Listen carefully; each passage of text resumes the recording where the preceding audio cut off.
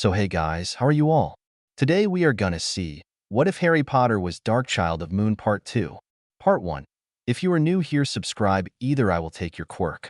Also, as you know, I do not own this story. If you want to see original creator, then go to Space into Milky Way. LOL, joking, you can find it in description. Harry was scared again. After all of his promises to himself that he would be responsible and obedient, he was acting like a baby again, clinging to the professor's leg like a complete Wally. The doctor was a nice-looking lady, but Harry had long ago learned to worry about the nice-looking ones. She was grabby and smiley like the nasty nurse from his school. But get them alone in a room, and she would start the scowling and mean words, and she would threaten to send a note home if he didn't want to take off his shirt or sit still. Professor Snape didn't know that, though, and he kept telling Harry that it was all right, that it was safe.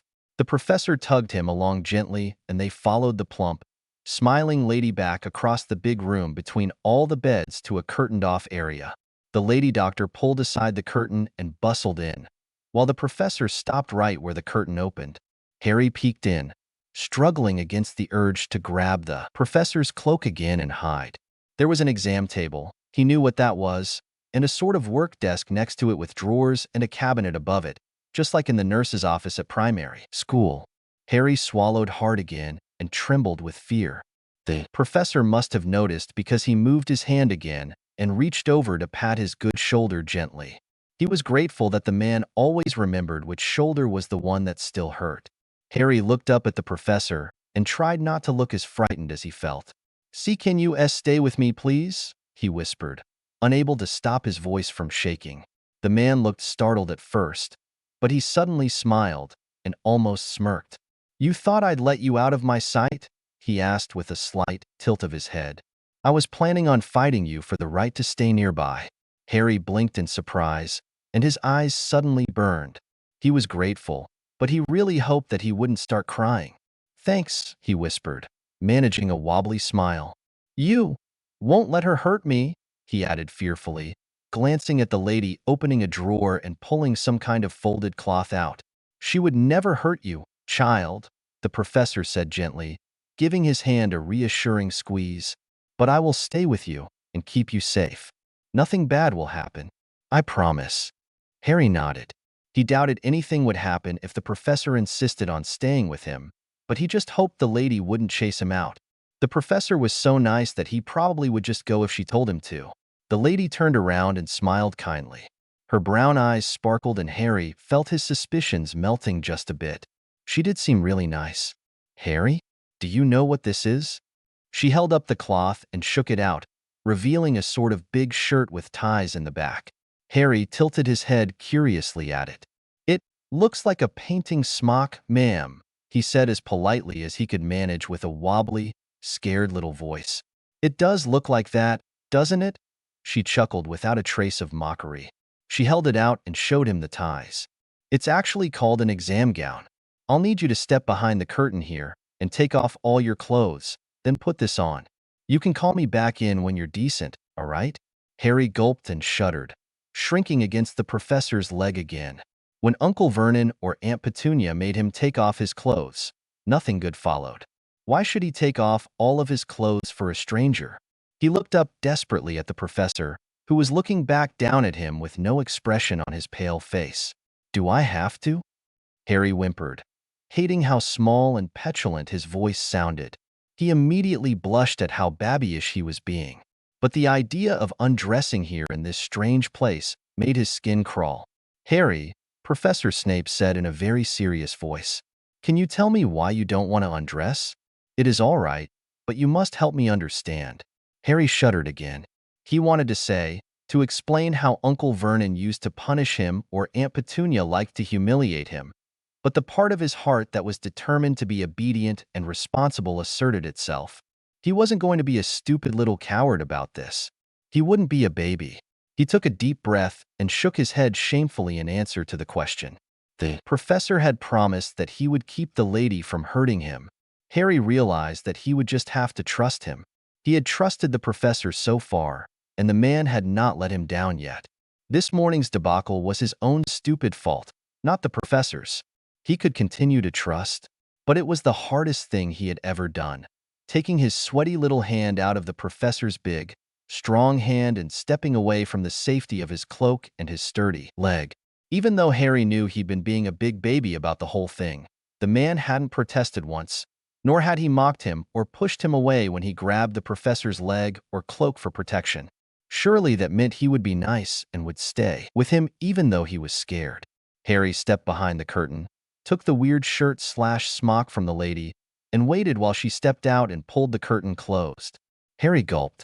At least she was letting him have privacy while he undressed. He blinked hard and scrubbed at his eyes with his knuckles, determined not to cry. With shaking fingers, he set the exam gown on the table and started unbuttoning his shirt. "You've undressed him before?" Madame Pomfrey whispered as soon as the curtain closed. Did he react like this? Mutely, Professor Snape shook his head. To be honest, the child's whole reaction to the infirmary setting, and to the Mediwitch in particular, was most disturbing.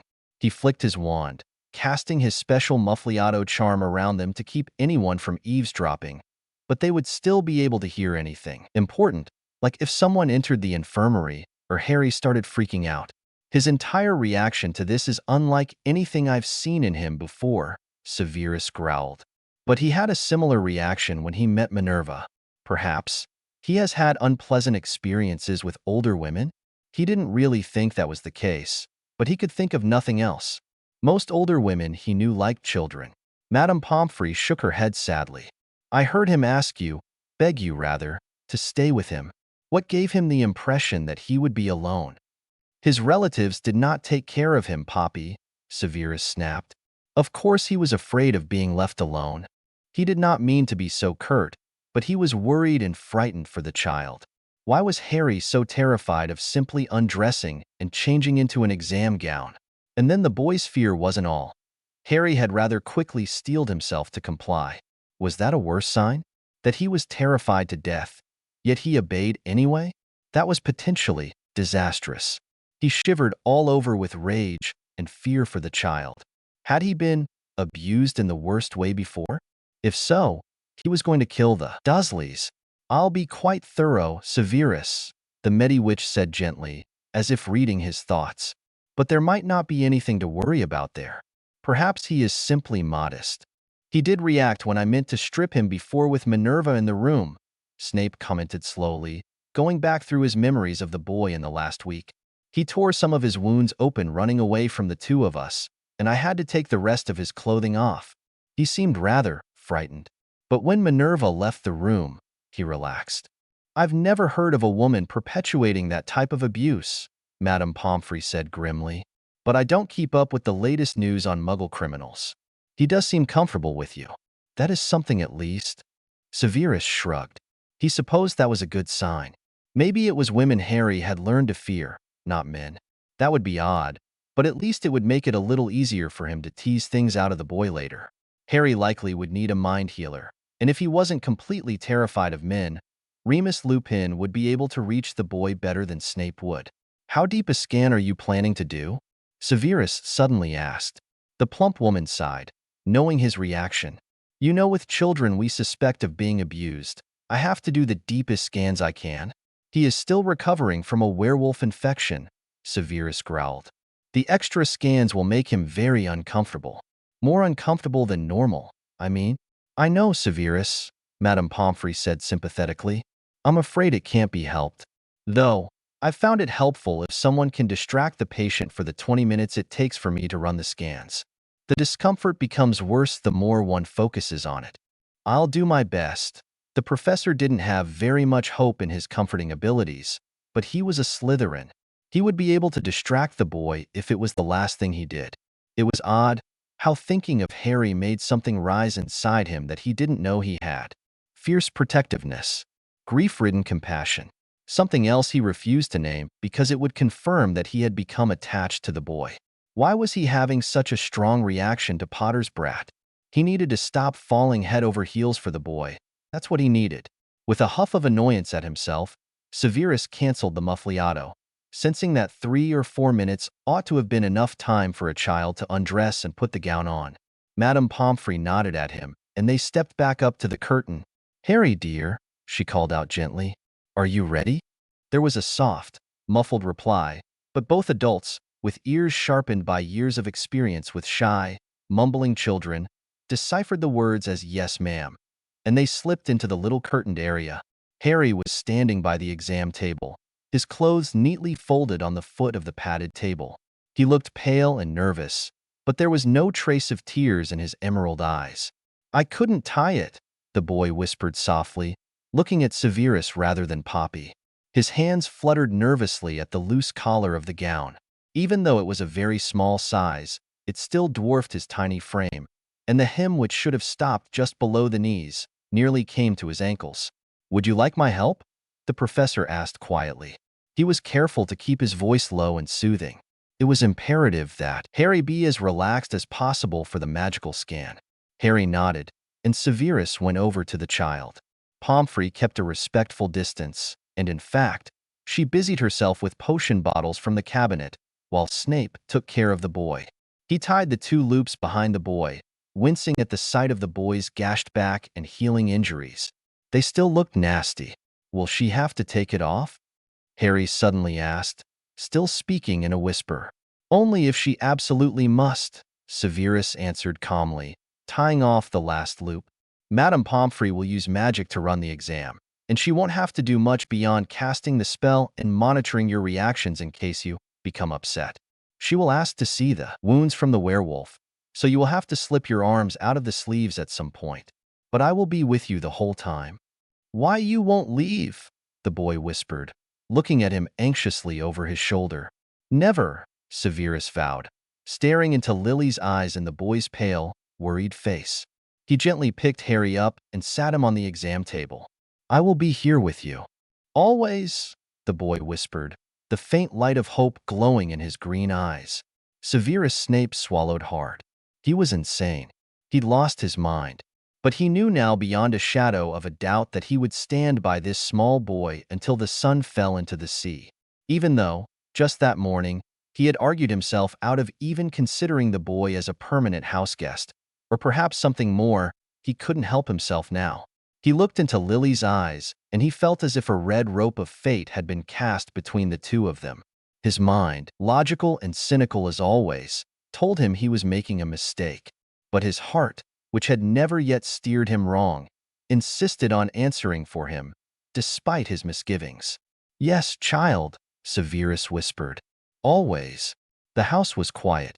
Harry was long abed, and the parlor clock chimed 10, echoing in the silence. Severus Snape was reading by his fire, or trying to read, but he couldn't concentrate. His mind kept wandering back in time to the appointment. Madame Pomfrey had been in her element, comforting, kind, motherly, and sympathetic, but Harry had barely thawed toward her by the time they were finished 2 hours later. If the boy was no longer afraid of her, he treated her with cautious respect and wary suspicion. He didn't speak much, not even to answer her questions, and Snape did not feel justified in forcing the boy to take a potion that would loosen his tongue. He had invented a kind of truth potion that was safe for youngsters, since Veritasium could cause brain damage in children, and it was so strictly regulated by the ministry. He saw that Madame Pomfrey had pulled out 1 dose, but he had been able to make her understand that it was too soon to push Harry that far. Tomorrow, he and Madame Pomfrey would meet to discuss the results of her intensive scans. Just like the night Harry had first met Minerva, the boy's silence during the discomfort of the 20-minute deep scan was disturbing. Harry held still and was eerily silent, though the tightness of his facial expression had betrayed how much pain he was really in. Severus Snape had attempted to engage the child in conversation, but Harry only looked at him and blinked his enormous green eyes. So, Snape had ended up telling the boy a story about when he and Lily played a prank on Petunia. She had ruined Severus' summer homework, so he and Lily got even with her in a rather comical way. Harry smiled, even giggled a couple of times, but he didn't say anything. He seemed perfectly content to simply watch Severus. Truth be told, Snape was sure that the boy was simply happy with the promise that the professor wouldn't be leaving his side. During the rest of the examination, Harry was obedient and seemed calm enough, though he looked to Severus for confirmation after every order of Madame Pomfrey's. Severus Snape was not certain that he was ready to surrender completely to the feelings that were consuming him, demanding that he claim this child and take care of him. But his own waffling on the issue was annoying him. Of course, it would simply make more sense to allow Remus Lupin to claim Harry, if he could get the melancholy werewolf to settle down and stop being such a wet blanket about everything. But the thought of that wolf getting to keep Harry, when Severus felt such a strong pull toward the helpless child, just seemed wrong. He didn't want anyone taking Harry from him, and he was surprised at himself. Why should he care what happened to the brat? But Harry wasn't just a Potter. He was Lily's boy, and he had been hurt by people who should have loved and cared for him. Severus blamed himself as much as Dumbledore for that. He had been perfectly capable of checking on the child himself, but his bitterness and hate for James Potter, and his desire to stay away from the painful reminders of Lily's death, had turned him into a coward. Severus sighed and turned his attention back to his literature. Day before yesterday, he had finally got around to writing the magical creatures department at the Ministry for any relevant research they had on werewolves and the wolfsbane potion. Yesterday evening, the packet had arrived, and he was just now able to go through it. Most of it was depressing stuff. Harry was going to be suffering for the rest of his life, if these numerous medical documents were to be believed. The worst part of it all was that Harry could not receive the wolfsbane potion until after he passed puberty. The few werewolf-infected children who had been given the potion before then had suffered many bizarre side effects, including death. Severus shivered at the thought and closed his eyes briefly. The boy would be forced to deal with the madness of his wolf for years before he could be afforded the relief of keeping his human mind during the full moon. Perhaps it would be best to contact Remus then. Severus realized that it was selfish of him to want to keep Harry isolated from the only other werewolf who could be trusted to be an alpha, for he felt conflicted. As he had told Albus, and to a lesser extent Harry, he really did want to keep the child with him. Come what own emotions concerning the whole matter were simply all so confusing. With a growl, he threw the parchments down on the side table and went upstairs, his mind in turmoil. Harry was not asleep when he heard the professor come into the bedroom, but he closed his eyes and pretended to be. He was still hurting a bit, physically, and his heart hurt too. The professor had been so good to him, and Harry had gone and ruined it this morning. Yet despite that, the man had been so kind and thoughtful when they went to the doctor's appointment. Harry was sure that, without the professor staying with him, he would have started crying or panicking or something equally embarrassing. He froze as he listened to the man's footsteps coming closer to him. The professor sat down on the edge of his bed and sighed. Harry lay stiffly, forcing himself to keep still and breathe evenly. The boy just didn't want to talk right now. He was sure to say something stupid or start crying, so it was safer to be asleep. His pretending used to trick Uncle Vernon and Dudley, but he ought to have known that the professor was too smart to be tricked like that. "You're not sleeping, are you, Harry?" the professor said quietly. Harry shut his eyes tighter and ducked his head under the blue quilt that made him feel warm and safe. He knew it was stupid, and hiding under the covers was a babyish thing to do, but he really didn't want to talk. Couldn't the man just go away and let him rest? It was late and dark, but the professor just sat there. Harry could feel the dark eyes resting on him, and it made him squirm. "Harry, the man hesitated. "I do think we should talk." The professor paused and shifted on the bed. "Wouldn't you like to hear what I have to say?" Harry wondered why in the world the professor would want to talk to him now. Had he done something wrong? He wasn't sure he wanted to hear what the professor had to say, but earlier today he had determined to be a good boy and obey. So he pulled the blankets down and blinked silently at the professor. It was dim, but there was a little bit of light from the hallway leaking into the bedroom, and Harry could see perfectly fine. "Thank you," the professor muttered uncomfortably. He was tapping his long fingers on his knees and staring down at them. His granite-like face was flickering with countless emotions, and Harry sat up, wondering why the professor looked so tortured. What's wrong, sir?" Harry asked timidly. A sudden thought made his blood freeze with horror, and he shrank away from the agitated man. "Did I? I didn't make you sick, did I?" "What?" The professor blinked and looked up at him, his face twisted with confusion. No, I'm not sick." Harry melted with relief. Aunt Petunia always locked him up when he was sick so he wouldn't make Dudley sick, and so he was glad he hadn't passed whatever werewolf sickness he had on to the kind professor. He tilted his head as the man kept talking, almost absently. The werewolf venom can only be transmitted through a bite, and I don't think you're contagious yet anyway. You haven't transformed yet. Harry frowned briefly, but brushed the unfamiliar words away. Then what's the matter, sir? Did I do something wrong? No, Harry, the professor growled, sounding frustrated. He ran his hand through his black, greasy hair and sighed heavily. I need to apologize to you for this morning. Harry frowned again and shook his head in confusion. I don't understand, sir. You didn't do anything. It was me that. But I did do something, the professor insisted.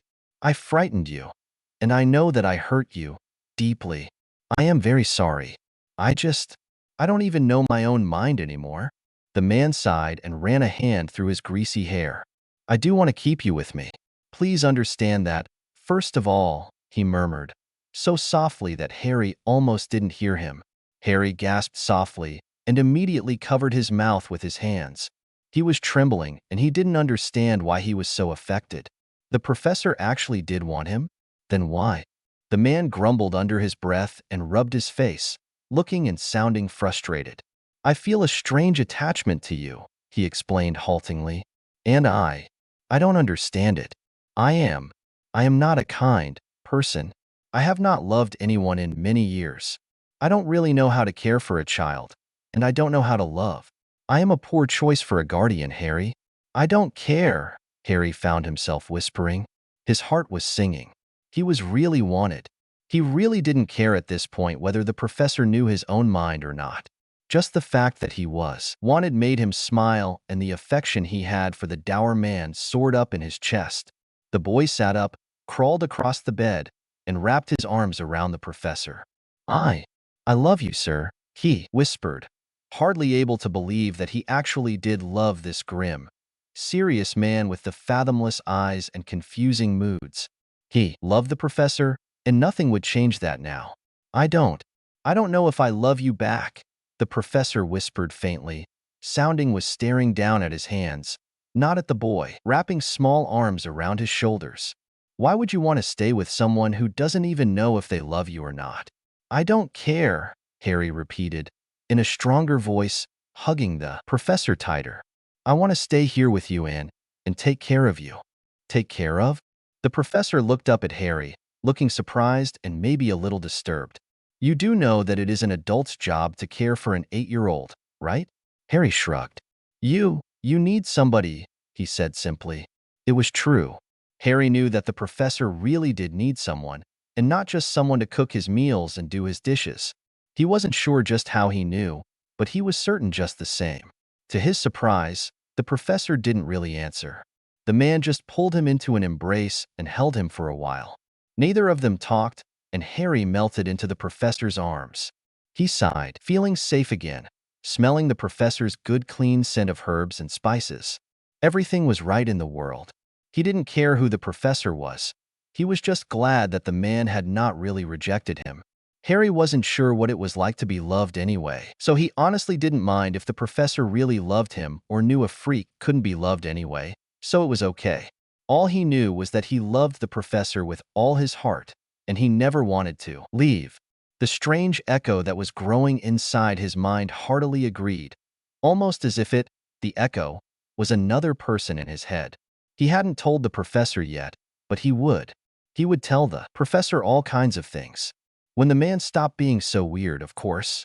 As you can see from this chart, he is not only undersized, he is downright malnourished. Madame Pomfrey paused and glanced briefly over at the boy they were discussing. Severus sighed and glanced over as well. Harry sat quietly in a corner of the Mediwitch's small office, engrossed in a book of common wizarding maladies and their treatments. It was a thick book, but simple enough that the boy would probably understand most of it. I think I could see that right away, Snape drawled, gesturing needlessly at the tiny child sitting by the window. He was nearly 9 years old, but looking at his waifish figure, dwarfed even by simple muggle clothing that actually fit him, it was rather obvious that he was malnourished and undersized. There was no fear of being overheard, with Severus Snape's muffly auto charm keeping their conversation down to a low murmur that Harry wouldn't be able to understand. He will have to be kept on a regimen of nutrient potions until his weight is satisfactory, Madame Pomfrey sighed, laying her parchment on the narrow desk she used on occasion. Since he has been malnourished during some crucial stages of his development, I anticipate a few health problems down the road, but some potions should clear them up. The plump woman stopped, and when she spoke again, her voice quivered with emotion. It is such a lucky thing you found him, Severus. I can't imagine trying to undo all of this if he came here at 11 as he was supposed to. By that age, a lot of the damage would be permanent. Severus rolled his eyes. Can you not concentrate on reality? He asked drily. Focusing on what-if scenarios is rarely helpful after the fact. Of course you are right, Severus, the Mediwitch said quietly, brushing a tear from her eye. I just cannot believe that human beings could do this kind of damage to an innocent child in their care. She waved the parchment detailing the results of her deep scan the day before. Broken bones, abrasions, bruises, cuts, burns, untreated illnesses, starvation. It was a pleasant surprise to find that he wasn't abused YEA I as well. The nurse shut her eyes in pain and took a calming breath before she looked at Snape again. I am simply appalled that nobody in the neighborhood or at his school noticed any of this. I thought Dumbledore said he had someone keeping an eye on the boy. Arabella Fig, Severus snarled. She's a squib and she was being paid well, but she obviously gave more attention to her Kneazle breeding practice than to the child being abused under her watch. I haven't had a chance to talk to that woman yet, but trust me, I will. Kneazle breeding is illegal, Madame Pomfrey muttered angrily. I've half a mind to give that woman what for myself. She glanced quickly over at Harry again. The child was gazing out the window at the soggy Quidditch pitch, which was visible from the office window. It was raining, though not very hard, and nobody was outside. At least Harry seems a good deal calmer today. He undressed for his exam without a murmur. I wonder, Severus, is that something to worry about or to rejoice over? Snape squirmed uncomfortably and looked away from her. I think, he said slowly, that Harry will be all right. He and I had a talk last night. We came to an understanding, if you will. I also talked to him this morning about you. He told me that he was afraid of you because he has not had good experiences with nurses in the past.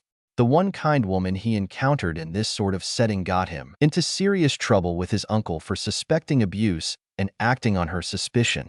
Harry was punished. I believe you have a record there from your deep scan that 4 of his ribs were broken on one occasion when he was about 6, along with his jawbone and his left arm? Madame Pomfrey nodded once, her face white with horror. The potions professor shrugged. He forced himself to remain calm and clinical about this. He could spend his anger and horror later in his training room near his dungeon quarters. Additionally, he was seen as a liar by an earlier nurse because he healed so quickly, he explained. Bruises and cuts disappeared by the time anyone took his claims seriously. Harry got used to hiding his injuries and pretending things were normal. Other nurses, at least 2, were unpleasant women who disliked children and found a strange loathing for him in particular. Severus paused and gazed frankly at Poppy. I was able to explain that you helped me when I most needed it, that I trusted you with my life and honor. I'm flattered, Severus. The Mediwitch blushed. But you're too kind. You know that I'm only doing my job. Unfortunately, that isn't good enough for Harry, Snape said grimly. He needed to know that you had a good reason to treat him kindly and gently. He needed to know that you were emotionally invested in his well-being. I told him that you helped his mother give birth to him. He was rather impressed by that, and I suppose that is mainly what led to his new attitude. It was true that Harry's attitude toward the infirmary nurse had completely turned around from yesterday. After Severus had talked to the boy over breakfast, Harry had smiled sweetly at the woman when they arrived in the infirmary, and then he had started talking. He apologized for being so troublesome the day before, which a bewildered Poppy assured him he wasn't, and he started asking questions about everything she was doing, including asking why it had hurt so badly yesterday. He was now patiently waiting for the grown-ups to finish discussing him so they could go home and eat lunch. Even though the boy sitting in the corner by the window was behaving very well, Severus could see that he was getting tired and impatient. He was, after all, only 8 years old. "Well," Madame Pomfrey said, changing the subject and stacking up her papers. His werewolf wounds seem to be healing very well, and the poison making its way in his blood is proceeding as expected. You do know that you cannot brew wolfsbane potion for him until he reaches the age of 12 at the youngest? He will need the hormones of puberty and adulthood to counter some of the potion's more dangerous side effects. "I know," Severus muttered, tapping his fingers on the arm of his chair. "I have a few ideas to modify the wolfsbane potion so it will be suitable for children, but unfortunately, my experimentation will take a few months. I will not give him a modified potion like this unless I am extremely certain that it is safe. It might not even work, but I must try. I can't let him go through such torture without all the help I can give him. As to that, he will need a safe place to transform," Poppy said gently. "Have you a secure cellar or something similar?" "I have a cellar, but it wouldn't be suitable, I think," Snape said uncomfortably. Even without the enhanced strength of the wolf, the boy would not find it difficult to escape. "Plus, I keep my potions lab down there." "Oh, not at all suitable then," Madame Pomfrey grimaced. "Well then," she paused cautiously. "I was thinking you could ask the headmaster if you could make use of the Shrieking Shack." Severus flinched involuntarily and tried to ignore the cold sweat that broke out on his skin. He hated and feared that old building. It was the scene of his worst nightmares. Years ago, Remus Lupin had used the Shrieking Shack during his time as a student.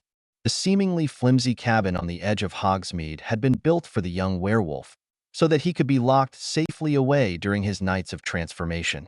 The Shrieking Shack, so named because of Lupin's screams and howls on full moons, was protected and reinforced with spells and wards placed by Dumbledore, McGonagall, and other powerful sorcerers. No werewolf would be able to escape that house once the correct wards were triggered. But Severus held a deep and particular loathing for the shack after he was nearly killed in his 5th year. Sirius Black had tricked him into entering the shack by a secret passage on a night of a full moon.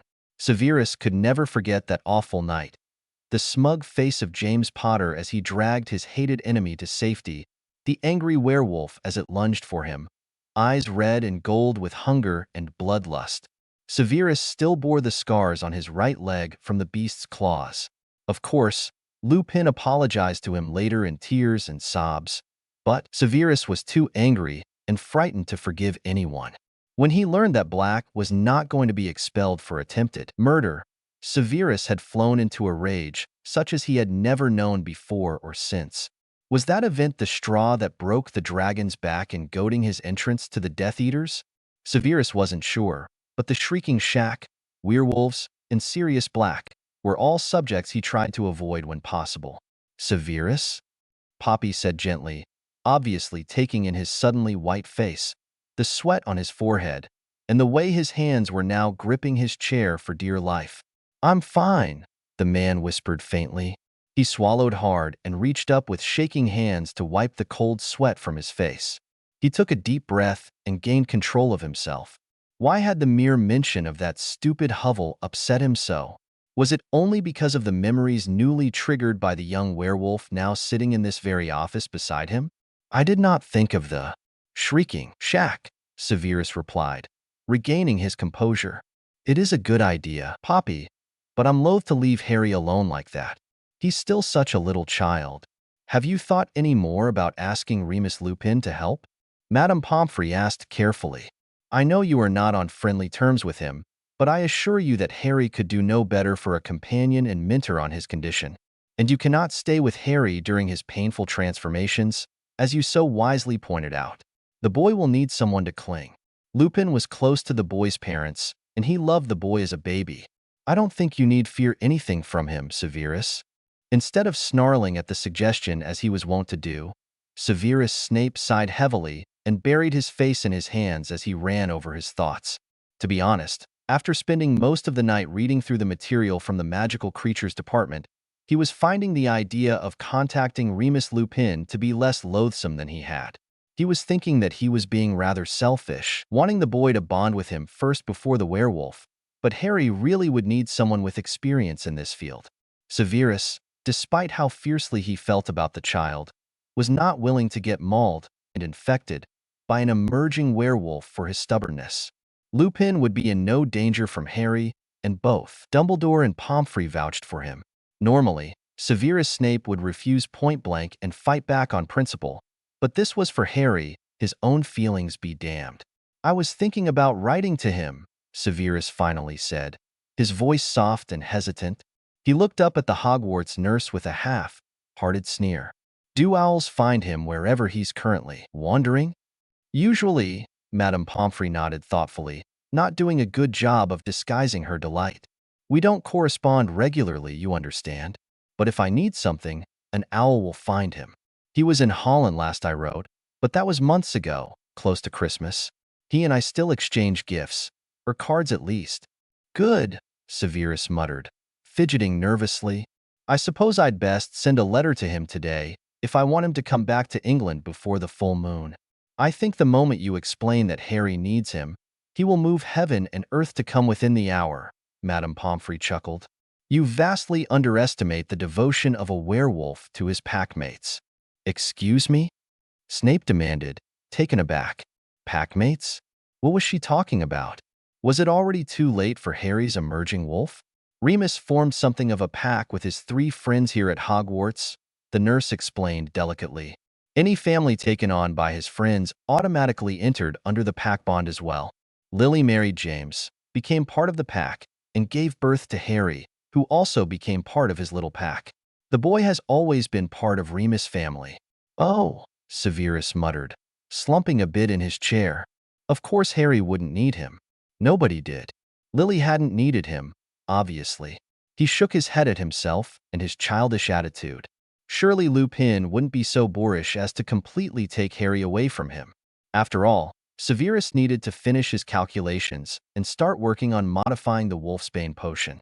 Lupin certainly wouldn't be stupid enough to let childhood rivalries stand in the way of Harry's well-being, when having a potions master as a friend could be so valuable. He needed to stop being so touchy about all of this. "Should I?" Severus cleared his throat. "Should I tell Dumbledore that I plan to contact Lupin?" "A good idea," Poppy nodded. "He might even be able to reach Remus even more quickly by flu. You never know with Albus." "Fine," Severus said, getting to his feet and canceling the Muffliato charm. He smoothed down his black teaching robes and put away his wand. "Thank you for everything, Poppy.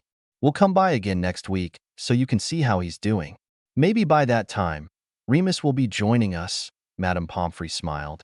She gave Snape a quick side hug, which he uncomfortably returned. "Good luck with the lad, Severus. You know I'm only a flu. Call away if you need anything." "I know, and thank you," Severus said quietly. He turned to the boy by the window, who seemed to be almost dozing. With something of a fond smile, Severus stepped closer to the boy's chair and kept his voice soft so as not to startle him. But Harry still jumped at the sound of his voice so close. "Would you like to go for a walk, Harry? You asked for fluff, and I hope you are happy with my repentant potions master." Stay tuned for next week, when Severus Snape takes yet another tumble into greasy get of Dungeons mode. I know, I just can't stop torturing Harry and Sev.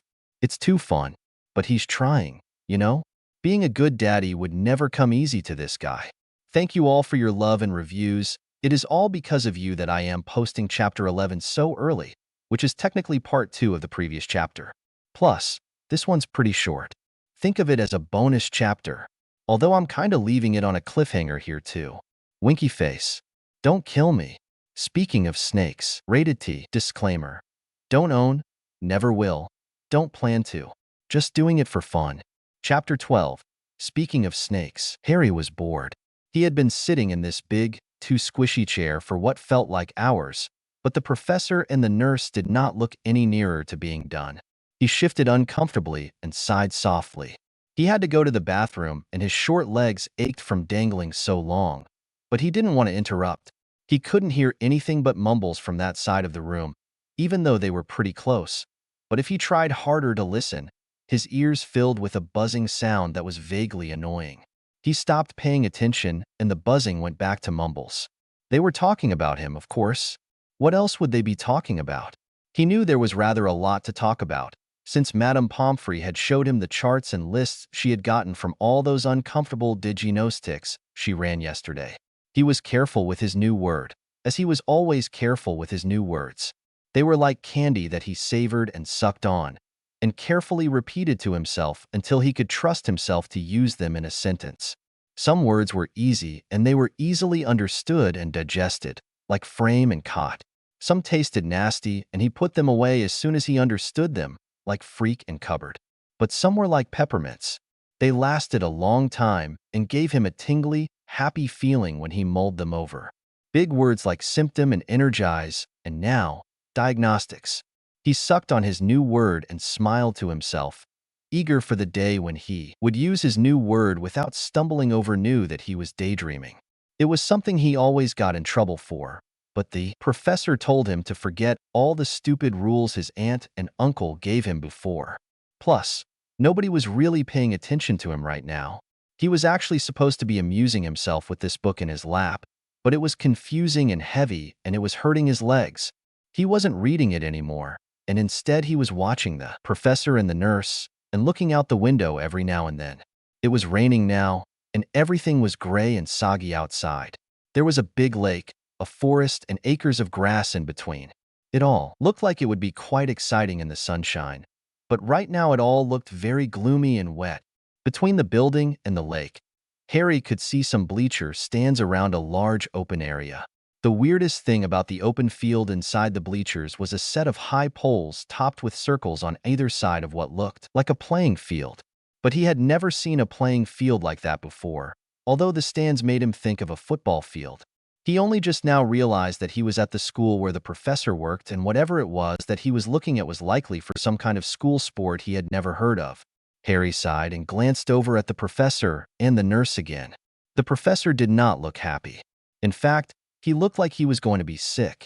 The man was white in the face, and he was squeezing the arms of his chair with white knuckles. Sweat was beading on his face, and the nurse looked worried. Harry was about to jump off his chair, never minding his orders, when the professor seemed to relax. He took a deep breath and reached up to wipe his face before he buried his hands in his greasy hair. Harry watched anxiously until the professor stood up, looking calm and in control again. The boy looked away and focused on the raindrops rolling down the window pane, feeling embarrassed. Was the professor getting upset over him? He hoped not. The Dursleys had been nasty to him, but it wasn't a big deal. He was safe now, and the professor wouldn't beat him or lock him up. He knew that. He didn't see why the professor should be getting upset about him. He stared resolutely out the window and didn't notice when the indistinct mumbles became suddenly clear. He could hear distinct words, but he didn't pay much attention. He was a bit confused and he was feeling shy. Again, he realized that the professor was really taking a lot of trouble over him, and he didn't really understand why. Since the man said he wasn't related to him, or sighed and gazed listlessly out the window, counting raindrops and watching them roll down the glass. "Would you like to go for a walk, Harry?" The professor's voice startled him. Harry jumped and turned to look up at the man who was gazing down at him with a calm expression, though his dark eyes radiated concern. "Yes, sir," Harry nodded, trying not to look too eager. He managed to get the heavy book off his aching legs, and the professor took it away from him, setting it back in its bookshelf. The boy hopped off his chair, took the professor's hand, and followed him out of the office. Harry waved at the nurse as they left, and the plump woman smiled kindly as she waved back. "I'll see you sometimes next week, all right, Harry," she called after them. Harry just nodded before he turned his face forward. Professor Snape poked his head out the door first to check that the coast was clear. Harry didn't ask why the man did it, but he was grateful anyway. He didn't really want to meet a lot of strangers right now. They left the clean white infirmary and entered a wide stone corridor. The professor tugged on his hand and led him up the hallway as Harry looked up at him in surprise. "You will come to school here when you turn 11, the man told him casually. "I don't think we will meet too many people in the corridors at this time of day. Everyone is having lunch in the Great Hall." Harry perked up at the mention of lunch, and the professor shook his head at Ethboy's eagerness. "I know you're hungry, but we'll get something to eat a little later. We have to go see Headmaster Dumbledore, and then I want to stop by my quarters to pick up some ingredients for a potion I need to work on." I can help, Harry said shyly. I can cut stuff up for you. He glanced up hopefully at the professor's face. The boy was pleased to see that the man looked a little surprised and thoughtful. I suppose you could help me a bit, the professor said slowly as they continued walking. Potion making is a lot like cooking, and you've proved that you're a fair hand at that. Harry beamed, feeling oddly proud and pleased with himself. But some instinct, long honed into him by his relatives, viciously pushed down that feeling of satisfaction. Harry squirmed as his own mind seemed to insist that he didn't deserve to be proud of any accomplishment or talent he happened to have. The professor gave him a quick look, but he didn't say anything. Harry sighed and trudged after the man through the stone hallways, not bothering to look around. He couldn't understand the sudden mood that seemed to have descended over him, and he still had to use the bathroom. Thankfully, the professor didn't comment. Snickers, Professor Snape muttered at the gargoyle. The grumpy stone statue jumped aside, revealing the revolving stairs leading to Dumbledore's office. He glanced down at Harry to gauge his reaction before tugging him toward the now open doorway. The boy looked mildly interested, but he also seemed distracted by his own mind again, as he had been all during the long walk from the infirmary. Except for that one question about helping him with potions, the child had been silent. An odd gloom had fallen on Harry after he asked that question, and although Snape had asked the child once if he was all right, Harry had not said that anything was wrong. It had not been a very long walk, but he would be sure to flew down to his quarters from Albus' fireplace to save the boy's short legs. Harry was looking weary already. The boy glanced down at the moving staircase they now stood on, looking perplexed. "Does everything move around here?" he asked quietly, almost as if he hadn't been planning on saying anything. "Pretty much," Snape quipped. They reached the door of the headmaster's office, and the professor raised his fist to knock. "Come in, Severus," the old man's voice called out before his fist even connected with the door. Snape rolled his eyes and shoved the door open, directing Harry in first so he could close the door behind. Dumbledore sat behind his desk, blue eyes a-twinkle and white beard a-flowing. "Such a pleasant surprise," the headmaster said cheerfully and picked up his candy dish. "Lemon drop, Severus?" Snape wrinkled his nose in disgust. "When will you learn how much I abhor those things?" he retorted. "It won't stop me from trying," Dumbledore chuckled. He held the bowl out to the boy still clutching Snape's hand. "Would you care for a sweet, Harry?" "No thank you, sir," the boy said softly. Severus glanced down at the subdued child. "You may take one if you like, Harry," he said just as quietly, attempting to sound reassuring. "I may not like sweets, but I know most children have an inexplicable taste for such things." "Thank you, sir, but I don't want any," Harry replied quietly, with remarkable poise. He blinked calmly up at Severus before returning his gaze to the headmaster. Snape frowned at the boy's odd attitude, but they would come back to that later. He shook his head and turned to Dumbledore, forcing his mouth to form the painful words. "I came up to talk to you about Lupin." The old man arched a white eyebrow. "Are you serious?" "No, I'm Severus," the professor snarked, recalling a joke utilized by the Marauders on a fairly frequent basis. Hopefully, it would diffuse the tension that he could sense gathering in the room. To his relief, Dumbledore burst out laughing, and even Harry giggled. Snape smiled a bit and relaxed at seeing Harry's tense shoulders smooth out. He guided the boy to a chair and Harry obediently sat down, but he had a pinched look on his face. "Need something, Harry?" Severus asked quietly, hesitating to take his seat opposite the child if he was feeling claustrophobic or something.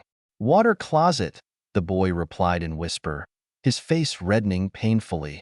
Dumbledore wiped tears of mirth from his face and pointed at an almost hidden door in between two of his bookshelves. "The facilities are through there, dear boy. Do help yourself." "Thank you, sir," Harry smiled shyly and bounced off his seat. In seconds, he was behind the closed door and the two men were left alone in the office. "Severus, you never struck me as a man who would make a joke like that," Albus chuckled. "That was quite unexpected, but it was just what I needed. You made my day, dear boy. Now, what was it you wanted to talk to me about?" "Something about Lupin, you said?" "I've decided to contact Lupin, but I need to do it myself," Severus said quickly, rushing through his words before he lost his nerve. Do you have his flu address? Assuming he has one. That is, Remus has never shared that information with me. I'm afraid, the old man replied with one of his little smiles. But an ordinary owl should find him wherever he happens to be. May I ask what prompted your, shall we say, change of heart? Severus frowned and folded his hands tightly in his lap.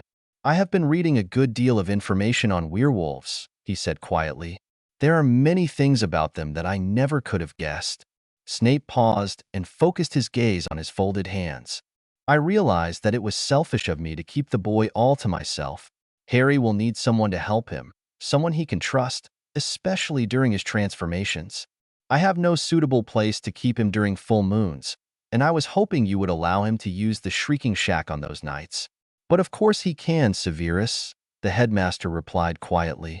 I believe Remus actually lives in the Scottish Highlands not terribly far from here. Surrounded by miles and miles of rough, is likely that he retreats there for the full moons. He might end up taking Harry along with him on those nights. It would be more comfortable for a werewolf than the Shrieking Shack, obviously. Fine, Severus snapped, feeling peeved and upset over who knew what. Now, I also would like to take some potion ingredients from the school store. The Wolfsbane potion is not safe for pre-pubescent children, so I'm planning to tweak it a bit.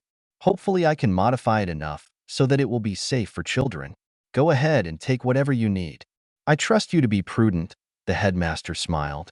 His face turned thoughtful.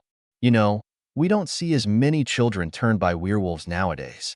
But I can't imagine a Hermes Award in store for you if you can successfully do that. Severus shifted uncomfortably.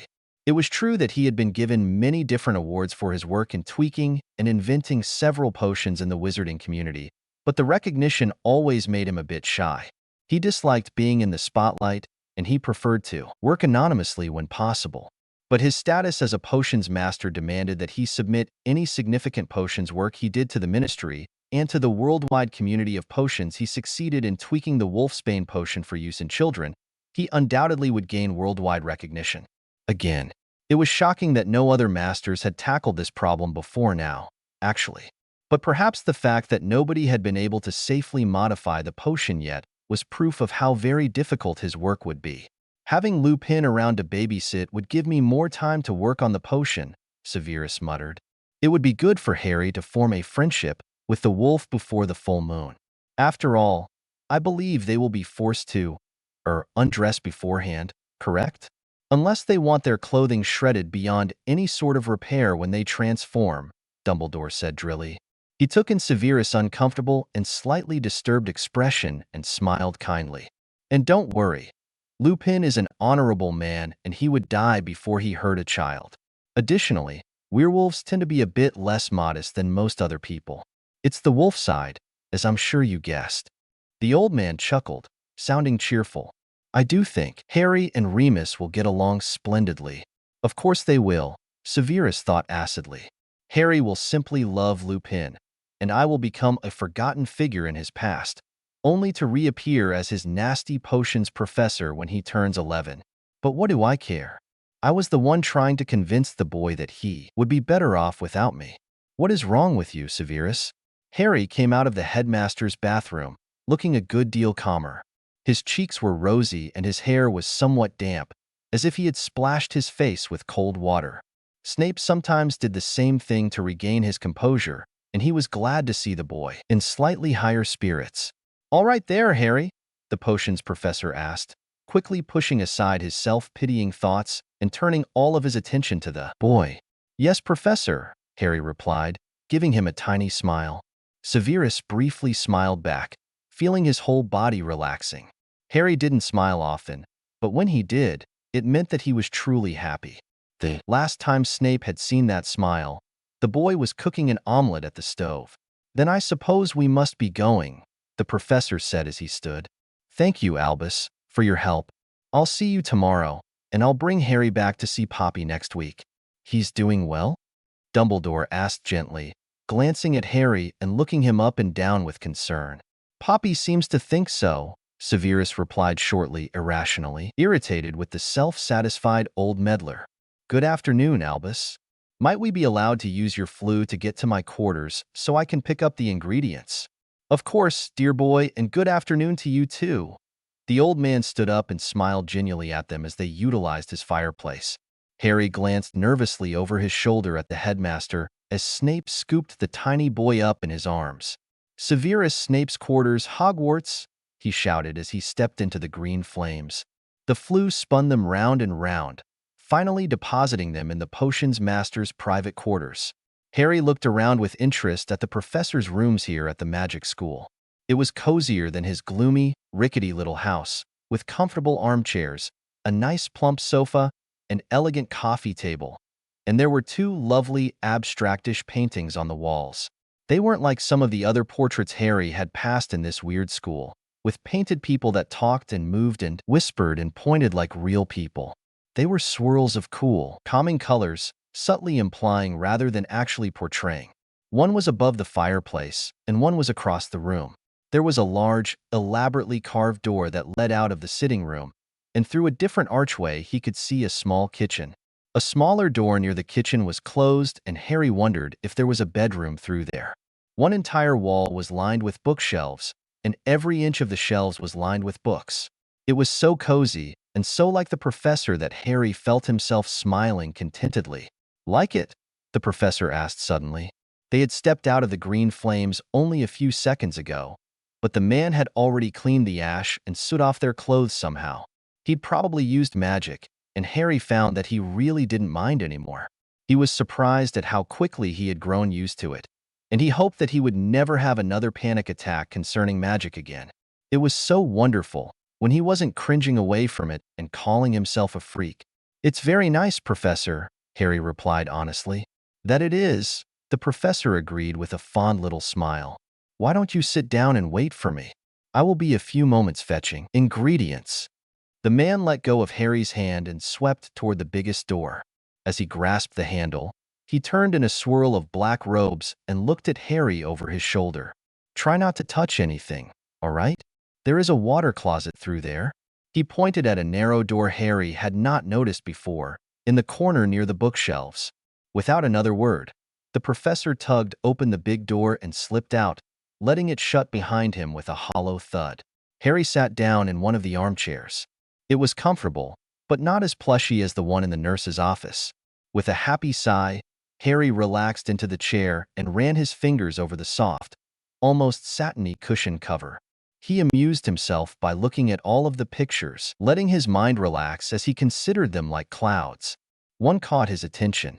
It was a swirl of dark blues and dark grays and flashes of white and looked like a crashing sea under a lightning storm. One wavy streak of green might be a sea monster swimming through the deep. As Harry let his eyes half close, he was mildly surprised when it actually seemed to coalesce into just that. The waves seemed to move, slowly heaving up and down, and the sea serpent was swimming in lazy loops under the surface, ignoring the tempest above it. The lightning flashed in the boiling clouds and Harry felt at peace, despite the storm raging in the picture. The sea serpent turned to him and whispered softly, "Welcome, new little one. You are young to grace these halls."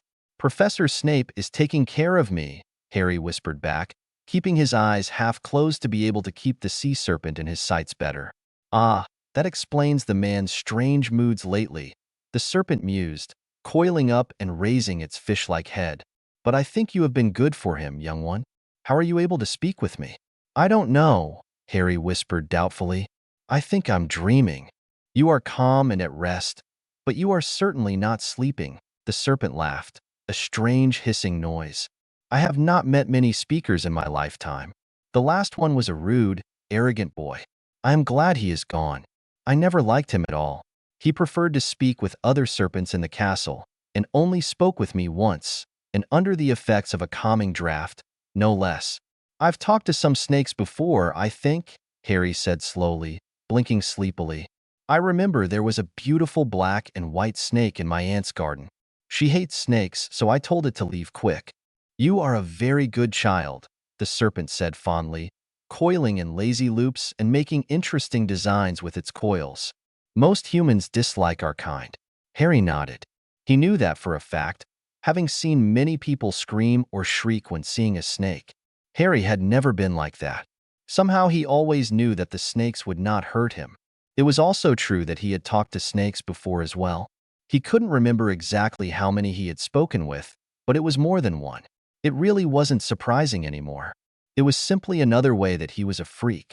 He flinched as he realized that he had used the F word again. The professor would be disappointed if he found out, so Harry quickly shoved the word away before he said something stupid. But now his good mood was evaporating, and the painting of the ocean seemed to be blurring again. "You will be able to come speak to me often, I believe, the sea," Serpent suddenly announced. "If the good professor has made you his ward, that is. Of course, you'll have to stay calm, or you won't be able to hear my voice." "I'm sure I'll come back," Harry said honestly. "Can I only talk to you if I'm calm?" "That is the magic of the portrait, yes," the serpent hissed thoughtfully. "I am surprised at how quickly you were able to relax this very first time. I sense much conflict within you." Harry squirmed, and as his emotions spiked, the portrait became less clear. The boy sighed as the sea serpent was lost suddenly in the swirl of color, and he could no longer hear the creature's soft voice. He blinked hard and stood up, feeling suddenly claustrophobic. He blinked in shock to realize that the professor had silently returned and was carrying a satchel slung over one shoulder, likely full of his ingredients. But the man's face was dark as a thundercloud and his eyes snapped black fire. Harry gasped and stumbled back, hitting the chair and unceremoniously falling back into it. He had never seen the man so angry before, and his first, wild thought was, "What did I do?" Severus Snape methodically went through his potion supplies, knowing exactly what he needed. Only 2 days ago, he had swallowed his pride and meekly sent a note to Dumbledore requesting his needed basilisk skin. It hadn't arrived yet, but he trusted that it would arrive in time for him to start his work on the wolfsbane potion. He axioed a satchel from the back of his supply cupboard, though it was really too big to be called a cupboard, and began placing the vials and jars of ingredients inside its snug inner pouches. It was a special satchel for carrying potions and ingredients, and it had been a very useful Christmas gift from Professor McGonagall a few years ago. He didn't use it often, but when he was forced to carry large amounts of jars and bottles that he couldn't just slip into his voluminous pockets, he was grateful for Minerva's thoughtfulness all over again. He nodded in satisfaction to himself and closed the knapsack before slinging the strap over his shoulder. He had plenty of ingredients to brew the boy's restorative potions, and to start his experiments with the wolfsbane potion, and it would not be wise to leave Harry alone for too long. He was a meek, well-behaved child, but he was still only 8 years old. He would get bored quickly, as all children did with their short attention spans. Severus locked up his supply cupboard and hurried back to the door that led to his quarters, black robes billowing around his legs. As he silently pushed open the door, he froze, hearing a sound he had not heard in almost 8 years. A sound that still haunted his darkest nightmares. Parseltongue. Someone was hissing the snake language softly inside his private quarters, and he had left Harry all alone in there. Drawing his wand, the potion's master slipped into the room, senses on high alert and ready for a fight. But to his consternation, Harry was the only one in his sitting room. The boy was sitting in one of the armchairs, looking quite comfortable and relaxed. His green eyes were fixed on one of the abstract paintings, and most disconcerting of all, the soft hissing was coming from the boy and from the painting. Severus narrowed his eyes dangerously, flicking his gaze between the boy and the swirling blue and gray painting where the other hissing was coming from. Was the boy having a conversation with something only he could see, in Parseltongue, no less? He stepped closer to the boy, surprised that Harry had not noticed him yet. Was the boy being influenced by an outside force? Possessed or imperious, possibly? He cast a silent revelio, twitching his wand at his side, but there was absolutely no one in his quarters or office besides him and the child. He flinched when Harry began to hiss again, a small crease of concentration appearing between his eyes. Snape eyed the boy uneasily, struggling not to allow the dreadful flashbacks of the Dark Lord and those terrible years to overwhelm him.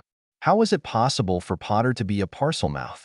That sort of skill was usually hereditary, and he certainly didn't know of anyone in the boy's immediate family tree to have had such a talent. Harry suddenly sighed and seemed to come out of his trance, or whatever it was. The boy stood up and stretched, glancing around the room in a distracted fashion. But when he spotted Severus, he gave a comical gasp and fell back into his chair, staring up at the professor with huge eyes and a suddenly white face. Snape stared at the boy for several seconds before he spoke, his voice soft and dangerous. "Just what do you think you were doing, Potter?" he snarled. "Or do you even know what you were doing?" The boy blinked in shock and started to tremble, but he didn't speak. "Answer me," Severus shouted, making the child flinch violently. Did the brat even understand how very serious this was? "I'm sorry," the boy whispered, his eyes filling and overflowing with tears. "Do you even comprehend what you were doing?" the professor demanded, his voice low and hissing with venom. His fear from before was mixed with anger and horror. He didn't want to think about the implications of this, whatever it was. The boy needed to answer him, and he needed to talk now. Severus shoved his wand back in his sleeve and stepped menacingly toward the boy. Harry cried out and put his arms over his head to protect himself, curling up in the armchair as if to hide from the professor's wrath. At the sight of the child's obvious terror, Severus' anger dissipated just a bit, and he rubbed a shaking hand over his face, which he quickly found was almost dripping with cold sweat. What had he done? He had frightened the boy again. Some guardian he was. What was wrong with him?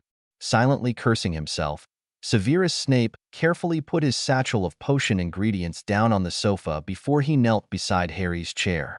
He said nothing, as he couldn't really think of anything to say right now in his mollified state.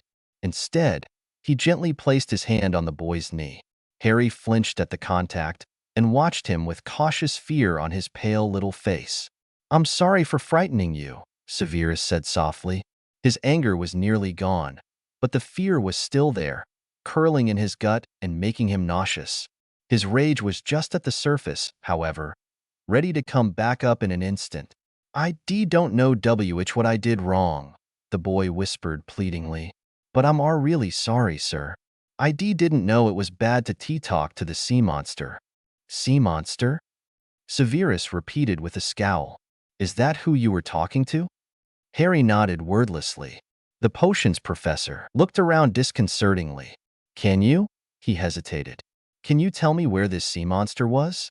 "He's right there," Harry said in a small voice, pointing up. Severus followed the child's thin, trembling finger and stared at the swirling blue painting the boy had been staring at before. It always swirled, as it was still a magical painting despite not being a portrait. The shifting colors were still the same as they had always been, but he couldn't see a sea monster in the jumble of paint strokes. "Where?" Severus finally demanded, turning his scowl on the boy. Harry flinched again at the look on the man's face, and more tears spilled down his face. His green eyes were filled with confusion, hurt, and fear, and Severus felt like someone had stabbed him in the stomach. The potion's master sighed heavily and rubbed his face again. "You frightened me," he said frankly, still not looking at the child. "I heard you hissing, and I thought someone else was here. But you tell me you were talking to a smudge of paint?" "It's not really a smudge," Harry said softly. "If you're calm, you can see him." He said not too many people talk to him. Then the boy suddenly frowned. "And I wasn't hissing. Snakes only hiss when they're mad. Most of them talk. I thought all freaks could hear them." Harry's eyes widened as he suddenly realized that he had used the forbidden word, and he whimpered in fear as he curled up tighter. Severus stared at the boy, feeling incredulous. Did he need to pensieve the memory for the boy to see it? He had been clearly hissing, and so had the painting, obviously. He sighed again, shook his head, and got to his feet. "Potter, I came in here, and you were hissing at that swirl of paint. I know what I heard. What did you hear?" "English," the boy said after a brief hesitation. "I wasn't hissing," he added stubbornly. "You didn't hear any hissing?" Severus demanded incredulously. "You heard plain English? How can you speak another language without knowing it?" The child shrugged uncomfortably and sat up straight in his chair. "I wasn't hissing," he repeated in a fierce whisper. All right," the professor grumbled, putting up his hands in defeat. "I believe you." "No, you don't," Harry muttered rebelliously, folding his arms and blinking hard. making more tears run down his thin cheeks. "Nobody ever does," he added softly. The professor blinked at that, and he felt even worse than before. "Way to go, Severus. Do you need to keep proving what a terrible guardian you are?" The man closed his eyes tightly and rubbed his aching forehead. He couldn't keep doing this. It was so draining, physically and emotionally, and he knew how hard it was on Harry as well. But for now, they just needed to drop this. He could come back to it when his head was clearer. "I'm sorry you feel that way," Severus said tightly. "But whether I believe you or not, or whether you believe me or not, I don't want you talking to any more snakes. Not until I figure out what happened, or how you were able to talk to them in the first place." The child didn't reply. He sniffled and reached into his pocket. To Snape's surprise, Harry pulled out the handkerchief he had given the boy on that first night. He wiped his face and blew his nose. His green eyes still churned with resentment and confusion, but honestly, Severus just wanted to get out of here and go back home and hopefully salvage as much of his Sunday as he could. He really could use a glass of fire whiskey right now. Harry lay sprawled on the big bed, staring at the blurry picture on the wall in the afternoon light.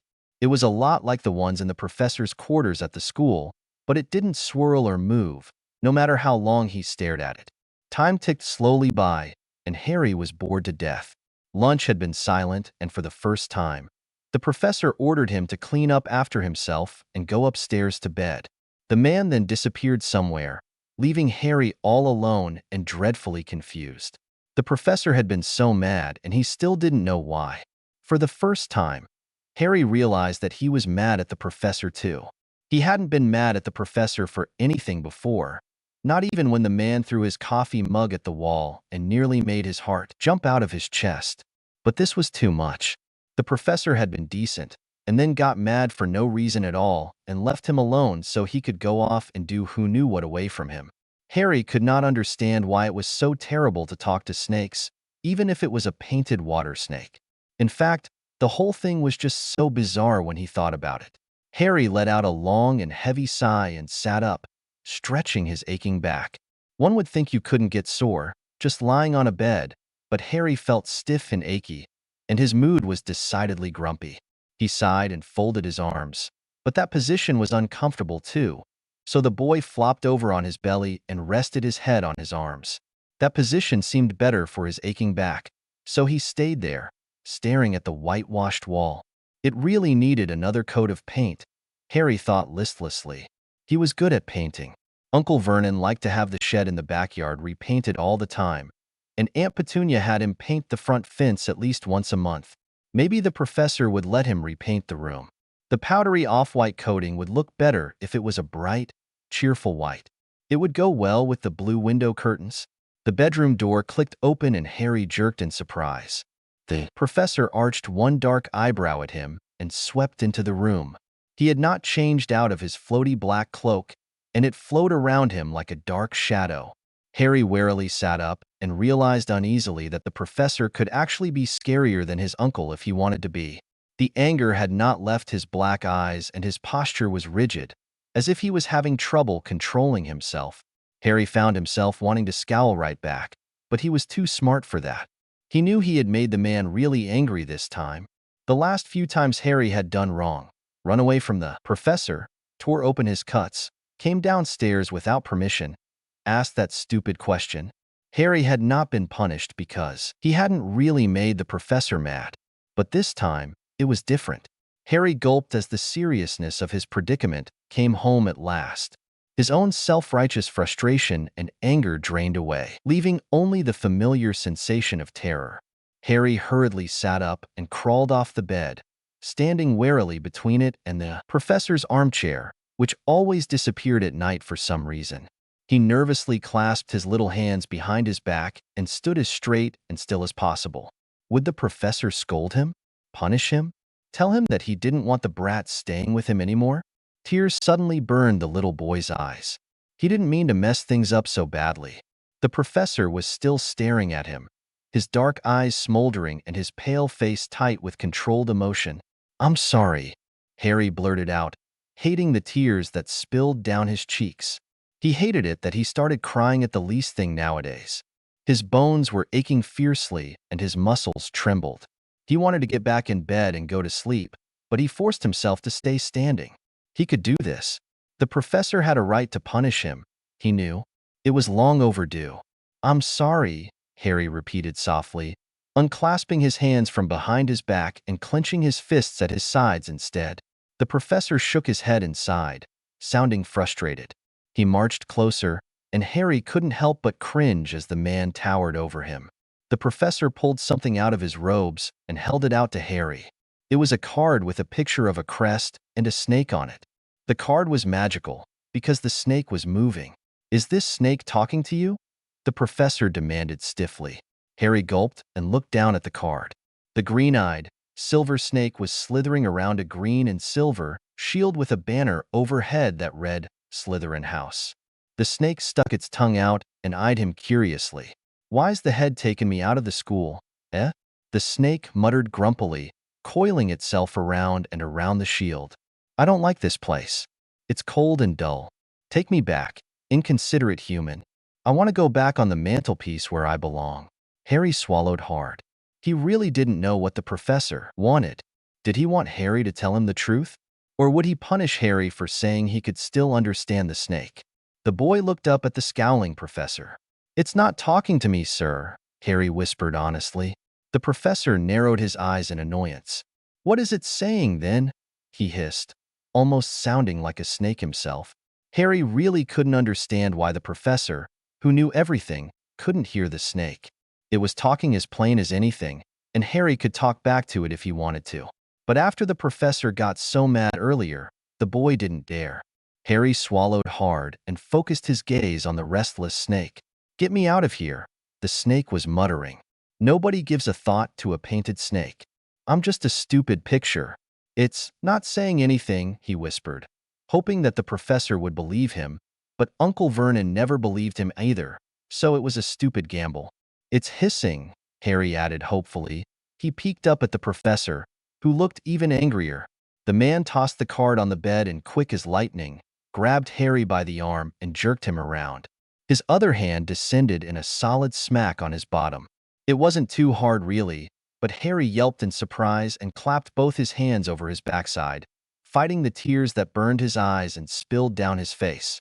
His bottom stung for a few seconds, but his bones started aching worse from the force of the blow. He wanted to collapse and never get up, but he was firmly determined not to be a baby. "Don't lie to me," the professor snarled, getting down on his level. "Tell me the truth. Could you understand what that snake was saying?" The man's dark eyes drilled into his own, though they were blurry with tears. Harry opened his mouth, but only hiccuping sobs came out. He shut his eyes and trembled. There was no use in lying, and although the professor had smacked his bottom, it would only take him getting madder to start hitting him elsewhere. He knew that. "It says it doesn't like it here," Harry whimpered, keeping his eyes closed. "It wants to go back on the mantelpiece." "Where did you learn to talk to snakes?"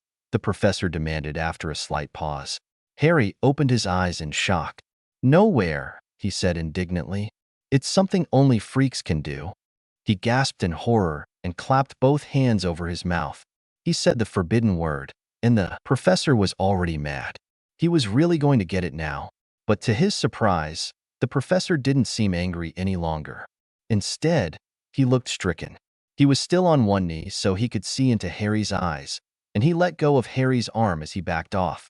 The man started rubbing his hands together with something like nervousness.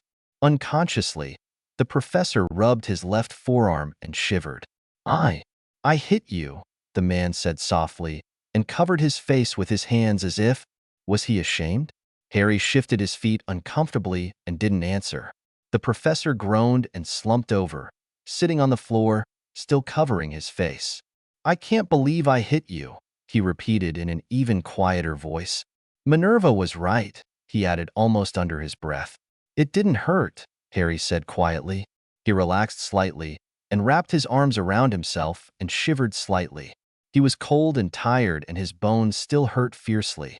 The professor looked up at him, and the boy was shocked to see tears on that granite face. There were more tears shining in his black eyes. "I'm sorry, Harry," the man whispered. I had no right." And I'm sorry.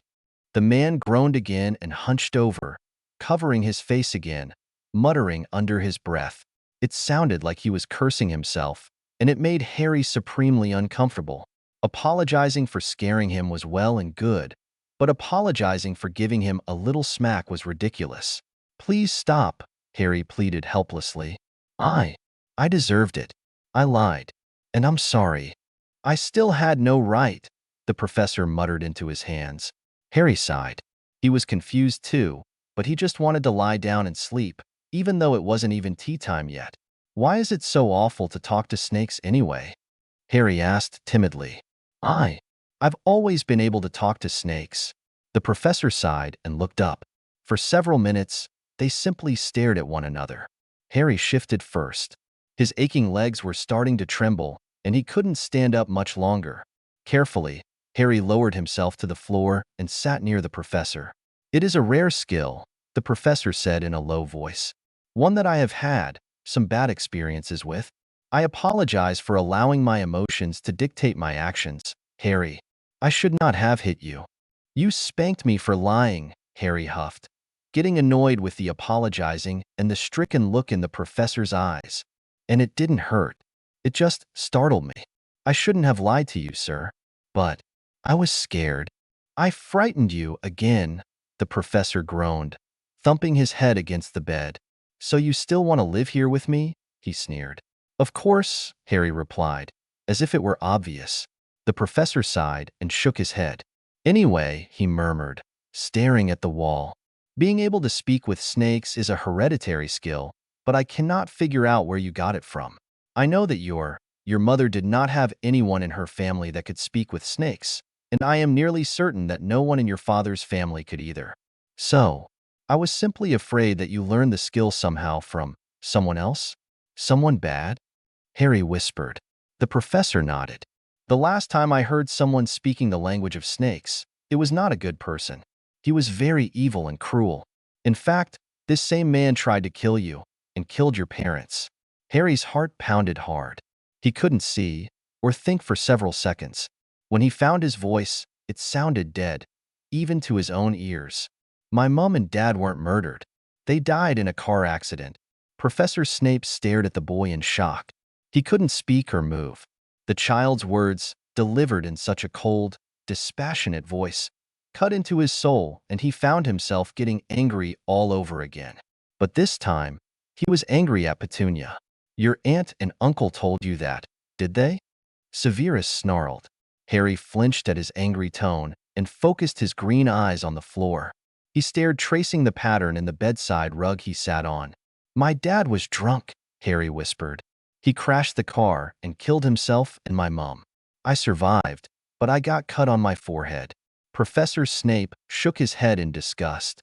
Of course they would lie to their hated nephew, making the child believe, what?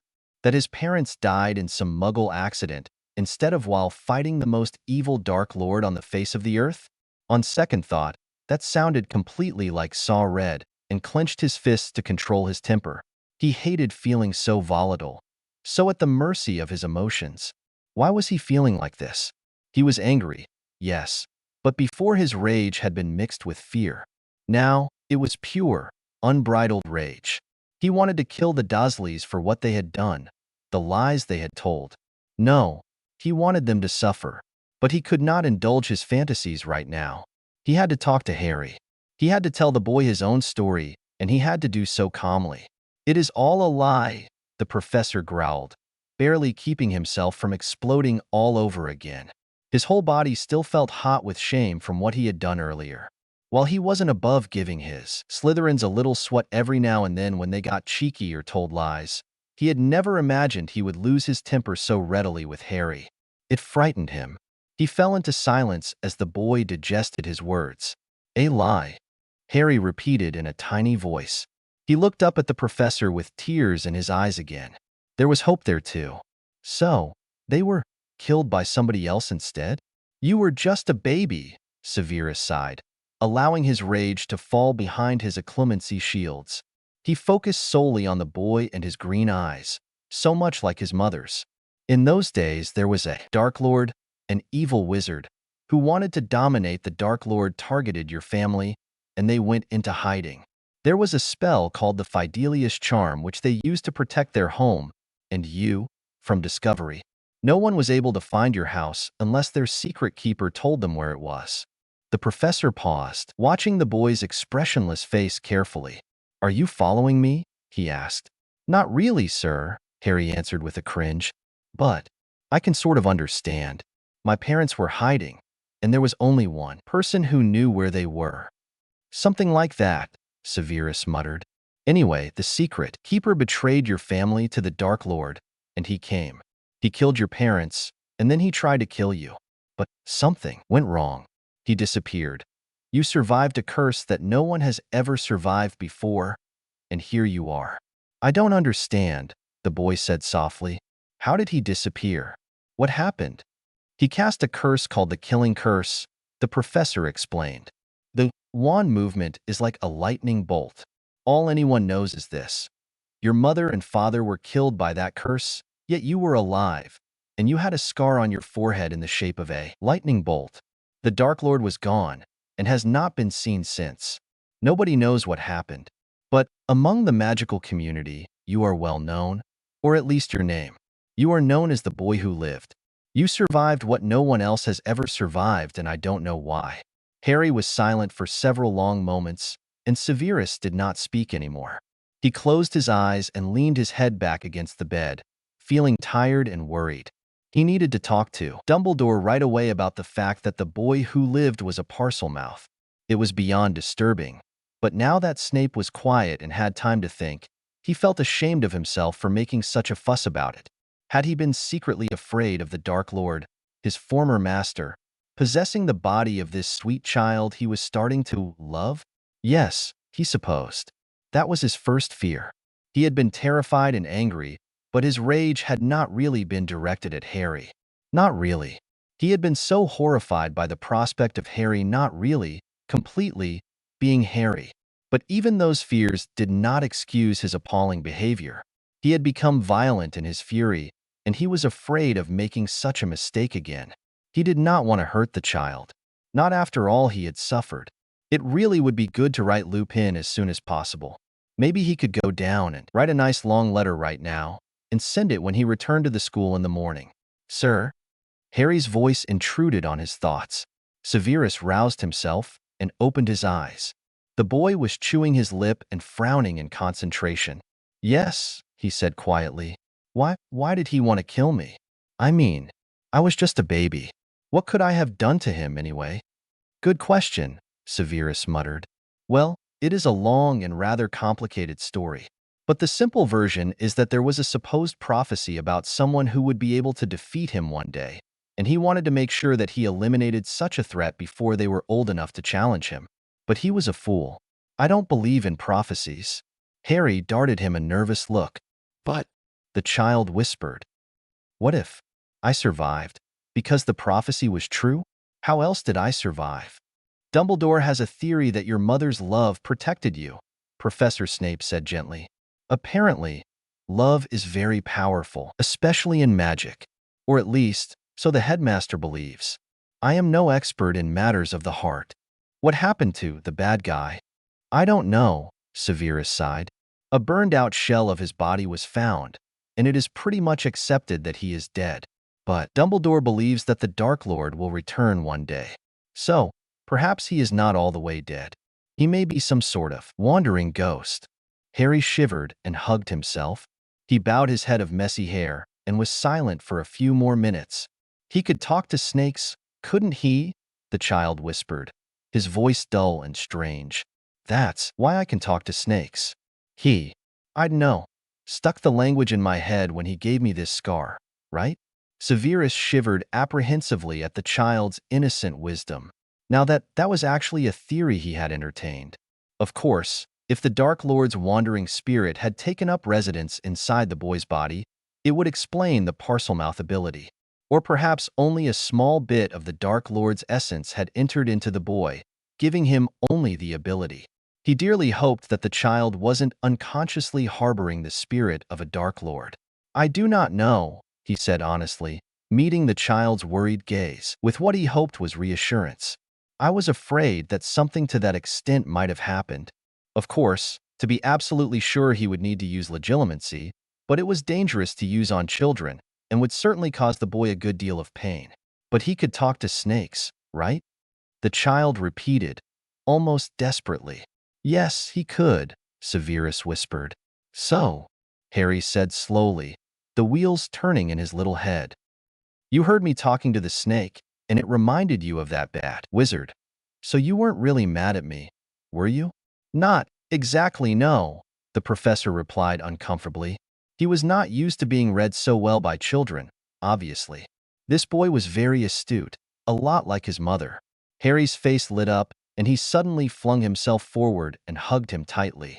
Severus grunted at the unexpected impact and managed to untangle his own arms so he could hug the child back. I'm sorry I got mad at you, Harry whispered into his shirt. I'm really sorry. Snape scowled, more at himself than the child, but he was glad. Harry could not see his face right now. There is nothing to apologize for, he said, a bit sharply. I am the one who was in the wrong. I must ask for your forgiveness, child. I was not right to project my own emotions onto you. Okay, eh? Harry said slowly, tilting his head to squint up at him. I forgive you, Professor, but I was bad too. I lied to you, and I knew what I was doing. And I said the F word. Professor Snape did not really know why that struck him as funny. He started laughing. After a few seconds of confusion, Harry started laughing too and hugged him harder. They laughed and held one another, and the air felt bright and cheery with the storm clouds of fear and anger gone far away, at least for now. Here you are, a chapter full of angst and fluff all wrapped up in one. Technically, I'm killing time while we wait for people to find out Remus is in Azkaban and for word of Sirius Black's escape to go public. Don't worry, the news comes out in the next couple of chapters. I have been having trouble with my computer and lost about a chapter's worth of work this weekend.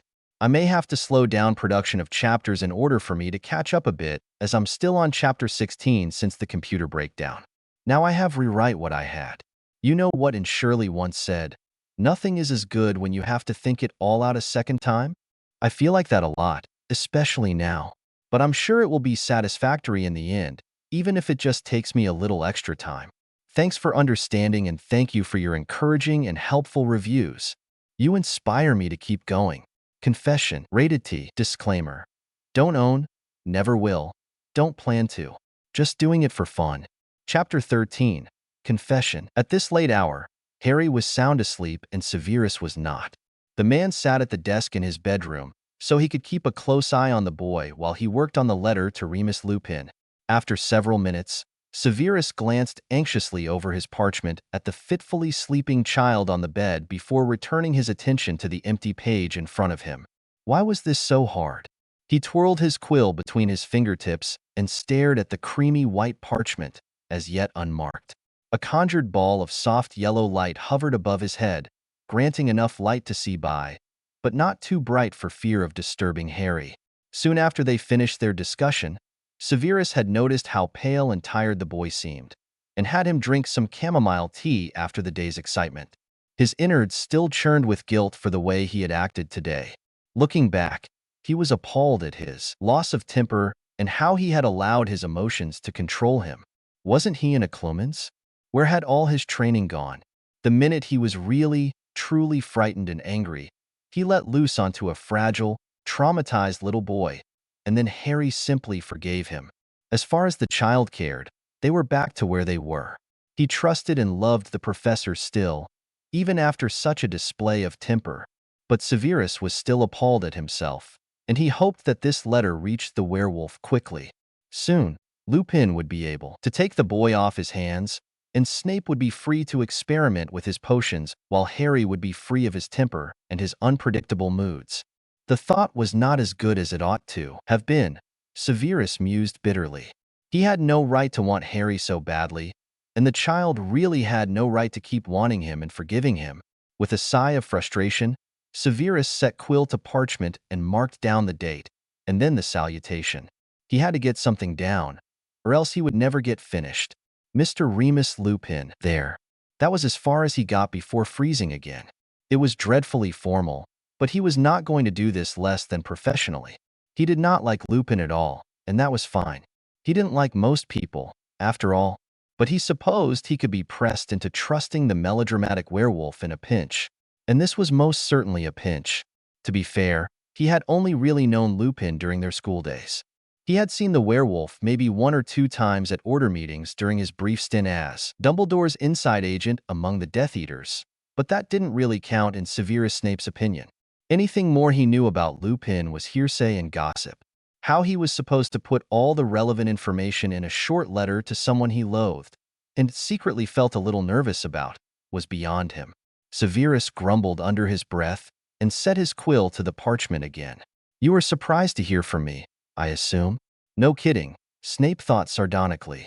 If Lupin didn't simply throw it away when he got it, the werewolf would likely be suspicious, if not completely surprised, to get a letter from an old school rival. "This is urgent.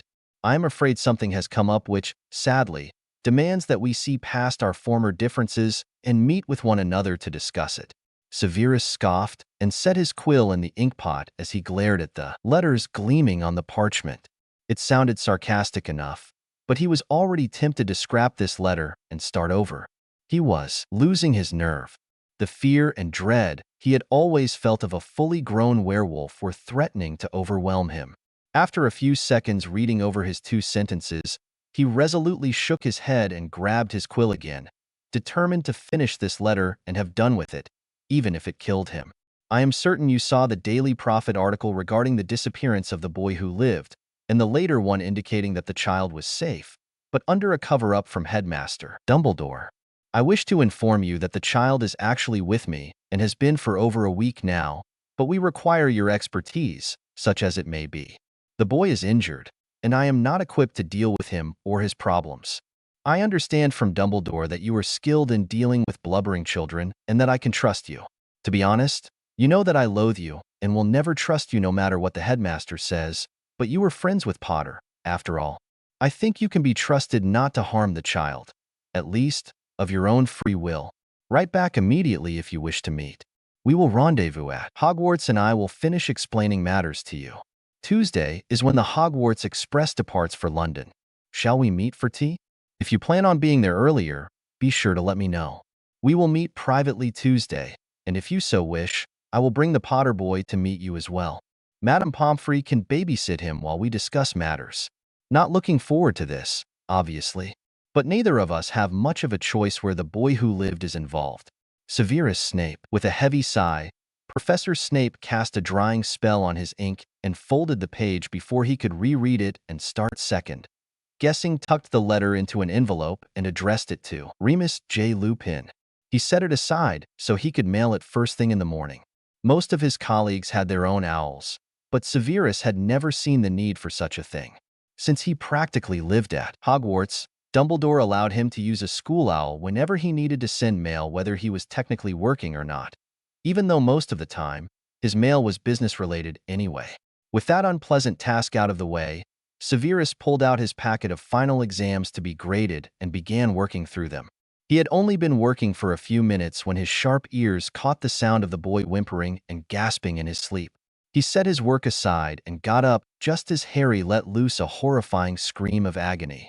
Severus bolted to the child's bedside, but despite his efforts, he could not wake the boy or get his attention. He cursed and left the room. When he returned with the correct potions, the poor child was writhing and shivering in pain, and still unconscious of the professor struggling to dose him and discern what was wrong. A calming draught helped a bit, and a strong pain potion made Harry's screams die down to soft sobs. The boy clung to his robes and cried helplessly, moaning for the pain to go away and begging for help. Severus sighed helplessly and held the boy, comforting him as best he could through the long, pain-filled night. It was late afternoon on Monday, and Professor Snape was not home, nor was he awaiting supper in the Great Hall with the rest of the staff and the students. The children would be leaving tomorrow, so this was the end of term feast. Despite the fact that he was supposed to be attending, the celebration had not officially started and Severus had to speak with Dumbledore now. He marched swiftly through the mostly empty halls, his robes billowing around him like the wings of a bat. He snapped out the password at the gargoyle, it was still Snickers, and hurried up the winding stairs, not bothering to let it carry him to the top. Dumbledore actually opened the office door for him, looking wary. Severus, the end-of-term feast begins in 10 minutes. The old man said patiently. Yes, I know, Professor Snape interrupted, waving his hand impatiently. But I need to know if you've heard from Lupin. You had any news at all? Well, he came to visit me last week after that dreadful prophet article, the headmaster said thoughtfully, stepping back and gesturing for Severus to enter. He seemed fine. Why? Has something happened? My letter was returned as undeliverable, the potions professor exclaimed, waving a crisp white envelope in the air as he walked into the headmaster's office. I sent it off this morning and it came right back. Just look. Dumbledore took the envelope, but his gaze was immediately drawn to the purple marking that had been left on the outside. Occasionally, undeliverable mail was magically marked by whatever wards had stopped the owl from completing its delivery. This stamp, though not very familiar, was rather obvious. It was a mark from Azkaban prison. The old wizard's hands trembled slightly. What can possibly have happened to that werewolf in less than a week that would land him in Azkaban? Severus demanded once he knew Dumbledore had noticed the stamp. That is a stamp indicating that the owl tried to deliver mail to a prisoner, not a guard or employee. There are drop boxes for them, but prisoners cannot receive owl mail. I have no idea what this means, Severus, the headmaster said with a sigh. He handed the letter back and straightened his awful pea-green robes, decorated with leaping kangaroos. But it will, unfortunately, have to wait until after the feast. We are nearly late as it is. There is something else I need to talk to you about as well, Albus, Professor Snape added in a low voice. It concerns Harry, and it is very important. Very well, after the feast we can dash. No, I'm afraid I can't, Severus interrupted again, a sign of how truly agitated he was. The boy suffered a nasty relapse last night, and he was still in pain when I stopped in at lunchtime. I need to leave the feast as soon as possible to go back to him. Of course, Dumbledore murmured. He stroked his beard pensively. Then perhaps, once the feast is over, I might call on your home? Excellent idea, Albus. The potions master acquiesced. Now, I suppose we had both better be going. You still have to present the house and Quidditch cups to the winning house, you know? The man managed a humorous little smirk at that, as Dumbledore knew very well that both cups were going to Slytherin this year. The old headmaster just chuckled and gestured for Severus to lead the way. Professor Snape swept hurriedly out of the office, his black dress robes flowing elegantly around him as always. Dumbledore moved to follow, but he suddenly realized that his potions professor had left his letter to Remus J. Lupin. The old man was still holding it. With a sigh, the headmaster tossed the unopened envelope on his desk and hurried down to the great hall for the feast, his former good mood destroyed and replaced with worry. It had been a long time since he had seen Severus so stressed. Even his quip about the house and Quidditch cups had been a half-hearted attempt at light banter. Whatever his worries were, Dumbledore knew that they would be serious indeed. Harry floated in a weird, half-conscious haze of pain and numbness. He still hurt all over, but it was all deep inside and mostly under control. Last night, he had woken up, crying out in agony as his bones and muscles began to sing with pain. His whole body burned so fiercely that he wondered if he was being torn apart. He wished he had told the professor before going to bed that he was feeling achy and weird, but that was that. The professor had given him nasty-tasting medicine, held him, and tried to comfort him, but Harry cried helplessly like a baby and begged for the pain to go away. It didn't really, but the professor's potions helped quite a bit. He had been floating in a kind of sleepy indifference for a long time, only rousing himself to drink whatever the professor put to his mouth. The cuts and gashes on his skin didn't really hurt much anymore, but everything else inside his body was throbbing to an aching beat. Even his heartbeat seemed to hurt. The boy could still hear the wolf calling him, but it was a kind of desperate howling of loss and pain without any coherence, and he stayed as far away as he could in his dreams. That weird echo in his head was getting stronger, and sometimes he could almost hear words. The echo wanted to get closer to the screaming wolf, but Harry didn't listen to it. although it was more a feeling than words. He concentrated on the feeling of safety, trying to concentrate on the faint ticking of a clock that the professor had left for him to pay attention to. It helped to redirect his focus and helped him to ignore the pain and the wolf. A new sound, the strange whooshing noise from downstairs, startled him. Harry couldn't help but moan softly in pain as his involuntary jerk jostled all of his aching bones and muscles. He heard hasty footsteps on the stairs and Harry dragged his eyes open. He was feeling groggy and disoriented, but he figured he was as awake as he would ever be. He was glad the professor was finally home. "Harry?" The professor's voice came from the foot of the bed. Then the man's footsteps carried him over to Harry's side, and he peered down at him. Harry sighed, feeling better, for some reason. He smiled up at the professor, but he didn't really have the strength to say anything. He just felt comfortable gazing up at the man's face, so stern and grim, yet concerned. His eyes were like dark wells. But Harry felt safe, looking up at the professor who stood over him. "Are you awake? Are you still in pain?" the professor asked. Harry made a soft noise in the back of his throat that could have meant anything. He was too tired to nod his head, and he was feeling too woozy to say anything. The room seemed to blur and spin drowsily, and Harry gave himself over to the floaty sensation. "Harry?" The professor's voice sounded urgent. "MMM?" Harry managed to mumble, and realized that he had almost drifted off again. His eyes had closed without his knowing. "Did you hear my question?" "Nerg," Harry grumbled. He managed to open his eyes and blink up at the professor. Again, he was struck by how clear the man's face was. Would he ever need to wear his stupid glasses again? Glasses? Harry slurred, without meaning to. It struck him as ludicrous, and he almost laughed. But the thought of how painful that would be sobered him up. "I beg your pardon?" The professor arched an eyebrow. "Ow." Harry cut off with a groan. He was in too much pain to keep talking. The man sighed. "Never mind, child," he muttered. "But you are clearly up to your eyeballs in pain potions. I cannot give you any more without risking brain damage. Do you understand?" Harry hummed, feeling weirdly detached again. He was floating away, leaving the pain behind.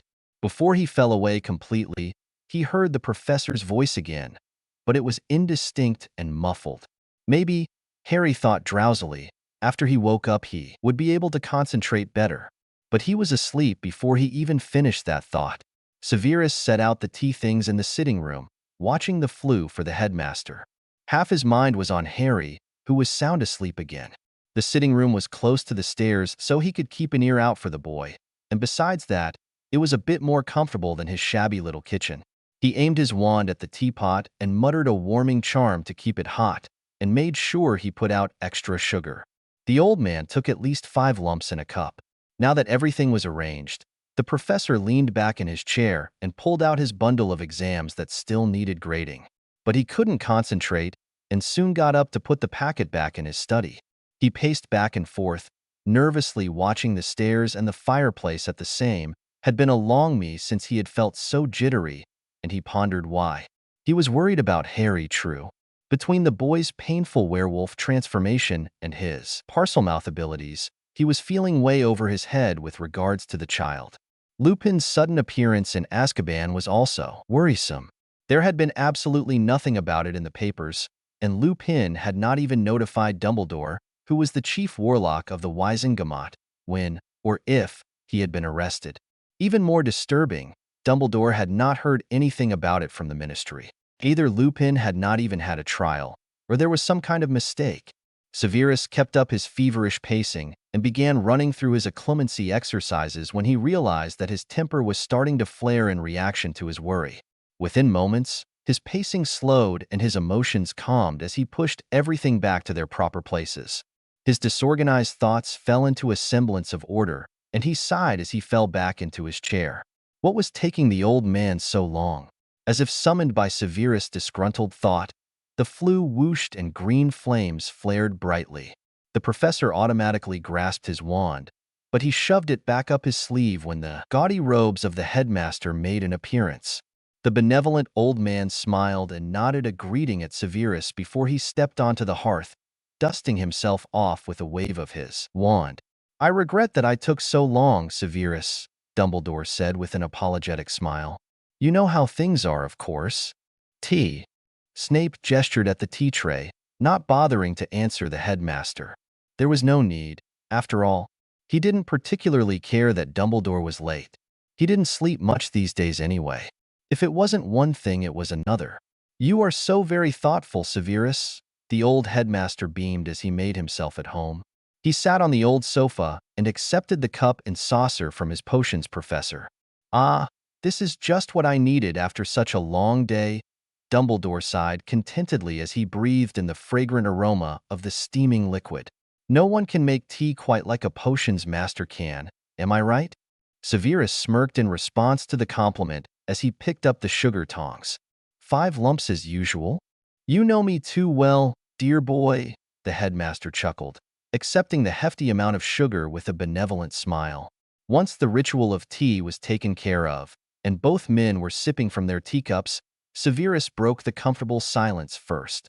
So, Lupin, he murmured, watching Dumbledore's face. Ah yes, the old man sighed unhappily. It sounds like a nasty business, to be sure. I will contact my friends at the ministry first thing tomorrow and find out what is going on with that. I'm afraid I have no clue as to what may have transpired. Severus huffed in frustration and sipped his tea before he broached his next subject. I hit Harry, he said quietly, staring at the was silent for such a long time that Snape had to turn and glare at him. Well, he demanded, say something. What happened? The headmaster asked patiently, his blue eyes serious. Surely you didn't strike him for no reason, did you? I spanked him for lying to me, Severus admitted. It was instinct, I suppose. I swap my Slytherins every now and then, you know. He lied to you? Yes, but I frightened him. Snape swirled his cup and stared at the whirling vortex he created. The child felt that he had no choice but to tell me what he thought I wished to hear. I should not have lost my temper with him. Minerva was right about me. I can't believe I was so arrogant as to think I could handle the child. I'm a miserable excuse for a guardian, which is why it is imperative that we find Lupin as soon as possible. Dumbledore murmured. He set his cup and saucer down. How did Harry react? He asked quietly. That, more than anything, is what we should be worried about. Does it matter how the boy reacted? Severus snarled. He set his cup down too, but a bit harder than was necessary. Some tea splashed out onto the coffee table, but neither man bothered to clean it up. I struck an abused child out of anger. Does it matter where I hit him? Why I hit him? What he felt as I hit him? I was a fool to think he would be safest with me until we could get this mess straightened out. Calm yourself, Severus, Albus Dumbledore said sternly. Now tell me at once how Harry reacted. Did he freeze? Start weeping? Apologize? Lash out? Run and hide? What did he do? Nothing, Severus whispered, putting his face in his hands. He did none of those things. But the way he looked at me, I will never forget that look on his face. What did he do next? He answered my question, Professor Snape muttered, still hiding his face in his hands. He answered it truthfully, and then, well, to put it briefly, I was assaulted by my conscience. The boy seemed to think he deserved to be hit for lying, and he almost refused point blank to accept my apology. Ah, good, you apologized then. The old man smiled in satisfaction. So he was all right? Have you listened to a word I said? Severus demanded harshly, raising his head to glare at the headmaster. I hit your little golden boy. I struck him out of anger. What will I do the next time I lose my temper with him? What do you plan to do, Severus? The potions master paused at that. He drummed his fingers on his knee and realized that he had not really thought about it, besides a vague, nightmarish fear of losing control and slapping the boy across the face, or something equally horrific. I suppose I ought to stop and occlude before I proceed, Severus Snape admitted out loud. Counting to 10 often helps, the headmaster agreed. You know that I do not agree with corporal punishment, Severus, but it seems that you must not have been all that harsh if the boy still continues to trust you. That is what bothers you, isn't it? The child was not alienated by your display of temper and instead forgave you. Is that right? I really hate your powers of deduction sometimes, Severus muttered. I swatted him once on the bottom, but I manhandled him by the arm. He was startled and hurt, but yet he forgave me and he still wanted to come close to me. It was? He sounds a lot like his mother, Dumbledore said gently. She too was very forgiving. You don't understand. Snape exploded, shooting to his feet and waving his arms frantically. He still attempts to defend his despicable relatives for what they did to him. He has serious problems, and I've gone and reinforced his belief that adults equal abuse. Severus, truly, I think you are being too hard on yourself, the headmaster scolded. He picked up his tea again and serenely sipped at it. But I will speak to Harry tomorrow, if that is what you wish. I can see if the Weasleys would be willing to take him in for a few days, or Madame Longbottom might be willing to foster him for a bit. Severus relaxed and sat back down. Yes, the Weasleys were all noisy and largely uncivilized, but they were good people. The problem was that he did not think Harry would do well in such a noisy, uncontrolled atmosphere. As the weeks marched toward the next full moon, the boy's emotions would become more volatile and his moods would swing more. Harry in a cramped house at the mercy of the overbearing Weasley matriarch and her 7 wild children might not be the best idea. Perhaps Longbottom Estate would be a better choice than the Burrow, Snape pointed out. The boy needs rest and quiet, and I can see him getting along easily with the Longbottom boy. The rowdy Weasleys might frighten him out of his senses. He flinches when anyone shouts. Ah, good point, the old man nodded. He drained his teacup and held it out to be filled again. Snape obliged him and added 5 lumps of sugar before the headmaster spoke again. So, what did Harry lie to you about? For that subject, let's back up to when he and I fled to my private quarters this afternoon, Severus sighed, topping off his teacup as well while he did so. I left the boy in my sitting room while I fetched the potion ingredients, and when I returned, he was talking to one of my portraits. I thought you got rid of the portraits in your office and private space? I did, but there are a couple of abstract things that don't come off the walls. They are swirling splashes of paint that I never thought were sentient. The potion's professor paused and tapped his cup with his finger. I don't know how to say it gently, Albus. The boy is a Parselmouth. As expected, the old man was silent for what felt like several minutes. Severus watched the headmaster's face, but it remained inscrutable. I see, the old man finally murmured. You heard him speaking Parseltongue then? Yes, Professor Snape replied shortly. This is rather fascinating, Dumbledore mused. How could the boy have such an ability? Neither side of his family was known for producing Parseltongues. I will need to do some research and hopefully talk to Harry myself about this sometime. But I still don't understand why you became angry with him and why he would lie to you with regards to this, if indeed he was lying. We returned home after I frightened him with my shouting, and I sent him to his room. Snape paused and frowned. It is my room, actually. Since when have I started calling it his room? You sent him upstairs? Did he do anything wrong? The headmaster pressed. No, he didn't do anything wrong besides frighten me half to death, Severus muttered. My first mistake, I suppose. I should not have done it. Of course he would think that he was being punished. Anyway, I attempted to distract myself in my potions lab, but after an hour of unproductive slip-ups, I took one of those Slytherin trading cards upstairs to see if Harry could still speak to the snake on the coat of arms. When Harry told me he could only hear hissing, I recalled that before. He told me that he had never heard a snake just hissing before. I lost my temper, and in my frustration, well, you know the rest. I was taking out my fear on the boy. I forget how terribly that awful sound affected me. You did mention how unnerving it was to hear Voldemort speak it, Albus mused, not noticing Severus flinch at the name. I hope you impressed upon him the necessity to keep his ability secret for now. Severus sighed and set his cup down again. He folded his hands and glared at the coffee table. I did not, he muttered. I was too busy losing control and then trying to explain to the child how his parents died.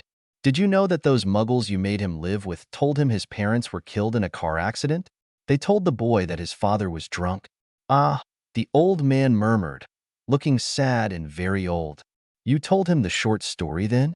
More or less, Snape growled bitterly. He took it very well. I see. When will you take the child out of my care? Severus demanded in a brittle voice as he snatched up his cup again. He needed something to keep his hands busy, even if the lump in his throat wouldn't let him finish his tea. Loath as he was to admit it, he didn't want to lose Harry.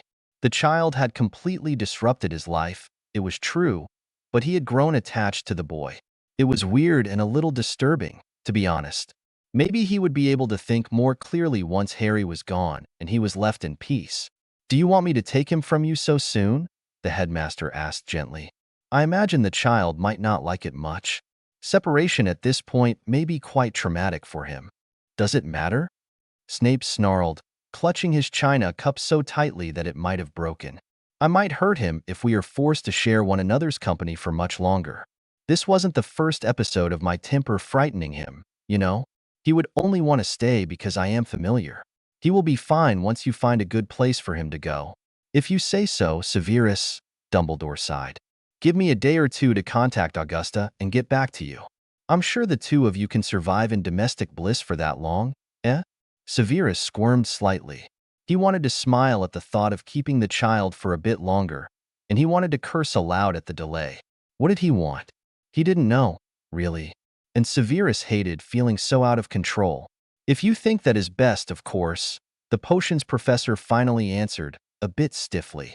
I'm only a fluke call away, my boy, Albus Dumbledore said earnestly. Don't hesitate to come to me if anything happens, or if you cannot handle it any longer. We can keep him in the infirmary with Madame Pomfrey for a day or two, if we must. Severus just nodded. He didn't trust himself to speak over the sudden lump in his throat. How is Harry right now? The headmaster asked gently. You mentioned that he had a relapse. The potions master twitched uneasily and curled his fingers tightly around his teacup. He cleared his throat and forced his voice to sound normal. I don't know if his relapse is my fault or not, but I've dosed him in painkillers up to his ears, so he's sleeping now. The general aches and pains should pass by morning, and by then the potions will have all worn off. Well then, I suppose I had best leave you to get what rest you can before he needs you again, Dumbledore announced as he stood and straightened out his pea-green robes. Thank you for the tea, and for your honesty, Severus. I know that you will do what is right by the boy, despite your mistakes. Good night now. Without waiting for Snape to respond, the old man grabbed the jar of flu powder from the mantelpiece and threw a pinch into the flames. With a backwards wave and twinkle-eyed smile, the headmaster announced his destination and stepped into the fireplace. He whirled away in a flash of whooshing green flame, and then all was quiet again. Severus sighed and set his teacup down very gently on the table. His hands were trembling, but he didn't really know why. A child's cry from upstairs had him up and running before he even registered that it was Harry, awoken by the sound of the flu and likely confused and in pain. At least, the professor thought bitterly, he couldn't possibly lose his temper with a mostly unconscious child. Harry awoke the next morning, feeling a great deal better. The weird floating sensation was gone, though he still felt awfully groggy and clumsy. It was early, judging from the faint, rose-colored light filtering through the curtains. The professor was sitting in the bedside chair, and he was asleep. Harry thought he looked terribly tired. Staring at the man slumped in his chair, he felt bad for causing the professor so much trouble, but he was grateful that the man had taken such good care of him. He felt both guilty and glad, but it was also mixed up with other things, like worry and fear and sadness and relief, that he wasn't really sure how he felt. A familiar soft chiming filled the air, and Harry perked up to listen. As the chimes sang, the professor stirred. He opened his eyes, which looked so very red and tired that Harry winced. The man took a deep breath before he straightened out the crick in his neck. Abruptly, the chimes stopped. The professor saw him awake and seemed to study him for several seconds before he spoke, his voice rough with sleep. I assume you feel better this morning? Yes, sir, Harry replied softly. Do you have a grandfather clock in the house, Professor? What? The man scowled. No, I don't. Why are you asking such a silly question? And no reason, I guess, Harry muttered. He knew by now that the professor wasn't really much of a morning person. He was grouchy until he got his coffee, just like Uncle Vernon. The thought of his uncle made him shiver. Oh, I see. The professor suddenly announced. You were asking about the chimes, weren't you? Harry nodded hesitantly. He could tell that the professor probably still felt bad about yesterday, but he didn't want to set him off again when he was clearly in a less than good mood in the mornings. The chimes are to wake me up, the man explained, obviously making an effort to be patient, which made Harry a little uncomfortable. I set it with my wand, much like an alarm clock. The chimes are just a sound. I don't have any clocks that make noise. The professor paused and then stood up. He came closer and gently put his hand on Harry's forehead. Your fever's gone back down, he commented. Are you still aching and in pain? Harry frowned as he thought about it. He was still achy, but it was completely manageable. I feel fine, sir, he answered after a few seconds. Don't lie to me, the professor warned, and Harry flinched involuntarily. The man seemed to recall the last time he'd said such a thing, because such a stricken, guilty look crossed his face that Harry wanted to wrap his arms around the man and tell him again that it would be all right. I'm sorry, the professor said softly, backing off and shoving his hands in his pockets. Harry noticed his wrinkled clothes and wondered why the professor had not changed into pajamas last night. I just ache a little, Harry answered. Honestly, the professor needed to stop feeling so bad about everything. Harry had lied. So technically he deserved that little swat last night. And here he was lying again and reminding the professor of what happened. He didn't really understand why the man felt so terrible about it, unless it was because he was a teacher and teachers weren't supposed to hit kids or they'd get in trouble. But it wasn't like Harry was going to tell anybody, certainly not the weird old man who was the professor's boss. Just a little, the professor repeated doubtfully. How much is just a little? I feel like I have the flu, or something, Harry clarified, feeling a wave of exhaustion come over him. But it doesn't hurt as much. I'm just tired. I see, the professor murmured. He pulled his stick out of his sleeve and waved it around for a few seconds. Well, the man sighed. It appears that all you need is rest. I'll see if I can get you some breakfast before I go. I must leave early this morning, but I will be back by lunchtime. Do you think you'll be all right? Of course I will, Harry thought in confusion. He's left me alone for a whole day before, hasn't he? I'll be good, he answered carefully. You left me alone before, remember? Yes, the professor said slowly. But he stopped and seemed to think about what he had been going to say before he just shook his head. Never mind, he muttered. I'll be back in a few minutes. Try to rest. The professor left the room and Harry tried to relax and rest, but now he needed the bathroom. He heard the rattling old pipes start gurgling, and he knew the professor was taking a shower. How hard would it be to go downstairs and find a bathroom? Surely there wasn't just one in this house. He had not seen all of the downstairs yet, but there had to be a water closet down there somewhere. Carefully, Harry got out of bed, wincing at his aching bones and muscles. He hadn't lied about it feeling like he had the flu or pneumonia, except without the fever and other nasty things that came with being that sick. Moving cautiously, Harry left the bedroom and tiptoed downstairs. He stopped in the little open area that branched off to the large kitchen/dining room on his left, a wide hall past the staircase on his right and behind him, and a little hallway that led to the front door, with the sitting room on his right and a row of hanging pots, pans, and herbs and things over the open counter of the kitchen. Harry tiptoed toward the front door, peeking into the familiar sitting room as he went. There was a wall on his left, and a few pictures were hanging there. They were not photographs, which disappointed Harry for some reason. There was just another abstract swirl of soft color like the one in the bedroom, with two paintings of flowers next to it. One he recognized as lilies, and the other was a painting of a flower he had never seen before. It didn't look as if there was a water closet down this way, Harry thought as he turned around and headed back toward the stairs. As he passed the staircase, he nervously looked up and tilted his head to listen for the gurgle of the pipes to tell him that the professor was still showering and he was still safe. Even though he had a perfectly good reason to be up, he didn't fancy trying to explain that if he was still up and wandering through the house when the professor came out. The man might have felt bad for spanking him last night, but Harry never knew with grown-ups. The professor might very well spank him again, harder this time. He hurried past the stairs and paused at the sight of a little door under the staircase. Most English houses had a cupboard under the stairs, and Harry's bedroom back home had been in a cupboard like this one, except that the professor's cupboard looked smaller than his aunt and uncle's. Harry shivered, hoping that the professor would not decide to lock him in that tiny closet if he was mad. That would be awful, and he didn't want to imagine what kind of strange bugs or rodents might be in there. Harry hurried past, and his heart sang as he spotted a few doors. On his left, he passed a large study that may once have been a spare bedroom. Through the open door, he could see a desk and chair, walls of bookshelves, and neat piles of books and paperwork stacked up on the desk and on the table near the door. Next to the study was the bathroom he was looking for. It actually was just a water closet, with no shower or bath. A high window showed him the blushing pink sky of sunrise and some trees, waving gently in the wind. The bathroom was obsessively neat and clean, and even the hand towel was folded neatly in thirds as it hung on its rack. Harry shut the door and hurried with his business.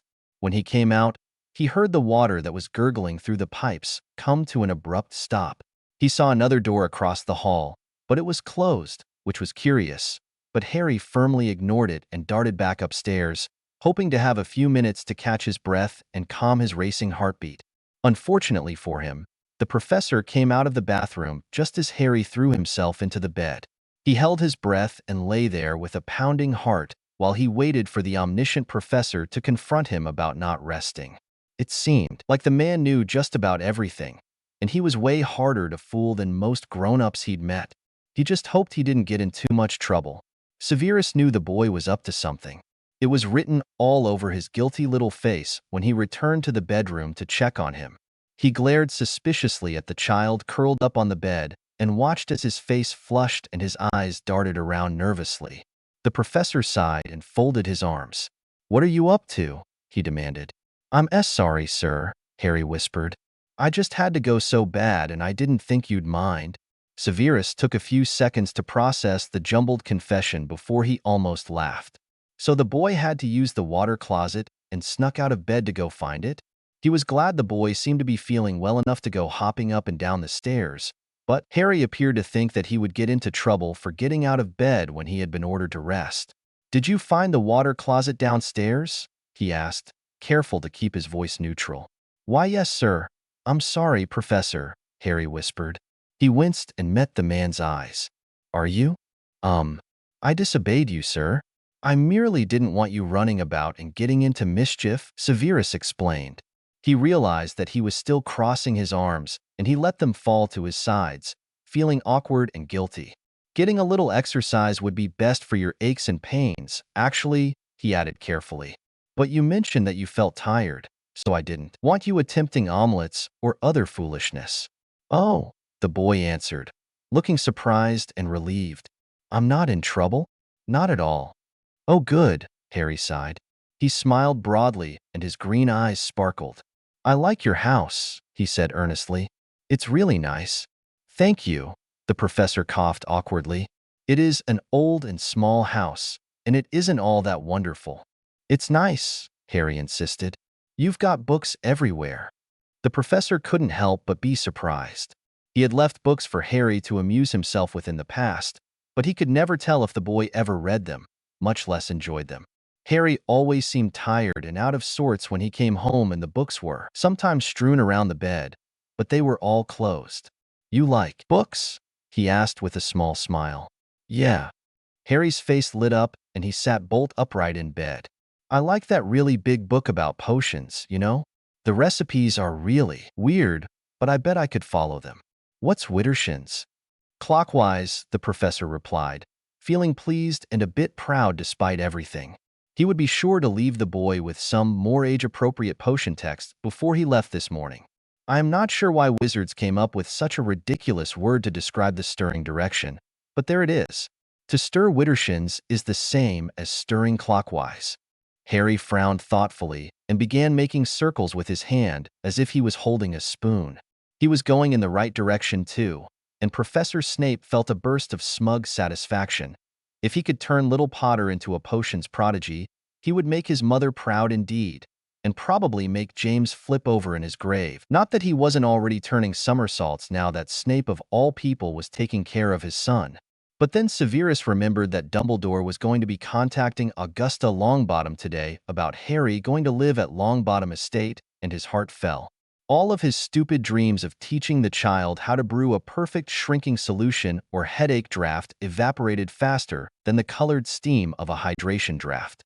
He should not have felt the loss so keenly, but he did. Would he have to wait until the boy was 11 and surrounded by dunderhead first years to teach him such things? It was unlikely that Harry would even listen to his teachings by that time, as the child would have Lupin and the Longbottoms to tell him the truth about who and what he really was. "Professor?" Harry asked suddenly. "Are you okay?" "Of course I am," Severus snapped. He didn't mean to, but the boy flinched at his tone and Severus was tempted to wince right back. He had not intended to sound so sharp, and he sighed. "I am fine, Harry," he clarified in a gentler tone. "I simply have a lot on my mind, especially today. It has nothing to do with you." "Not completely to do with you," he mentally corrected. But Harry seemed to catch his unspoken reservation. "Oh," Harry said softly. He fiddled with the edge of the blue quilt. "I'm sorry I caused so much trouble," he said in a wobbly voice, not looking up. "I'll try harder to be good." "Stop it," Severus grumbled. "You don't have to apologize. It is I who need to apologize for many things, but there is simply too much to list and I need to leave soon. You are trouble that I have willingly taken on for as long as you need me, so you do not need to worry that you are too much for me to handle." "Debatable," Snape thought sardonically. "I cannot even keep my temper in check for a few days around you, but that isn't your fault." Harry sighed and sank back on his pillows, blinking sleepily. "I'm not hungry," he murmured as his eyes closed by themselves. The child yawned and burrowed down under his quilt, seemingly worn out by his little excursion downstairs and their little talk. "Fine," Professor Snape replied easily. "I'll leave you some breakfast on the bedside table, all right?" But Harry was already asleep. Another school year has come and gone, and we have survived. Headmaster Dumbledore cheerily addressed his staff. Everyone, even Flitch, Hagrid, and Madame Pomfrey were in attendance, now that the Hogwarts Express with all of the students had departed. The Thestrals had been turned loose, the house elves were already scouring the dormitories, and most of the professors were eager to get this final formality over with so they could pack their own belongings. Severus Snape stood near the door, with the half-giant groundskeeper standing on his other side. Most of the professors were sitting around the table, looking pleased and excited to have 2.5 months of freedom until late August when they would all be forced to return and buckle down to the business of teaching the next generation all over again. "Professor Pendrake, you will not be returning next year, I understood?" Dumbledore addressed their defense professor. The woman, dressed in a style similar to their own Professor Trelawney except with more class, stood up and raised her hand as if to make a proclamation.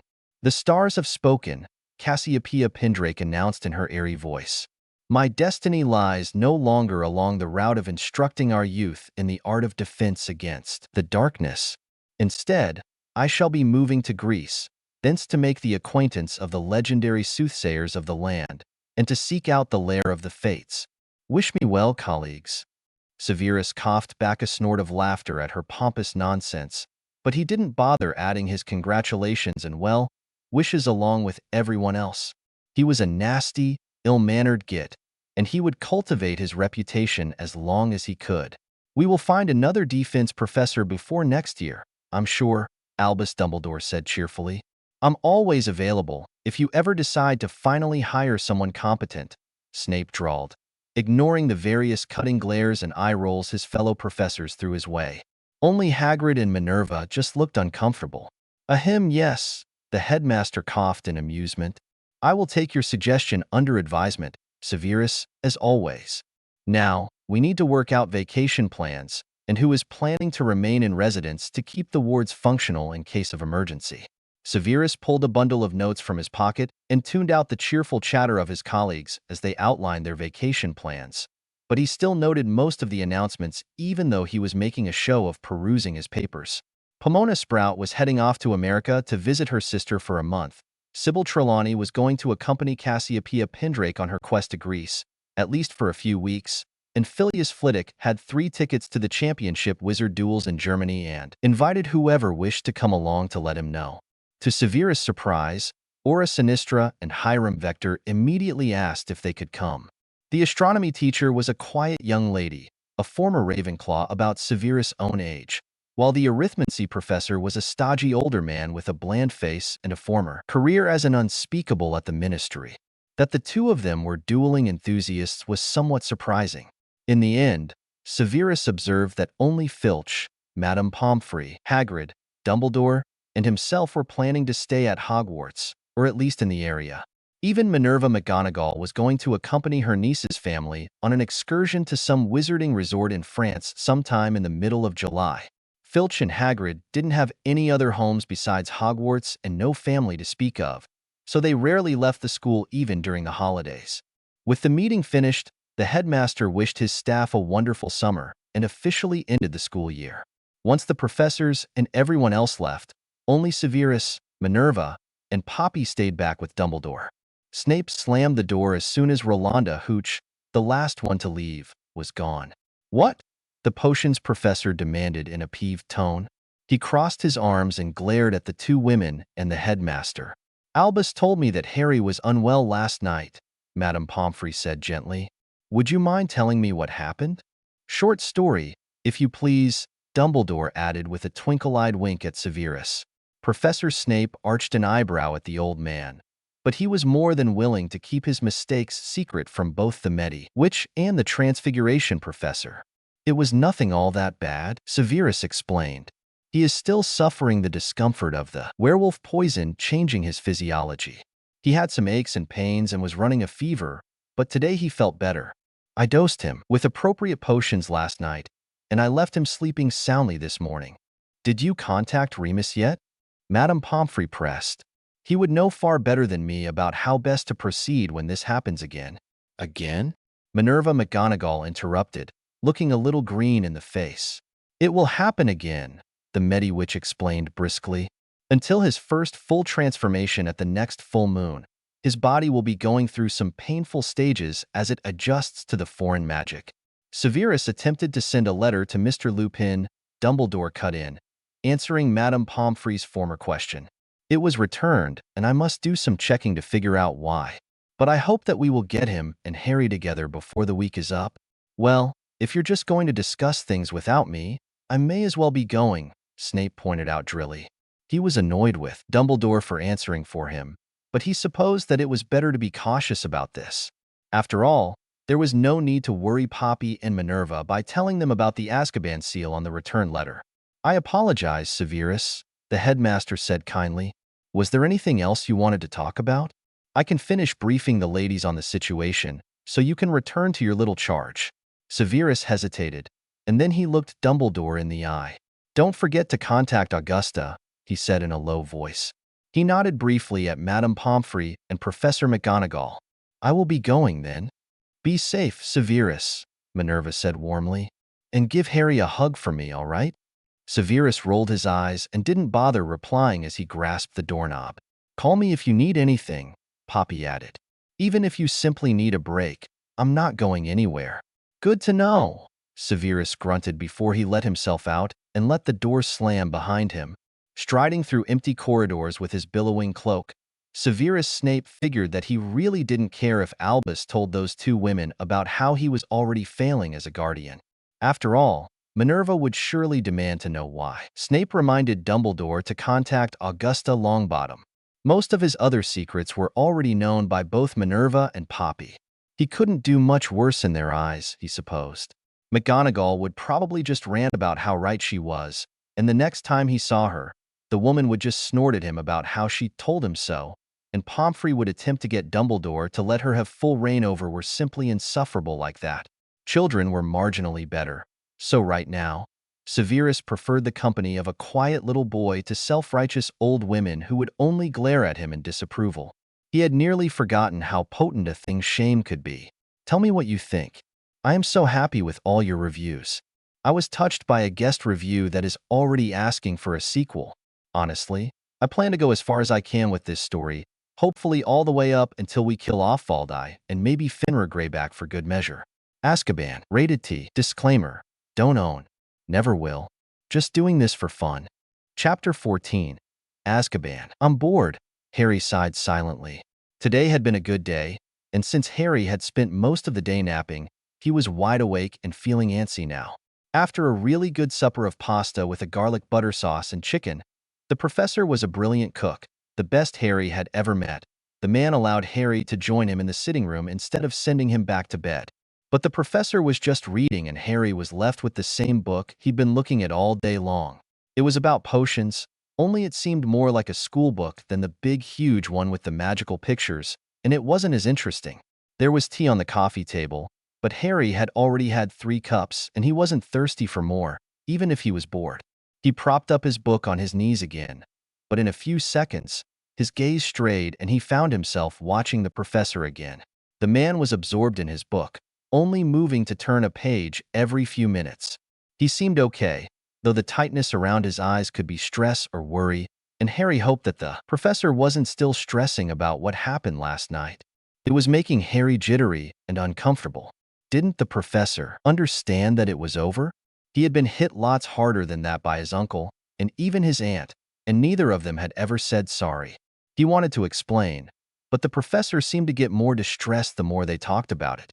Harry sighed quietly again and tried to drag his eyes back to his book, but he was too worked up to concentrate, not that he understood anything in this book anyway. So far, all he could remember was that wolfsbane and monkshood were the same plant. Next thing he knew, he was staring at the professor again. He could see a thin scar on the man's chin that stopped just shy of his sallow cheek, and another smaller scar near his eyebrows. Harry was fascinated and realized that he had never been able to see such small details before, unless he was very close to something. A thrill of excitement ran through his little body as he realized that he really wasn't imagining things. His eyesight was getting better. Maybe it was even healed. Many times in the past year since he'd been forced to start wearing the stupid things, he had wished with all his heart that he didn't need glasses. They got broken too often, and they were just another thing for Dudley to take away and hide from him for a joke.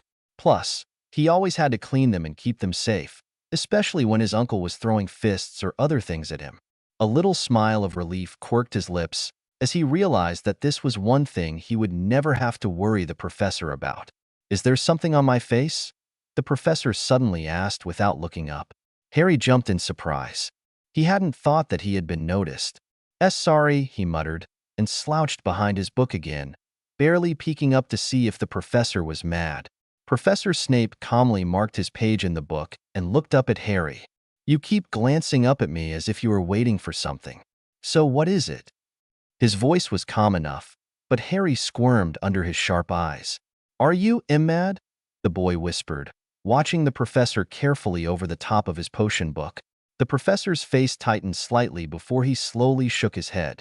"I am not angry or upset," he said quietly. He seemed to search Harry's face with his fathomless black eyes before he spoke again. "Do I seem angry to you?" "And no," Harry stammered nervously. He stared at the professor for another few seconds before he was satisfied that the man was telling the truth, and he set his book down. "I'm bored," he blurted out. "Can we do something else, please?"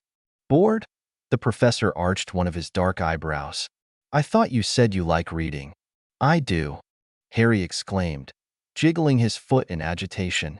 "I just can't understand this book, that's all. And I've been reading it all day." "Indeed?" the professor smirked. "Then I suppose a quiz may be in order." Harry stared at the man in horror, wondering if he was serious. "Why the long face?" the professor sighed, dropping his smirk at the look on Harry's face. "I thought you wanted to do something different, did you not?" "Well, yeah, but I didn't want a pop quiz about something I don't know anything about," Harry added silently. The professor muttered, tapping his long fingers on his book. "Why don't I quiz you?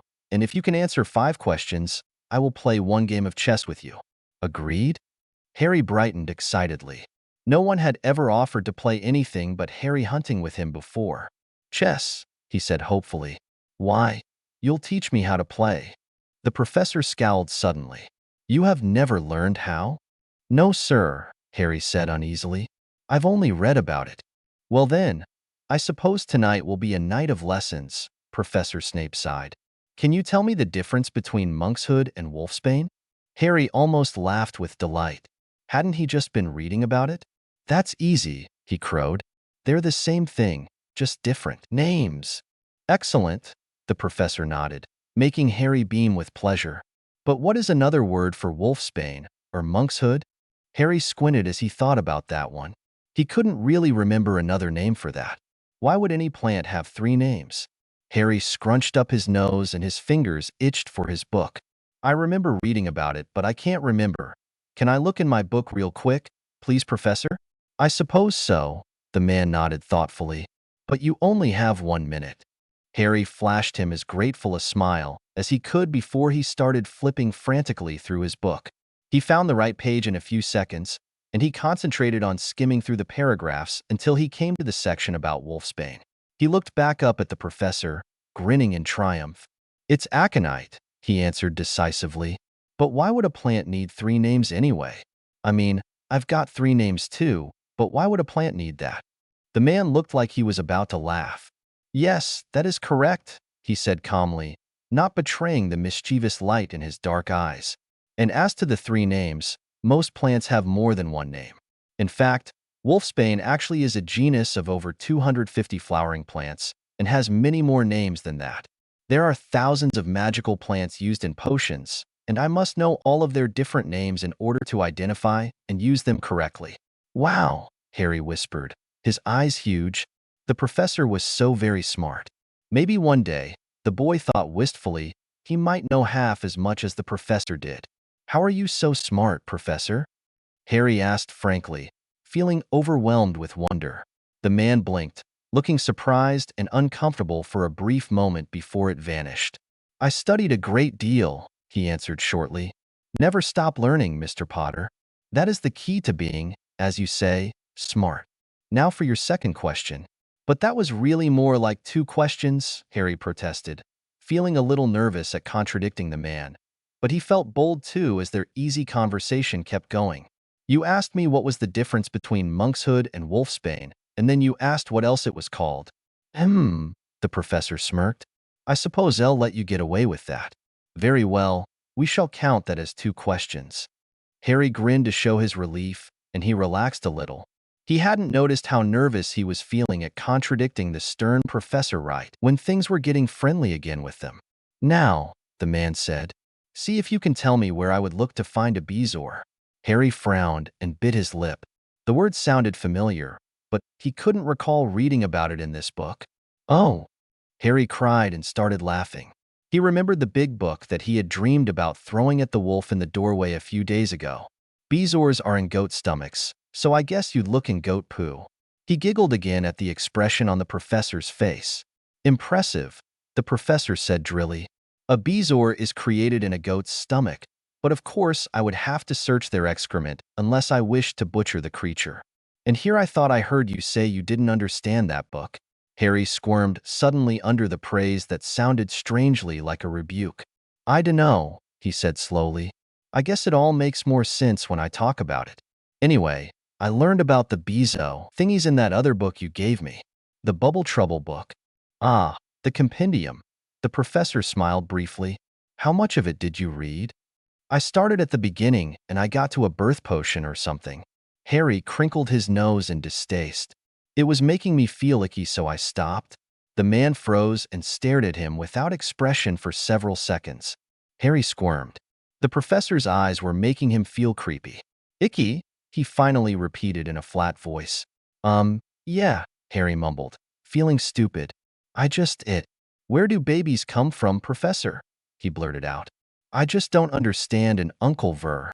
Harry trailed off with a strangled gulp. He looked down into his lap and at his fingers clenching the cover of his book. What were you saying? The professor asked carefully. Nothing, Harry whispered. Never mind, sir. I'm sorry. Harry, the professor's voice sounded worried. Did your uncle ever do anything to you that made you feel icky?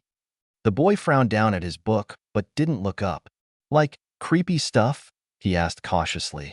Harry looked up at the professor, who looked rather pale and his dark eyes were intensely worried. Harry realized that the man was worried that his uncle had hurt him like a creeper. Harry tried to smile to show that he was okay, but he was feeling twitchy and fidgety thinking about creepy, scary things. No, Uncle Vernon didn't like touching me at all, but he said other bad people would. He wouldn't 'cause he said I'd infect him with my freakishness. He blinked hard at the forbidden word. But the professor said it was okay to say that word if he was answering a question or talking about his relatives, so Harry didn't think he'd get in trouble for it. The professor seemed to relax. Ah, he answered hesitantly and a little awkwardly. Well, good. I'm glad he didn't. Well, yeah, Harry smiled nervously. I was scared of you at first, 'cause Uncle Vernon said creeps who pick up little boys off the street do that stuff to them. You know. The professor looked slightly sick. I see, he muttered. Harry shrugged. I know you won't hurt me. It's okay. He squirmed again at the look on the professor's face. Can you ask me another question, please? I've got 2 left. Oh, of course, the professor murmured. He shook his head absently and blinked several times. Why don't you tell me why it is important to have a clean cauldron before you begin a potion? Harry almost laughed at the absurdity of the question. Well, you don't want to contaminate your new potion with old bits from other potions, he explained. It's like cooking, really, and you have to wash the dishes for potions too, he added with a grin. Some ingredients are explosive if they mix, and you could ruin your potion or get hurt. Well, I am glad to see that you have common sense, unlike most of the dunderheads I teach, the man said easily. So I have to think of a last question for you. The professor fell silent as he thought. Harry squirmed nervously, wondering why the man suddenly looked so serious. Why was he taking so long to think of a stupid little question? Was he trying to make it extra hard, so he wouldn't have to teach Harry how to play chess? Was he annoyed at having his reading time interrupted? I have one, the professor said at last. His voice was very soft, but Harry didn't have to lean forward to hear. Somehow, he could still hear the man's words perfectly. But tell me if you can't answer, he warned, and Harry braced himself for a super hard question. Can I use the book? Do I have a time limit? He blurted out. The professor threw him a strange look that was almost a smirk. You are welcome to take as much time on your answer as you need, and yes, you may use the book if you need it. The man paused and took a breath. He looked right into Harry's eyes as he spoke his question. What would I get if I added powdered root of asphodel to an infusion of wormwood? Harry blinked at the unfamiliar words and just stared incredulously at the professor. Was that it? That was his last question? Harry had never heard of such things, and he didn't know too much about what the different ingredients did mixed together, just their properties. After all, this book mainly talked about ingredients, like plants and animal and bug parts and their qualities. Harry's face flushed painfully as he realized that he'd been tricked. Tell me if you give up, the professor smiled at him briefly and settled back with his book. Harry groaned under his breath and shuffled frantically through his book, looking for something to answer the professor's last question, which Harry felt was horribly unfair. How was he supposed to know what asphodel and wormwood were? Much less what you would get if you mixed them. But he wasn't going to let the professor beat him. He was feeling pretty stupid right now, and he wished he hadn't trusted the professor not to trick him like this. Of course, he would ask 4 easy things, and then give him an impossible question for the last one. It was so very unfair. Sometimes, he really hated grown-ups. Several silent minutes passed, and Harry very certain that his book didn't mention wormwood or asphodel at all. Give up yet? The professor suddenly asked in a cool voice. Harry scowled up at the man, wishing that he could sneer as well as the professor could. I'm not giving up yet, he retorted boldly. Suit yourself.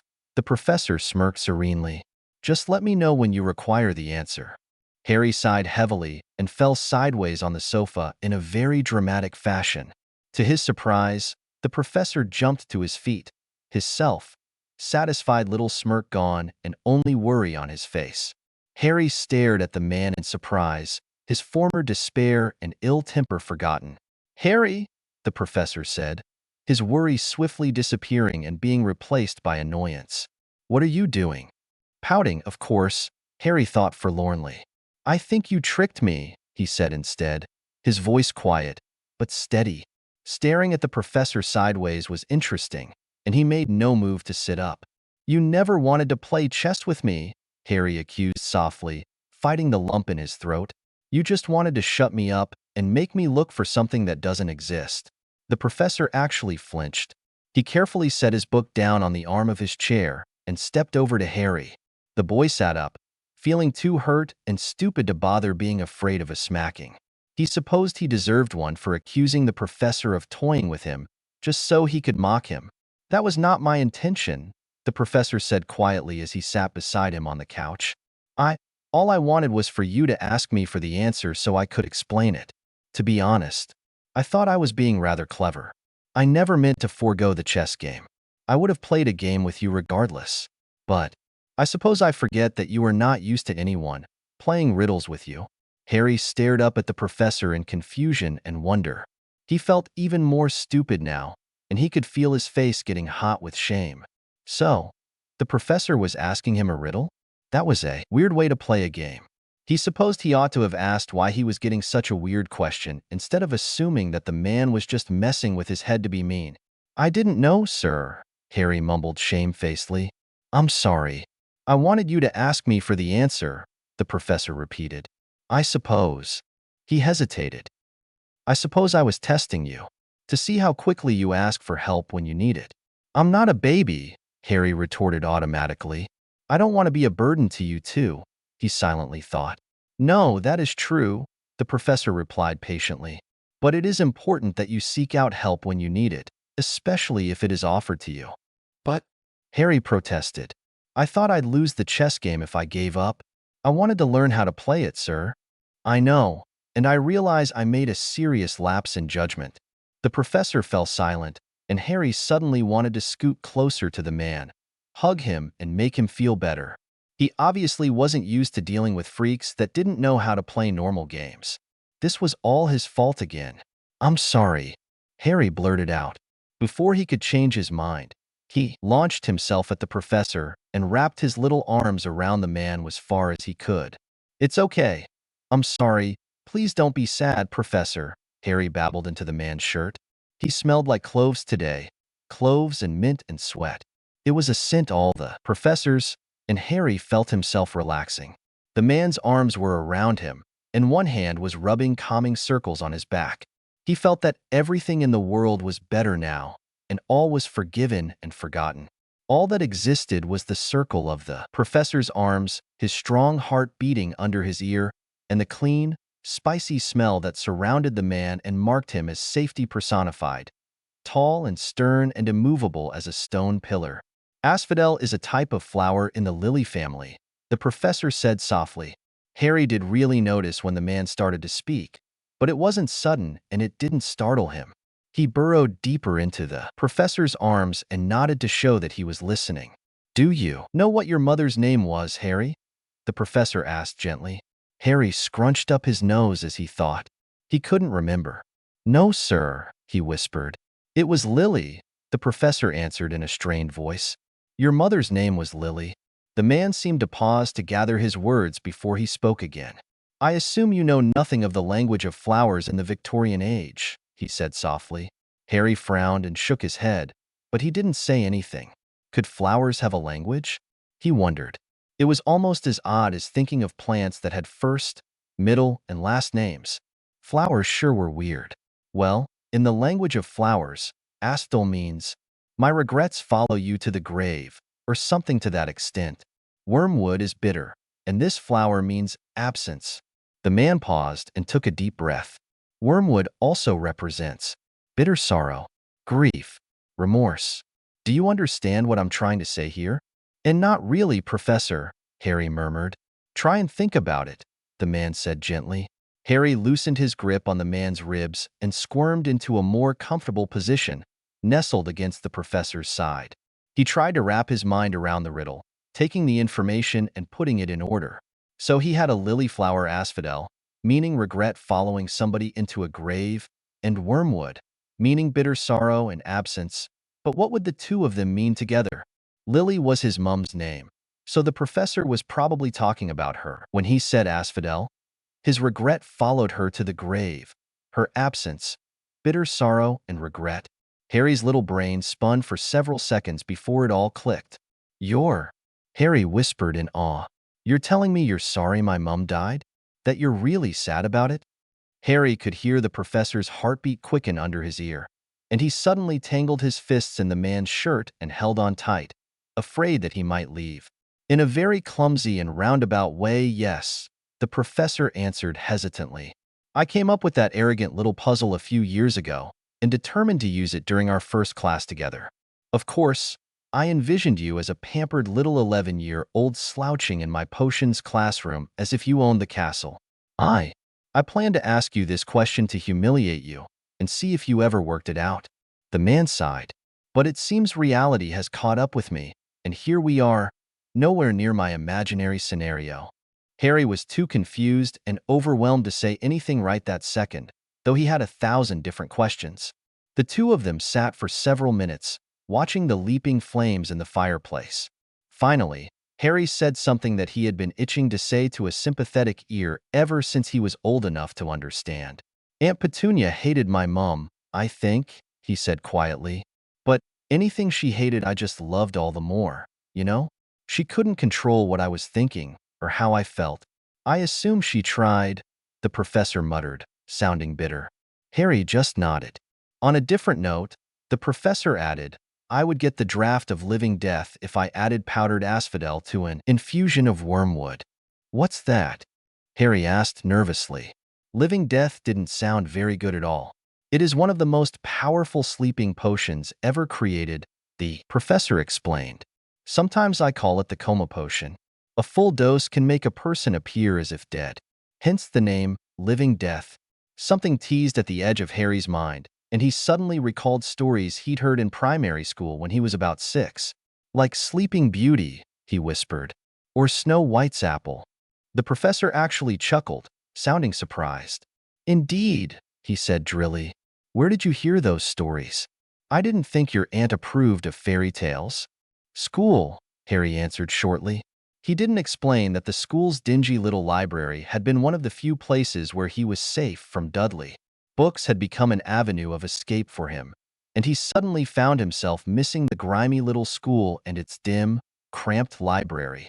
Miss Honey had been a terribly nice teacher, and she read them plenty of stories when other teachers would have been making them copy out the exercises in their spelling books, which reminded him of a joke one of his classmates had told close to Halloween, and he sat up straight so he could look the professor in the eye.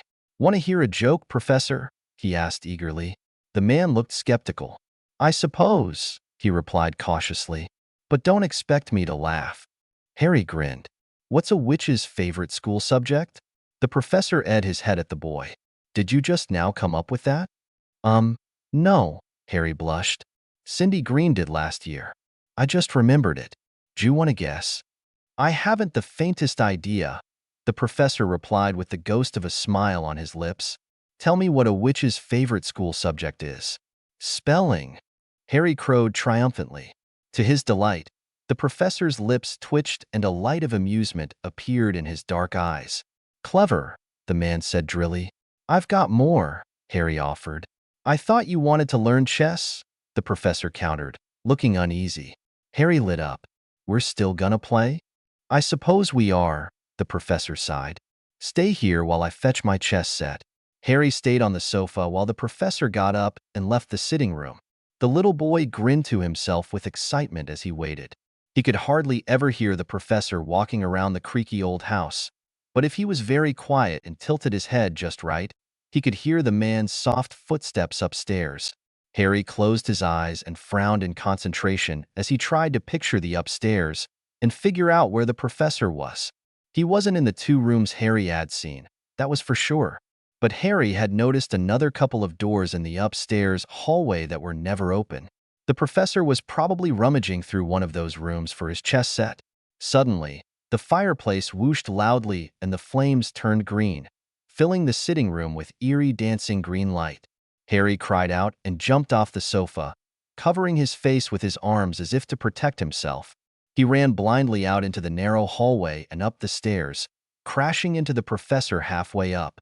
The man grabbed him by the shoulders and kept him from falling backwards. What is it? What happened? The professor demanded, his voice stern and alert. I need to know, Harry gasped. N noise, the F fire, G green. He shut his eyes, trying to shut out the nightmare. A green flash, screams, high-pitched laughter. G green L light, Harry whimpered and buried his face in the professor's torso, taking deep breaths and focusing on the man's familiar scent. His panic receded quickly, but the professor wasn't interested in snuggling right now. "Stay here," he said sharply. The professor released Harry and hurried down the stairs to the sitting room, his weird stick held firmly in one hand. Harry sat down heavily on the step, his heart pounding and his head swimming. He was terrified and confused, and he hugged himself for comfort. The sound of the professor's raised voice from downstairs made him jump. "Albus," the man shouted, "you ought to have told me you were coming.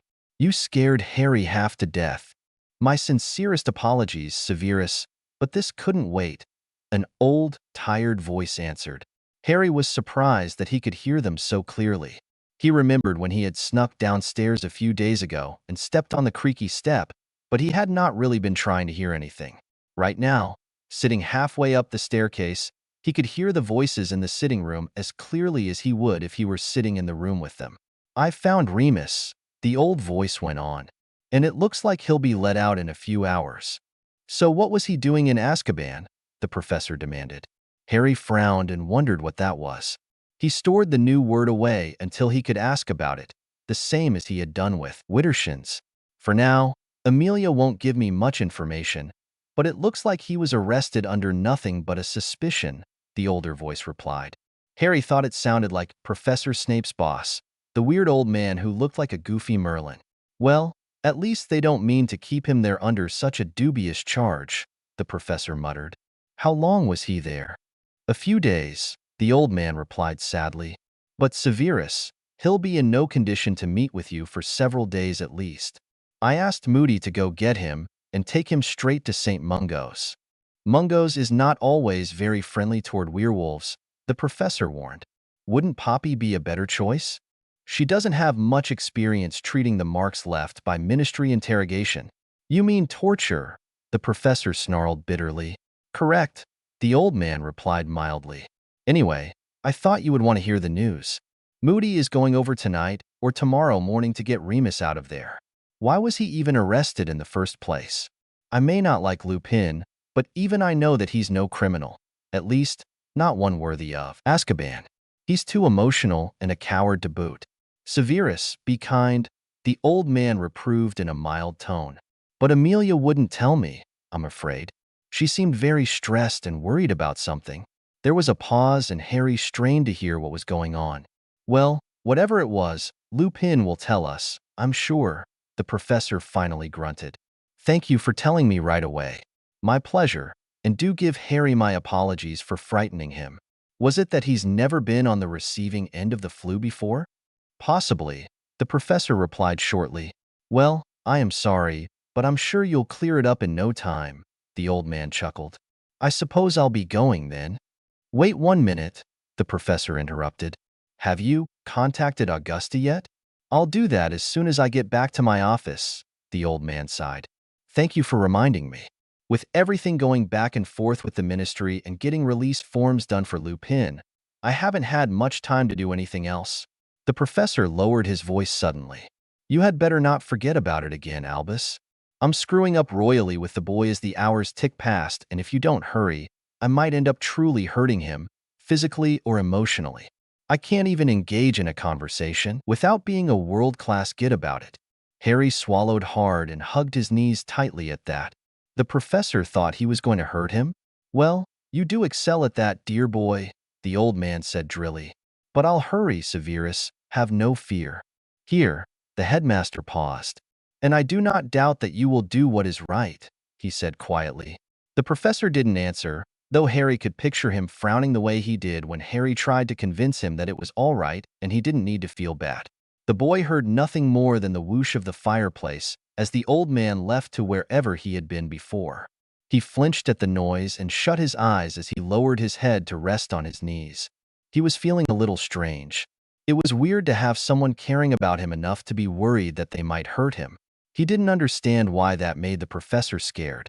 Harry had never been treated like he or his feelings ever mattered before. The man was scary, but he was also comforting. He was stern, but he could be gentle too. How could Harry explain that the comfort, the gentleness, the affection, it all more than made up for the professor's mistakes? But he knew that the man wouldn't really understand. Harry stayed there on the stairs for several minutes once the old man was gone, face hidden in his knees, struggling to puzzle out this strange man who was a contradiction in everything. "Harry?" The professor's voice startled him. Harry looked up and saw the man standing a few steps down, watching him warily. His eyes seemed to be swirling with emotions that Harry couldn't even begin to try sorting out, but he could sense the man getting control of himself as he asked casually, "Do you still want to play chess?" Harry stared at the man, studying his shuttered-off expression and his inscrutable dark eyes before he nodded slowly. He really did want to learn how to play, if only to get his mind off the conversation he just heard. The professor looked relieved and mounted the rest of the stairs. "Come with me," he ordered. "I'm keeping you in my sight now, agreed?" Harry just nodded and got up to follow the professor. They entered a room just to the left of the landing, directly across from the upstairs bathroom. There was a naked light bulb hanging from the ceiling with a pull switch that reminded Harry of the one in his old cupboard. The room was lit up in dull yellow light that flickered every so often, and Harry wondered if the light bulb was screwed in right.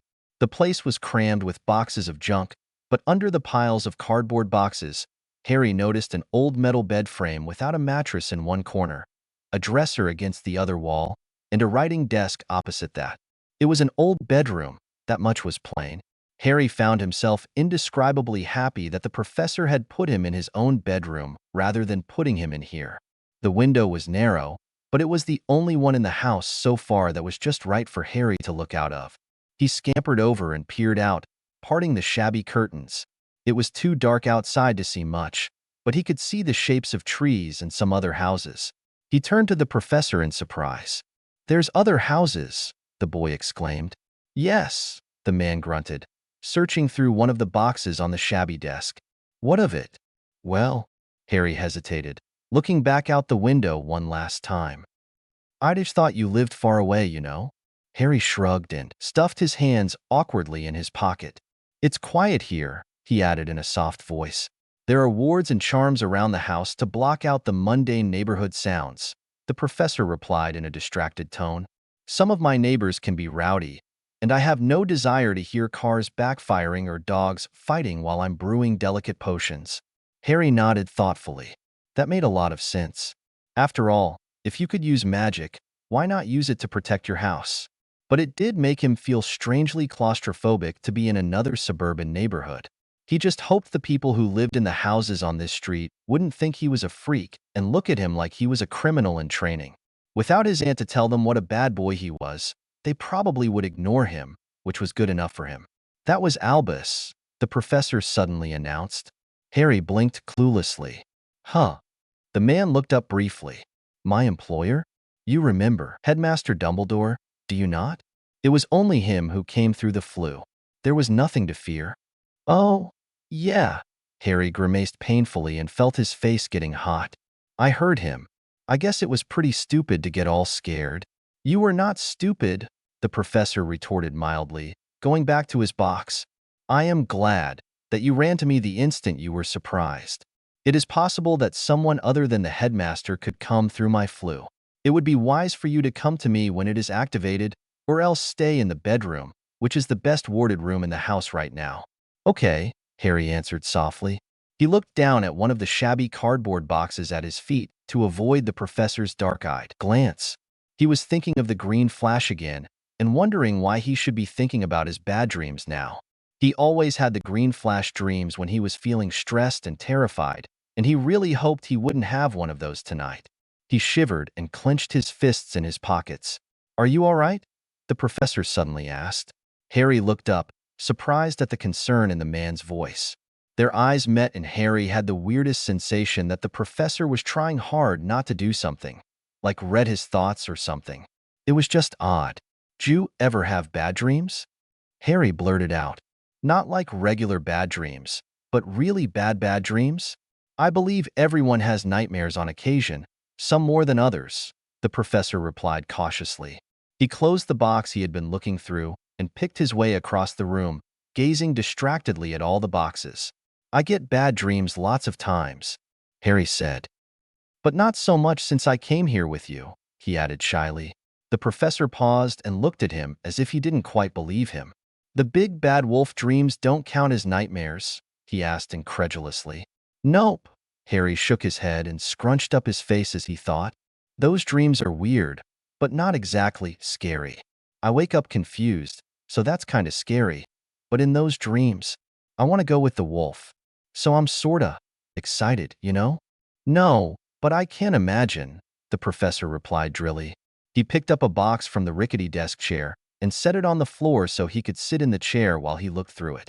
Well, I got scared of the flu, 'cause it was green. The professor looked up with a confused look on his face, and Harry immediately realized how stupid that sounded. His face got hot, and he looked down again. He started poking one of the nearby boxes with his toe to have something to do with his nervous energy. It's the worst bad dream, Harry said quietly. I always wake up crying. I used to cry for my mom. But Aunt Petunia and Uncle Vernon punish me if I call for my mom or dad. I guess it's 'cause they're dead and can't come. The professor didn't answer. When Harry looked up, the man's face looked unusually white and his dark eyes were burning with intensity.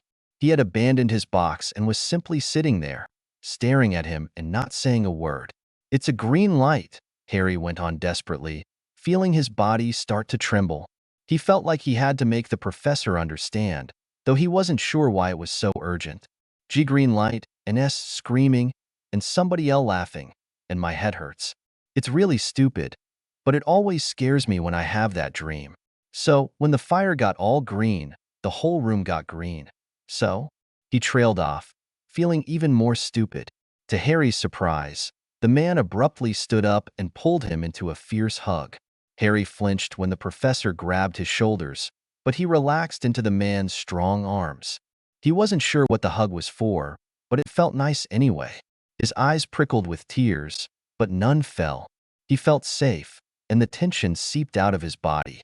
After only a few seconds, the professor pulled back, but didn't let go of his shoulders. The professor's eyes glinted with moisture, but his voice was brisk and businesslike. Would you prefer regular chess, or would you like me to teach you how to play wizard's chess? Harry smiled and reached up to wipe the moisture from his own eyes. Wizard's chess? He repeated with a little laugh, wondering if the professor was joking. The professor smirked. I think I left my old set in that box under the bed. Would you mind getting it out? How long had it been? The werewolf had been in Azkaban for what felt like forever. His daily interrogations had been worse than he thought possible, and this was coming from a man who knew what it was like to feel his body physically ripped apart 13 times a year ever since he was 6 years old. He knew nothing about anybody's escape, and he was pretty sure that the Aurors knew it. He'd overheard one of them asking when they would turn him loose. The warthog wizard was not eager to do so, however, and Lupin wondered how long they would keep him locked up. Would they just interrogate him until he went insane? He hoped not. It wouldn't be very nice to be an insane werewolf. They would probably just want to put him down like a sick dog. The gloomy thoughts continued to swirl through his brain as he sat in the corner of his small stone room, staring at nothing, wondering how he could have ever thought that anybody deserved Azkaban. It was simply torture to sit here in the freezing cold and dark, feeling your happiness and sanity slowly draining away as the hours and days ticked past. What was worse for Remus was the feeling of being trapped. He could sense the wards and spells of the prison that would help keep him alive and sane for longer that would be normal in the presence of Dementors. As Remus thought more about it, he supposed that people like Bellatrix Lestrange and Barty Crouch Jr. deserved to be slowly tortured into insanity as they had done to the Longbottoms. But he couldn't imagine this punishment for common thieves or unregistered animagi. To be forced to endure this slow torment for years on end for smaller offenses was simply too cruel and unusual for a civilized nation to condone. If Remus had been fully human, he might have resolved to campaign for the building of a separate prison for the lesser criminals once he was free. But he knew that he was powerless in the wizarding world. Most people considered him subhuman or worse, and at any time the ministry could call him in for whatever they wanted. There were minimal laws keeping those in charge from abusing werewolves. It didn't help that most werewolves actually were vicious and bloodthirsty, no better than Death Eaters. Remus Lupin closed his eyes as he heard footsteps approaching his cell again. His sharp werewolf senses could make out 3 people accompanied by 1 or 2 patron youths. His stomach turned and his body shivered with apprehension. He was not afraid of breaking during a torture session, since he didn't have anything to hide. He'd done nothing wrong. No, he feared the pain that his tormentors were able to inflict and would inflict when they thought his denials and ignorance were feigned. Taking a deep breath, the werewolf stood up and leaned against the wall. Despite being fed once a day and being given medicinal potions after his interrogation sessions, he felt dreadfully weak and exhausted. But he wasn't going to show his weakness. He would stand to receive his tormentors until he could no longer move. A marauder had to have his pride, of course. The cell door clanked open, unlocked with a combination of special magic and a physical deadbolt, and Remus felt a wave of relief as the presence of the Patronus restored some of his lost spirit and warmed the chill in his limbs. He threw his arm over his eyes to shield his sensitive eyes against the silver glow of the animal that loped into his cell and the 3 Lumos spells shining from the wands of the 3 people standing in his cell's doorway. Lupin, Remus? A strangely familiar, rasping voice growled at him, echoing off the walls and making the werewolf shiver. I still haven't remembered anything, Remus answered wearily, still hiding his face. Asking me again isn't going to change that, and I'm not stupid enough to make something up and get myself thrown in here for real. There was a brief silence, and then Remus flinched as someone gently took his arm and guided him forward. He squinted his eyes open just a bit, and his gaze latched onto the unfamiliar Patronus watching him. It was a hyena. When he managed to look up at the horror awaiting him, he wanted to cry out in either horror or relief. The battle-scarred wizard, with his magical eye glowing in the dark, his false leg sticking out of his trousers instead of a boot, and his crookedy wand aimed at his head, was an old friend. But he was also notorious for catching and interrogating dark wizards. Alastair mad, I moody. But was he the new torturer, or was he the rescuer? Got yourself tangled up by the ministry, eh? The grizzled Auror demanded in a raspy voice. I know, Remus sighed. Constant vigilance. Damn right. Moody barked. Come on, let's get you out of here. Less than an hour later, a very dazed Remus Lupin was on the transport barge off the Rock of Azkaban prison. He was sitting in between Moody and his fellow Auror, a silent, unfamiliar man who was missing some of his fingers and an ear. The scarred man silently held his arm the whole time they were going through customs, while Remus retrieved his belongings, especially his wand, and signed release forms for his non-existent arrest. When they stepped aboard the barge on the choppy waves, the Auror shoved a chunk of chocolate into his hands, but it was too sweet, so he was still holding it between his shaking fingers.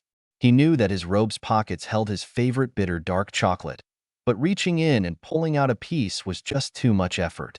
He felt dizzy and sick and cold, and his worst memories were still playing on repeat in his brain.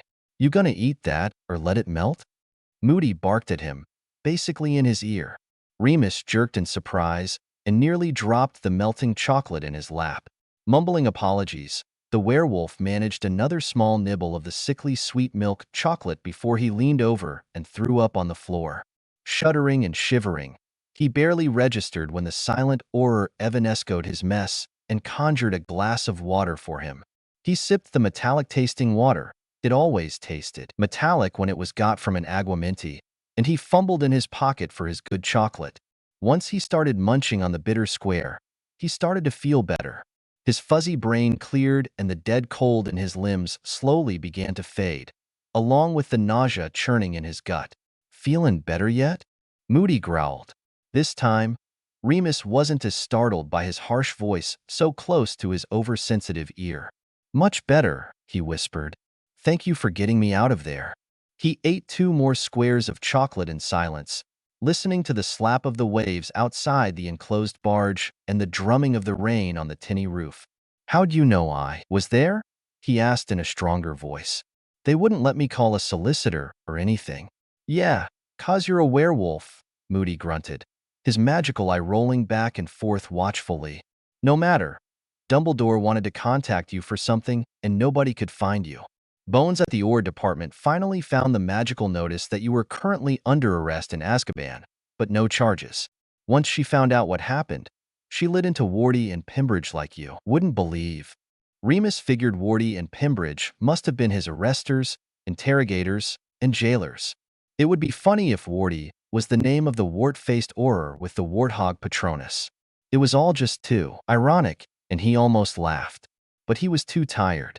I always liked Madame Bones, Remus muttered a bit woozily. He closed his eyes as the exhaustion from his imprisonment caught up with him. Me too, Moody barked a laugh. She's good, not like Crouch was. You know, Scrimgeour's attempting to make a bid for head of the OR department. That man is a maniac.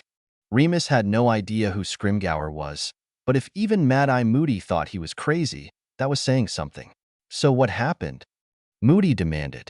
What did they arrest you for? Not sure, Remus mumbled, struggling to stay awake. I think they thought I helped some prisoner escape. Black? Moody demanded, sounding suspicious. I guess so, Remus sighed. He rubbed his eyes with the hand not covered in melted milk chocolate. I had no idea he'd escaped before they asked me questions about it, and I would never do such a thing anyway. You knew Black before, Mad-Eye Moody growled. Now I'm suspicious. Black betrayed us. Remus growled right back, his wolf rising up inside and lending his strength and rage. He wasn't completely sure anymore whether Sirius actually had betrayed anybody, but it would do him no good to voice such doubts with the ever-paranoid Alastair Moody right next to him. I wouldn't help him escape. Why would I? The notice said you were arrested while in Azkaban, Moody snapped. So explain what you were doing there. I had something like 10 words with Black days ago when I was doing some work in that tower, and I let him have the crosswords, but I didn't know he was planning to escape. They arrested me when I came back to Azkaban looking for the house elves that went missing. Again, Ministry hired me. All right, puppy. Put your hackles down, Moody grumbled. So you did talk to him? Ask Dumbledore, Remus muttered peevishly. It wasn't a secret. What did you say to each other? Oh, the usual, Remus snarled sarcastically. You traitor, I said. I'm innocent, he said. You're crazy, I said. Can I have the crosswords, he said. Why the hell not? I said. The end. The end, Moody repeated with a snort. The end, Remus repeated with more of a snarl. I didn't do anything wrong. I was there on ministry business. If you look through my employment records, you'll find that I was completely within my jurisdiction. Ah, well, you seem to be regaining your higher brain capacity, Moody announced, sounding irrationally pleased. If you're using words like jurisdiction. I'm tired, Remus snapped irritably. If you can't say anything intelligent, then leave me alone and let me sleep. Don't get me wrong, kid, Moody grunted. I never thought you were guilty of anything, or I wouldn't have volunteered to come get you.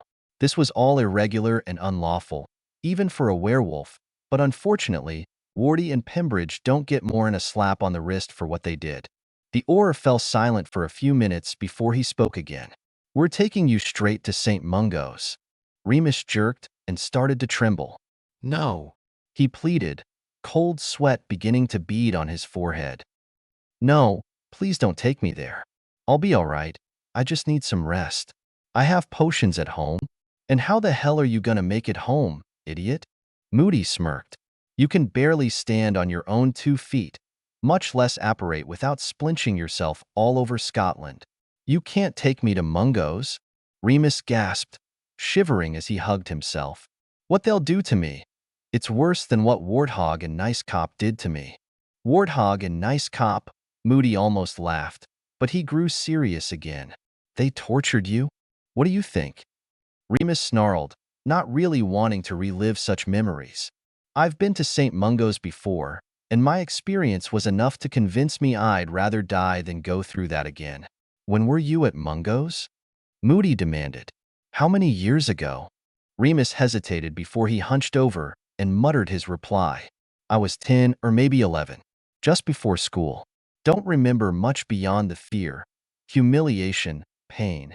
Laws and guidelines can get better in 20-odd years, Lupin, Moody grunted, sounding strangely comforting. "Trust me when I say they'll be good to you. Nobody'll hurt you there." "A lot's changed." "What's changed?" Remus whispered faintly, unwilling to believe the old horror. "Well, for one thing, Lyle Lupin isn't head of magical creatures department anymore." Moody chuckled drily. "They only conducted experiments on you, 'cause dear old daddy said they could. If you don't give consent, they can't do anything like that to you." "Blow it out your eye socket," Remus threw back in a weak voice, unwilling to believe so easily. Not after his father's empty promises and assurances. His own father would never have actively approved of the St. Mungo's staff experimenting on him, would he? But he knew very well that Lyle Lupin had hated werewolves with a hatred that rivaled Moody's loathing for dark wizards. The man had treated his own son like an inconvenience to be hidden away or fixed, if possible. There was a reason Fenrir Greyback had chosen such a wickedly ironic mode of revenge for the Lyle the werewolf hunter. "Hey, if I think Mungo's is safe, shouldn't that be enough for a werewolf?" Moody snarked with a hint of teasing humor. "At any rate, I'll be around. Nobody'll try nothing if I'm looking over their shoulders." "Constant vigilance," Remus conceded with a ghost of a smile. "That's the spirit." Moody barked and clapped him painfully on the back. Remus stayed stubbornly silent until his various injuries began to throb mercilessly in response to the not-so-friendly blow. Heaving a defeated sigh, the werewolf glared at the grizzled old horror beside him. "Fine, I'll go to St. Mungo's," Remus snapped. "Now will you desist from hitting me?" "A fine idea," Moody growled, ignoring the dig about the painful back slap. "'Cause Dumbledore'll have both our heads if you don't." Petunia Dawsley was a smart woman who rarely forgot anything. But no matter how hard she tried, she simply couldn't remember. All week, it had been nagging at her as she cleaned the house and did the gardening, cursing that brat of a nephew who had to just up and disappear right as the weather was getting hot. It didn't matter how much she protested to the freaks. She was absolutely certain that the ungrateful boy had simply decided to run off. She made lunch for her darling Diddy-Dums and sent him out to play. She did laundry and changed the bedsheets, and still it nagged at her. Was there something she was supposed to remember? She couldn't figure it out. The freaks had eventually stopped coming by every few hours, to her vast relief. But there was one chunk of time late one afternoon which she couldn't account for. Ever since that evening, her darling Vernon had suffered from migraine headaches and had yet to say anything intelligent. Her own head ached at odd moments, too, mostly when she was straining to remember what had happened that night. She remembered setting out supper, and then nothing.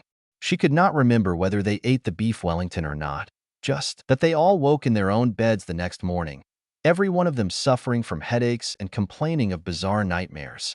She was determined to figure it out, but whenever she felt she was getting close, it would slip away from her like a wisp of smoke. She knew that it had to be a freak's doing. She'd never had memory problems before, and for her whole family to be affected like this, she was 100% certain that whatever happened was illegal.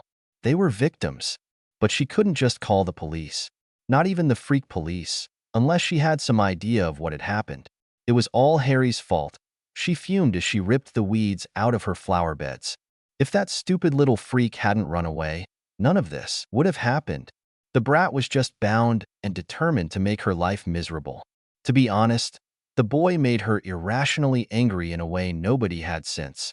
Petunia paused, glaring at the blooming iris inches from her face. Severus Snape. She must have briefly heard that he was working with Dumbledore now, despite what an absolute creep he had been back when they were children. No one had enjoyed tormenting her the way Severus Snape had, and she had never forgotten her childish vow to get him back good. Some might have called it petty revenge, but Petunia called it instinct. Somehow, she was convinced that Snape must have called on her home and cursed her family. She knew enough about the freak government to know that an action such as that was blatantly illegal. Petunia Dawsley smiled and stood up as she dusted off her hands. She believed that some of her sister's old things in the attic might have the mailing address of the Ministry of Magic. All she had to do was launch a believable complaint, and Severus Snape would be pounced upon like the vermin he was. Did he dare hurt her family and erase their memories? Then she would fight back. Give her a few days, and she would make Sevy's life a living hell in payment for what had happened to her husband and son, and herself, of course.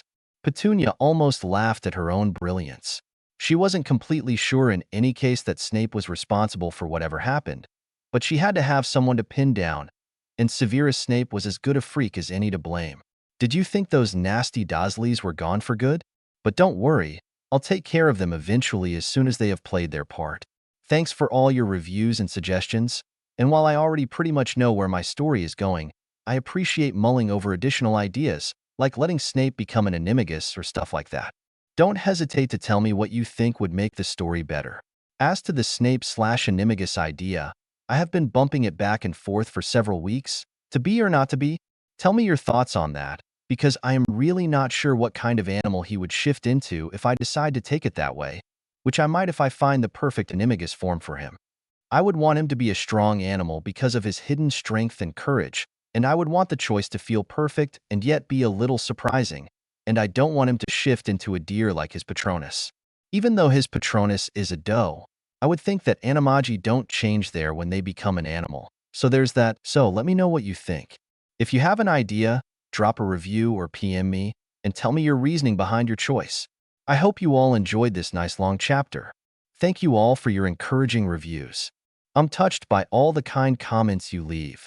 Petunia's Revenge, rated T, coming up in future chapters, and a little in this chapter too, some heartbreaking descriptions of child abuse. You have been warned. Disclaimer. Don't own, never will, don't plan to. Just doing it for fun. Chapter 15. Petunia's Revenge. The morning sun was beaming warmly over Hogwarts, and the school was peaceful now that the summer holidays had begun. The large pond was like a mirror in the still air, only disturbed by a few ripples caused by the giant squid lazing about under the water. Severus Snape had brought Harry for his checkup with Madame Pomfrey, and she declared his wounds healed enough for him to try and get some exercise in the fresh air and warm sunshine. So, Severus grabbed some of the reading materials from the magical creatures department and took Harry out to the pond's edge to play for an hour or so until lunchtime. While he sat under a tree and read his book, the boy was splashing about at the edge of the pond, excitedly calling out about pebbles and plants he found. Severus was distracted and couldn't concentrate on either his book on werewolf psychology or the happily chattering boy playing a few yards away. Harry seemed to notice, and he turned down his enthusiasm after about 10 minutes of uninterested responses from his babysitter. Severus did not like feeling at a loss. He disliked not feeling in control. But ever since he had decided to investigate the little bundle in the street that fateful night, his life had completely turned around. At times like this, he wasn't sure whether he wanted this new normal or not. Harry was a good boy, polite, obedient, and perceptive. He was sensitive and curious, but had an impressive amount of self-control for a child who wasn't even 9 yet. In any other case, Severus supposed he would have been grateful that Dumbledore was looking for someone else to babysit, and probably would have nitpicked mercilessly at the child's faults, if he could find any, in the meantime. But there was something about Harry that magnetically drew him closer, and he balked at the strange feeling. When Harry was upset, he actually wanted to comfort him. When the boy smiled, Severus felt like smiling back. He had not stopped to think and analyze his own bizarre behavior concerning this child, and when he did, he was even more confused. He shouldn't feel like his heart was being torn out at the thought of entrusting Harry to another pair of hands. He shouldn't feel this inexplicable urge to grab hold of the child and never let him go. But he did, and Severus Snape hated not being able to understand it. He needed to let the boy go. He knew that. Remus Lupin would be able to get out of the hospital soon, and either the Longbottoms or Weasleys would take Harry in, since werewolves weren't allowed to be guardians.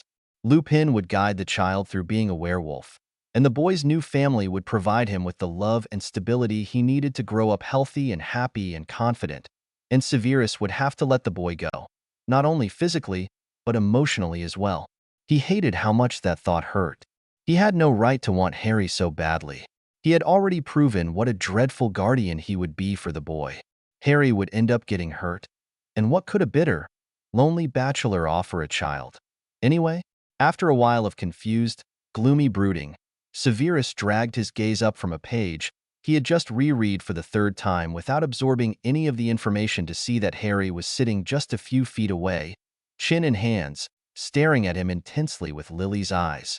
How long he'd been sitting there, calmly studying him, Severus had no idea, and it made his skin crawl uncomfortably. Severus scowled at the boy, not meaning to get so annoyed, but seemingly unable to help it. "What do you want?"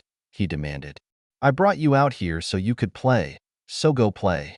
Harry flinched at the man's exasperated tone, but he didn't back down.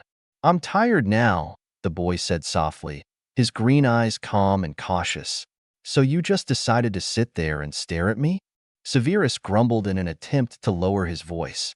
It was creepy to know that somebody, even if that somebody was a shrimp of a boy not even 9 years old, was staring at him while he was absorbed in his own thoughts and his book. He hoped he hadn't been sucking his bottom lip again, which he often did when he was stressing out about something in his mind. "What happened there, Professor?" the child asked instead of replying. He sat up straighter and pointed at him. "What are you talking about?" Severus snarled half-heartedly. He already felt bad for using his normal tone on the boy when he was distracted by other things, when he had promised himself that he would work on being more civil and patient. "There," Harry insisted. He reached up to his own face and used his index finger to trace a little line from the middle of his chin up toward his cheek. "What happened?" Professor Snape froze. He had not thought about that particular scar on his face in quite some time. In fact, nobody could really see it unless they were very close to him, and he never allowed even Dumbledore to come that close. Severus himself could barely see it in the mirror. The boy must have sharp eyes, but not even Lily with her own excellent eyesight had ever noticed glared at the child, not really knowing what to say, as the story behind that scar was not one he ever wanted to tell, and certainly not to a little child. "I fell when I was younger," he snapped, as that was the best generic answer he could come up with on short notice. "Now how about that scar on your arm?" he threw back, nodding at the pale burn scar on Harry's exposed left arm. Earlier, the boy had rolled up his sleeves to stay cool in the warm weather, and as the boy's surprised green eyes traveled down to look at it, he was satisfied when Harry's face grew painfully red. "If you don't like being interrogated about your epidermal imperfections, I suggest you keep such questions to yourself," Severus added, feeling satisfied that he had put an end to the boy's nagging. "My uncle didn't like me saying magic," Harry whispered, his whole body trembling. He looked up at Severus pleadingly. But you said you're magic, so you don't mind me saying it, do you?" "No, of course not," Professor Snape sighed.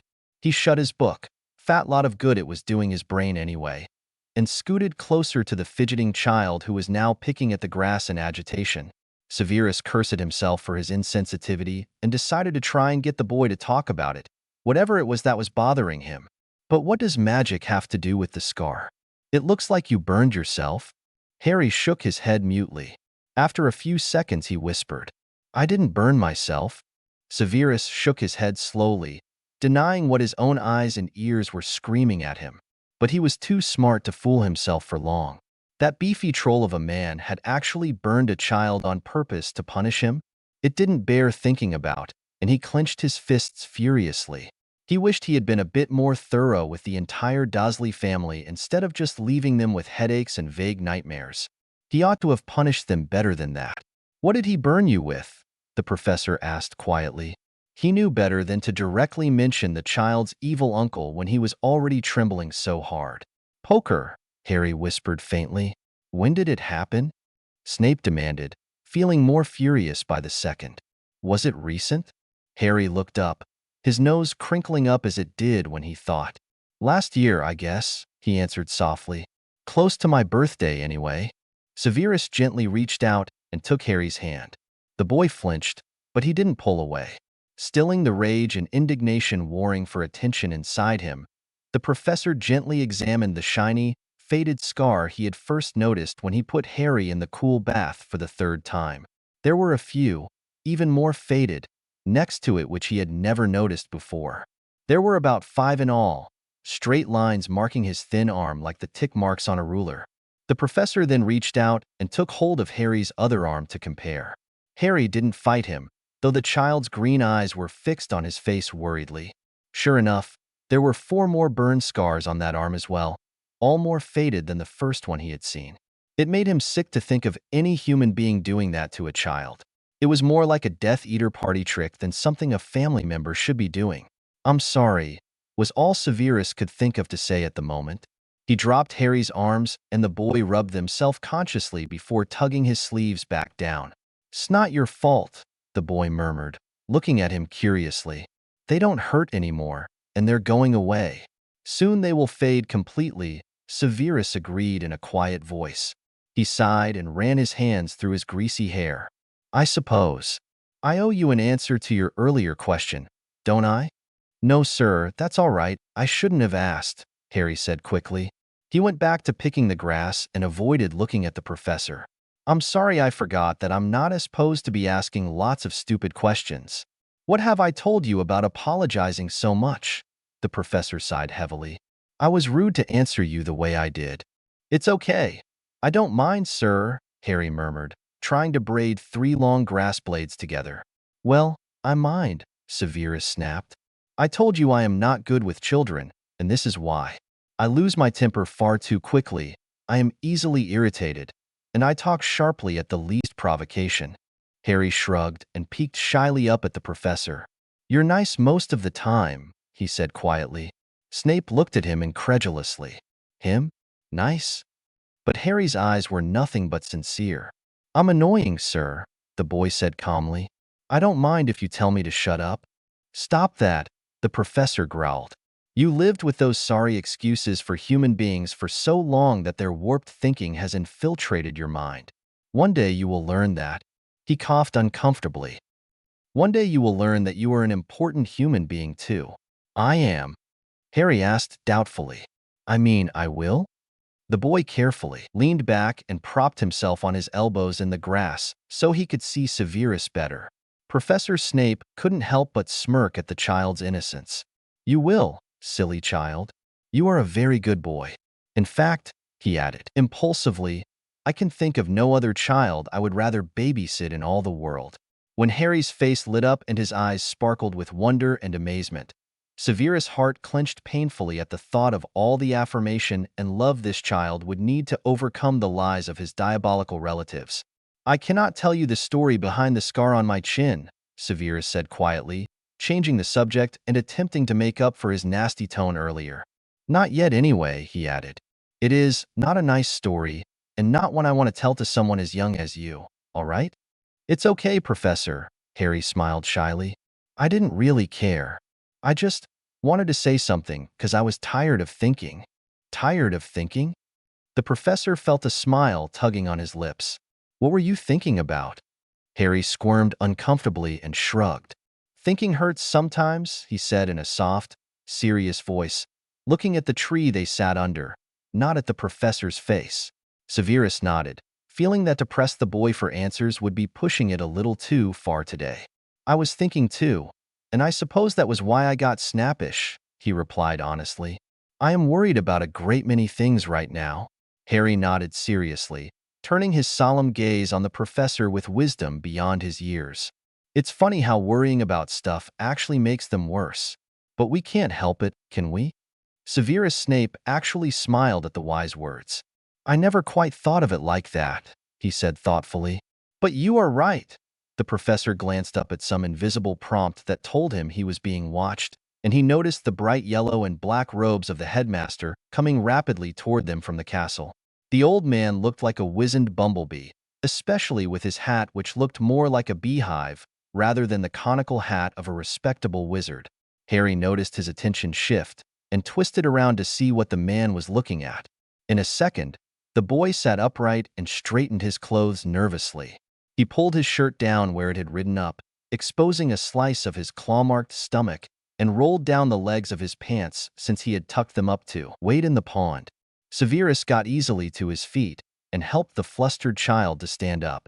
Harry looked around frantically for his shoes and bounded over to grab them from the rock by the pond as the bumblebee headmaster reached their little stretch of grass. "Severus," Dumbledore greeted cheerily. "I'm glad to see you and Harry making the most of this beautiful summer's day. You are altogether too cheerful for this time of day, Albus," Severus grumbled, as was his wont. Secretly, he was too nervous to feel particularly grumpy at the sight of the grinning old coot. Had Dumbledore heard from Augusta Longbottom? Or was Remus Lupin out of St. Mungo's yet? "You are such a ray of sunshine, my boy," Dumbledore chuckled. "You think I'm always too cheerful no matter what time of day it is. What can I say?" Severus smirked, folding his arms. "I'm nothing but a dungeon bat." "Nonsense," the old man laughed. "One day you will see what a wonderful young man you are. You know, Severus, you deserve to be happy too." "Oh, shut up," Professor Snape growled without much heat. "Now what did you interrupt my perfect summer day for?" "I need to have a quick word with you. Think perhaps we could get Hagrid to watch Harry for a bit?" Severus glanced over at the silent boy lacing up his trainers. Harry's head was bowed, but Severus could tell by the stiffness of his skinny shoulders that he was listening, and probably not happy with the thought of being shuffled off on a stranger. "Probably not," Severus answered, turning back to the headmaster. "He is still wary of strangers, and Hagrid can be a bit much." "Ah, true," Albus nodded sagely. "Well, in that case, I should cast a privacy charm then." "It's that serious?" Professor Snape scowled. "It is simply something I'd prefer Harry not hear," the old man replied delicately. "It really has nothing to do with him anyway." Severus sighed and turned to the child waiting silently a few feet away. "I need to talk to the headmaster privately for a bit, Harry. You can play or walk around, but stay in our sight. All right?" "Yes, sir," the boy replied promptly. He had finished tying his shoes, but made no move to rise from his flat rock. Severus led Dumbledore a few yards away to a bench under a nearby willow tree, so the old man wouldn't be forced to sit in the grass or stand around while they talked. Harry watched the two men head off to the nice marble bench under the weeping willow tree, not very far away.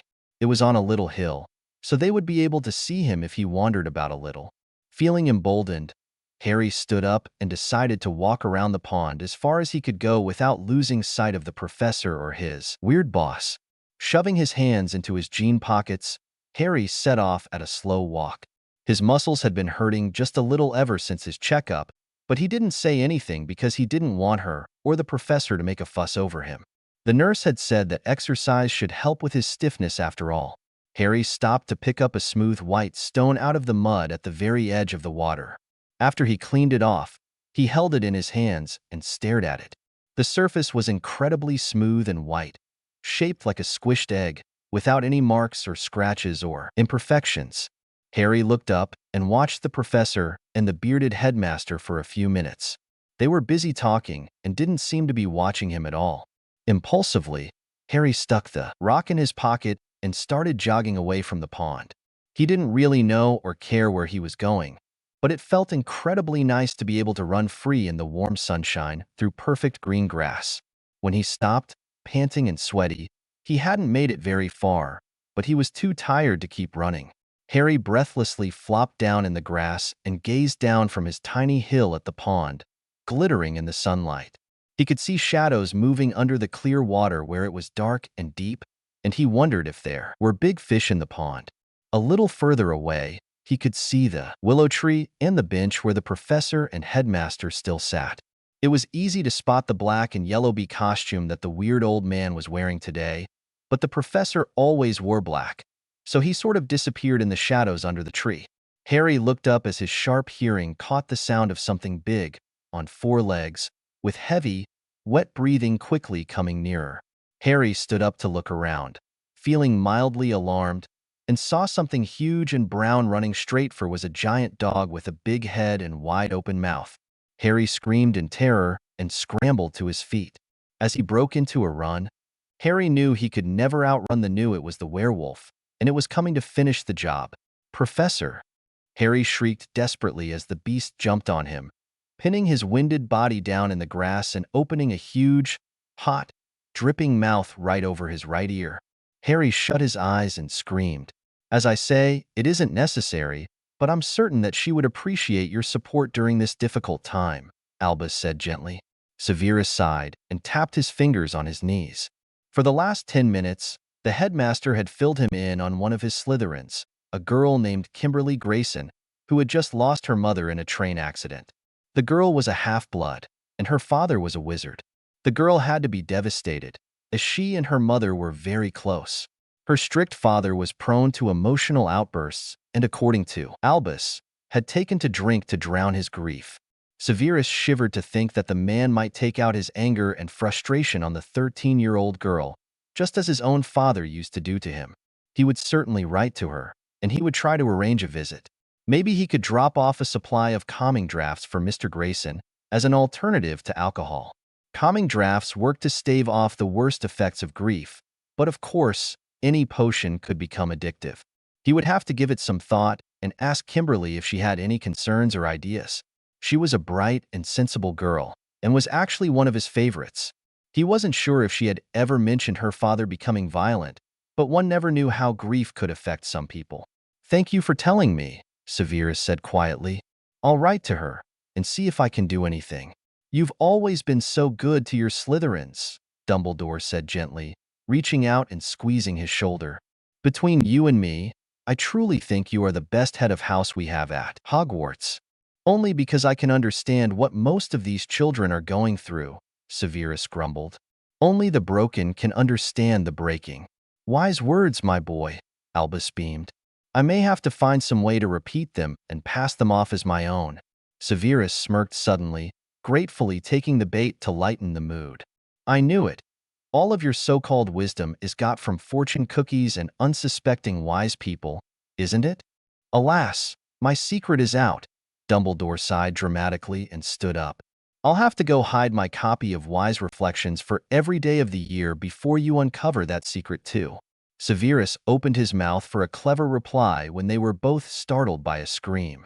With a swift movement, Severus canceled the privacy charm around the two of them and bolted to his feet. "Harry!" he cried, looking around frantically for the boy. Hadn't he told Harry to stay in his sight? "There, Severus!" Albus cried, drawing and pointing his wand. Another scream sliced the air and Severus immediately spotted the boy, almost across the pond, and he took off running. Harry was pinned down in the grass by Fong, Hagrid's giant, slobbery boarhound, but the hysterical child was probably having a flashback to the horrible night of the werewolf attack. As Severus ran, he saw the half-giant groundskeeper, Hagrid, who was running to the scene as well and would reach the hysteric boy first. Poor Harry was being slobbered to death by the giant dog, and judging by his frantic movements and terrified screams, didn't realize that Fong was just excited and wasn't trying to eat him. Hagrid hauled his dog off the boy, shouting for Fong to get down and to leave it. Harry scrambled to his feet, stumbling a few times before he managed to start running. After just a few stumbling steps, Severus caught him by the shoulders and the boy collapsed in his arms, sobbing desperately and gasping out incoherent sentences as he clutched Snape by the shirt for dear life. "It's all right, Harry. You're all right." Severus tried to soothe the hysterical child. He gently helped Harry sit down in the grass and held him close. "I have you. You're safe. Nothing's going to hurt you," he murmured in the boy's ear. "I'm real sorry," Hagrid gasped, out of breath from running all the way from his garden and with wrestling his excited dog. "Don't know what got into Fong air." "Down, boy." Harry was calming down, but his whole body was shaking uncontrollably. "Wolf," the boy whimpered in a trembling voice. "Wolf, wolf," he repeated as if in shock, which he likely was. "It's not a wolf, Harry, I promise you," Severus explained in a gentle voice. "It's only a giant boarhound. His name is Fong, and he is overly friendly. Fong won't hurt you. I won't let anything happen to you, Harry." To be honest, Severus' heart was still pounding almost as hard as the child's. That scream had been so horrible, and all of his most terrible nightmares seemed to have lunged into his head at once, inserting Harry into all of his worst imaginary scenarios. "IW was scared," Harry sobbed, burrowing further into Snape's arms, getting his tears and snot all over the nice black shirt. "I see, called you A and you didn't see come. I'm here now. You're safe," Severus whispered, rubbing the child's back soothingly. He took a few deep breaths of his own to calm his racing heart. He was glad nothing truly life-threatening had happened, but he knew that Harry's scream would find some way into his nightmares tonight. It had been so different from his screams of pain the first nights he was in Snape's house. "Fong didn't hurt him, did he?" Hagrid suddenly blurted out, sounding scared. He'd finally gotten his dog to lie down calmly and had a leash on the beast's collar. "I don't think the child is hurt, Hagrid." Dumbledore's voice came from right over Severus' shoulder. "Severus? Is Harry all right?" Snape pulled away from the boy just a bit so he could run his hands over him and make sure he was okay. Harry was still trembling. His hair was damp, and he still had slobber all over one cheek which plastered some of his hair to his face. His green eyes were frantic, with barely concealed panic, and his chin was quivering pathetically. But aside from smelling like a dog's mouth, and having muddy paw prints on his shirt and grass stains on his hands and knees, he seemed fine. "Are you hurt anywhere, Harry?" Severus asked gently. Harry took a deep, shuddering breath, and some of his panic seemed to gingerly felt himself and seemed surprised that he wasn't bleeding to death. "I don't think so," he whispered shakily. "It jumped on him, me, and I thought. Fong's a bit too friendly sometimes," Hagrid said apologetically. He smiled in a friendly fashion at the boy, who jerked at the sight of him and clutched Severus again. "Where'd ya come from anyways?" Hagrid asked gently. "Never seen ya here afore. Too tiny fair school yet, eh?" "Severus is taking care of him for a while," Dumbledore answered for his professor, to Snape's relief. He didn't want to overwhelm Harry all over again with an attacking giant this time. "Speaking of, we had best be going," Severus said briskly. He stood up and scooped the boy up into his arms. "Why a minute?" Hagrid gasped, letting go of Fong's leash in his astonishment. The dog nearly lunged back at Harry, but the half-giant tackled the dog around the neck. "Ain't the lil Harry? Harry Potter?" Harry whimpered and hid his face in Snape's shoulder, shivering all over. Severus threw Dumbledore a desperate glance before he took off at a brisk walk toward the castle, leaving the headmaster to talk to the half-giant. He took Harry straight to the hospital wing, even though he could probably just diagnose and treat Harry's panic himself at home. He knew everyone would be happier if he let Madame Pomfrey check him quickly before they both went home. "I want to go home," Harry whispered softly against his shoulder, shifting just a bit. "We will," Severus answered firmly. "But I want Poppy to look you over before we go. That dog might have bruised you." Harry nodded and relaxed again as he wrapped his arms just a little more tightly around them. Made it to the infirmary without incident, and Madame Pomfrey came hurrying out of her office, looking concerned. "Severus?" "Fong knocked Harry down," Professor Snape replied, setting Harry down on one of the beds. The boy was still trembling, and he seemed to tense up when the professor took his arms from around him. "Oh, dearie me," Madame Pomfrey sighed, drawing her wand. "That giant needs to keep his dog under control." Harry trembled harder and shut his eyes, looking sick. "Are you going to be sick, dear?" Poppy asked in concern. Harry nodded miserably, still not opening his eyes. His face suddenly went even paler, and Severus summoned a wastebasket just before the boy emptied his stomach. He seemed exhausted after he finished vomiting, and Madame Pomfrey dosed him with a calming draught and a stomach soother. Harry almost seemed to sleep after he drank them both, and he sank over onto his side, eyes shutting drowsily. "He's had a major shock," Poppy told Severus softly. "Keep him warm and calm. Feed him light foods for supper, but I wouldn't recommend anything but water and tea until then. Don't let him run around until tomorrow at least, not that he'll be likely to want to." Professor Snape nodded sharply. "Did the dog bruise him?" "Surprisingly, no." The Mediwitch shook her head and put her wand away. "He's either quite resilient or Fong was being gentle." "Likely both," Severus snorted. "He was frightened of the dog because of, you know." "Of course," Madame Pomfrey sighed. "Over time, he may get over it. But I once met a werewolf who has a phobia of canine animals for the same reason, so he might not." Severus shook his head silently, cursing himself for leaving Harry alone and not protecting him. Pomfrey gave him the all-clear, and he gently picked up the boy off the bed. Harry sighed and opened his eyes before snuggling down into the professor's arms. He looked sleepy, but he wasn't panicking anymore. Gazing down at the calm child in his arms, absolutely at rest and trusting him unconditionally, Severus felt his heart squeezing painfully. How would he ever bear to give this child up? How would Harry ever bear it? What did I do to deserve this? He asked softly of nobody in particular. It will get better, Severus, the infirmary nurse said comfortingly, misunderstanding his comment. Give it time. Severus Snape didn't bother to correct her, but he gave her a rare little smile before he turned and fled away to Spinner's End.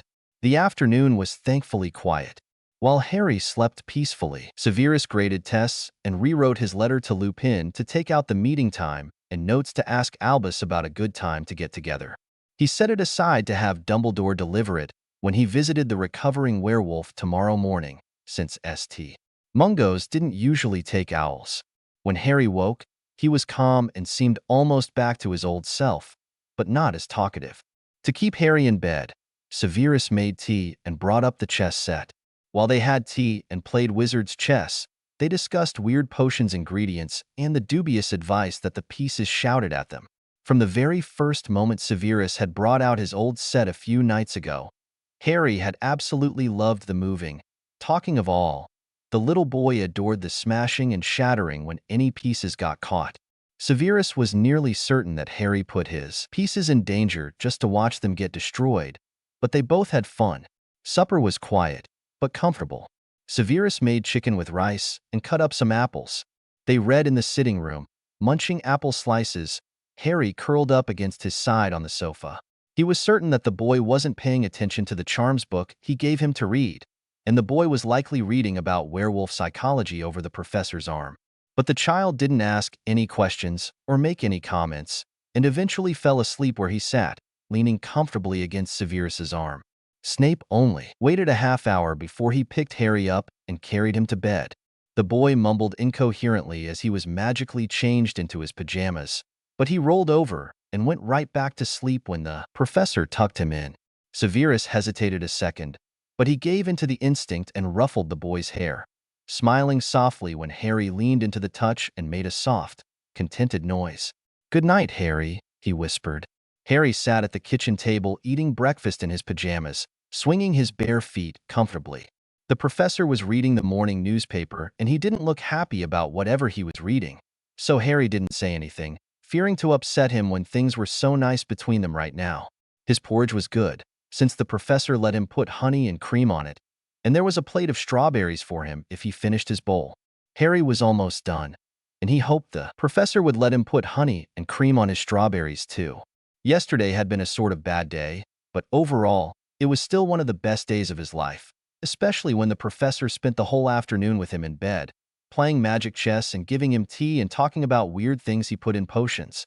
Being able to actually play around outside yesterday had been the best sort of treat. Instead of doing yard work or being afraid that Dudley and his hunters would chase him, he had been able to sit in the grass and look at rocks and run in the sunshine.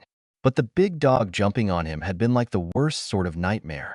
Even though the professor said the dog was friendly, Harry hoped he never saw it again. In fact, he could do without seeing another dog for the rest of his life.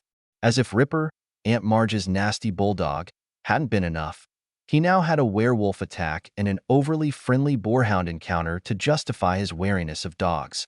He didn't really want to call his feeling of fear of dogs. It made him sound like an idiot. What kind of a boy was just scared of dogs? Harry absently scraped at the bottom of his bowl and realized that he had finished his porridge while he had been lost in thought. Hopefully, he looked up at the professor, but the man was muttering under his breath as he flipped pages in his newspaper. Harry's attention was grabbed by the black and white picture on the front of one of the pages. It was moving. There was a man yelling something while two other guys were dragging him backwards, and the big black headline read, "Sirius Black escaped from Azkaban." Fascinated, Harry stared at the moving picture. The little scene repeated, going through the motions again and again, without making a sound. Magic pictures were just awesome. Harry wondered what magical comics looked like.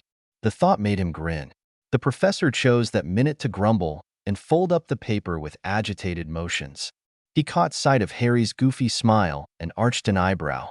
"I assume you've finished?" he asked drily. Harry bobbed his head eagerly. "Yes, sir," he answered cheerfully, showing the professor his bowl. "Can I have strawberries and cream now, please?" The professor smirked. "You may," he answered, but quickly snatched away the honey pot. However, the berries are sweet enough without you drowning them in more sugar. Harry shrugged happily and eagerly pulled the plate of strawberries closer. The professor poured just a little bit of cream over them before he got up and put the pitcher away.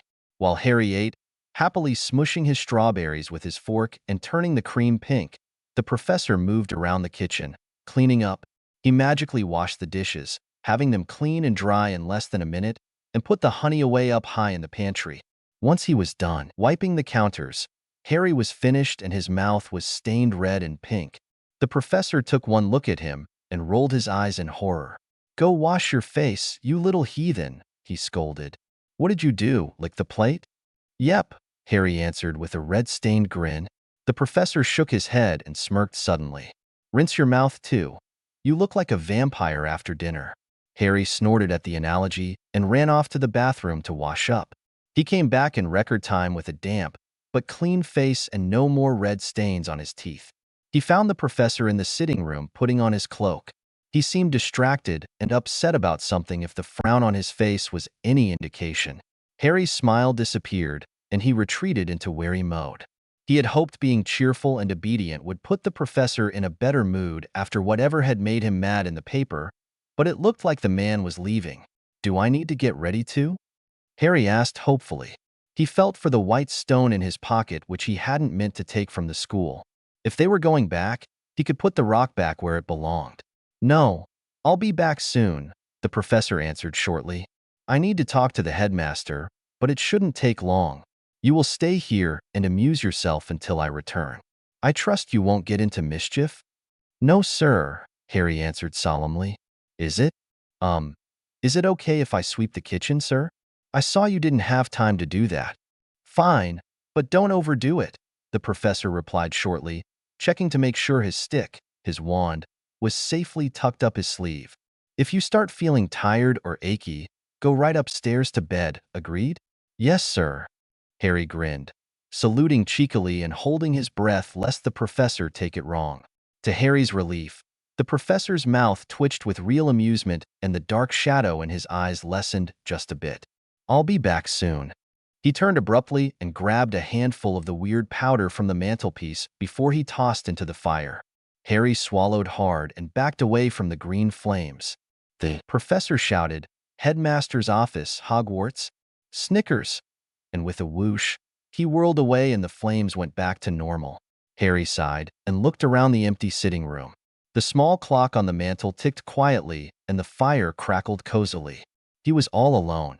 Shaking his head, Harry went to find a broom and maybe a mop. He could see that the professor probably hadn't really cleaned in ages. He likely just used his magic stick to clean stuff up. With determined strides, Harry headed to the laundry room as his first place to look for cleaning supplies. He was going to prove that he was dead useful to have around, just to give the professor a good reason to keep him, of course. "Severus!" Albus Dumbledore exclaimed as soon as his potions professor stepped out of the flue. "I must say, I was just thinking of calling on you. How is Harry?" "Harry is fine," Severus snapped tersely, cleaning himself off with a wave of his wand. "What are we going to do about Black's escape?" "Ah," the old man sighed and leaned back in his chair. "I see that you already read the paper." "Of course I did." Professor Snape threw up his hands in exasperation.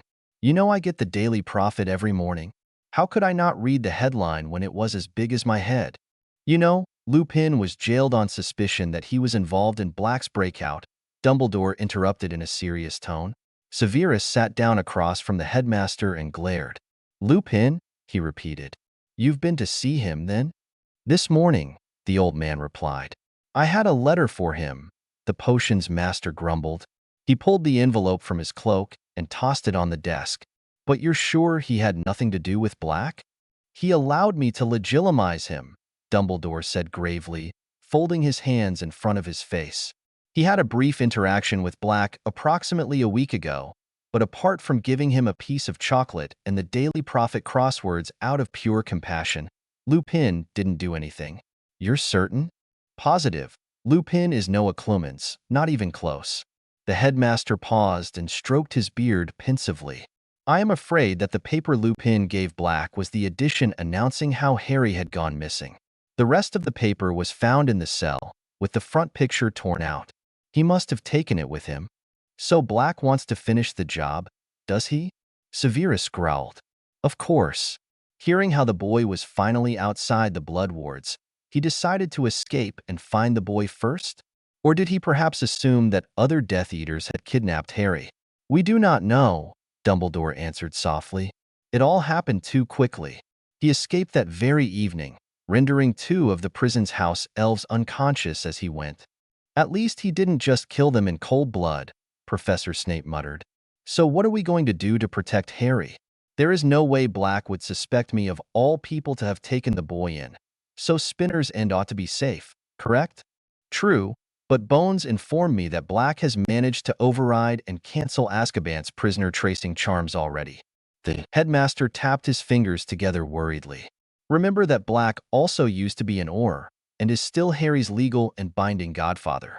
There are any number of tracking spells he could employ to find the boy, and that is not to mention the dark spells that he no doubt knows as a Death Eater. There is only one place where Harry would be safe from all that. Severus Snape frowned. We could increase and update the wards around my home, he suggested. Do you forget that I was a Death Eater as well? I practically invented many of the dark tracking spells that the Dark Lord favored, but I also invented defenses for them. I never created a curse without a counter curse. You know that. You misunderstand me, Severus, the old man said gently, almost condescendingly. I suppose we can move back to Hogwarts for a bit, Severus went on, feeling an unpleasant mixture of worry and fear coiling in his gut. There isn't much to keep a child occupied in my quarters, though, besides my abstract Parseltongue paintings. Hogwarts is not totally safe, Dumbledore objected firmly. Black knows most of the secret passages, and it would not be difficult for him to sneak in if he was determined to do so. Severus shook his head in disgust. Can't you strengthen the wards? Make them so they repel Black, or at least alert you if he gets in? Of course we can, and we will, but the wards of Hogwarts are a bit more complicated than that. I'm afraid it isn't so simple as repelling Black, or even alerting me to it. If I had alarms go off every time some specific dark magic, say the Dark Mark, crossed the threshold, it would go off every time you stepped foot in the school, my dear boy. Snape scowled and crossed his arms. Then what do you suggest? He demanded impatiently. Where is this one place where Harry will be safe? His home, the headmaster said quietly. The blood wards are connected with his mother's blood. Hence, his mother's family is where he must be. Severus gaped at the old man in disbelief for several seconds before he jumped to his feet. What can you possibly be thinking? He hissed, his blood boiling with rage and a horror he had not felt in years. Do you have any idea what you are suggesting? I am afraid that number 4 Privet Drive is the only place where Harry will be safe from Black, Dumbledore replied serenely. Safe from him, perhaps. Severus exploded. But what about his abominable relatives? Albus, his own uncle, tortured him with a fire poker because he said the word magic. You cannot be thinking of sending the child back there. I will have a serious talk with his family, of course, the headmaster said firmly. They must understand how wrong they were, and they will be ordered to treat Harry with more kindness in future. Sometimes, fear of the unknown makes people act irrationally. Once they understand that Harry is not a threat, they will no longer be afraid of him and they will no longer hurt him. Oh, you think it's that simple, do you? The potions professor sneered. My God, Albus, you are naive. Anyone who can abuse an innocent child in any capacity is not going to listen to a little pep talk about how we should be nice to children. Surely even you aren't that stupid. Surely you don't believe the worst of all people, Severus, the old man said sadly. I spoke with Petunia after you told us of the abuse Harry has suffered, and I can assure you that I know more than you at this point. Poor Mrs. Dursley was attempting to teach Harry how to control his magic, nothing more. I explained to her that it wouldn't really work that way, and her remorse was palpable. I know you've become attached to the boy, Severus, but letting him go back to his relatives is the safest thing for him right now. Severus stared at the headmaster in disbelief. No, he said quietly, shocked at his own audacity. He had never defied Albus Dumbledore to this extent before. Keeping Harry a secret had been as far as he had been able to go before. No, I will never allow you to put that boy back with those people. I will fight you on this, Albus. If you overpower me and take Harry back anyway, I will take him from there myself. I will hide him, leave the country if I must. But I will not be party to this insanity. I will not condone and excuse child abuse. I cannot. Severus, don't you think you are being just a bit obtuse? Obtuse? The potion's master gaped. Me? Obtuse? Old man, it is you who are being obtuse. Do I need to pensive the memories I have? Do you need to see the child's bruises and scars for yourself? Active children pick up cuts and bruises, Severus, the headmaster replied condescendingly. Surely you of all people know that. Do you not think you are letting your own childhood affect how you see Harry's? Children don't always have all the facts, and a simple spanking could be construed as a vicious beating if we take everything they say at face value. Severus stared at the old man. He shook his head slowly. I can't believe what I am hearing, he said quietly. You are a man who abhors physical reprimands, yet you are encouraging me to put a child back into an environment where it is 100% certain that he will be slapped, whipped, punched, burned, or cut as punishments for things he can't even control. You exaggerate, dear boy, the old man said gently. As I said, I will speak to Harry's relatives again and… Exaggerate? Severus shouted. Me? Exaggerate?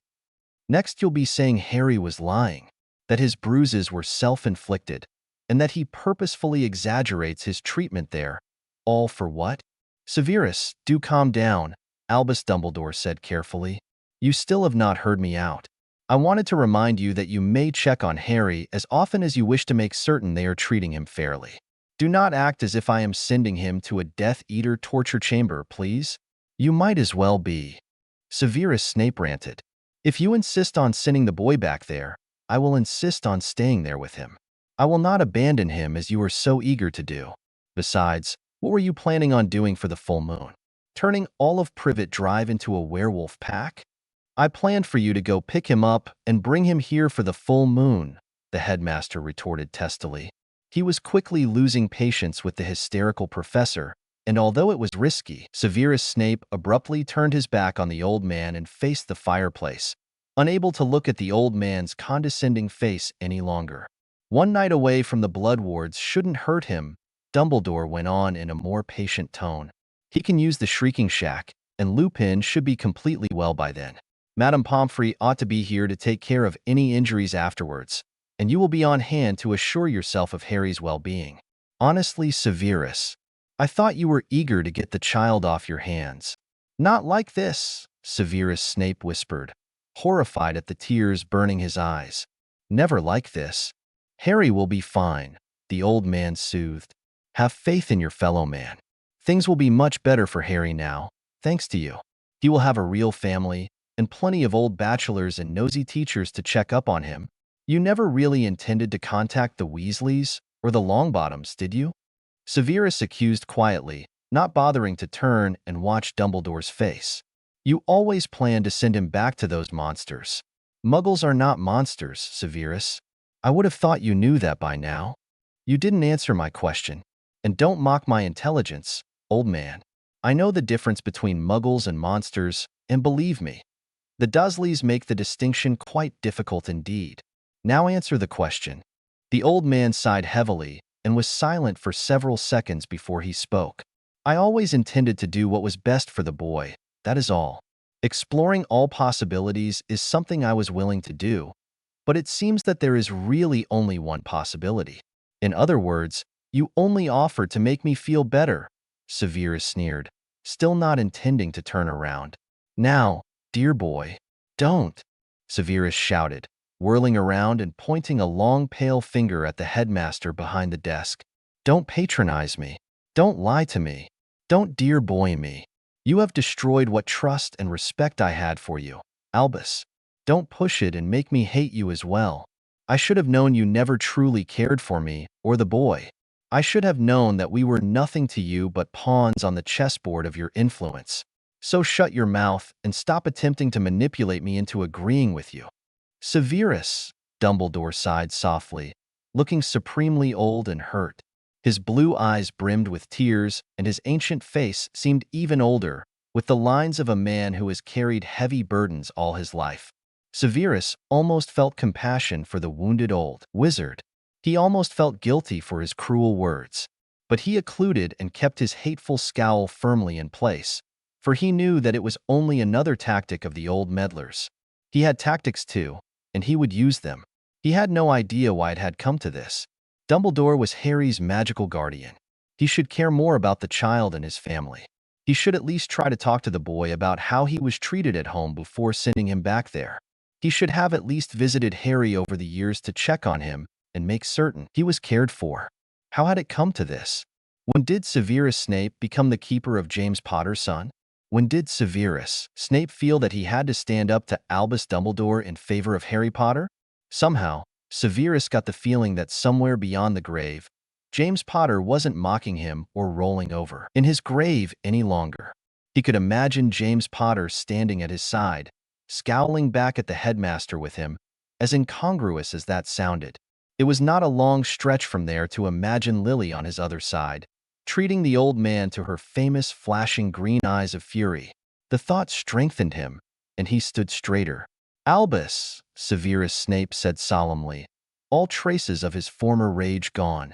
"If James and Lily were standing here before you now, would you still insist that the Dursleys were best for their son? Would you still tell them that Harry must go back to his aunt and uncle for his safety?"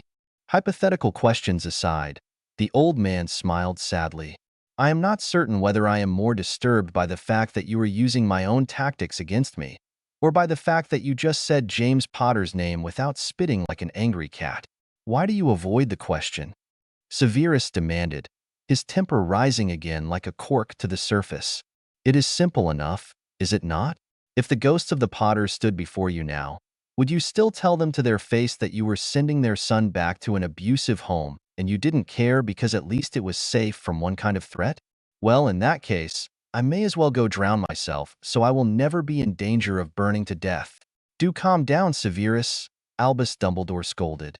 "It is childish to use such ridiculous extremes as examples." "Well, at least I dash." Dumbledore raised his hand to cut Severus off as a chime rang in his office.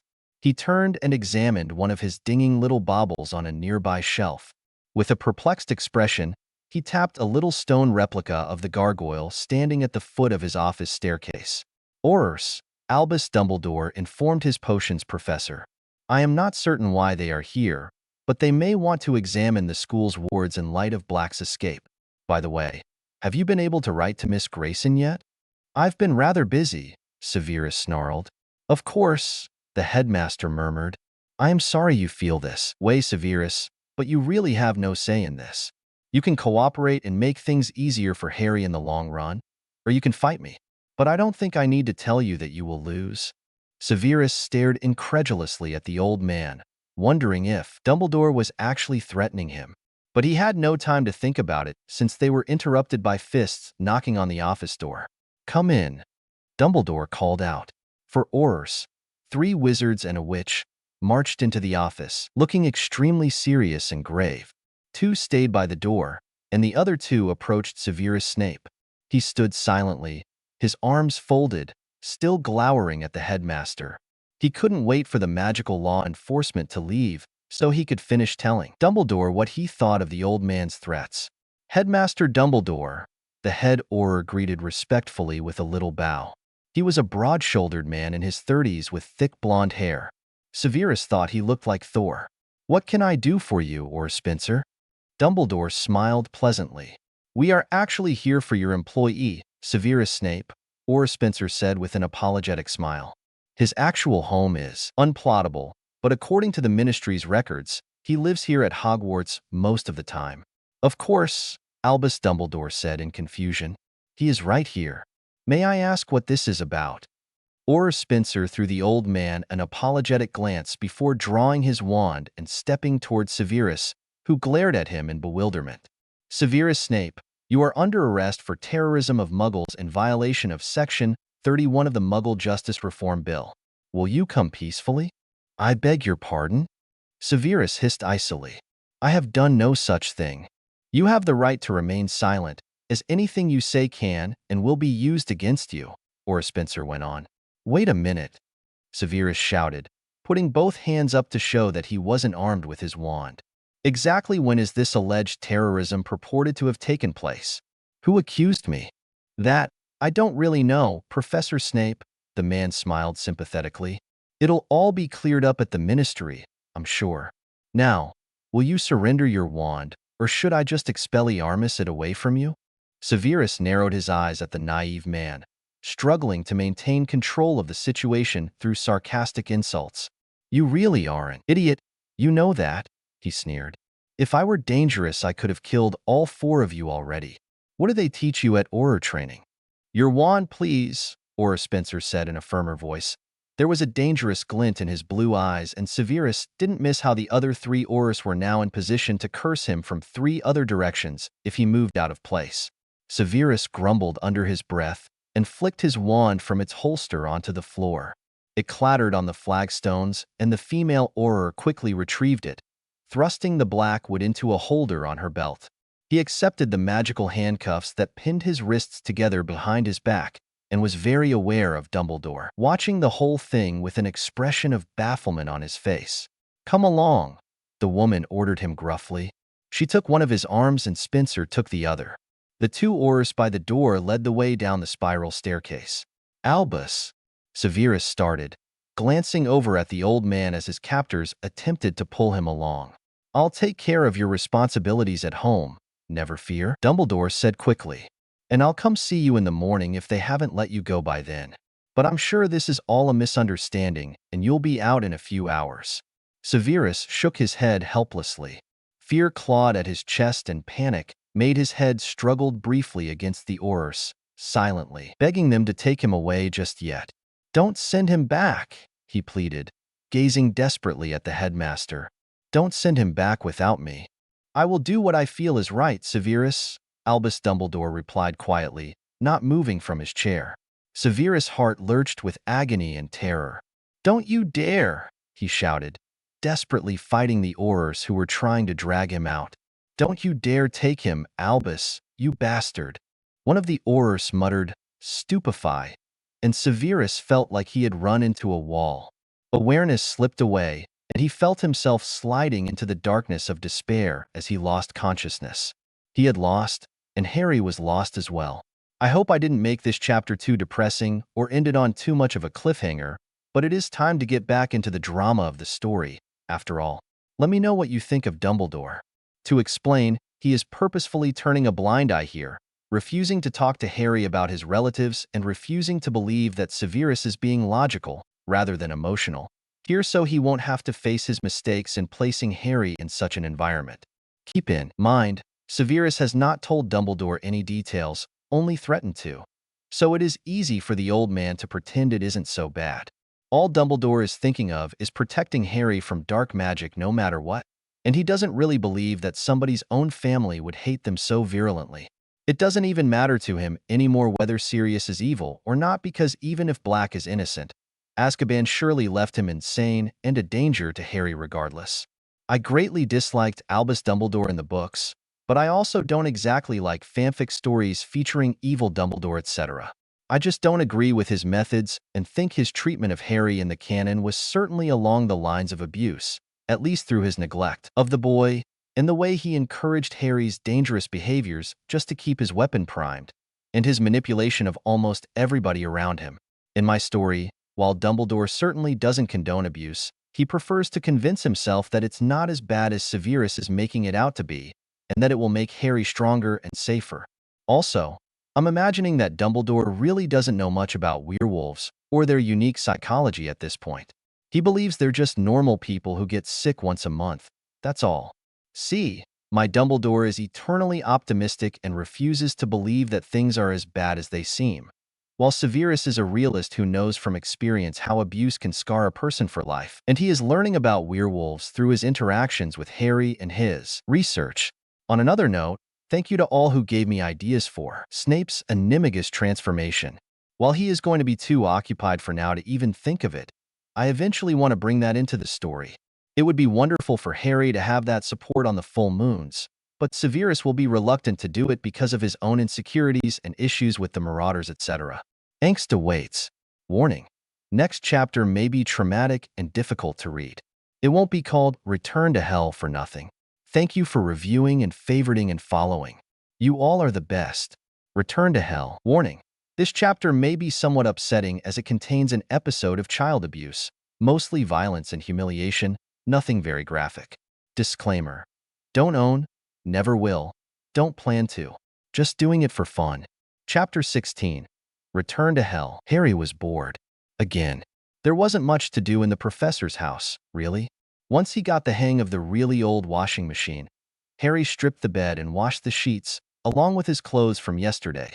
He swept and dusted the entire house, and then flopped on the sofa in the sitting room, playing with his white stone and half-heartedly reading the magical book the professor gave him last night, though he couldn't concentrate. He wondered what was taking the professor so long, as it seemed to be getting close to noon now.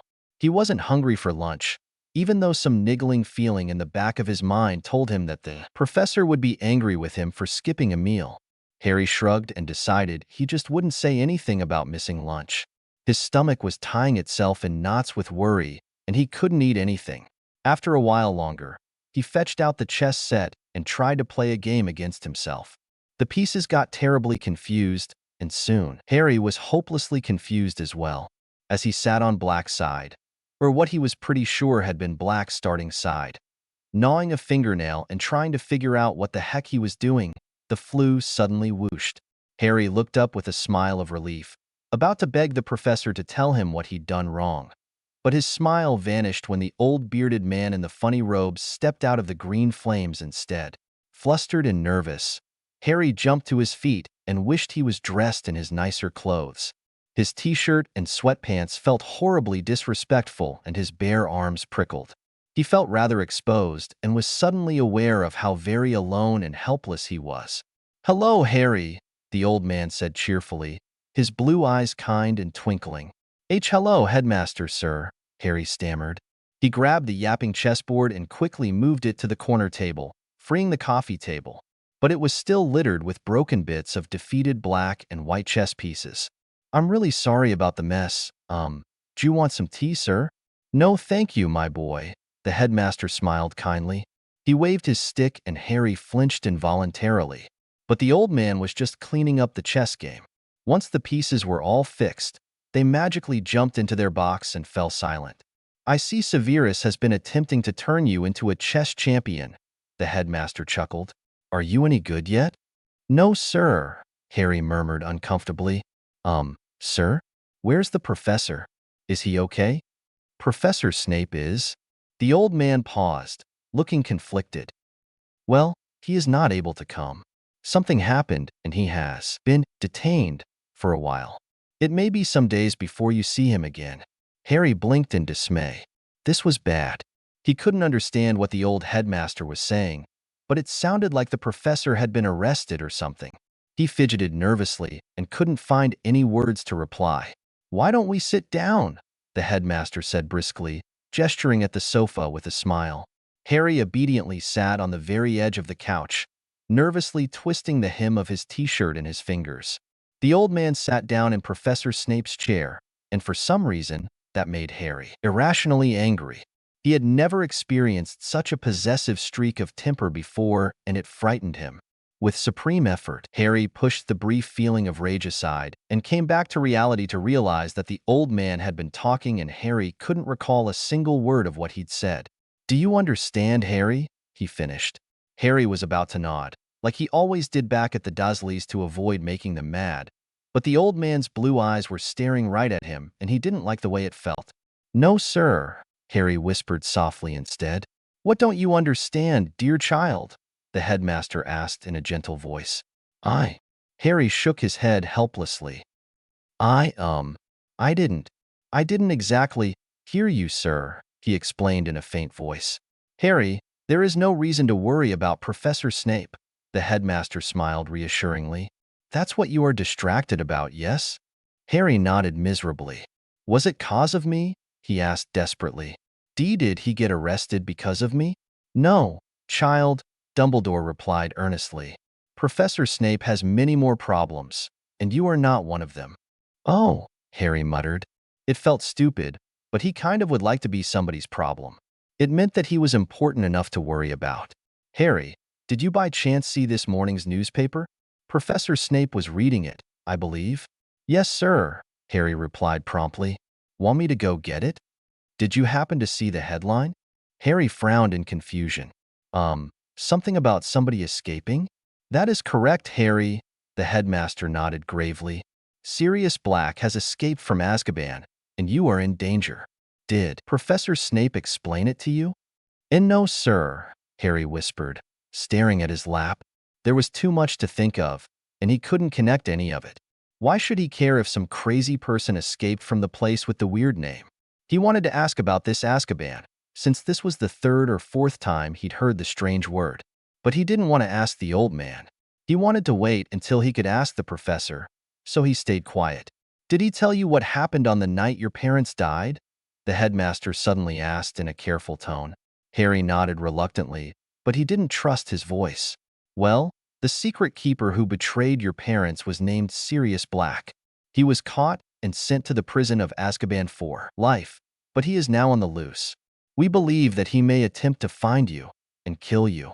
Harry's head snapped up, and he stared incredulously at the old headmaster.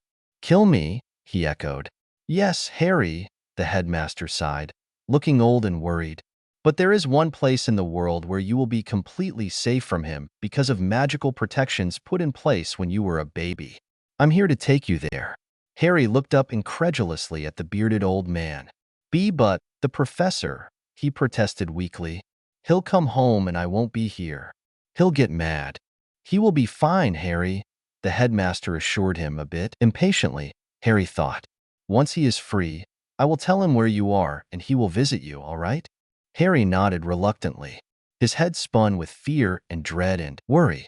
Who was going to help him when the big bad wolf called him in the middle of the night? Who was going to give him potions when his muscles hurt and his bones ached? Was he going to be all alone at this safe place? Now, would you like to go pack your things? The headmaster asked kindly, but Harry thought it sounded more like an order. Professor, Snape informed me that he got you some clothing and other things. You're welcome to take them with you. Harry nodded again, feeling numb, and he got up to go pack.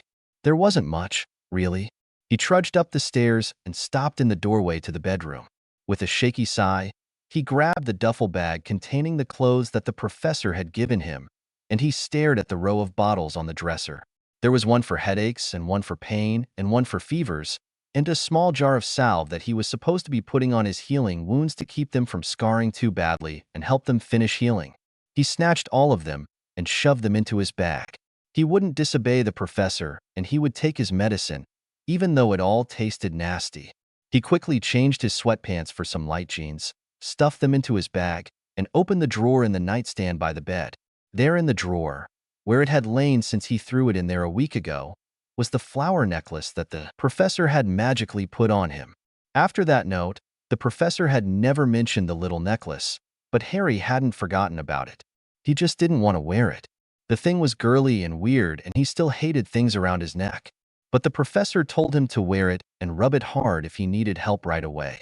Harry snatched it out of the drawer and shoved it in his pocket just in case, and bumped the drawer shut with his elbow as he heard the stairs creaking. The headmaster was coming up.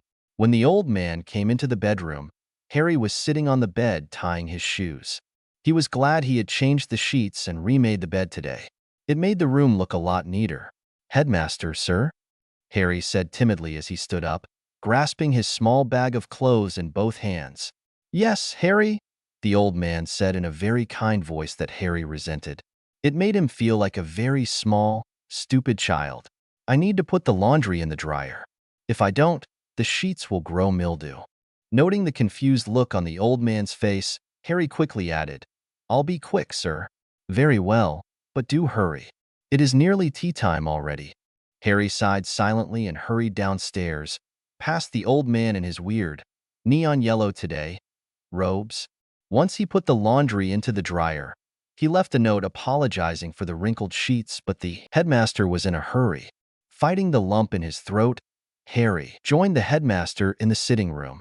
When the old man turned to get the powder off the mantel, Harry snatched the white rock from the side table and stuffed it in his other pocket. "Ready to go, Harry?" the old man asked, smiling as he held out one hand and held the other in the fireplace, ready to release the green flame powder. Harry swallowed hard, took one last look around the professor's cozy sitting room with its bookshelves and old, comfortable furniture, and took the headmaster's hand. The old man gripped him tightly and threw his handful of powder into the fire. "Privet drive!" the old man shouted into the whooshing green flames. Before Harry could say a word, he was hugged tightly into robes that smelled like lemon-scented cleaner and whirled away through the flue. When he stumbled out, coughing up soot and trying to get his balance back, he found himself in an eerily familiar, dim, musty, smelling living room. There were cats everywhere. Dumbledore shooed two away from their feet, and the cats scampered off, yowling impressively. Other cats blinked at them from atop the sofa back, the rocking chair arms, the shelves, the mantelpiece, and the impressive cat scratch poles against the far wall. Harry's heart began to pound with fear and unease. "Privet Drive," the old man had shouted. Why, his old house was on Privet Drive. Number 4 to be exact. Why would the headmaster's safe house be in the same neighborhood where his horrible relatives lived too? This was going to be a nightmare. "Albus, is that you again?" a familiar old lady's voice shouted from the kitchen. Sure enough, old Mrs. Fig came bustling out, cradling a pregnant gray cat with brilliant yellow eyes in her arms. Harry gaped at the old lady, his sometime babysitter. She knew the old headmaster and had a magical fireplace too. His little head felt like it was going to spin right off, but if the safe house was Mrs. Fig's place, Harry was pretty sure he would be okay. She would just show him endless pictures of cats and make him feed them all day long. At least nobody would lock him up for hours, or starve him, or hit him. Mrs. Fig was nice. "Hello, my dear Arabella," the headmaster cried out cheerfully at the sight of her. "Thank you for having us." "Oh, course, anytime," Mrs. Fig smiled sweetly. "And you brought little Harry. How are you, Sonny? You're looking well." "I'm fine, Mrs. Fig," Harry smiled nervously. So are you magical too?" "Heavens!" the old woman burst out laughing and let her cat down on the floor. "No, indeed, lad. I'm not but a squib. She means that she was born to magical parents, but has no magic herself," the old headmaster explained when Harry scrunched up his face in confusion. "When you were brought to live in the neighborhood, I asked Mrs. Fig to live nearby and keep an eye on you since she can blend in with muggles, non-magical folk, quite easily. I understand she has babysat you a few times." "Yes, sir," Harry nodded hesitantly. "Well then, I'm sure you will see more of each other soon." The headmaster beamed and his eyes twinkled. "But as we're pressed for time, we really ought to be going." Mrs. Fig looked disappointed. "Oh, but you won't stay for some tea?" Harry knew for a fact that everyone in the area called her the crazy cat lady, and she never had anybody but Harry over for any sort of tea. Her version of tea tasted muddy and strange, and Harry knew that after drinking the professor's amazing tea, he would never be able to stomach her cups of sludge. "I'm terribly sorry, Arabella, but no," the headmaster smiled apologetically. "Must get Harry back to the blood wards, you know." "Oh yes, of course," the old lady sighed. She smiled at Harry and winked. "You come by for tea after this is all over. You hear me, laddie?" "Yes, ma'am, I'll try," Harry said carefully. He squeezed the handle of his duffel bag, feeling a little faint. The bearded old man started pulling Harry toward Mrs. Fig's front door. "Thank you for the use of your fireplace, my dear. We'll meet again soon." "My flug's always open to you, Albus," she called back. Just before the headmaster opened the door, he pulled out his wand and flicked it in an interesting pattern. His beard suddenly shrank to about 2 inches in length, and his loud neon yellow robes shifted until he was wearing a bright yellow suit with a white tie and a polka-dotted waistcoat. Harry thought he looked like Willy Wonka and tried hard not to laugh. "There we are," the old man beamed proudly. "Now I look quite respectable. Wouldn't you agree, Harry?" "Yes, sir," Harry replied. Fighting a old man caught his expression and gave him a twinkle-eyed wink that had the little boy doubled up with laughter. "That's the ticket, my boy," the headmaster said approvingly. No gloomy spirits here. Come along then, it isn't far. Walking out down Magnolia Crescent was weird for Harry. At one point he hadn't thought he would ever see this neighborhood again. These streets had nothing but bad memories for him, and he soon lost his smile and started fidgeting. He was beginning to fear the worst as the old man took a familiar turn off the crescent, bypassed Posey Street, and turned onto Privet Drive.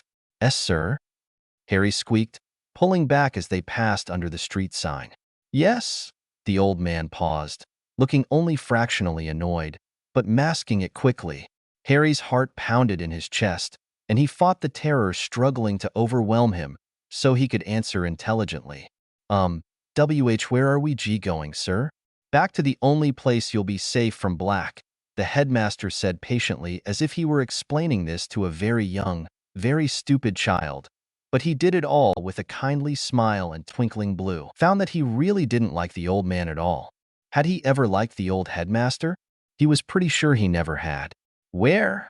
he demanded in a tiny voice, fearing that he already knew the answer. "Number 4 Privet Drive," the old headmaster said gently. "I know you have had some bad experiences there in the past, but it is truly the best place for you right now, you see?"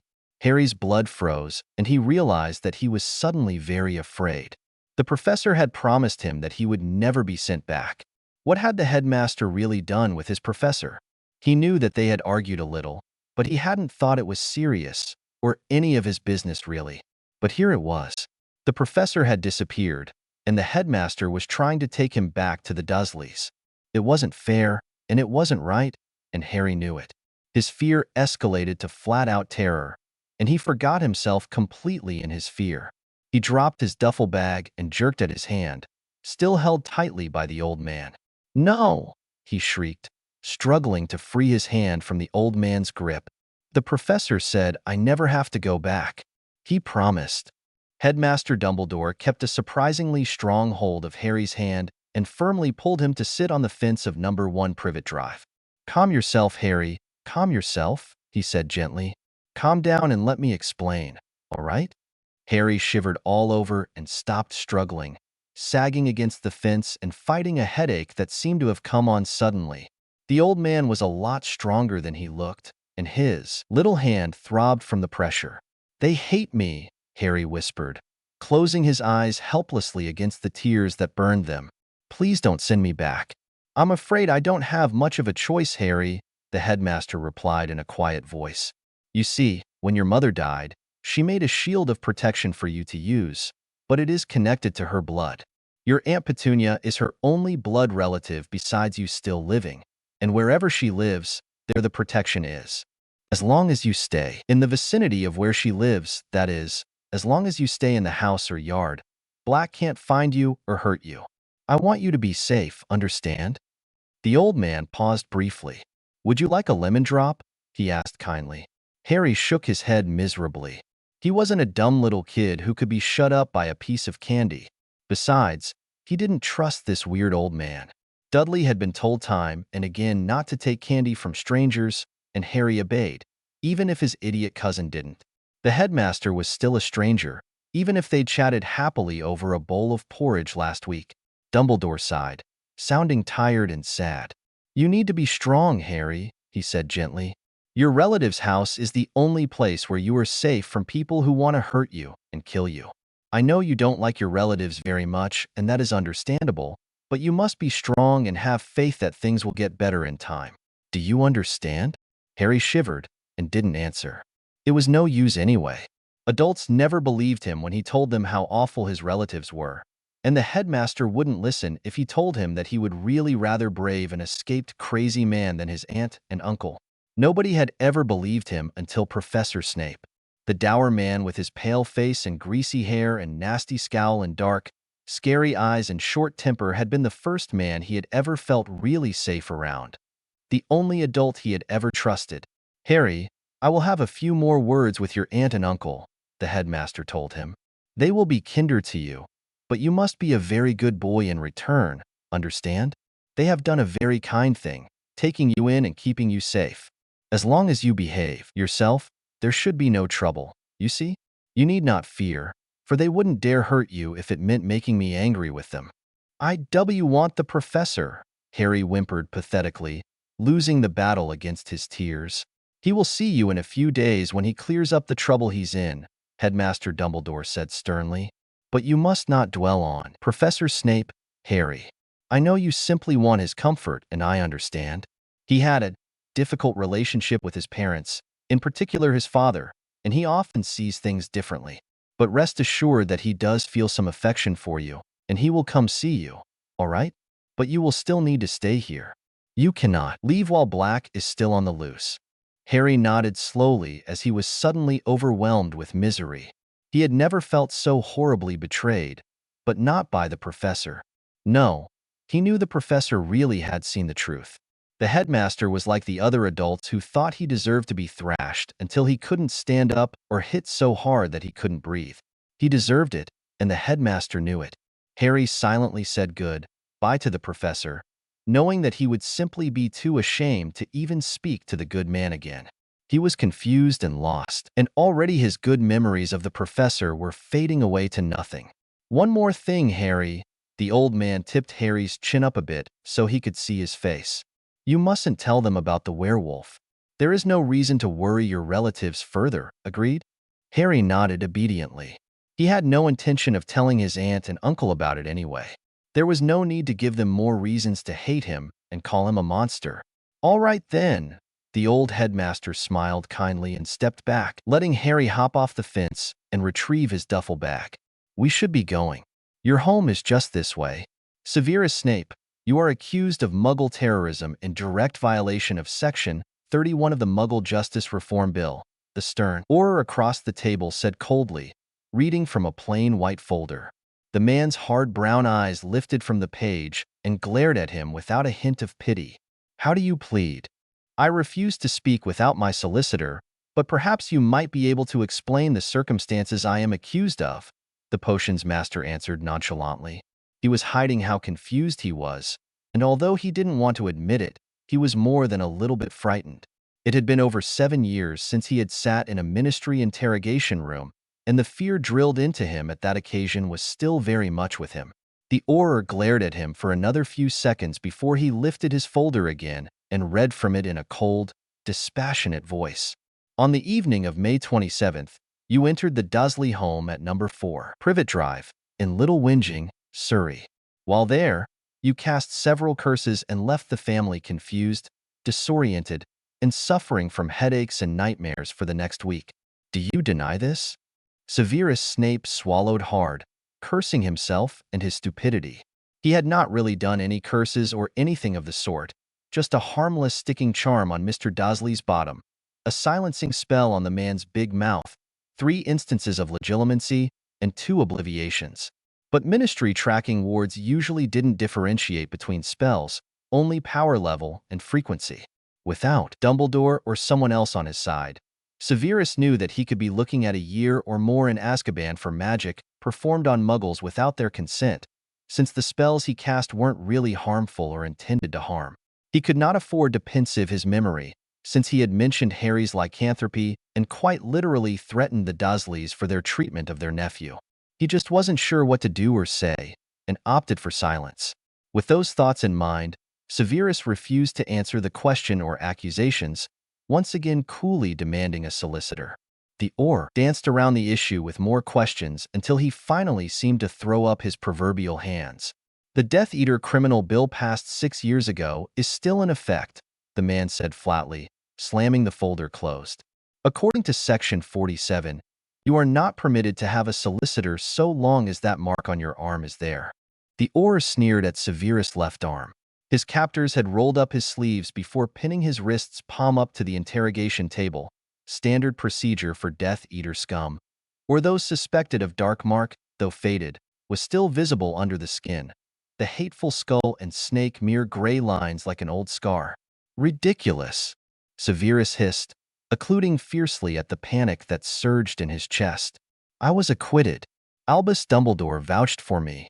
Well, until he decides to show his face, you're on your own, the orator shrugged carelessly.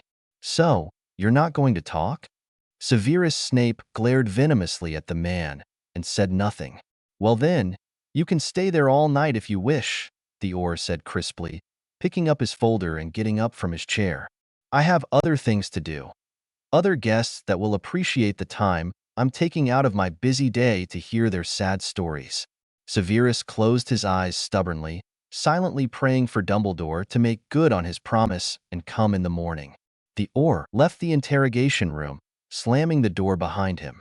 Snape didn't bother tugging on his magical bonds, knowing from experience that his struggles would only cause him pain. As he sat there in silence, his thoughts drifted to Harry, and his chest squeezed with dread and grief. The boy would feel abandoned. The headmaster would simply drop him off at the home of his vile relatives, without caring that leaving the boy there was leaving him in a living hell. And if Petunia actually did somehow remember what had happened, nobody else could have reported him to the ministry. Harry would suffer for Snape's petty revenge. He didn't want to think about what the boy would go through at the hands of those sadistic monsters.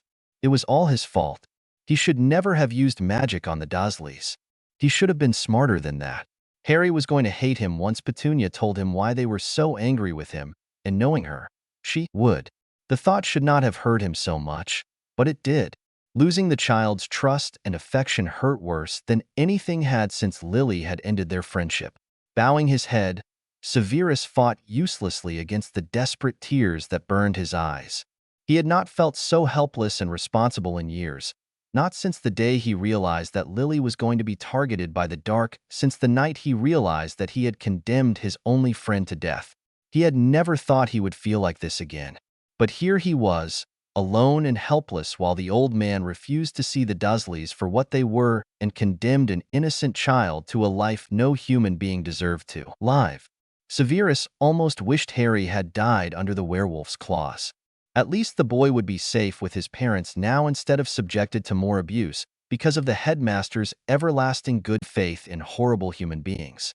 He had never before hated Albus Dumbledore and his endless optimism so much. But there was absolutely nothing that Severus Snape could do now. He was trapped, and it was his own stupid fault. The headmaster rang the doorbell of number 4 Privet Drive and Harry fought against the childish urge to hide behind the old man.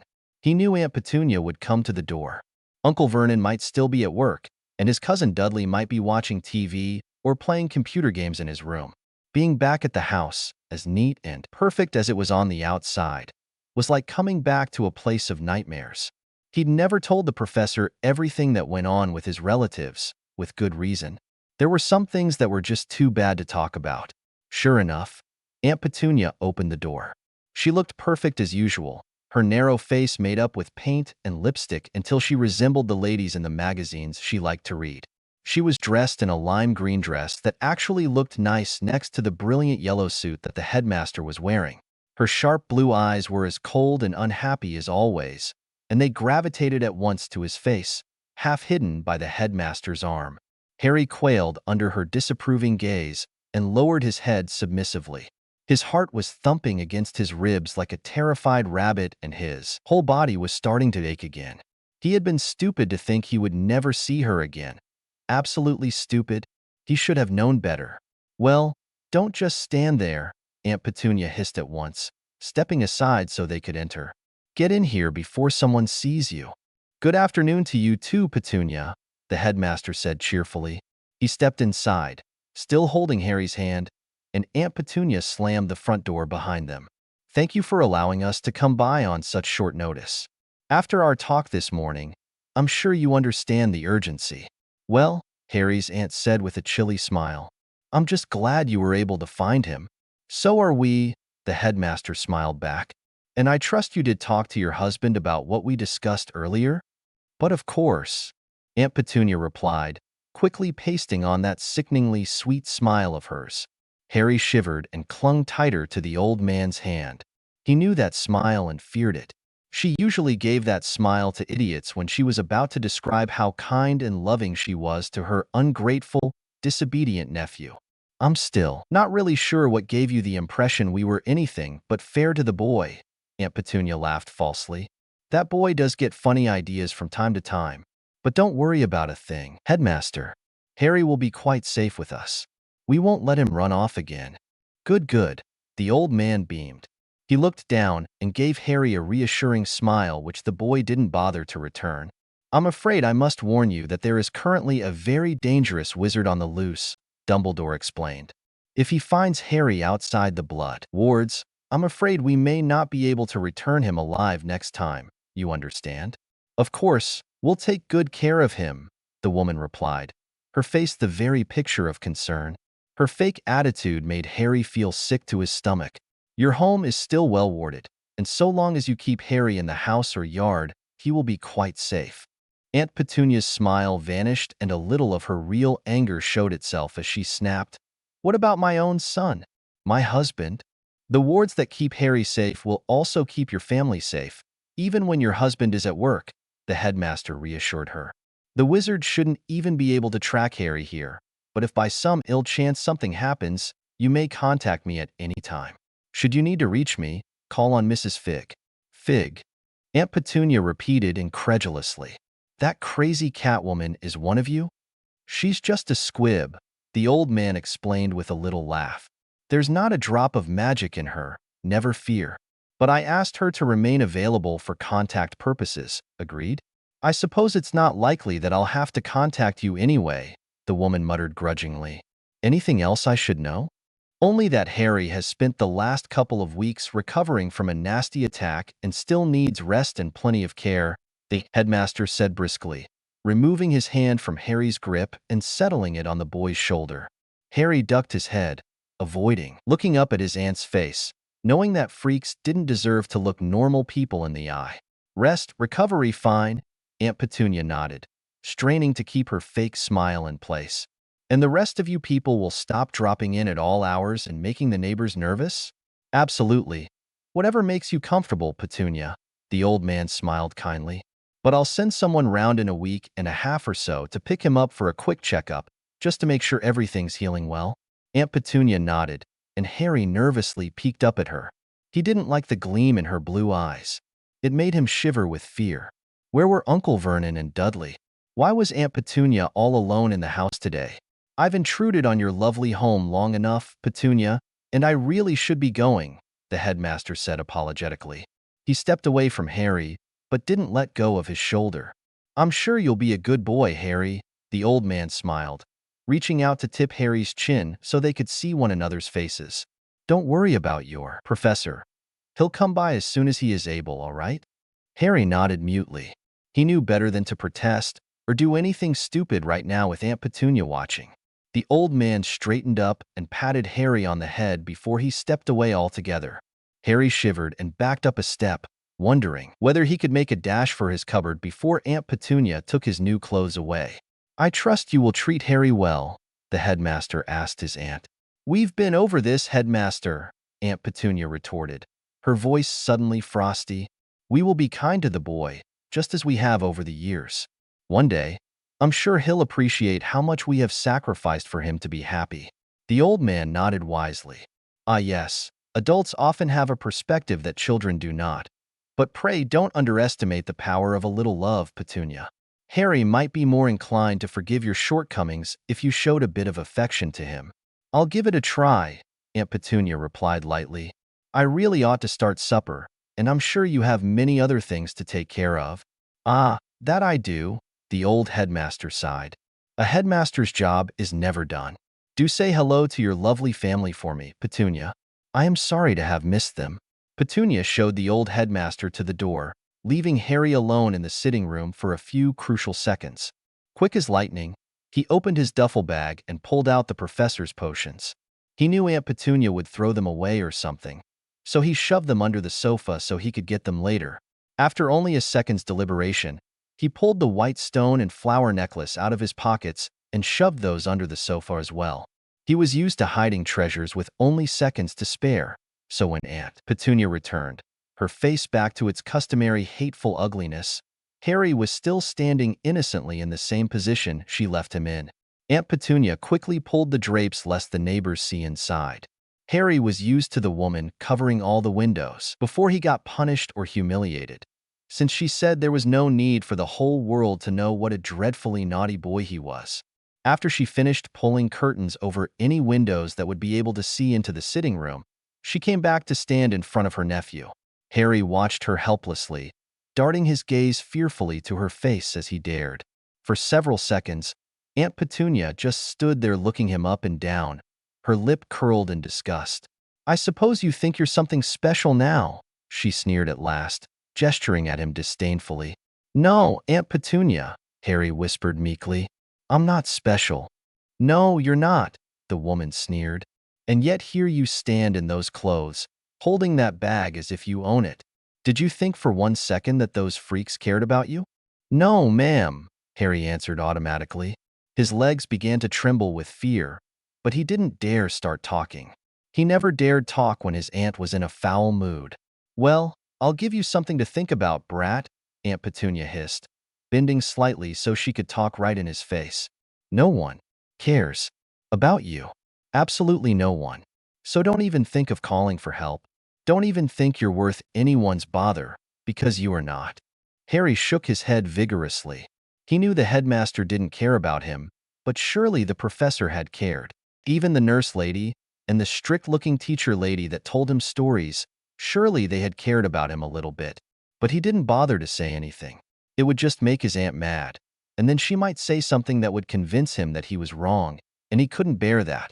Better to go on deceiving himself with happy thoughts than to have them all shattered by a grown-up's logic.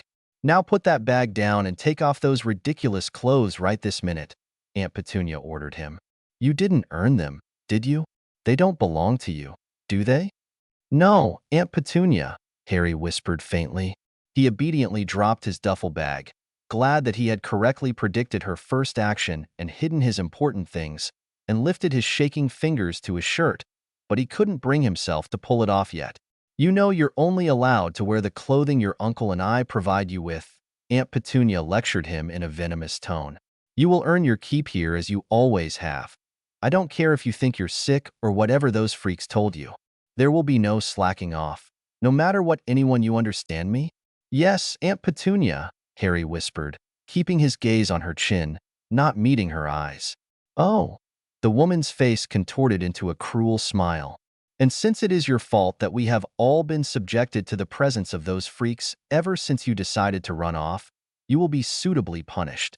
No supper tonight, and your Uncle Vernon may wish to add a bit more to that." "Why, yes, Aunt Petunia," Harry whimpered, on the verge of tears. His hands shook uncontrollably, and he couldn't get a grip on his t-shirt. His aunt muttered angrily under her breath and suddenly stepped forward, her hands raised. Harry gasped and cringed away from her, shutting his eyes, putting up his hands, and bracing himself for her to slap him or grab his ear or something equally unpleasant. But she snapped at him to stand up straight and put his arms up, and when he obeyed, she yanked his shirt off. Harry kept his eyes squeezed shut as she roughly jerked down his jeans and pants as well, and then stepped back. "Take them all off, shoes too," she ordered him, her voice tinged with disgust. "Then fold it all up and put it in the bag. I'm taking them to the Salvation Army tomorrow so some normal child can wear them." Harry flinched at her hateful tone, and 2 tears worked their way free of his clenched eyelids, trickling slowly down his cheeks. He took a deep breath and opened his eyes, but he avoided looking at his aunt. He had always hated the way she looked at him when he was undressed. The disgust and hatred on her face was more hurtful than any words she could say, though he wasn't sure why. Her eyes made him feel even more ashamed of his ugly, undersized body than he already was, and with the new nasty scars decorating his torso and side, Harry knew she would be even more disgusted. Trembling and cold and ashamed, the boy reached down and took off his shoes before slipping out of the rest of his clothes. He balled them all up, yanked off his socks, and shoved it all in the duffel bag before he straightened up, bracing himself to look up at his aunt. Sure enough, her eyes were studying his new scars and she looked disgusted, but there was something else in her gaze as well. Calculation. What was she calculating? Why was she looking at him like this? Harry shivered, but he had been taught the hard way not to try and cover himself for modesty or shame's sake. He clenched his fists at his sides and tried not to cry, but the tears kept dripping down his face and off his chin. "What did you do with your glasses?" Aunt Petunia suddenly demanded, glaring at his face. "If you've broken them, we're not getting you any new ones." Harry shrugged helplessly. The professor had never mentioned his glasses, so he had never mentioned them either. He could see fine without them anyway. I guess I lost them, Harry answered softly. Well, I don't want you complaining you can't see, his aunt sneered. Because we aren't wasting any money on a freak that can't take care of his own glasses. Yes, Aunt Petunia, Harry shivered. See, can I go get some clothes on now, please? I don't think I gave you permission to leave yet, did I? Aunt Petunia snapped. You stay right there. She marched out of the living room suddenly and Harry heard the back door bang. In a few seconds, he heard his uncle's dreaded voice and he shut his eyes as his whole body quaked with terror.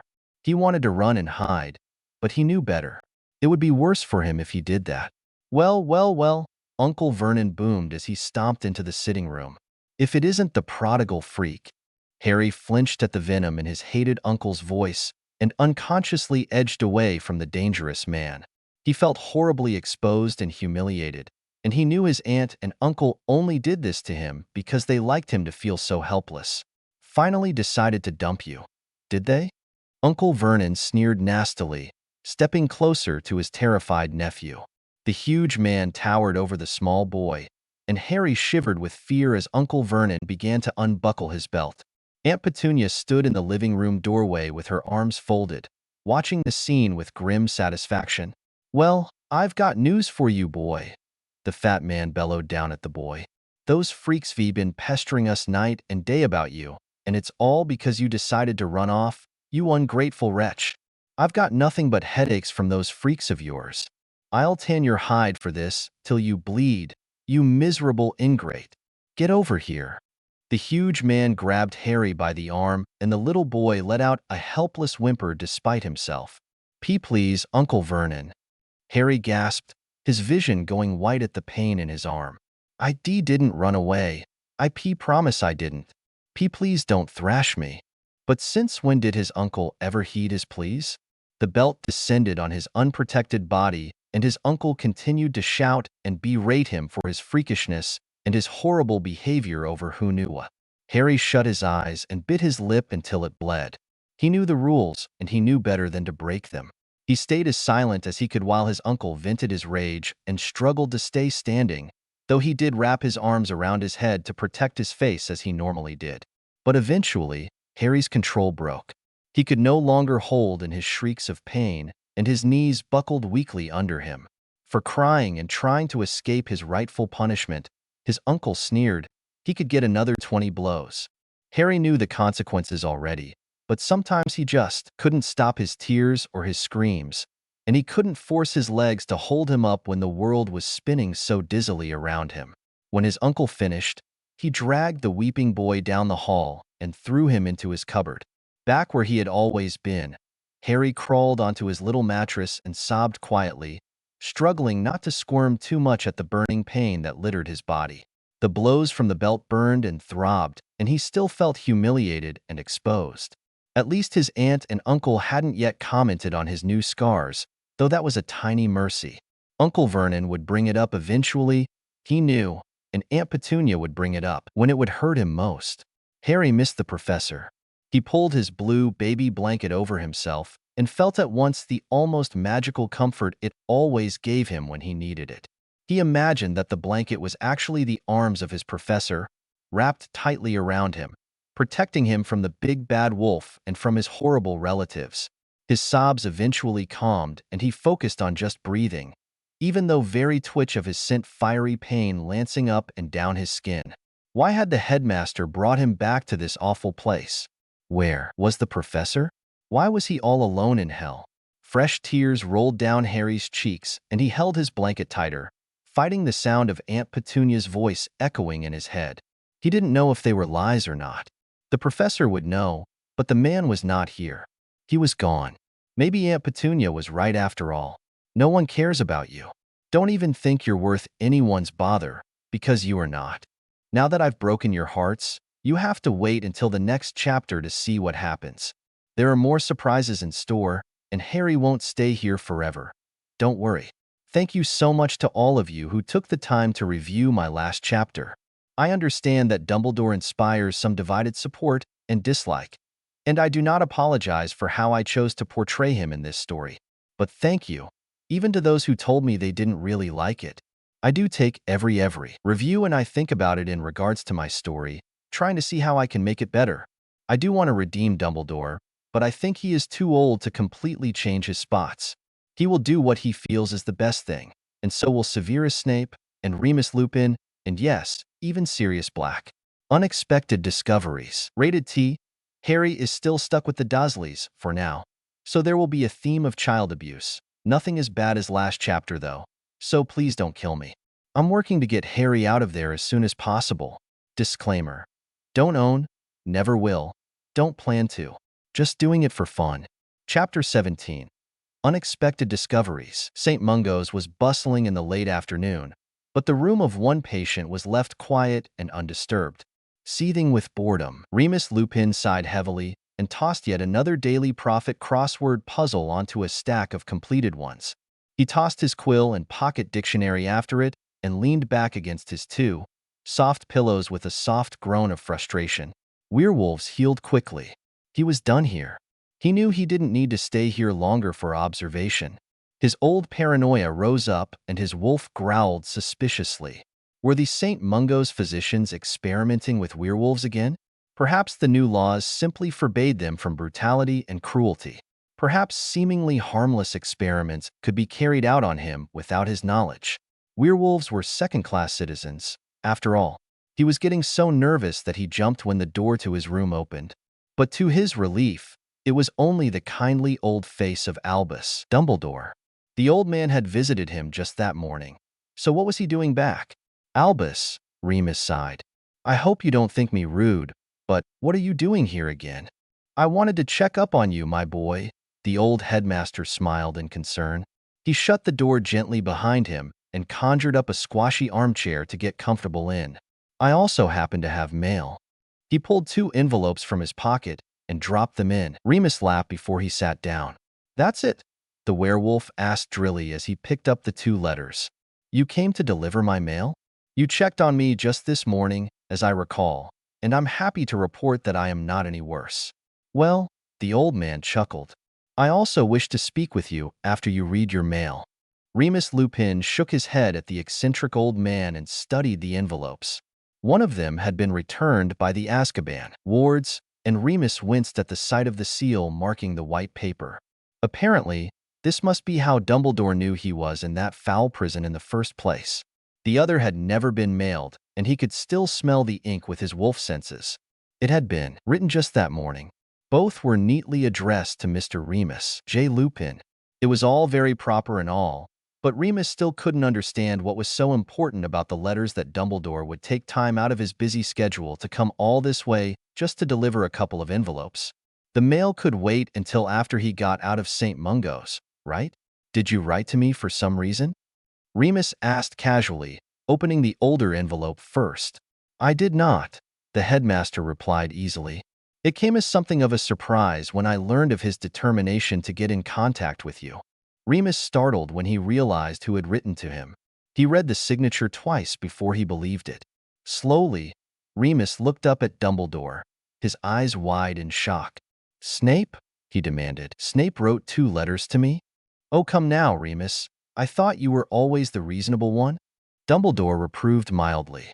The werewolf snorted. Not me, Professor. Snape? He's always hated the mere thought of me. Why would he contact me now? Just read the letters, Remus. The headmaster chuckled. Remus shook his head and straightened out the parchment. His eyes flicked back and forth as he read. Mr. Remus Lupin, you are surprised to hear from me, I assume? This is urgent. I am afraid something has come up which, sadly, demands that we see past our former differences and meet with one another to discuss it. I am certain you saw the Daily Prophet article regarding the disappearance of the boy who lived, and the later one indicating that the child was safe, but under a cover-up from Headmaster Dumbledore. I wish to inform you that the child is actually with me and has been for over a week now, but we require your expertise, such as it may be. The boy is injured, and I am not equipped to deal with him or his problems. I understand from Dumbledore that you are skilled in dealing with blubbering children and that I can trust you. To be honest, you know that I loathe you and will never trust you no matter what the headmaster says, But you were friends with Potter, after all. I think you can be trusted not to harm the child, at least of your own free will. Write back immediately if you wish to meet. We will rendezvous at Hogwarts and I will finish explaining matters to you. Tuesday is when the Hogwarts Express departs for London. Shall we meet for tea? If you plan on being there earlier, be sure to let me know. We will meet privately Tuesday, and if you so wish, I will bring the Potter boy to meet you as well. Madame Pomfrey can babysit him while we discuss matters. Not looking forward to this, obviously. But neither of us have much of a choice where the boy who lived is involved. Severus Snape. Remus set the parchment down and seized the newer letter. His heart was racing with dread. What on earth could Snape want to discuss with him? What expertise did Remus Lupin have that Severus Snape did not?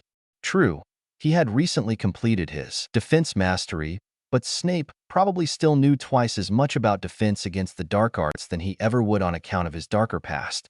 His stomach coiled with dread at the thought of Severus Snape being forced to care for the son of James Potter. He hoped his little cub was all right. He was hardly aware that his hands were shaking as he opened second letter. Lupin, by this time you are out of Azkaban. Congratulations. I am certain you were sticking your nose someplace it didn't belong and got yourself in trouble as you usually do. But if you weren't, you may disavow me of such notions when we meet. Yes, I still wish to meet to discuss the Potter boy. I know you and your wolf side are likely plotting a long and painful death for all I have supposedly done to him since we were forced into such close quarters, but Albus Dumbledore can attest that the boy is not harmed, and we have survived without me being severely tempted to transfigure him into a bookend. That was a joke. So put your hackles down, Wolf.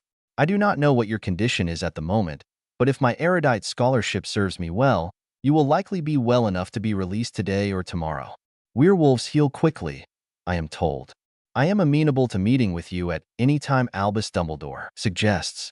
With school out, I can rearrange my schedule any way I see fit, and I have no pressing obligations until a 2-day Potion Masters conference in July. Do not bother replying to either this or my first letter.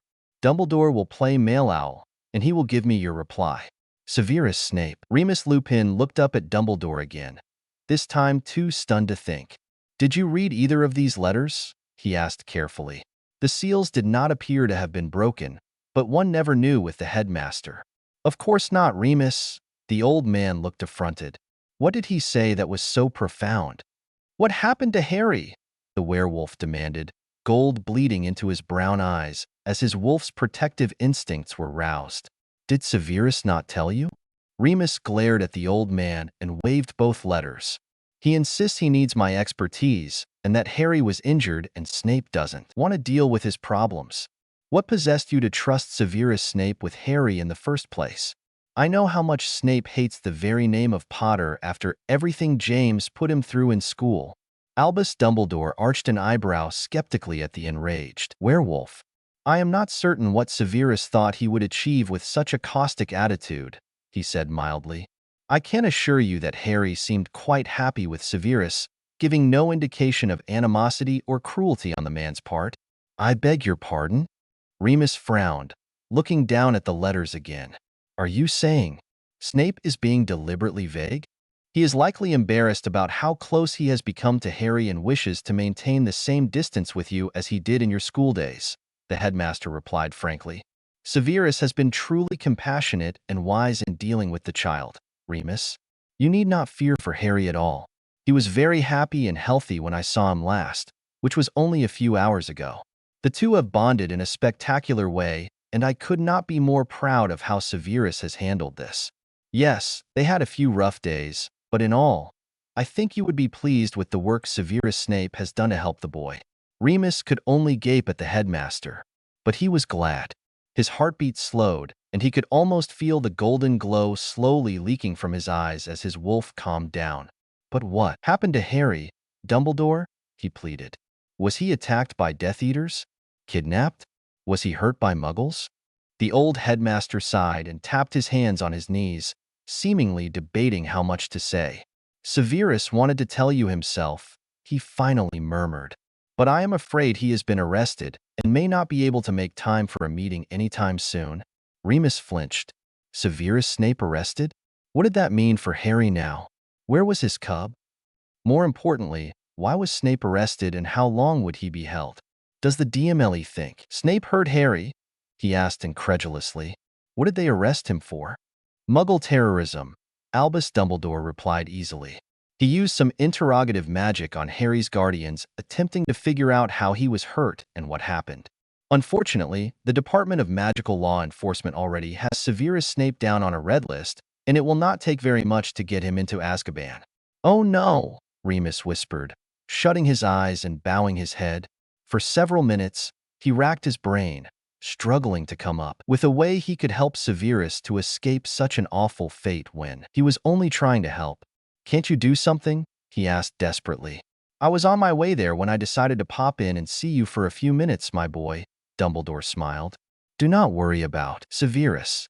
He will be perfectly fine and I will ensure he does not go to Azkaban. After all, it would be too difficult for me to find another potions master of his caliber to teach at Hogwarts. Remus sighed and thumped his head back against the headboard. So where is Harry now? Seeing as he is nearly fully healed, I have placed Harry back under the protection of the Blood Wards where he has lived for the last 7 years. It is even more imperative that he be kept safe, seeing as how Black has escaped from Azkaban with a recent picture of Harry in his possession. Right, of course, the werewolf murmured. His mind raced. He still had not been able to investigate his old friend's claim of innocence, so he did not feel comfortable talking to Dumbledore about his suspicions. If Dumbledore had deliberately left Sirius in Azkaban for whatever reason, he would need to be careful until he had solid evidence for his claim. So, I could still visit him, do you think? Remus asked hopefully. I am going to attempt to keep the magical presence in that neighborhood as low as we can for now, the elderly wizard replied cautiously. Black was an Auror, as I am sure you recall. The Aurors are trained to use certain spells in order to locate magical anomalies in ordinary places. I am not certain if he may have procured a wand or is perhaps skilled in wandless magic, but apparition and even fluing cause large surges of magical energy that we should avoid to keep the child safe. But have no fear, I promise I will let you meet him soon. Can you control yourself for just a few days, dear boy? For a few days at least, Remus muttered darkly. Nothing was going to keep him from his cub for long this time. He failed the child once. He wouldn't do it again. Forget Sirius for now. Harry was the one who needed him. Had he already forgotten his private promise to himself to investigate the boy's disappearance and find him? True, Severus Snape's house would have been the last place on Earth that he checked. Not that he knew where Snape lived, truly, but he was pretty sure he could have tracked down his cub eventually. So, how are you doing at the moment, Remus? Are you recovering from your ordeal? Dumbledore interrupted his grim thoughts. Remus blinked and glared at the headmaster. I'm perfectly fine now, but they won't let me go until tomorrow morning. Observation, they say. I'm starting to feel stir-crazy. Ah, what a shame. Dumbledore shook his head sympathetically. I'm afraid the only comfort I can give you is that you will be free to go soon, and then we can sit down in my office and have a proper talk. Remus nodded silently, perusing Snape's letters again, struggling to read between the cryptic lines. Well, the old wizard sighed. If you have no further questions for me, I do need to stop by the ministry offices and see if I can't get some fair hearings for Severus. Shall I tell him you said hello? Please, Remus nodded, looking up from the letters. And give him my heartfelt thanks for the letters, for noticing that I was in Azkaban in the first place, taking care of Harry, and all that. I will, Remus. The old man smiled warmly. As he stood, he vanished his squashy chair and beamed benevolently down at his former student. I will see you tomorrow, yes? I have tea at 4 o'clock. Of course, sir, the werewolf smiled. Thank you for coming to see me again. Crosswords get old after a while. The old headmaster chuckled and waved goodbye as he left the hospital room. Remus sighed and went back to the letters, reading them yet again. It was strange to think of Severus Snape caring for a child, especially the son of one of the Marauders. But perhaps Lily had been right about the sour-tempered Slytherin. She had often insisted that Snape cared deeply about a great many things. He just didn't like the pain that came from caring so much. Made sense, Remus mused. Even when James and Sirius had argued to him that Snape didn't count in any sense of the word because he was a nasty, conniving Slytherin with a head full of dark arts, Remus had always felt uneasy. Surely Slytherins were the same as any Gryffindor, just with green ties instead of red? How brainwashed had he become? Remus Lupin groaned and cradled his suddenly aching head in his hands. He truly had allowed the prejudices of his friends to influence his thinking. He had immediately jumped to the conclusion that Snape couldn't possibly care for a child, that he would be cruel and unreasonable and would take revenge on a helpless child for the crimes of his father. A truly reasonable person wouldn't do that, he knew. But when had he started thinking of Severus Snape as a non-person? A Slytherin with evil intentions and no human feelings? Was it when he stood by and watched James and Sirius repeatedly lock the skinny, friendless boy in the cramped potions cabinet and laugh at his begging? Was it when he did nothing while James and Sirius hurt and humiliated the scrawny Slytherin for no other crime than existing? When had he become so heartless and cruel? Those who stood by in silence while the cruelty was being perpetrated was just as wrong as actually doing the bullying. Remus himself had been the victim of bullying before. He was still a victim of prejudice and suspicion on account of what he was, through no fault of his own. How could he be so heartless as to continue to inflict that injustice on another human being, even if it was in his own heart?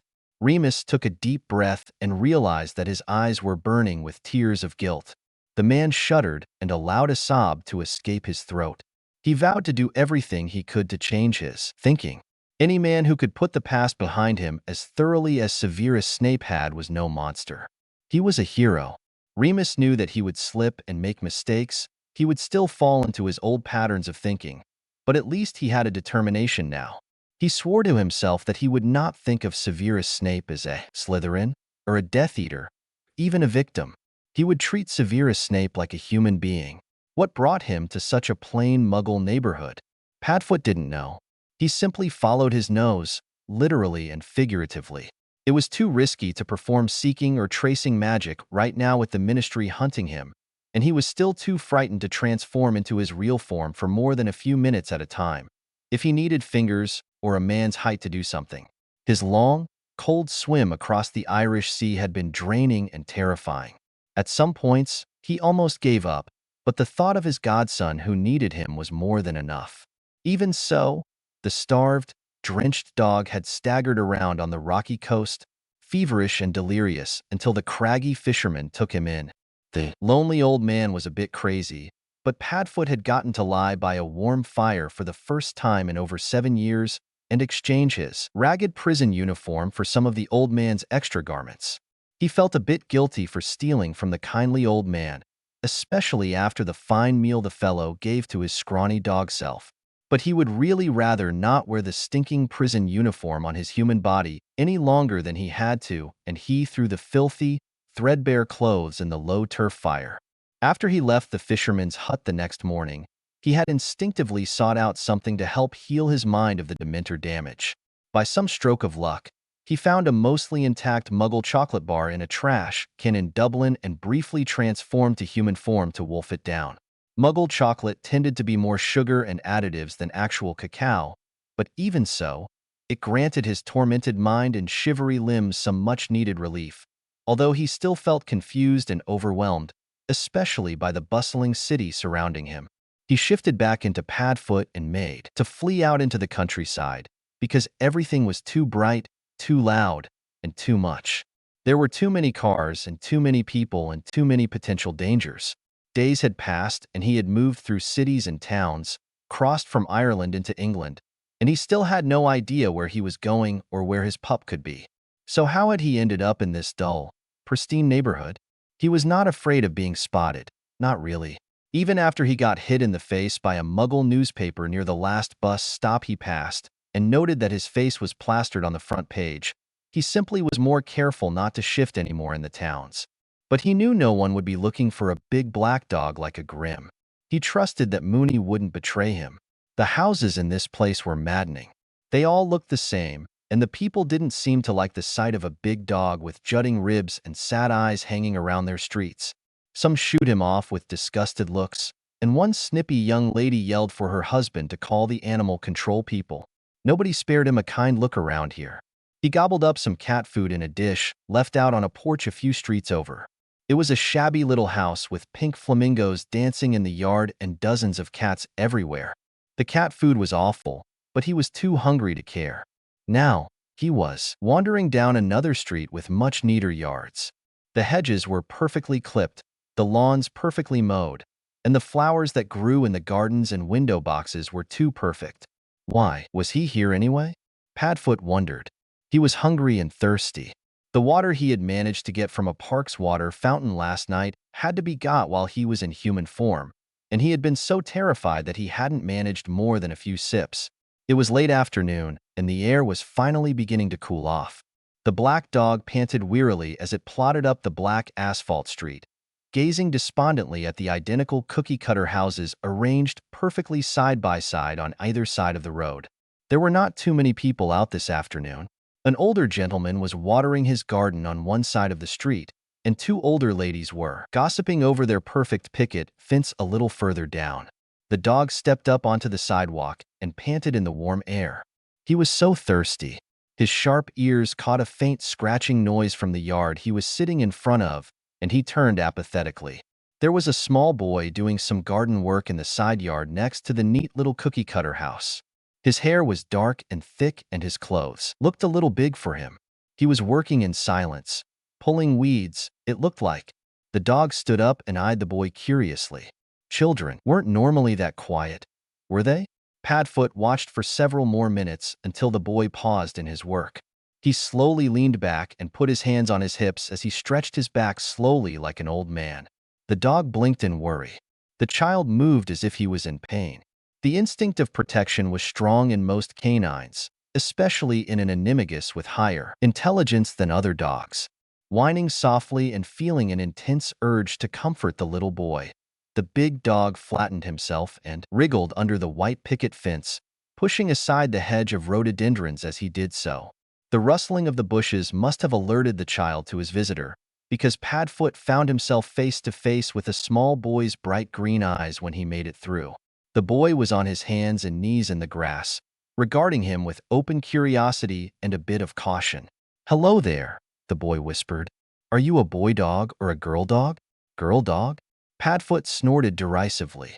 He was a very handsome boy dog, thank you very much. But he knew the boy meant nothing by his comment, and he finished crawling out from under the fence.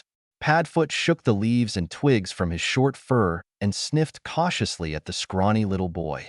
The child regarded him carefully with his luminous green eyes that felt all too familiar for some reason.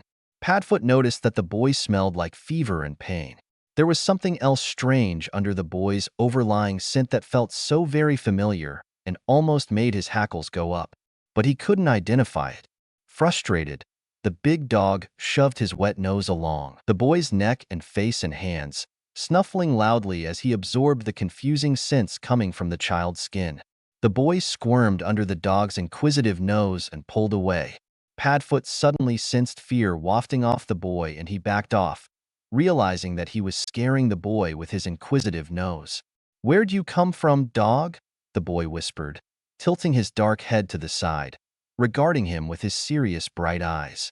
The boy's black hair was messy and thick, much like that which Padfoot had seen on another boy years ago. His eyes were bright green, focused and penetrating like another pair of eyes, also from years before. The eyes, the hair, and even his thin, serious little face stirred memory and emotion in his canine mind. The dog whined as he suddenly realized that he knew this little child. This scrawny, messy-headed, fever-flushed little boy was the one whom he sought. Padfoot had found his pup. It had been a day since Harry had come back to Privet Drive, and things were just as horrible as he had feared they would be. He went through the motions of his chores woodenly, fighting the urge to feel sorry for himself and fighting the lump in his throat that wouldn't go away. He welcomed the pain that accompanied his every movement, since it gave him something to focus on besides the emotional agony engulfing him.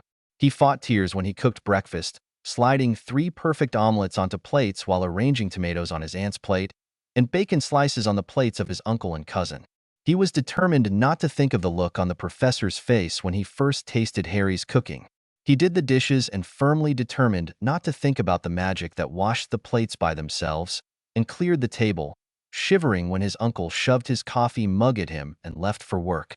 Uncle Vernon sneered at him and told him to do all his chores before tonight, or else.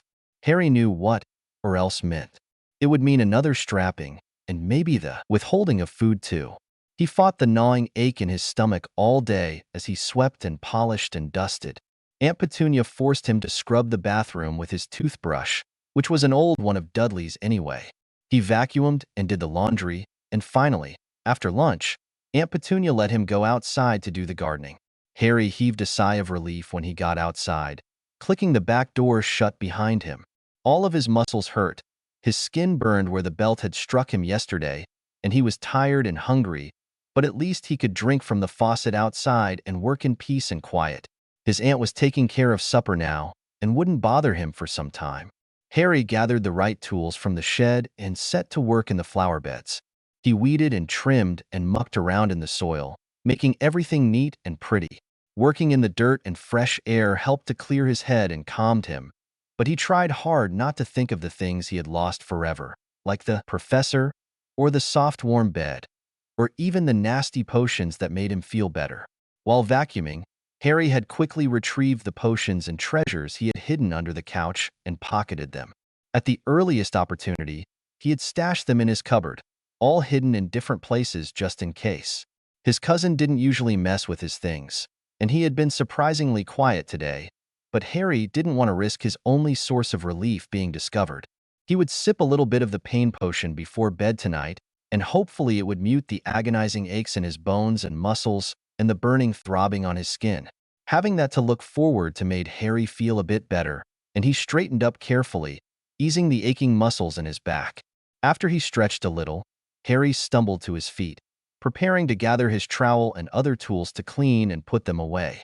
He would water the garden and get another good drink from the faucet before Aunt Petunia called him in to set the table and start the dishes so he could wash up while the Dursleys ate. A rustling noise from behind made Harry jump and spin around. There was something big and black crawling under the front fence, wriggling under the hedge and grunting as it squirmed. Harry went down on his hands and knees and crawled across the grass, not wanting his aunt to see him. He watched in cautious fascination as a big black dog crawled out of the hedge and fixed him with liquid blue eyes. He had never seen such eyes on a dog before, especially a black dog, and he was mesmerized. The dog whined softly as it wriggled free, and it carefully approached him. Harry saw that it was terribly thin and bony. It limped, looking tired, but curious. "Hello there," Harry whispered, feeling sorry for the poor creature at once. He didn't have anything for the dog, and he really shouldn't encourage it to hang around. He should probably shoo it off, but should he say shoo, girl, or shoo, boy? "Are you a boy dog or a girl dog?" he asked softly. The dog sneezed and shook itself free of the leaves and twigs from the hedge, and Harry smiled. But his smile faltered as the dog leaned in and started sniffing him.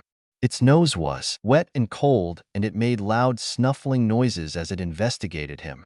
When the nose started pressing into his bare neck, Harry whimpered softly and pulled away. He could remember the wolf that attacked him and the giant dog that slobbered all over him a couple of days ago, and he wondered if this big black dog was going to go crazy on him too. But to Harry's relief, the dog backed off, gazing at him quizzically with its wise blue eyes. "Where'd you come from, dog?" Harry whispered, wishing he could talk to dogs like he talked to snakes. It would be so nice to have a pet, even if he couldn't let it come into the house and had to keep it a secret from his aunt and uncle. The dog continued to stare at him, its blue eyes unnerving in their growing intensity. Suddenly, without warning, the dog whined loudly and threw itself on him, licking his face frantically and pinning him in the grass with its huge paws. Harry cried out in surprise, but he quickly stifled his terrified scream lest his aunt hear him. He silently shook with terror and struggled desperately with the big dog as tears burned their way out of his eyes. It only lasted less than a minute, but the dog suddenly stepped off him. Once Harry was free, he scrambled to his feet and ran frantically to the shed in the backyard. He locked himself in and collapsed against the door, shaking and trying to pull himself back together. He couldn't afford to let his aunt or cousin see him like this, helpless, vulnerable, and terrified. They would attack him, and drive him over the edge.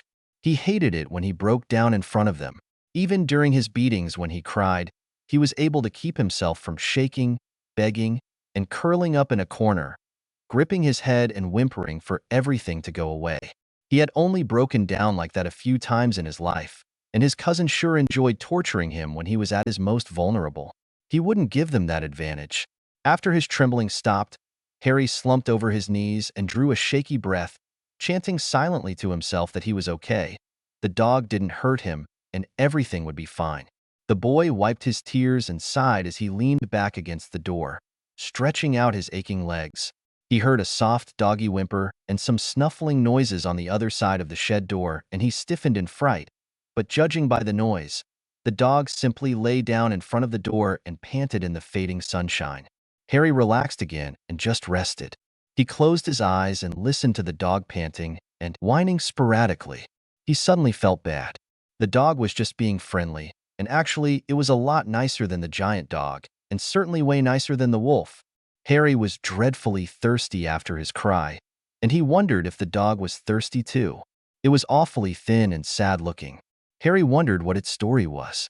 Had it come from a home where its master beat and starved it? Harry knew what that was like. His compassion for the animal overrode his fear, and he stood up, taking a deep breath. He could do this, trying and failing to be calm. Harry shakily opened the shed door and pulled it open. He looked down at the dog curled up there, and the canine's deep blue eyes gazed soulfully up at him. Harry found himself smiling at the comical expression of pleading on its doggy face. "I'm sorry about that," Harry whispered, slowly crouching to pet the dog's soft fur. He stroked its head and the dog panted happily, its long tail thumping the door as it wagged. I'm kinda scared of dogs, okay? I didn't mean to hurt your feelings."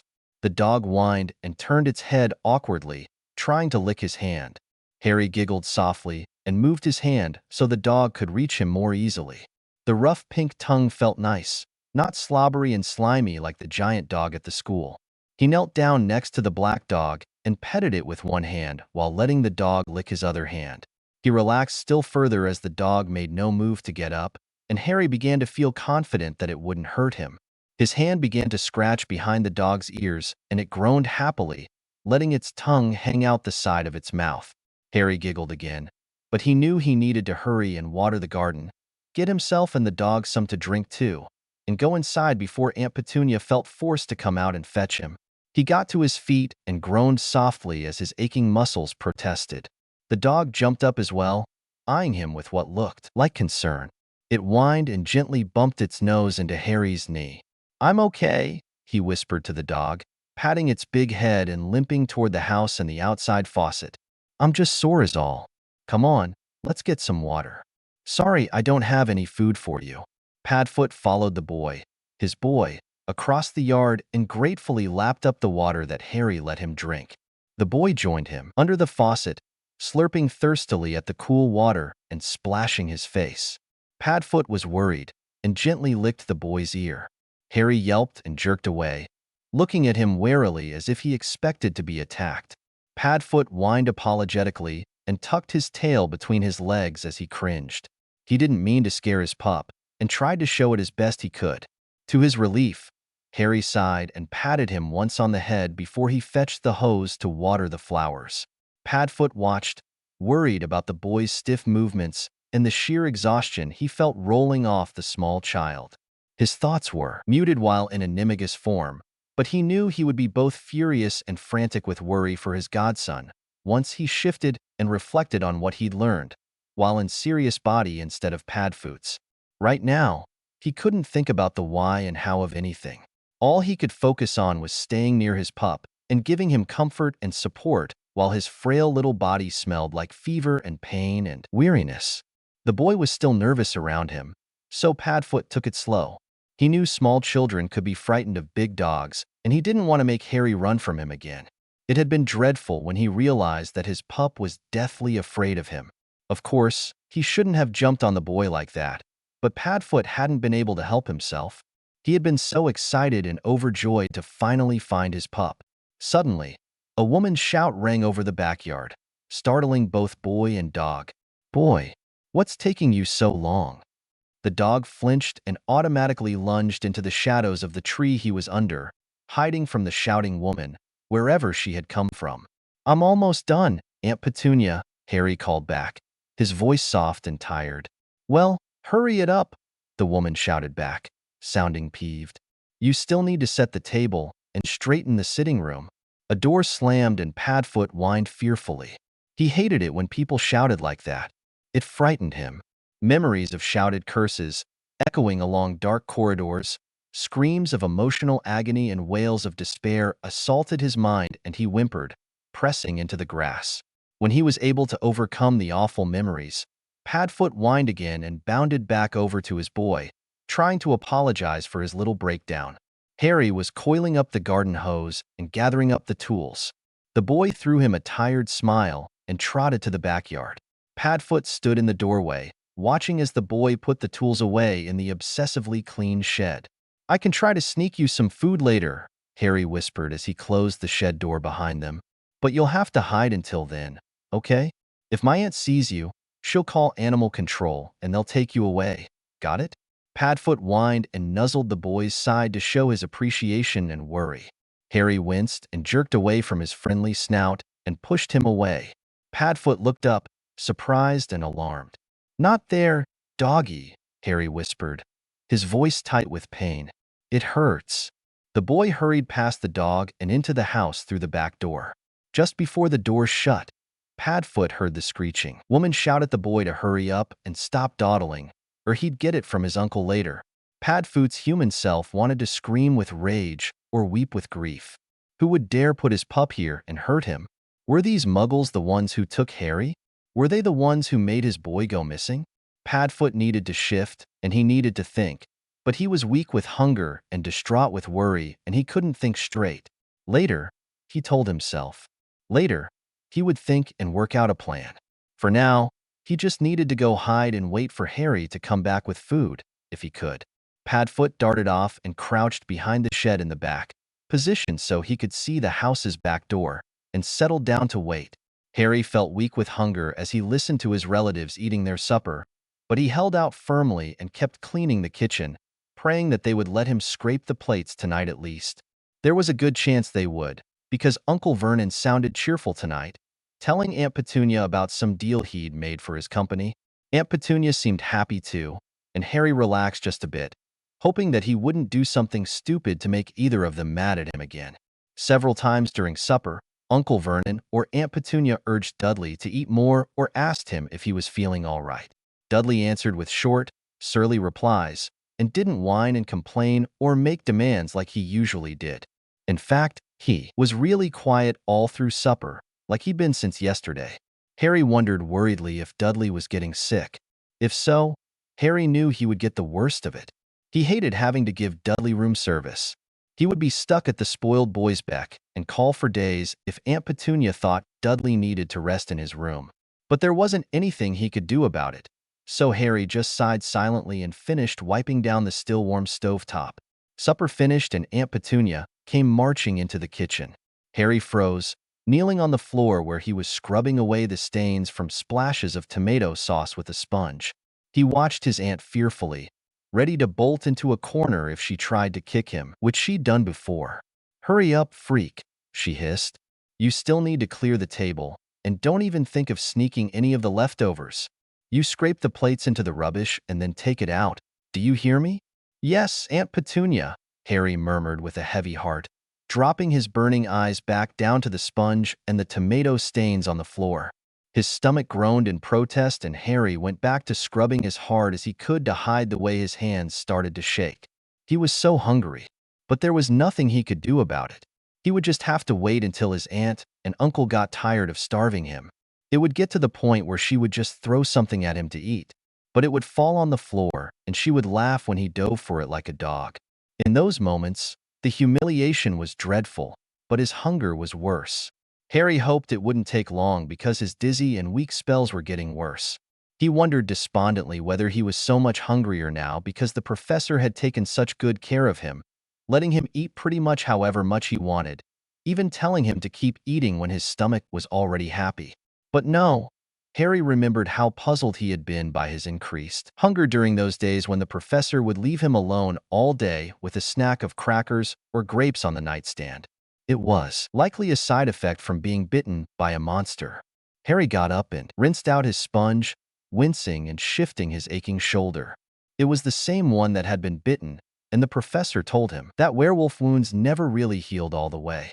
He might have problems with that shoulder all his life, which was pretty inconvenient, Harry thought grumpily. He didn't need more things to worry about. As Harry was clearing the table, he overheard his aunt and uncle in the hall, interrogating Dudley about why he was acting so moody and strange and where his appetite had gone. Harry glanced at the plates in his hands and was surprised to see that Dudley hadn't eaten much of his pasta, even though it had sausage in the sauce, which was his favorite. More than half the plate still had spaghetti piled on it, and most of the thick slice of garlic toast.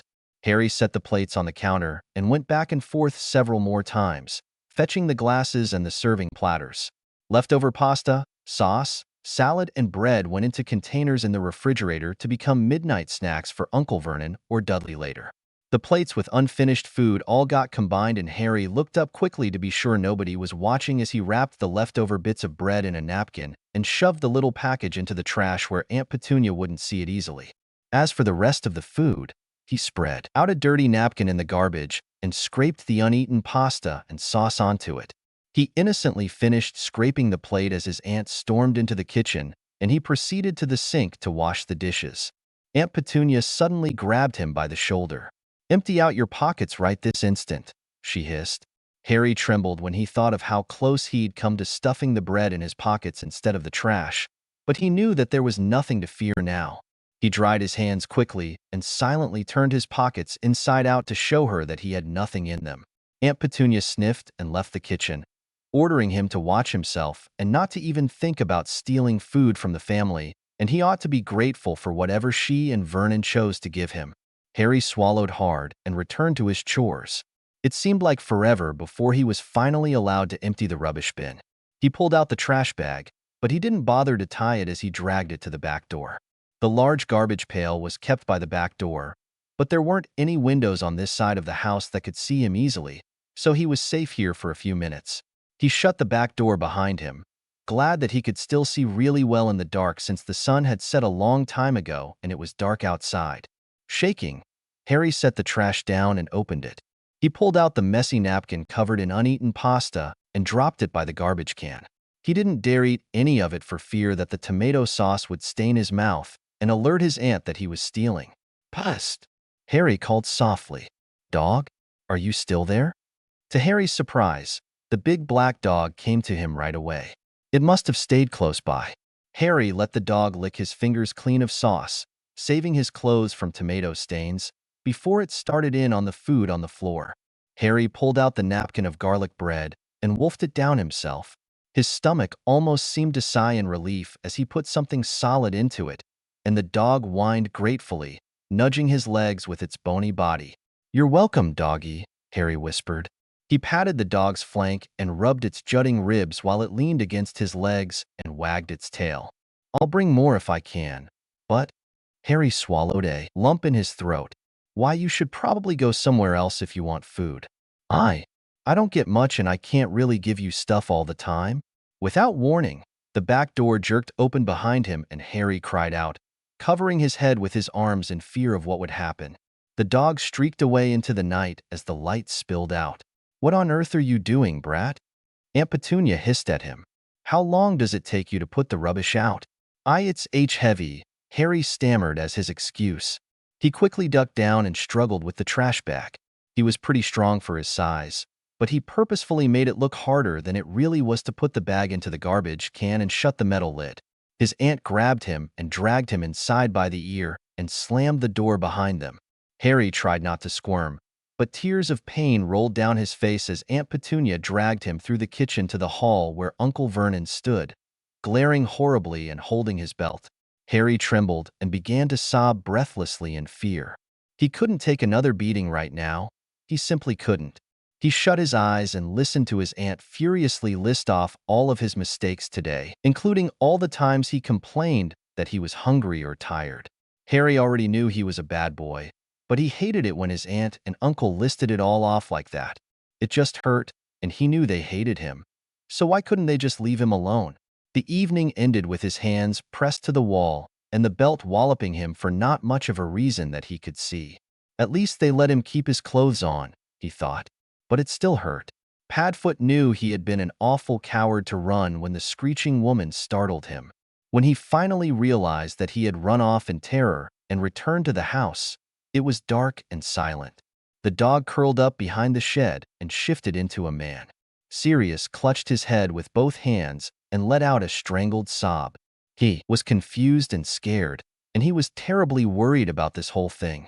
Harry was found, but he was obviously with family. It would be tricky to get the boy away without alerting the various wards around the house. He could feel them as he went in and out of the yard, like static on his fur. Also, the boy smelled of tracing charms and strange magic. He would need a wand to do this properly, Sirius thought. But first, he ought to stick around, get stronger, rest in relative safety, and take care of his pup if he could. He needed more information before he rushed into this. He really didn't want Dumbledore sending the order after him. Sirius shook as he fingered the newspaper scrap he still had in his pocket. It was too dark to pull it out to look at his godson's face, but he had the real thing right here. The boy was handsome like his father, but took after his mother in all the right ways. He couldn't imagine James being so gentle and thoughtful with a scary stray dog. But Lily? That girl had been fearless, and her compassion had been boundless. His godson was a very good boy, but trapped here with abusive idiots. Didn't Dumbledore know about this? Didn't he send anyone to check on the boy? If the old man did not know, or care, Sirius knew that it was his responsibility to protect Harry and rescue him. He didn't care that the wizarding world would accuse him of kidnapping and come after him. He was confident he could take care of himself and the boy and stay one step ahead of the ministry. But he was too weak right now. He needed to rest and regain his strength before he started making plans of escape. This would be trickier than getting out of Azkaban, and he needed to be careful so as not to put his pup in more danger. He spent the rest of the night sitting in human form behind the shed, thinking and planning. He would certainly need a safe place to take his godson once he rescued him, and he would somehow need to introduce his human self without scaring the child out of his mind. He would also need supplies and, of course, a wand. There was just too much to think of right now, especially when all he could think about was his poor, sick pup, trapped here with people who obviously didn't love him and probably hurt him. The escaped convict shivered and buried his face in his hands. For now, Sirius just wanted to cry. He was overwhelmed with relief and fear and worry, and Padfoot could not weep. The man sobbed almost silently, not wanting to give himself away. Curled into a tight little ball, Sirius Black cried like a frightened child long into the night. And it's Sirius Black to the rescue. I know this is the moment you all have been waiting for, or maybe not, and I hope I did it justice. Thank you all so much for your reviews and your enthusiasm. It all means so much to me. Merry Christmas to all of you who celebrate it, and I'll see you after the weekend. Plots and plans. Rated T. This was one of the hardest chapters I've written. I kept going back and forth on what I wanted to reveal in this chapter, rewriting scenes, removing/adding scenes, etc. I hope it turned out okay, and thank you all for your patience. This is an extra long chapter as a result, but I just couldn't find a good place to stop. Smiley face. Disclaimer. Don't own, never will, don't plan to. Just doing it for fun. Chapter 18. Plots and Plans. Severus Snape paced his cell.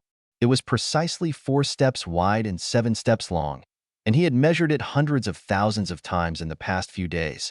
After his all-night stay in the interrogation room after he was first arrested, he had finally been moved to a holding cell. But even so, it wasn't until the next afternoon that he finally got word that Dumbledore was doing something to get him out of this mess. His first hearing was tomorrow, and apparently, since he refused Veritaserum and refused to submit his memory of the event, the only thing left to do was to swear upon his life and magic that the spells he used had not been intended to harm. Dumbledore would keep him out of Azkaban, of course, but Severus was fairly certain he would end up paying a hefty fine instead. He wasn't all that attached to money, but the thought of having to pay the Dursleys for damages made him nauseous. Those people deserved worse than what he gave them, but he was stuck. He couldn't risk the ministry taking custody of Harry, which they would if Severus testified that the Dursleys, and Dumbledore himself, did not have the boy's best interests at heart and were perpetrating or turning a blind eye to such horrific abuse. He also now knew for certain that it was Petunia Dursley who had reported him to the ministry, thanks to a formal complaint that he was allowed to read. She apparently was a great deal smarter than he gave her credit for. She may not remember precisely what happened, but to surmise that Severus Snape was the only freak at Hogwarts likely to do what had been done to her and her family was rather clever. What was worse, he couldn't deny anything. The family had been examined by an Auror after she made her complaint, and it was obvious that they had been obliviated, but little else. Severus Snape's only retort to that was that he had not obliviated the boy, but of course nobody had listened to him. Since there was no evidence of outright malicious behavior on his part, Severus had been spared the more uncomfortable aspects of ministry custody. He got 3 square, though bland, meals a day and was pretty much left alone in his plain, serviceable cell. The Auror guarding his hallway during the day gave him a crossword puzzle to work on, and he tried to start a conversation. If Severus had been in the mood for it, he might have enjoyed it. The young fellow liked to tinker with potions in his spare time, and was thrilled to meet an actual potions master in person. He wasn't so bad, but Severus sneered and belittled the enthusiastic young man until the Auror finally shut up and stopped trying. This morning, though, when his young potions-obsessed Auror came back on duty, the fellow surprised him by asking him for the real reason he was behind bars. Severus didn't know why he spilled his guts. Maybe it was because he simply wanted someone to listen to him. Anyway, he left Harry's name out, obviously, and tweaked the story just a bit. But he laid out the basics, that he had asked the Dursleys for information, they refused to give it to him, and he found out that they were child abusers and fought the urge to kill them all, or at least make them very miserable. He contented himself with simply containing them and then forcing them to forget their encounter while he tried to figure out how to deal with them properly. He pointed out that he couldn't very well report them to either law enforcement without more proof, but he had tried to keep their nephew away from them so they couldn't hurt the child anymore. The Auror was sympathetic, but he pointed out that even if their nephew was magical, the ministry wouldn't have much of a say unless the child's own magical guardian pushed for something. The Muggle police wouldn't do anything unless they had the child's mangled body in front of them, since they were so crazy about physical proof. Severus had fallen almost into despair at that and sat on his cot for 3 hours, clutching his head and not moving as he thought furiously. He was considering every option and finally settled on kidnapping Harry for real and moving to New Zealand as soon as he was free. He got up and paced feverishly as he began to flesh out his plan. He had heard that New Zealand had a better attitude toward werewolves than the United Kingdom did, and it was far enough away that they wouldn't give tuppence about Dumbledore or all his grand titles. However, Severus did not know for certain if New Zealand had a good magical school. The Australians had a good one, he knew, and it wasn't very far from New Zealand, magically speaking. Harry would need to get a good education, but that was second to Severus' first concern, which was keeping him safe from further abuse and manipulation. Whether Harry would be able to attend a good school or not, he would be safe at least from the politics and trouble that currently surrounded him here. Besides, anything lacking in the boy's education could be supplied by the potions master, he was sure. Severus was planning out his and Harry's escape in detail, hang Dumbledore and his chess games, when his young Auror cheerfully opened his cell door and informed him that he had a visitor. Severus panicked for an instant, fearing that Dumbledore had finally deigned to come down and speak to him, and he occluded fiercely, showing a blank mask to the man that stepped into his cell. But he nearly dropped his shields in surprise. His visitor was a slim, sickly-looking man in clean, but shabby robes of a nondescript color. His hair was light brown, and his eyes were dark brown, flecked with gold. 3 scars across his face completed the look, and Severus unconsciously took a step back, struggling to occlude against the emotions of fear and loathing that roared up strongly within him. It was Remus Lupin. The werewolf nodded graciously at the young Auror, who flashed him a grin, informed them that they had 20 minutes, and stepped out, slamming the door behind him. That brief second was enough for Severus to ruthlessly shove his emotions aside and regard Lupin with calm indifference when the werewolf met his gaze again. May I? Lupin asked mildly, gesturing at the only chair in the cell.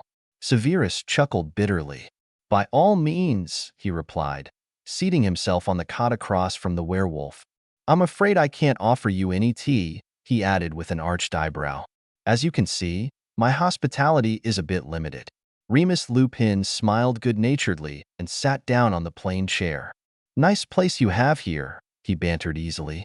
Beats the last couple places I stayed.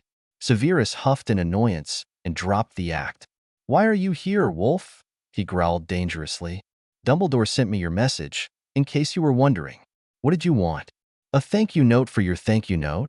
Not at all, Professor, Lupin replied in a calm tone. I've come to ask you about a mutual little friend. Severus Snape stiffened, but Lupin kept talking. You see, you mentioned this little friend in your letters, but I cannot seem to be able to locate him. Why don't you ask the old man?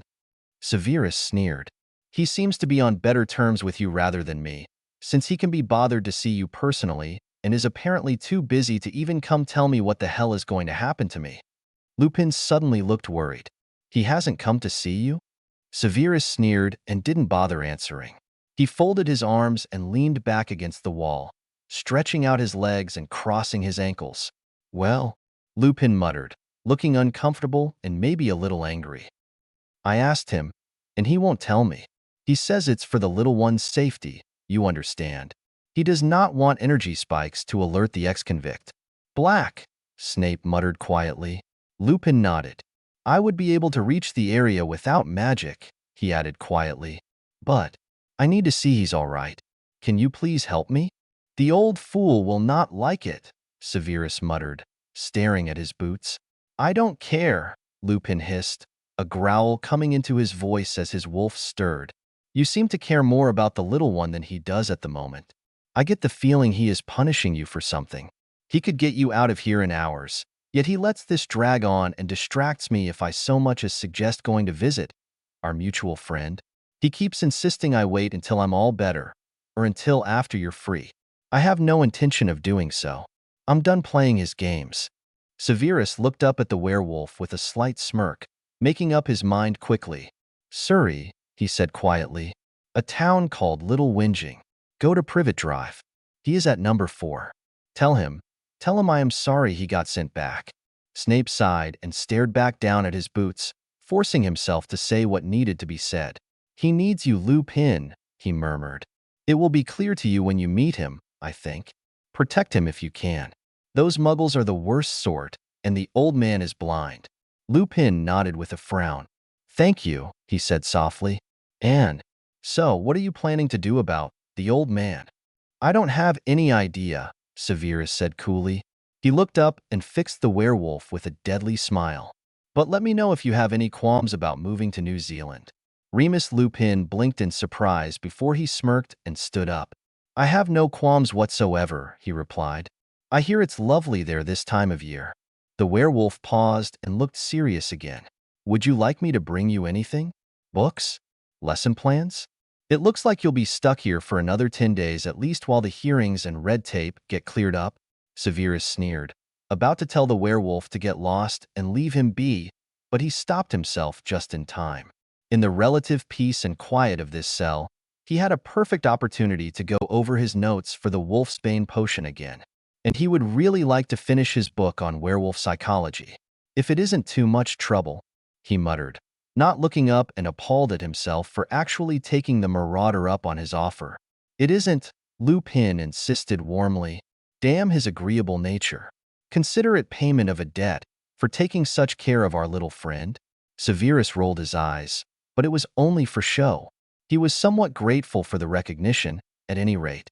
In my office at Hogwarts, in the second desk drawer from the top, I have 2 books and a folder full of parchment. Bring me that as well as half a dozen quills and 2 bottles of ink. Can you remember all that? Lupin nodded solemnly.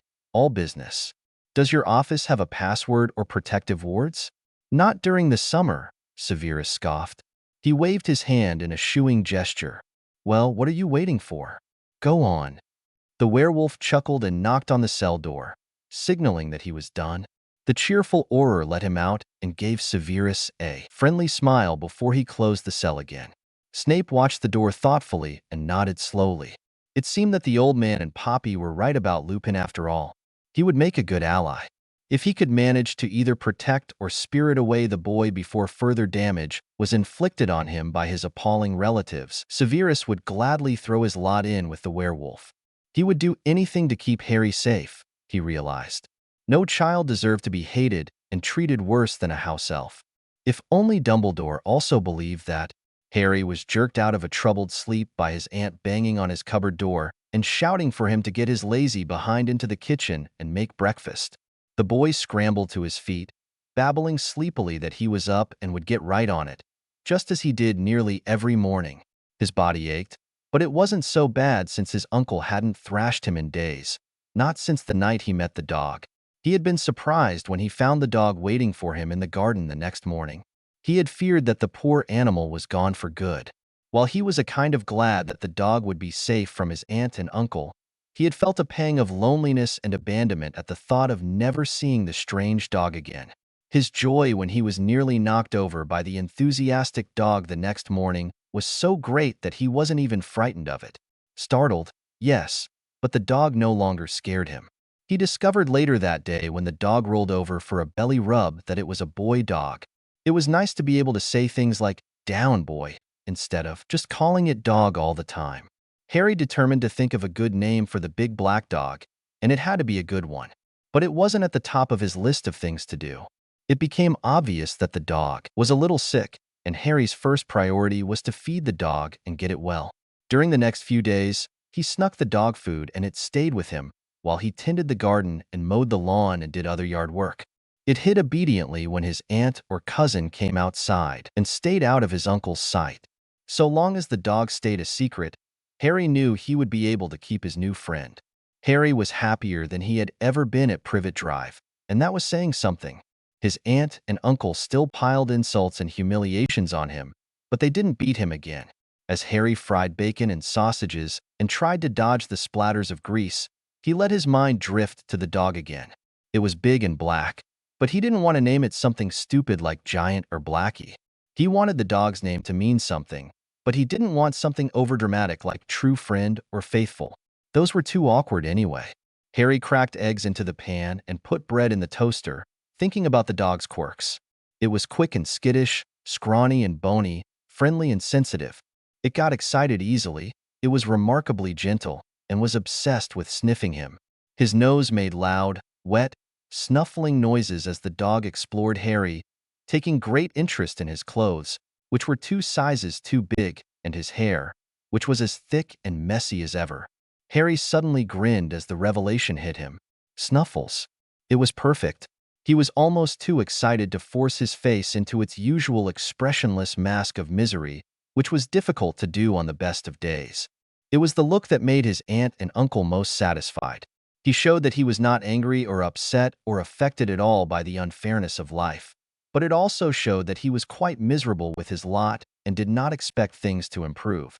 Something must have given him away this morning because his uncle pounced on him at once for grinning his head off. Harry was reasonably certain he had not even been smiling, but he told the truth, that he was just feeling cheerful this morning.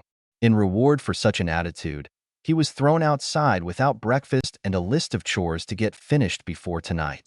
He even had to reorganize the shed and paint the fence again. Harry had lost track of how many times he had done both chores in his life. His aunt and uncle had him do it at least once a month, sometimes more.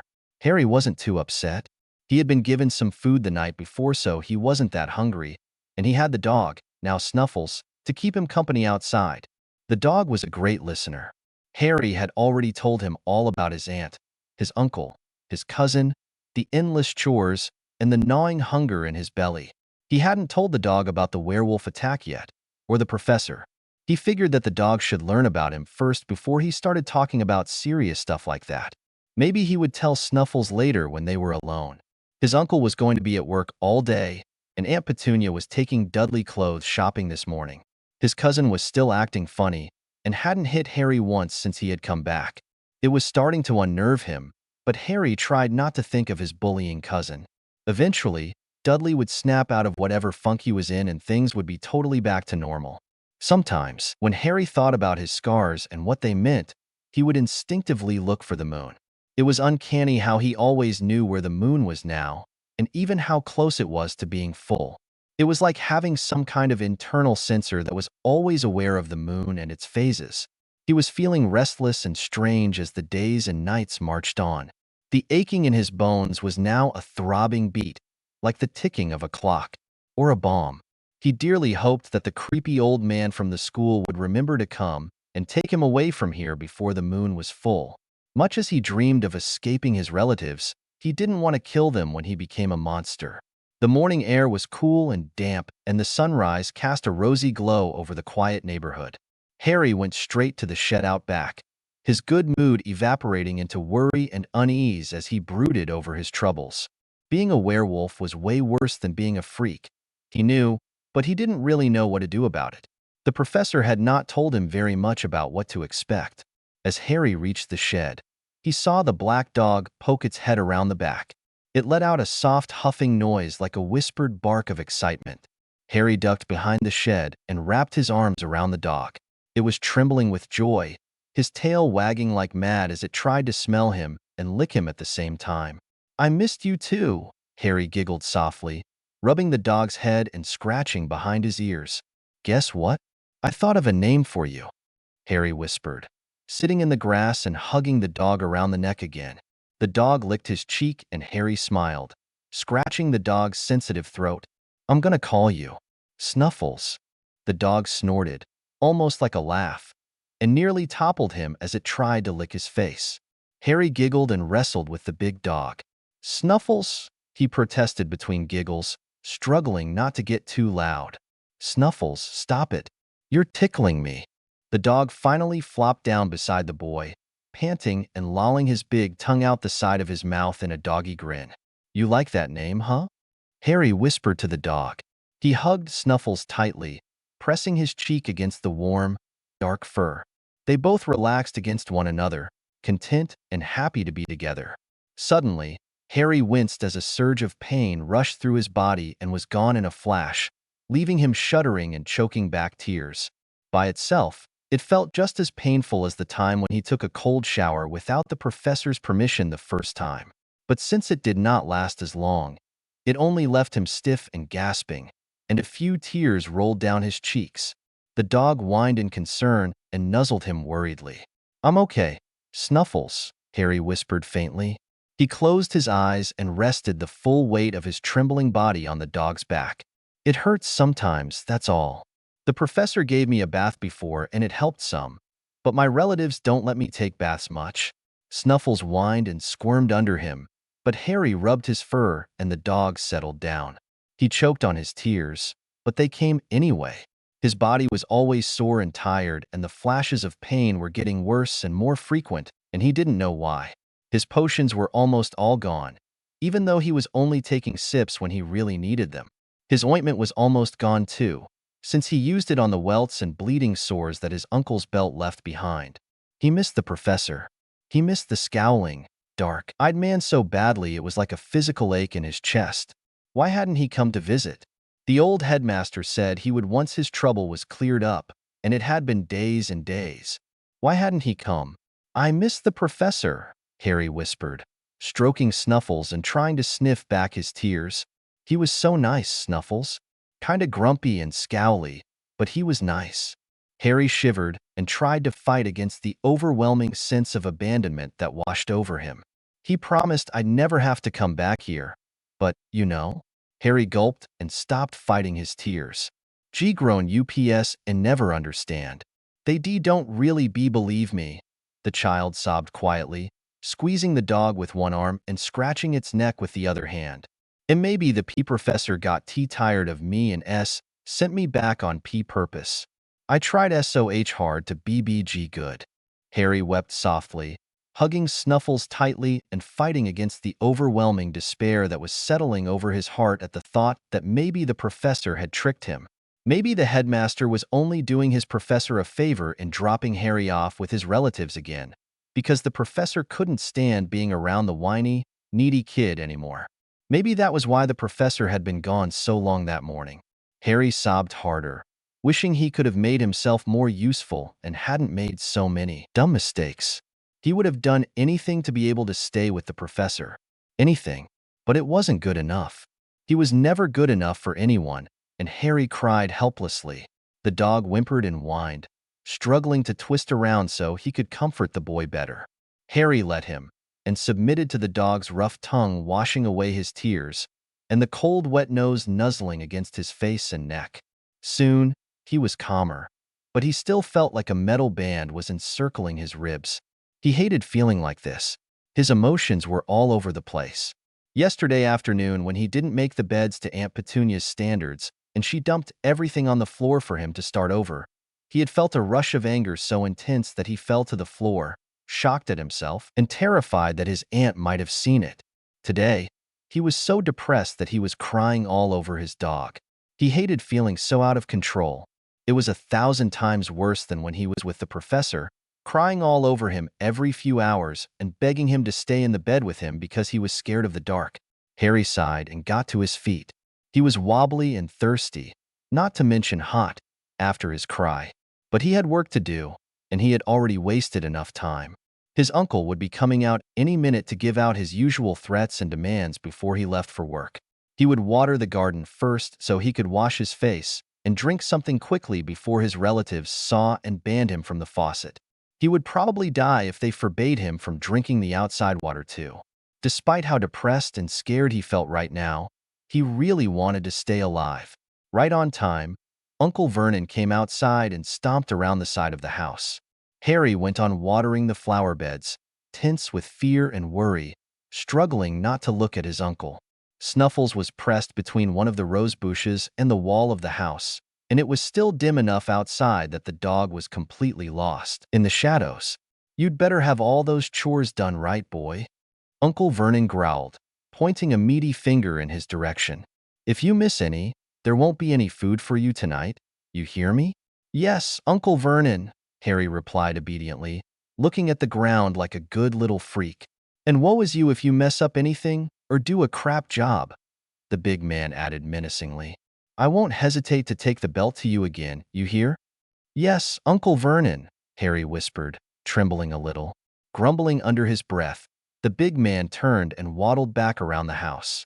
Harry only relaxed once he heard the car start and saw it pull out of the driveway.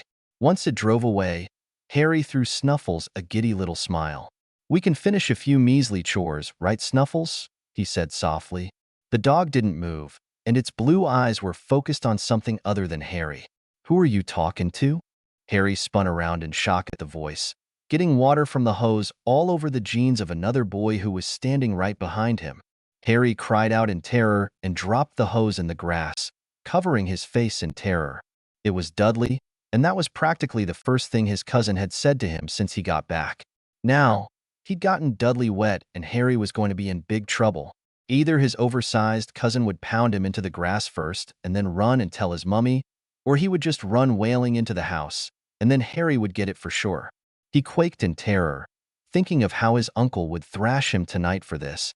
But to Harry's confusion, Dudley just stood there, staring down at the splashes on his jeans and trainers. I'm really sorry, Dudley," Harry finally whimpered. Why wouldn't his cousin say anything? The fat boy shook one foot in disgust, shaking off several water droplets. "I just wasn't paying attention. I didn't mean it," Harry whispered, taking his hands cautiously off his face. He slowly crouched to pick the hose back up. Don't tell your mom, please? You can beat me up, I won't run. Just don't tell?" Dudley looked up at him, his round face contorted in a frown. He looked like he was trying to figure something out. In fact, he'd had that look on his face ever since Harry came back. Of course, he didn't actually see Dudley until the next morning because he got locked in his cupboard after his beating. Dudley huffed and abruptly pushed Harry down in the grass before he stomped off back to the house. Harry gaped after his cousin and didn't get up. That was the most half-hearted push he'd ever felt from his bullying cousin. Was Dudley sick? Feeling more confused than ever, Harry picked himself up and finished watering. He was quaking with fear at the thought of what Dudley was telling his mother right now. Aunt Petunia might just lock him up all day long, and he would never finish all his chores. Uncle Vernon would be so angry, and Harry felt dizzy thinking about it. He gulped and tried to finish the yard work with shaking hands. Snuffles came out of hiding, whining with concern. Harry petted the dog and calmed down a bit. Whatever was going to happen was going to happen.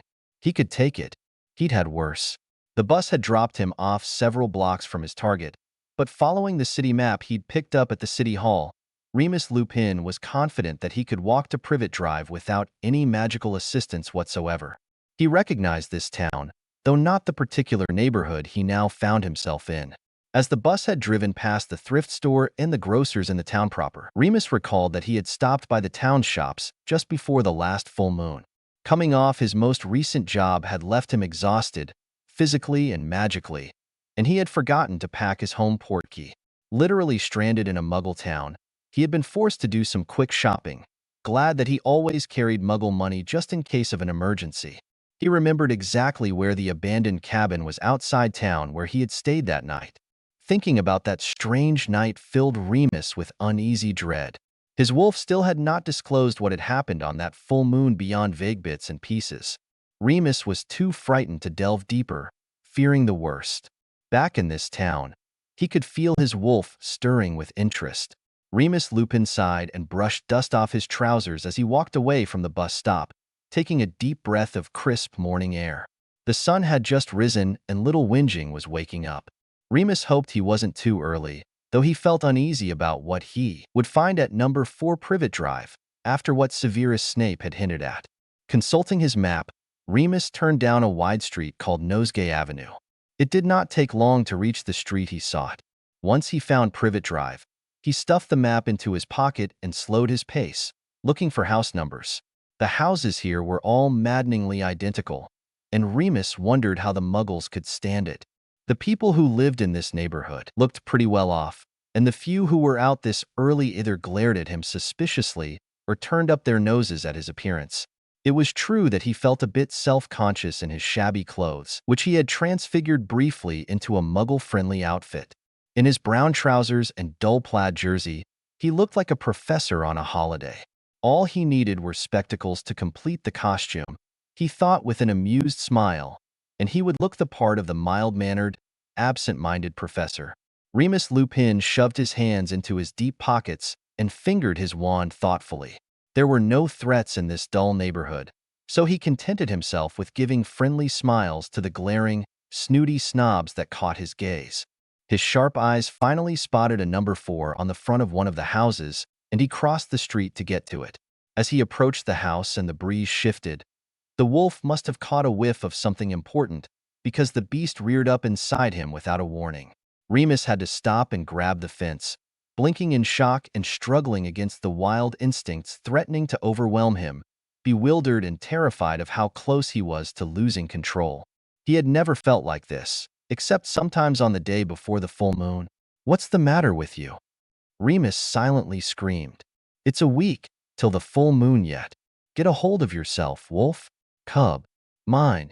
Claim him. Mine, mine, mine." The wolf clamored, dizzying Remus with the strength of his need to surface. The man knew that his eyes had flushed gold, and anyone who saw him like this might think he was having a seizure or something. What was his wolf's problem? It wasn't rage or protectiveness that had caused his wolf to surface. In fact, he felt that the wolf was giddy with excitement, whining with need, and howling with want. He had never experienced such a thing before in his life, and frankly, it was terrifying. "Not now, wolf. Get down," Remus ordered sharply, using a large chunk of magic to ruthlessly shove his wolf back down. It was harder than it should have been, but the beast submitted grumpily, seeming to understand that now was not the time. Blinking hard and gasping for air, Remus Lupin focused on the pristine yard in front of him again. He straightened up, struggling to steady his trembling limbs and smoothing down his sweater. He wiped the cold sweat from his face and took a deep breath. He had never suffered an attack like that before, and it frightened him. Less than a minute must have passed since he grabbed hold of the white picket fence, but his muscles ached as if he had been physically wrestling the wolf for much longer than that. Huffing in exasperation at his moody wolf and determining to wrestle the truth out of him. Later, Remus pushed open the gate, and went up the neat walk to the front door of number 4. He was not totally ignorant about Muggle doorbells, but he decided to knock instead. The slight sting of his knuckles pounding on the painted door helped to pull him back a bit more from the abyss his wolf had dragged him up to. He felt slightly dizzy, as if he were teetering on the brink of a terrible fall. If he had not been so close to his goal, he would have given this up and gone back home. He had remembered his home portkey this time. The door was yanked open without warning and Remus jumped a little. He had been so distracted that he hadn't even heard the woman approaching the door. He managed his most polite smile in response to the woman's quickly souring expression. "Who are you and what do you want?" the woman asked crisply. It was borderline rude, but just clipped enough that it just sounded brisk and impatient. The attitude of a woman who is very busy and wants you to know it. "Good morning, madam," Remus said with a slight bow. "My name is Remus Lupin, and I was wondering if Harry was available for a few minutes." The lady narrowed her eyes suspiciously. "Harry who?" she demanded. Harry Potter?" Remus clarified with a confused frown. "I was told that he was with his relatives at number 4 Privet Drive." "He is here, isn't he?" "That Dumbledore promised to leave us be," she hissed, her eyes flashing with temper. "What did he send you for?" "Jay, just to check up on him," Remus faltered nervously. He hoped she wouldn't complain to the old man. He might get in trouble for this. "It won't take long, I promise," Remus added with his most pleasant smile.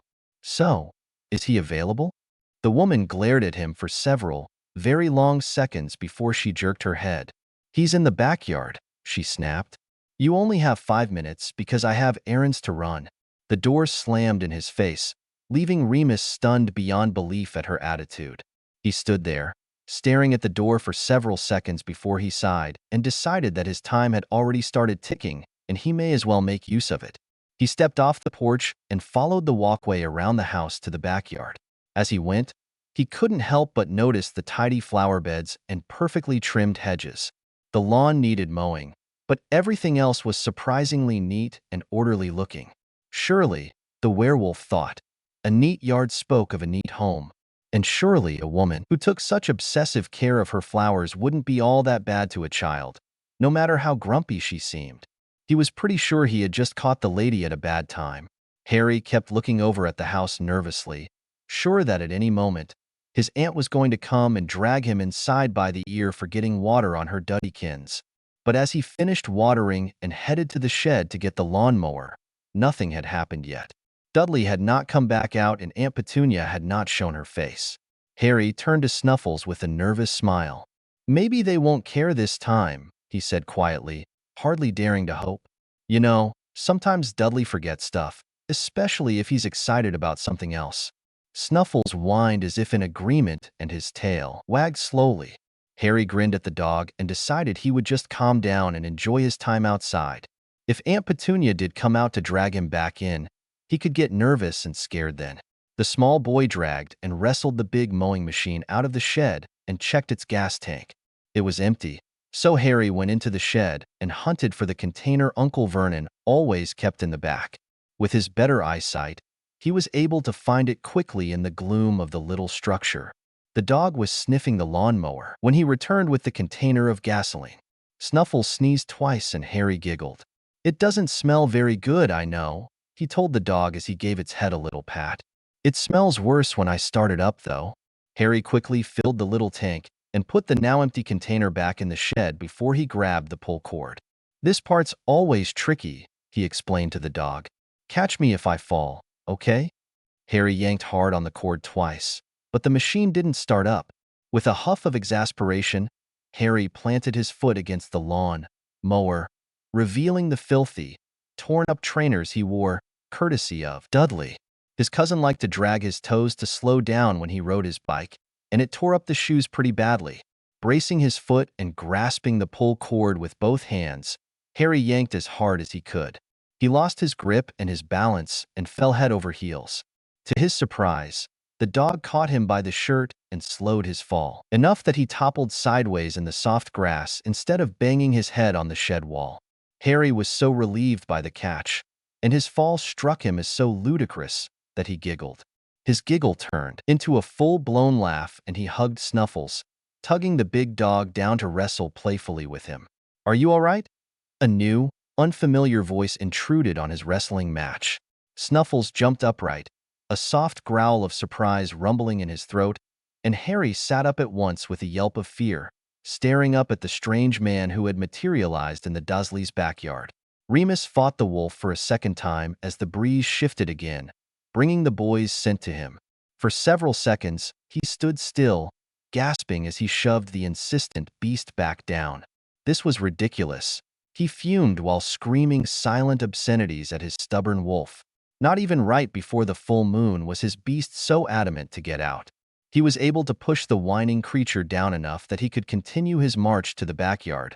But Remus surmised that his wolf was simply straining to meet Harry. That must be it. The boy belonged in his pack, being the son of his pack brother, Prongs. Mooney was just overexcited to see him again. With that knowledge, he was able to soothe his wolf's hackles and tamp down the beast's frustration, assuring him that Mooney would have plenty of opportunities to say hello to the boy, his pup. Feeling a little more stable, Remus shook the tension out of his aching hands, which he'd clenched so tightly that the nails had almost cut into his palms, and kept walking. Just behind the house was a neat white shed.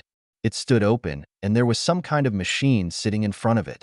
As comfortable around muggles as he was, Remus wasn't quite sure what the contraption was or what it did. A scrawny, dark-haired boy was pulling some kind of cord on it, and as Remus watched, the boy lost his balance and fell backwards. A large black dog that had been lying unnoticed next to the machine jumped up and caught the boy before he fell into the wall of the shed. The child burst out laughing and hugged the big dog, dragging it down into a playful wrestle. Remus walked up to them with a little smile on his face. The boy seemed happy and healthy enough, and former fears from Snape's dark hints were melting away. "Are you all right?" he asked pleasantly. To be honest, he wasn't expecting to shock the boy and his dog so thoroughly.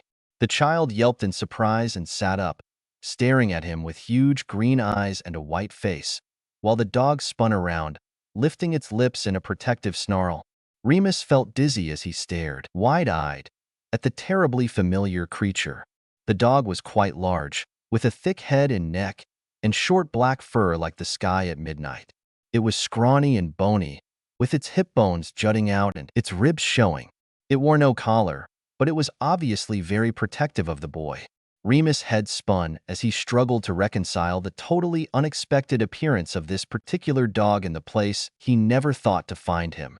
"Padfoot," Remus breathed in shock, automatically reaching into his pocket for his wand. The dog growled menacingly at the movement and took a step closer, warning him with a flash of its icy blue eyes. Remus froze, staring into the creature's startlingly bright eyes as if petrified. His mind raced, but he could find no answers. Sirius Black had escaped to find his godson. He had found Harry. He was here with Harry. The supposed wards around the boy's house had not protected him. But did Harry even need protecting? The dark-haired child lunged to his feet and threw his arms around the big dog's neck. "No, Snuffles," the boy gasped. "Don't attack. Don't."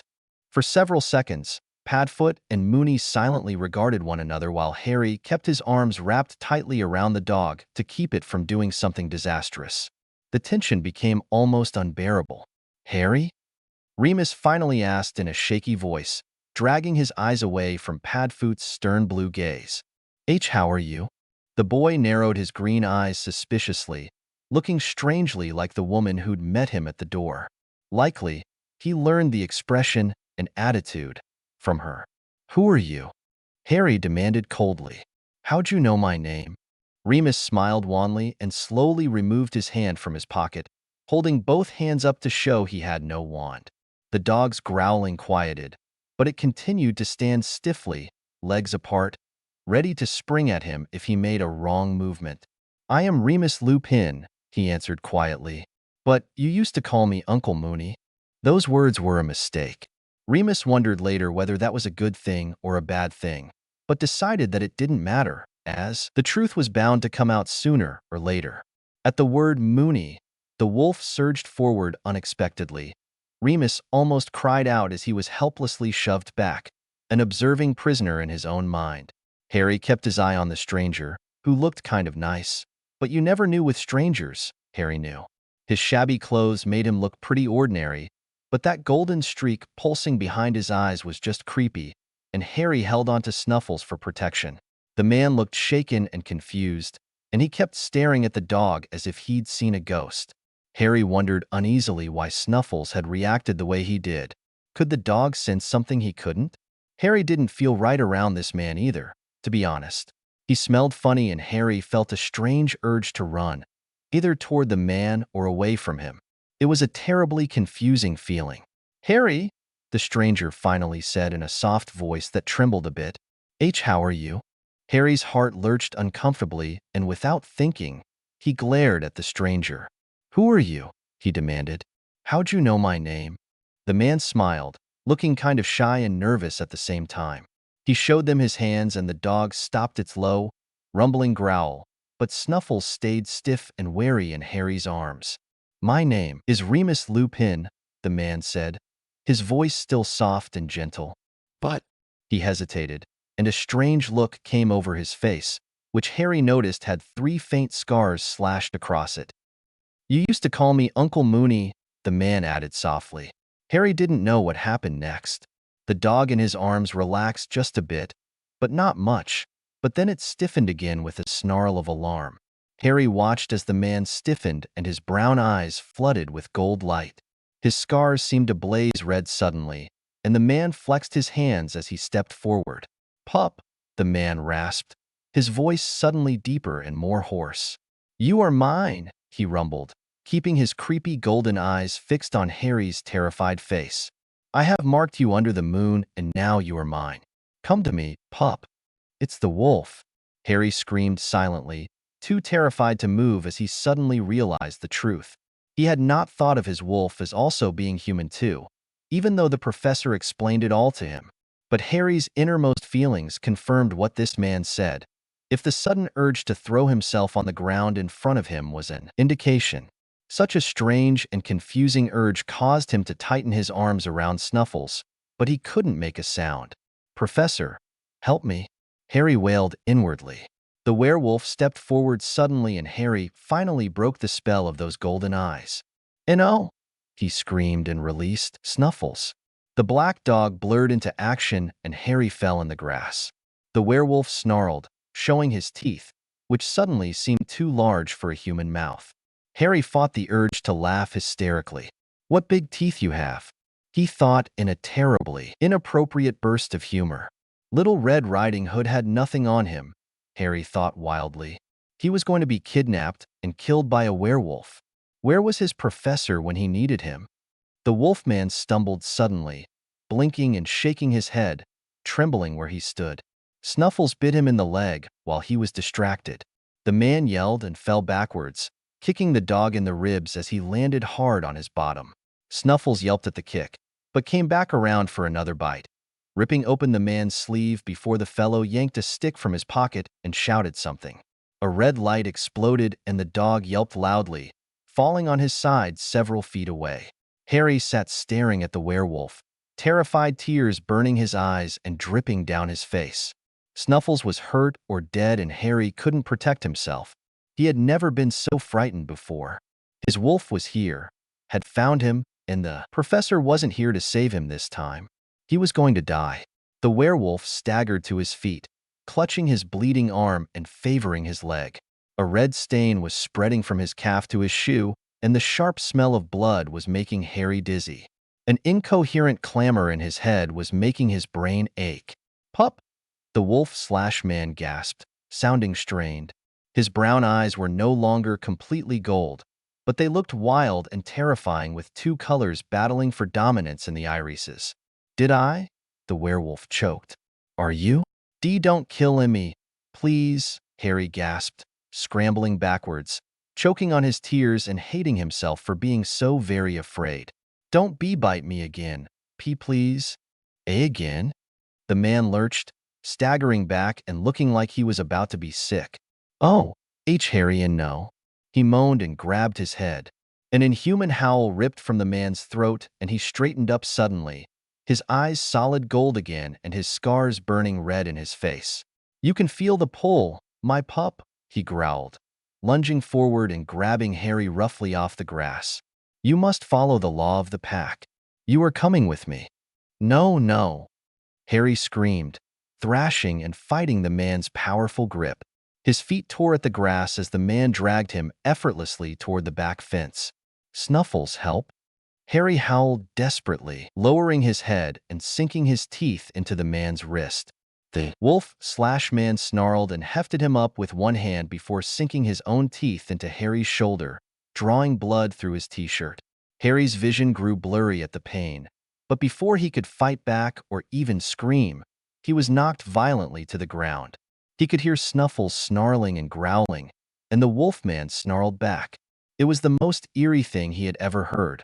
Listening to a human throat make sounds like a rabid wolf.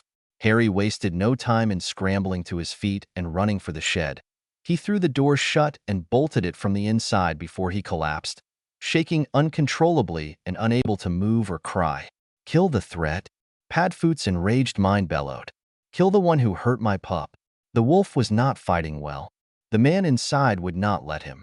The two wills were clashing, and Padfoot knew that his job was to help the wolf make the right decision, as it had always been. Mooney's scent, the scent of possessive rage and obsession, filled the air along with the scent of Remus blood. Padfoot roared and lunged for the man's throat. The wolf twisted just in time and got the dog's teeth in his shoulder instead. The pain made the man scream and fall to his knees, sobbing wildly. Padfoot knew then that the wolf had exhausted itself. It was close to the full moon, but not close enough for the wolf to continue with this battle. The dog could smell it the moment Mooney retreated in defeat and Remus took his place. But Padfoot did not want to risk the wolf rising again, and he did not let up his attack. Snapping and snarling, the big black dog chased the injured man out of the yard and up the street. What a sight they made! A tattered, blood-streaked professor-type fellow being chased down the sidewalk by an enraged black dog with blood on its mouth. He was sure that the Muggles would be calling the police any moment, and he would need to make himself scarce for a week at least, which was about as long as a human being could possibly stay focused on something odd like this. It grieved him to leave his pup when he was obviously hurt and distraught, but he needed to do this. He had things he needed to do to help Harry escape from that place he lived in, and he needed to chase Remus down and give him a good beating for daring to bite their pup. What in the world had Mooney been thinking? Now, the strange scent that had lingered under the boy's skin, the smell he thought had just been fever and pain from illness or abuse, made sense. He had been smelling the werewolf infection coursing through the child's bloodstream. After the next full moon, Padfoot knew that the scent would have been recognizable for what it was. He would have been able to tell that his pup was a werewolf after the transformation. The thought of his little boy going through that torture every month for the rest of his life was almost more than he could bear, and he snarled and snapped at Remus' heels again, determined to rip Mooney apart for what he did. The werewolf reached the nearby park and darted into the trees, leaving bloody footprints where the blood from his leg had dripped into and over his shoe. Lunging for a nice, big tree hidden from the main park, Remus scrambled up out of Padfoot's reach, and the big black dog growled angrily at the escape. The werewolf was shaking with weariness and emotion as he pulled at his wrist with a very unsteady hand, keeping his anguished brown eyes locked onto Padfoot's furious blue eyes as he did so. The dog saw a flash of metal on the man's wrist and felt the rush of magical energy as a portkey was activated. With a loud whoosh, Remus vanished and Padfoot bayed his rage and slashed at the tree with his claws. He wasn't finished with that werewolf yet. "Get back here, you coward. Answer for what you did to Harry." But the scent of humans approaching made the dog finish his tantrum prematurely, and he slunk off into the trees, not bothering to follow the hiking trails. Padfoot escaped the animal control and police officers and loped off in a random direction, following the road that opened before him. He knew he needed to get the boy out by the full moon, or there would be terrible trouble. Sirius already had several ideas to help Harry escape, but to implement them, he would just have to hope that the little cottage prongs had gifted him years ago still recognized him as the owner. Perhaps tonight, Padfoot ruminated, he would return to Harry to say a quick goodbye and maybe inspect whatever damage Mooney had inflicted with that disciplinary bite. But he would have to be sneaky if he didn't want to have to escape the local pound. The portkey threw Remus Lupin on his face just outside the back door of his mountain cabin. He was not the best at making porting charms, so his landings were always a little rough. Normally, he didn't mind and the rough landings didn't bother him very much, but this time, feeling sick to his stomach already by what he had done, who he had hurt, he threw up violently and heaved and retched even after his had finished emptying his stomach, crying, shaking, still bleeding from the wounds Padfoot had inflicted. Remus Lupin screamed in emotional agony. His wolf was too exhausted to either fight him or join in, and for that, he was relieved. He was not sure what he would do if he felt the wolf pushing at his mind and skin again. He might tear himself apart as the wolf did to him every full moon. How could he have done such a stupid thing? He had chosen to spend the full moon in a place where his wolf could easily reach humans in the first place. And then he hadn't done something more drastic like spelling silver chains to hold himself that night.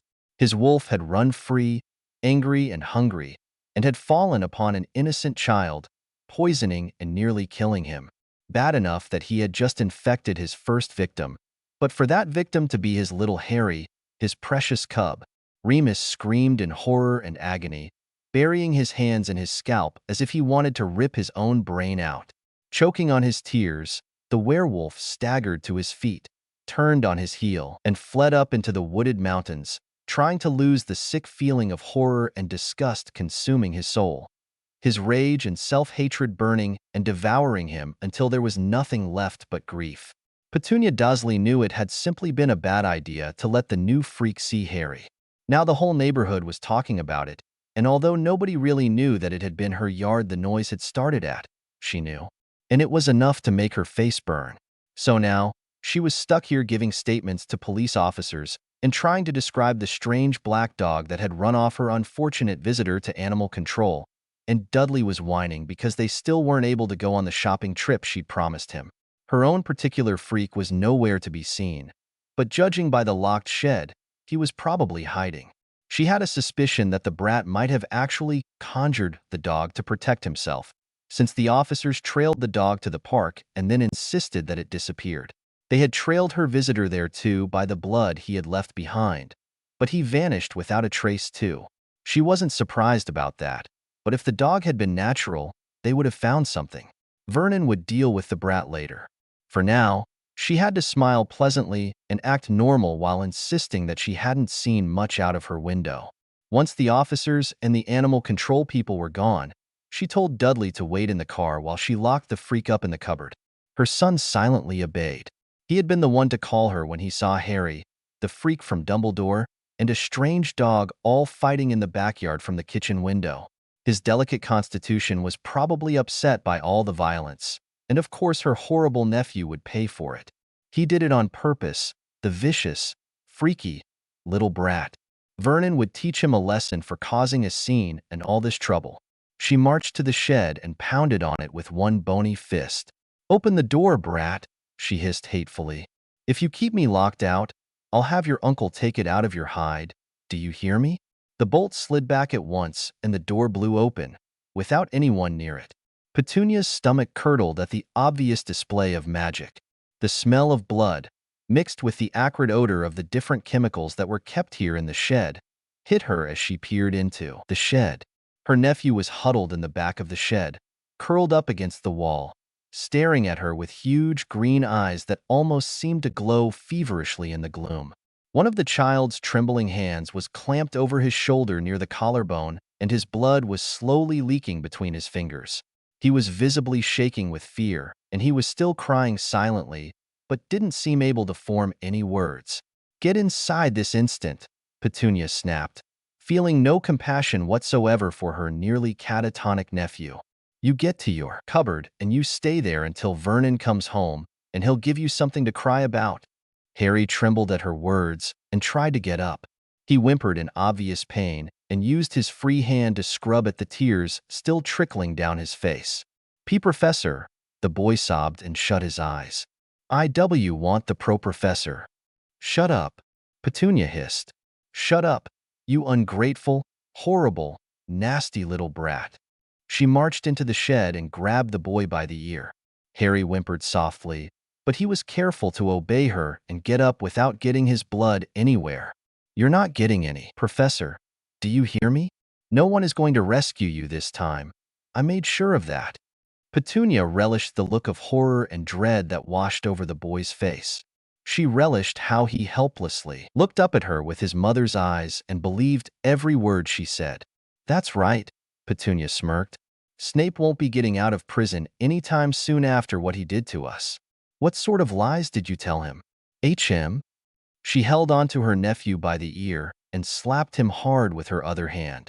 He had no idea how terribly he had ruined her life, the freak. He deserved this and so much more. Harry wept silently and wrapped his free arm around his head to protect himself, standing on tiptoe in pain. Didn't you tell him what a disobedient, defiant, disrespectful, horrible child you are? Petunia demanded, slapping the child again. Did you tell him how your uncle and I have tried to raise you right and teach you your place? Of course you didn't. Because you are an ungrateful, dishonest little brat, and I wish your mother had done the right thing and gotten rid of you instead of bringing you into this world just to foist you off on me. She gave her nephew's ear a savage twist and dragged him roughly back to the house. The boy cried and stumbled after her, but he was quiet. She had to give him that. She had actually never heard a child weep as silently as her nephew did, but that was likely some twisted, freaky ploy to win her sympathy or pity. No normal boy could be so quiet and meek while they were being hit and shouted at. It was more proof, Petunia told herself, that the little freak didn't truly care or feel it. He was different, and he deserved anything he got from her because he made no effort to change. He was still a freak, like his parents before him, and the sooner he realized that and stopped causing her family so much trouble, the better. She threw her nephew into the cupboard under the stairs and slammed it shut, turning the 3 locks and sliding the bolt for good measure. Back when he was little, the 1 lock was never enough. He would manage to get out, likely with his freaky power. She ignored the soft sounds of a child weeping in pain and left the house. She put her nephew from her mind and smiled lovingly at her own child, waiting impatiently in the car. Dudley ignored her when she greeted him, and he didn't even respond when she offered to stop for an ice cream, or 3, before they went shopping to make up for the delay. He just shrugged when she asked him where he would best like to eat out after they were done, and Petunia knew it had to be the freak who caused this change in her precious little boy. It was all that horrible brat's fault that her Dudley was upset. It was Harry's doing, all of it. The horrible little freak must have somehow set the dog on her beloved son last month, and then told vicious lies to Snape to win his sympathy before he came back here, determined to cause nothing but trouble. She hated that messy-haired boy. She really, truly hated him, and she was going to make certain he paid for his tricks tonight. Vernon would enjoy being given free rein over the hated brat. Sighing and promising her listless son a special treat at the mall to perk him up, Petunia turned onto the main road toward the town, trying her best not to dwell on bitter thoughts of her freakish nephew and his deplorable behavior. It was quite dark, and Padfoot was exhausted, as he finally loped up Privet Drive and hopped over the fence into number 4's front yard. The big dog panted after his long run today, and his empty belly gurgled. Padfoot had just realized, as he hunched in an alley behind a big garbage bin, that the Dursleys would likely punish Harry for the disturbance in their perfect little neighborhood, if the boys' stories were anything to go by. Harry had confided in Snuffles about his aunt and uncle's hatred of magic, freakishness, and himself in particular, and Sirius had fought valiantly against the enraged urge to just snatch up his godson and run off, never looking back. But he needed to do this right. He had spent years plotting escape routes from Azkaban when the Dementors gave him a break. Surely he could be patient for a week to work out all the details and get Harry away from here for good. But now that he knew his pup was a werewolf, and that it was Moony who did it, he needed to be even more careful.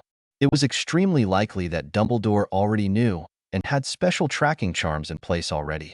The full moon was coming, and Padfoot was pretty sure that someone would be coming to fetch Harry away to keep him in a safe location for his transformation.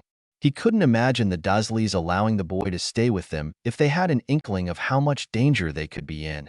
There were now even more concerns to consider, and Padfoot was just too tired to think anymore. He was heartsick and terrified, but he was loyal to his boy. He couldn't leave, even for a few days to fetch supplies and a wand, without saying goodbye. The dog crept up to the house, and his sharp ears caught raised voices. There were other noises as well that made the animagus skin crawl with dread. He could hear muffled screams, like those of a child shrieking into a pillow or around a mouth full of cloth. He could hear the sounds of violence and a man and woman raising their voices in hateful anger. Padfoot whined and scraped at the back door, but he knew that he couldn't raise a racket. Or he knew he shouldn't, anyway. The police would come, or the animal controllers, and he wouldn't be able to help Harry. They would take him and find out who he really was, and then he would be kissed for sure. He couldn't think straight anymore, and he simply started to growl as the horrible noises inside the house went on, and he butted his head against the door. His pup needed him. The boy was being hurt. Padfoot needed to get in, and he needed to get in now. The violent noises of leather striking flesh and blows that were coming from inside stopped suddenly, but he could still hear the raised voices, scolding and insulting in the same breath. He had heard such rebukes before from his own loving family, and the thought of his pup being subjected to such emotional torture was more than he could bear. Padfoot howled. He threw back his great head and howled at the waxing moon. He howled his rage and loss and grief. He howled to let his pup know he was here and hurting with him and would do anything to get a chance to rip Harry's fat uncle to pieces or to snap his skinny aunt's neck to protect his boy from further hurt. He howled until the back door crashed open and he was looking down the barrel of a shotgun held by the fat uncle. The dog snarled and prepared to leap on his godson's torturer, but he didn't know about the shotgun. He didn't know enough to be afraid of it. Padfoot didn't even know what a gun was until it exploded in his face with a noise like thunder. Unbelievable pain slammed into his shoulder, and the force of it threw him head over heels in the grass. The dog howled in shock and pain, but he prepared to get up anyway and kill that fat bastard. He was going to rip Harry's uncle apart until the pieces were too small to be scraped up, but a screaming voice from inside the house made him stop. "Run, Snuffles, run!" Harry screamed desperately. "Run, please. Uncle Vernon, don't." The child's voice was suddenly muffled, and the dog obediently turned to run. The weapon exploded behind him again, and the dog whimpered in terror as he wriggled under the fence and fled through another yard that was crawling with honeysuckle vines. Loud sirens sounded in the neighborhood, and the lights of the police vehicles flashed blindingly as they came toward Privet Drive. Padfoot limped as far and as fast as he could away from this nightmare. He was half insane with fear and worry and grief and pain. He couldn't think and he couldn't reason. The dog's instincts of self-preservation took over, and he let them pull him away from everything. He needed to find somewhere to rest and clear his head before he made another foolish mistake like that. But Padfoot was determined now. He was going to kidnap his pup if it was the last thing he ever did. The big reveal. Now Harry knows, and Remus knows, and Sirius knows all about the night of the full moon. But what will happen when Snape finds out? Oh boy. I haven't even written that scene yet, but I have a few ideas, not to worry. I hope to make that a very dramatic chapter. Thank you all for your support and for loving this story so much. Happy New Year, and may 2021 be better by far than 2020. Although, I have COVID to thank for this story, so I guess 2020 was useful after all. I started writing Child of the Dark Moon because I was so bored being locked down. Winky face. Anyway, tell me what you all think. Rise of the Moon. Rated T. Disclaimer. Don't own, never will, don't plan to. Just doing it for fun. Chapter 19. The Rise of the Moon. The various clocks in the headmaster's office at Hogwarts chimed 6, hooting and dinging and whistling cheerfully as preset alarms alerted Albus Dumbledore of the time. The old man made a slight movement with his hand, and the clocks fell silent. Over a week had passed since he had done what was necessary to keep Harry Potter safe. Tonight was the night he returned to Privet Drive. He sighed and turned his attention back to the paperwork he needed to finish before he left. Having encouraged Minerva to take her vacation early, Albus was left with the end-of-year filing to do with the ministry, not to mention his various other responsibilities. He wished he knew what was keeping Remus Lupin. Albus needed him, and of course, Harry needed him tonight, especially. But even the owls which the headmaster had sent had been returned, their letters unopened. Strangely enough, The werewolf seemed to have dropped off the face of the earth. Dumbledore's sources at the Ministry had informed him that Lupin had briefly stopped by the ore department to visit Severus about 10 days ago. But he apparently did nothing more than that, except come to Hogwarts to fetch some busy work for his potions master. Albus was aware of the resentful feelings Severus Snape now harbored toward him. But though he was grieved at the stubborn man's conviction, he was also pleased, in a twisted way. Snape's greatest strength was his profound loyalty, when convinced, of course. All that the headmaster needed to do to regain Severus' loyalty was convince him of his point of view. It was regrettable, Albus Dumbledore reflected sadly, how few people appreciated his far-reaching wisdom. It was certainly not easy, being in such a position, forced to make such terrible decisions. There was no one in whom the headmaster could confide, no one of whom he could seek counsel. It was terribly lonely, being so wise and experienced. The war would have made corpses of them all, if it were not for his foresight and some very difficult decisions. For the sake of the lives he saved, the way of life he had preserved, and the uneasy peace that now reigned, Albus Dumbledore would make such choices again in a heartbeat. Albus knew and appreciated that Harry was a precious child. Severus Snape needed to understand that. But Harry was not an ordinary boy. He was the boy who lived. The child was destined to bring about lasting peace and a definitive end to the Dark Lord Voldemort. One could not let a chosen child like that have an ordinary childhood. He needed to be a champion, forged in fire, taught the harsh realities of life. The boy needed to be taught to rely on his own strength, to survive despite the odds, to fight on in the midst of pain. What better place to learn such lessons than at the knee of muggles who wouldn't flinch at physical reprimands, who would attempt to break his spirit and instead would strengthen him for the trials ahead? Severus would simply need to understand that Albus Dumbledore was just saving the boy pain. In the end, it was best if Harry learned such harsh lessons sooner rather than later, and not at the hands of the magical world. No, it would not do to alienate the boy from the world he was destined to save. The Dark Lord would certainly not wait until the child was mature to attempt his return. He would not wait until the boy was ready to face him on his own 2 feet. No, Voldemort would strike when the child was in range and vulnerable. Likely, the servants of the Dark Lord would wait until the boy was 11 and attending Hogwarts for the first time. He knew that if he were a Death Eater, that would be the safest time to strike. For now, very few people knew where Harry J. Potter was. Dumbledore would very much prefer to keep it that way. Of course, the boy who lived being turned into a werewolf was a very unfortunate fly in the ointment, as it were. But Albus Dumbledore could work with this too. Werewolves were notoriously hard to kill and just about impervious to normal pain. Was this perhaps the power that the Dark Lord knows not? Albus nodded solemnly in response to his thoughts. No one had guessed that the prophecy could have been fulfilled this way, but to Albus Dumbledore, it made perfect sense. Although the child would suffer greatly in the coming years, it was really all working out for the best. Harry would grow up that much faster and would gain a higher threshold for the pain and suffering he would eventually face as Voldemort's rival and #1 foe. Severus Snape's strange new attitude toward the child was an unforeseen complication.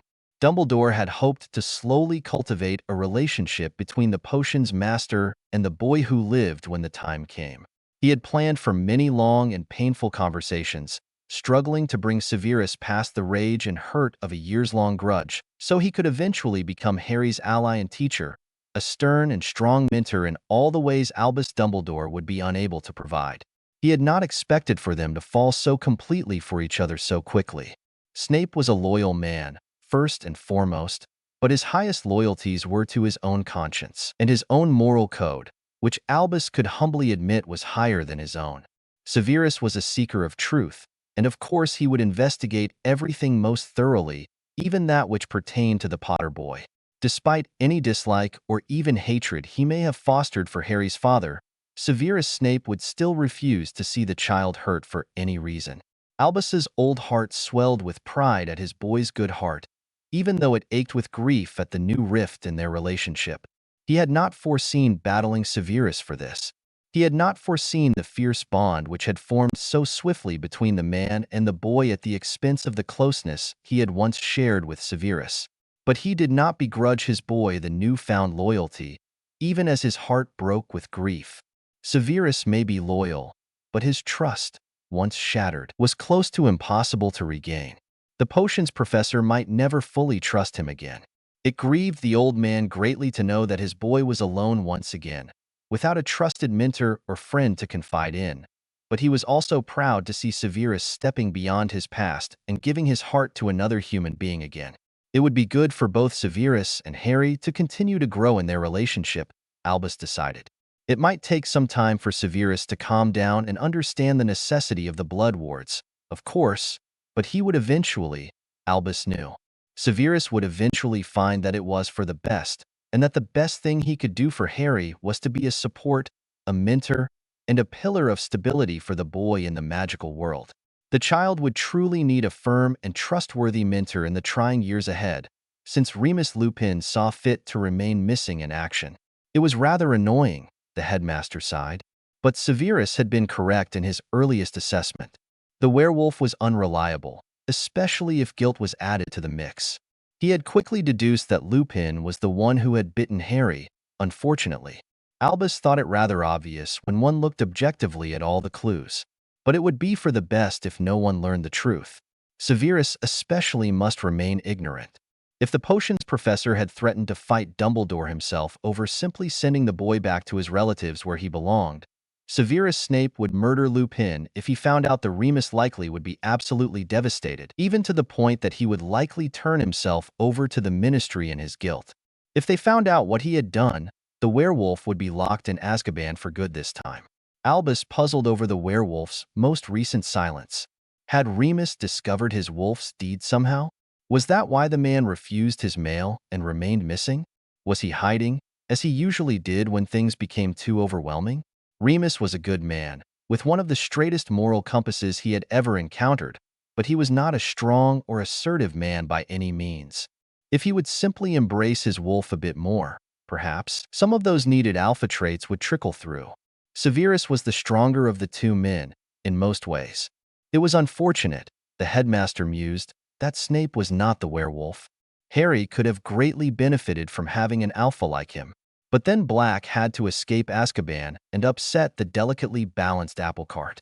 As if Dumbledore didn't have enough to deal with, now Sirius Black was loose and likely insane, even if he wasn't bent on murdering the boy who lived. It was dreadfully frustrating, especially because it meant that Harry had been sent back to his relatives before he could finish talking Severus into it himself. The Muggles were not ideal, certainly, but Petunia's blood protected the child better than any other wards available. Black would not be able to touch Harry or even find him, whatever his motives. Harry could not be safer from dark magic and the temptations of unearned fame. If Severus really wanted to, he could visit the child every now and then, so long as he didn't annoy Petunia too much. In fact, Dumbledore might have a word with her himself to talk about her deplorable behavior in getting Severus into so much trouble. He might be able to make it so Harry had more access to the professor throughout the months, instead of just during the full moon when he would need to be fetched and placed in the Shrieking Shack. It was another inconvenience when Petunia Dursley had rightly deduced that Snape had visited her family and used magic on them. Albus did not think Severus would go to Azkaban over it, but unfortunately, the clever woman had caused far more trouble than she had dreamed she could. Albus could not defend Severus as much as he otherwise could because of his work for the rights of Muggles in the Wizengamot and elsewhere. And if he did not uphold a Muggle family's rights when it came to his own employees, where would all of his hard work go? He was forced into a corner, advocating for Severus' innocent motives rather than his innocence, because of his position as a champion of Muggles and the Muggle-born.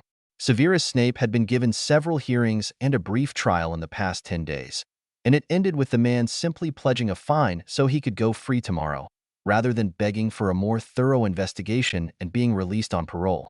Albus was relieved that the potion's master was not making a fuss about it. If Severus had decided to throw a wrench in the works and reveal his suspicions about the Dursleys, Harry Potter, and the headmaster himself, things could have gotten quite mixed up. But Severus was sensible, and he knew better than to give Harry over to the wolves of the Ministry like that. The potion's master was above such petty, short-ranging revenge. No, what Albus would have to watch for would be subtle and effective. He would have to start checking his tea for poison and ordering the house elves to be on their guard, the headmaster thought half-jokingly. Yes, Albus was only half joking. Severus Snape had betrayed one master because the woman he loved was in danger. How much would it take for the man to betray a second master because he believed that the child he loved was also in danger? Albus hated playing these games of moves and countermoves, but someone had to do it. He trusted Severus to be sensible and honorable about this. But it didn't hurt to have precautions in place. If worst came to worst, a simple reset in the form of an obliviate would set Severus back to where he had been before he stumbled over Harry's body in Little Whinging. There would be remnants of his feelings, of course, but Severus would not understand them, nor would he suspect the significance of the few thoughts and emotions that could not be completely erased. It was not quite ideal, but to prevent the man from making a terrible mistake, Albus was ready to do it. After all, it wouldn't be the first time he had meddled with Severus Snape's memories. With that cheerful thought, Albus Dumbledore set aside his work so he could finish it tomorrow and left his office, heading for the edge of the wards of Hogwarts. He was operating today. It would not do for Mrs. Fig to wonder why the headmaster needed to fetch Harry on a full moon. Obliviations were not his favorite way to cover things up. After all, tonight the moon will be full, Harry thought to himself anxiously, even as he wondered how in the world he knew that with such certainty. He felt antsy and achy. He couldn't sit still, but he was also dead tired, and there was a gnawing pit in his empty belly. He was running off energy he didn't have. Since the awful episode last week when his wolf found him and his uncle had punished him, he had healed pretty well. While he was glad he healed so quickly now, the extra energy he had expended healing himself had left him ravenous and dizzy with hunger. His aunt gave him a slice of bread every now and then, but he was craving meat with an intensity he had never before experienced. Tonight, cooking steaks for his relatives had almost made him faint. Though he didn't pass out, he did have to wipe his mouth on his sleeve several times to keep from drooling like an animal. It was a terrible relief that his uncle had cleared up all the steak, and there weren't any leftovers. Harry knew that he wouldn't have been able to control himself if Aunt Petunia had ordered him to scrape the plates into the trash, and there was still meat on them. The sound of the telly playing the evening news in the sitting room assured Harry that he would not be disturbed for a few minutes at least, but he was careful and quiet, slowly wiping down the sink and neatly hanging up the dish towels. He listened to the murmur of his aunt and uncle's voices as they commented on tonight's news broadcast. For the past 8 or 9 days or so, they'd been whispering about the crazy person that had escaped from prison almost 3 weeks ago now. Harry had caught a glimpse of the man's face on the telly once, and he had been rather shocked that it was the same exact man from the professor's magic newspaper. The wild black hair and beard were the same, and so was the name, Black. The only thing that wasn't the same was that the picture that had been displayed on the telly wasn't moving, like the picture in the magic newspaper had been. But the thought that the magical criminal was now on the regular news seemed to make it more real. Harry felt strangely trapped by the new knowledge, although it really did nothing to change his awful situation. He supposed if he had anything to be grateful for, at least the werewolf had not returned. But Snuffles was gone too. Uncle Vernon insisted he had shot the dog, but the police had not been able to find any trace of it when they came and fined his uncle for firing a gun in a residential area. Of course, Harry got beaten again for that, and even worse, Aunt Petunia thought the dog wasn't even real, that Harry had somehow made it with his freakishness. He had the fresh burns on his arms and stomach to attest to what his aunt and uncle thought of his denials. But Harry knew that Snuffles was real, and he dearly hoped the dog had not crept off to a ditch somewhere to die. He had already lost his professor and the safety of the man's rickety little house. The thought of losing his stray dog friend too was almost more than he could bear. Harry turned off the kitchen lights and pressed a hand to his aching belly as it let out a long, hungry gurgle, wincing at the throb in his healing burns. Once his grumbling stomach was quiet, he trudged upstairs to clean the bathroom before locking himself in his cupboard.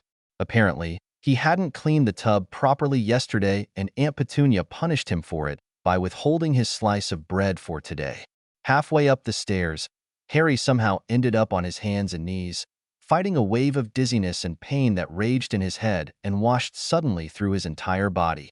Once he overcame the nauseous flipping in his stomach, Harry crawled up the rest of the stairs and into the bathroom. But once he got there, he ran out of strength. Leaning against the rubbish can in the corner, Harry curled up and tucked his head between his knees. He was trembling with weakness and hunger and fighting the urge to run. He wanted to run out of the house and not come back. The roaring pain that had been pulsing under his skin suddenly came back and then was gone in a flash, leaving him feeling like his insides had all been roasted and then twisted violently while they were still raw and throbbing. His bones ached and his head throbbed in time with his heartbeat. A few tears of pain and hopelessness escaped from Harry's eyes and dripped down his face. His sharp ears caught the sound of his cousin's heavy footsteps approaching, and his highly sensitive nose caught the tantalizing scent of roast beef, cheese, and bread. Dudley had likely gone downstairs for a snack and brought it up so he could play his computer games while he ate. His appetite had come back in the past week, at least. Harry still didn't know what to make of his cousin, who was ignoring him and only half-heartedly pushing him around if he had to. Harry staggered upright and tried to look busy in case his cousin peeked in on him, but his vision was blurring in and out and he couldn't focus. He fell against the wall, too dizzy to go look under the sink for cleaning supplies. He hated feeling so sick and helpless. More silent tears dripped down his face, and he slumped back to sit on the floor, shutting his eyes and fighting not to pass out or throw up. Harry!" A soft whisper startled him. Harry gasped and jerked violently, staring fearfully up at his cousin. Dudley was crouching in front of him, gazing at him with a strange expression on his round face. Dudley stared at him for another few seconds before he straightened up and carefully closed the bathroom door. He locked it and flipped the switch for the light and the fan. The motor's sound filled the little space, and Harry bit his lip and braced himself. Whatever his cousin was going to do with him now couldn't be good. To his utter shock, Dudley held out a napkin wrapped around a thick roast beef sandwich. Mustard was oozing out of one side, and the whole thing looked like what Dudley liked to slap together when he was feeling peckish. Harry knew better than to reach out and accept the food.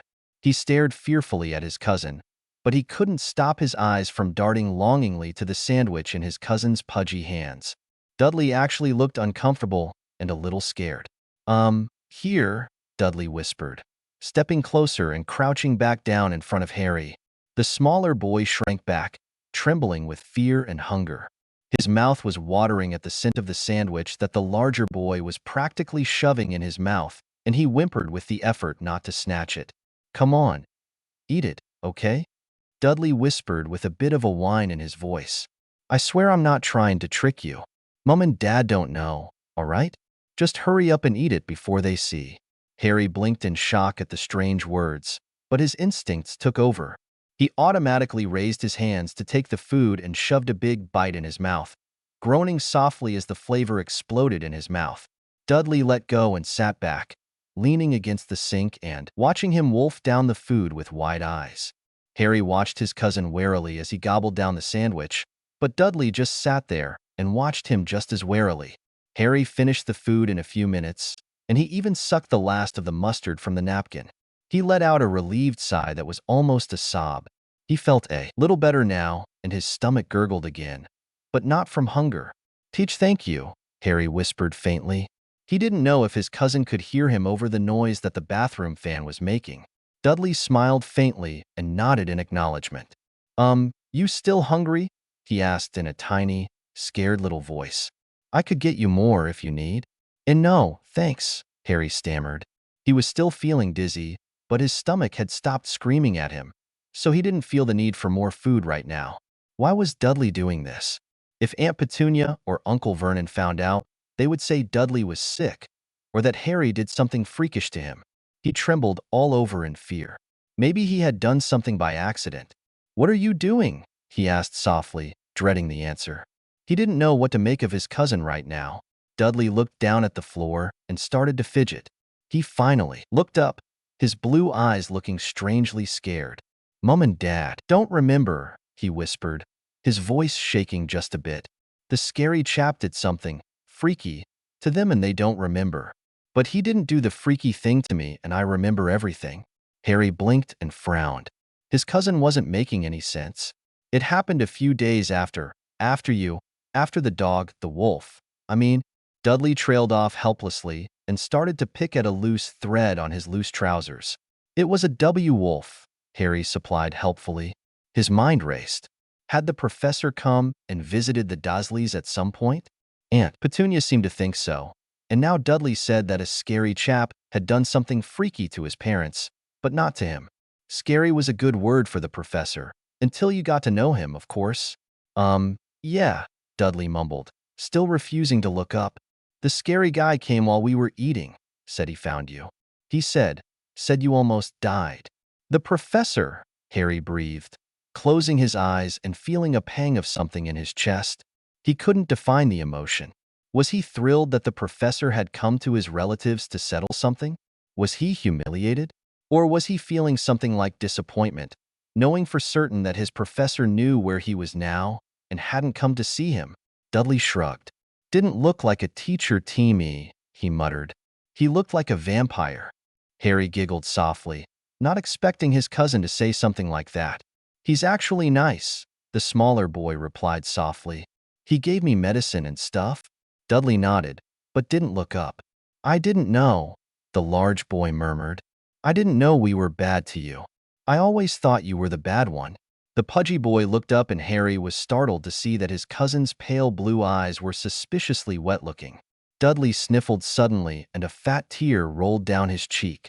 It was followed quickly by a few more and Harry was so surprised he couldn't even move. He could feel his cheeks flushing with embarrassment. It had been odd to think that the professor could be crying over him, but it was 1,000 times worse to see his cousin crying because of him. Sure, Aunt Petunia and Uncle Vernon were beastly to him, but only the professor had ever told him how bad they were.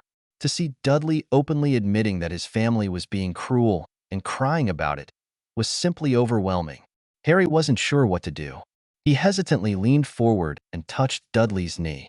Hey, Harry whispered thickly. Hey, don't cry, he whispered, patting his cousin gently. The small gesture broke the other boy completely, and Dudley started to cry in earnest, though he made an effort to be quiet. It wouldn't do for his parents to hear him and punish Harry for it, and Harry was grateful for his cousin's efforts. He said IW was a B-bully and HEW wanted to make me hurt the way I hurt YU, Dudley sobbed, covering his face. B but he said I was J just a stupid child and I didn't know any B better. So he said he wouldn't take my memories, that way I'd remember and maybe stop being a mean. Harry didn't know what to do or say in response to that. He didn't even know what to think. So, the professor had come and told off the Dursleys, and then erased his aunt and uncle's memories of the event, but not Dudley's? But Aunt Petunia seemed to remember it anyway.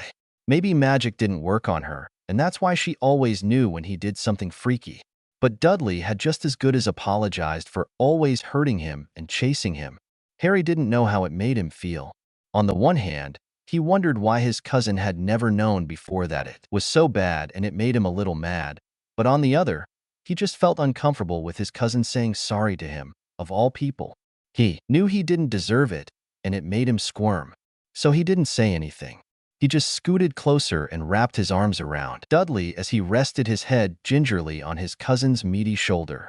It's okay, Dudley, Harry whispered, patting the bigger boy awkwardly, trying to remember how the professor made him feel better when he was crying and scared.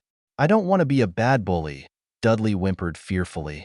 The scary guy said I was going to turn into a criminal. I don't want to go to jail. You won't, Harry assured his cousin, hugging him a little tighter. You won't, and it'll be okay. But Mum and Dad, Dudley moaned, sobbing a few more times. The scary guy said he'd come be back.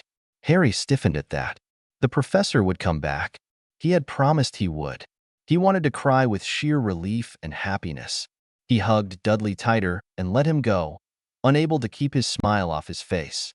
It'll be okay, Dudley, he said confidently. I'll make sure the professor doesn't hurt them. Dudley glanced up mournfully. His face was blotchy and damp from crying, and his nose was running. But my mom and dad still keep being mean to you, he mumbled. I'm not trying to be, I promise. But what if the scary guy comes back and does something bad to us? Harry wanted to laugh. He looks real scary, But he's really nice, he explained. He just doesn't like to see kids get hurt. See, he's a teacher at a school, and he got really upset at himself this one time when he spanked me for lying to him. So, he's just nice. But I'm pretty sure if I ask him, he'll leave your mom and dad alone. But Harry's heart suddenly sank into his feet as something Aunt Petunia had said to him last week came back to his mind. She had said she had reported the professor somehow and got him put in jail. Was it illegal for wizards to erase people's memories? Was the professor in big trouble for trying to protect him from the Dursleys? His former giddiness bled away, leaving him feeling sick with dread. Harry? Dudley suddenly interrupted his thoughts. Are you really sick or something? 'Cause you've looked different since you came back. Harry shook himself and shivered as he fell back into reality. His earlier happiness was gone, replaced by cold fear. He was still trapped with the Dursleys. The professor might never come, and there was a werewolf and a crazy man escaped from prison, both out to kill him. Nothing was different, besides knowing that Dudley didn't want to beat him up for fun anymore. He supposed that was something. Yeah, I'm kind of sick, Harry admitted, remembering what the professor had told him before, but also remembering what the headmaster had said about not telling anyone that he was a werewolf. I got bit by the wolf, and it sort of poisoned me. Tonight? Harry shivered. Well, I don't know what'll happen tonight. I don't feel good. It was true. He felt sick and tired, yet he still felt restless. He needed to move, to pace or run or something. Another pulse of agonizing pain suddenly assaulted him, rushing through his body and scorching his innards like fire before it passed, leaving him curled up on the floor, gasping and struggling not to scream. Harry? Dudley was hissing in his ear. I hear Mum coming up. Harry whimpered pathetically, but he couldn't get up. It was just as well, because Aunt Petunia banged on the door, demanding if the boy was in there. Dudley silently unlocked the door and she opened it. Apparently, seeing Harry curled up and whimpering on the floor, with her son standing over him, was satisfying enough that Aunt Petunia simply grumbled and dragged Harry to his feet, ignoring Dudley completely. Harry gulped down his tears and allowed his aunt to drag him over to Dudley's extra bedroom. It was a narrow, shabby room crowded with old toys and furniture, and looked more like a storage closet than a bedroom. Sitting on Dudley's old bed frame was the duffel bag Harry had brought with him when the headmaster brought him back. The boy stopped in confusion, wondering why his aunt had not yet taken the clothes to the Salvation Army like she said she would. Dumbledore's downstairs, Aunt Petunia stated flatly before Harry could say anything. Change into something decent, because he said he has to take you for tonight. Harry's heart thumped painfully against his ribs, and he stumbled forward as his aunt shoved him in the back. He had hoped that he wouldn't be forgotten during this night of the full moon. He feared what he would become, but he did not like or trust the old man. However, he knew there was no point in arguing. He obeyed, changing out of the two large cast-offs of Dudley's and into the better-fitting clothing that the professor had bought him. Being back in the much more comfortable clothes almost made tears come into the boy's eyes as he thought of the professor. His heart ached fiercely with longing, and he wondered if he would ever see the professor again. He was finished changing in a few seconds, and his aunt grabbed his arm to drag him downstairs. Sure enough, the old man himself was waiting downstairs. Uncle Vernon stood in the door of the sitting room, his posture making him look both nervous and angry, but he stood silently, listening to the headmaster's chatter. Harry didn't know what the old man was babbling on about, but Uncle Vernon's expression was both bewildered and annoyed. Ah, Petunia! Dumbledore cried out cheerfully, his blue eyes twinkling kindly. And Harry, dear boy, I hope you are ready to go. Harry gulped and nodded silently. He had forgotten to grab the trainers that the professor had bought him, and he would have to wear the tattered hand-me-down shoes from Dudley. Excellent, the old man smiled. He turned to the front door, his strange-colored suit flashing as he moved. It was almost physically painful to look at, and Harry thought that the green and yellow colors were shifting and moving over the trousers and jacket. It was very disorienting, and he tore his eyes away from them as he hurried to grab his shoes from the cupboard. Aunt Petunia and Uncle Vernon said nothing as the headmaster took Harry's hand and opened the front door. They stood still and silent and didn't even acknowledge the old man's cheerful farewell. Glancing back, Harry saw his cousin on the stairs, leaning on the banister and watching him leave with a strangely solemn expression on his face. Harry managed a tiny smile, but he didn't dare wave goodbye. It would be best if Dudley's parents didn't know about their little truce. The door of number 4 Privet Drive closed behind him, and Harry shivered as he looked up at the old man. Dumbledore smiled kindly down at him. "Shall we?" he said cheerfully, his eyes twinkling. Harry looked deliberately away from the man's probing blue eyes, and he heard the headmaster sigh softly. Harry felt a twinge of unease, since he had obviously made the man unhappy, but he couldn't bring himself to pretend to have anything to do with this old man. Dumbledore had brought him back to the Dursleys even after the professor promised he would never be sent back. He wasn't sure he was angry with the headmaster for doing it, since Harry knew that he deserved what his relatives gave him. But he was frightened by the old man who had complete power over him, and he had power over the professor too, which was a terrifying thought. He let the old headmaster pull him gently along, but Harry kept his eyes on the concrete sidewalk. He was tired and achy and irritable, and his head hurt, but it felt good to stretch his legs right now. He almost didn't care where the headmaster was taking him, just so long as it was away from here. On impulse, Harry looked up and searched the twilight sky for the moon. It had not risen yet, and the boy let out a soft sigh of relief. "Moonrise won't be until about 7:30, the old man suddenly said, startling Harry. The boy looked up at the headmaster, but he didn't trust the look of concern and kind attention that the old man gave him. He didn't know if it was real. The child focused his gaze back on his ratty shoes and shrugged his shoulders. Dumbledore didn't sigh again, but he gave Harry's hand a gentle squeeze. After several minutes of walking, Harry raised his head in apprehension as the old man tugged him into an alley on a street he had never seen before. Stepping behind a large garbage bin, the old headmaster waved his hand and his brightly colored suit shifted into a long robe, but the garish color scheme stayed the same. Harry grimaced and looked around, feeling a little scared.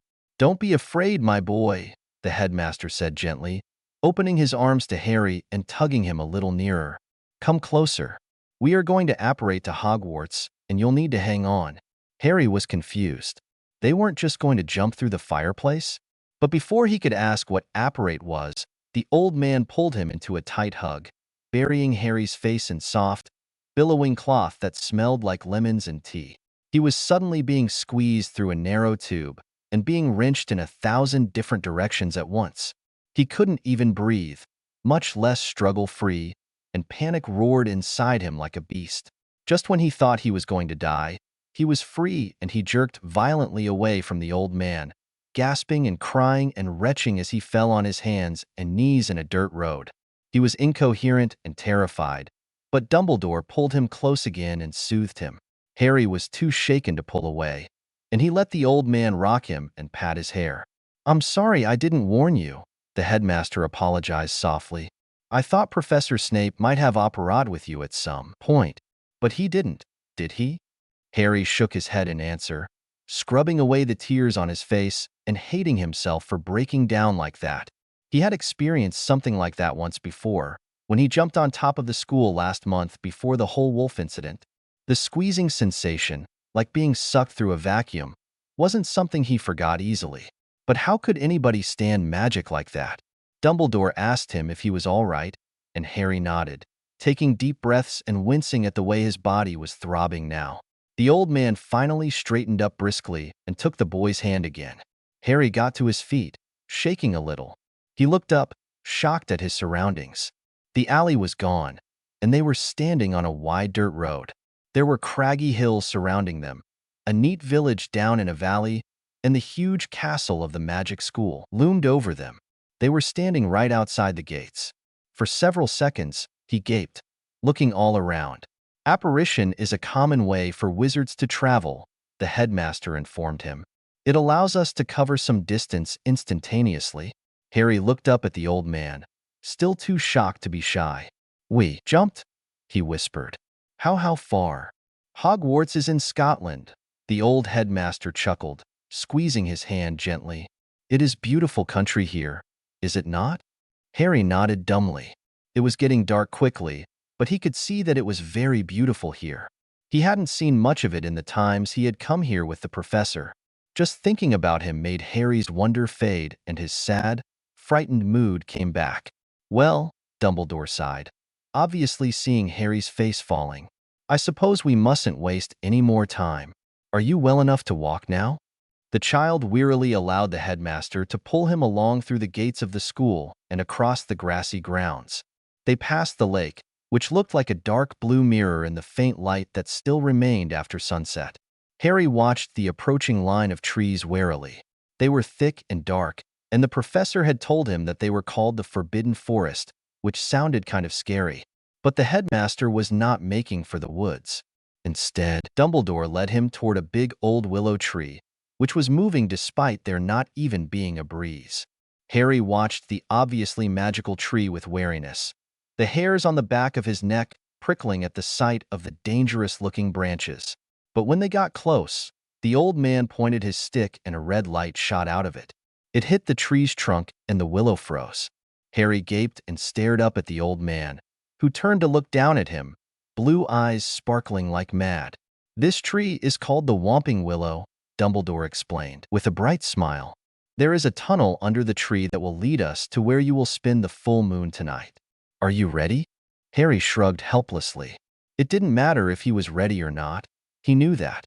A tunnel sounded scary, but kind of exciting. How many boys got to actually see a real, secret tunnel? He followed the headmaster without protest to the gnarled old tree trunk and silently stepped down into the tunnel once the secret door was revealed. It was dark and earthy, but not too small.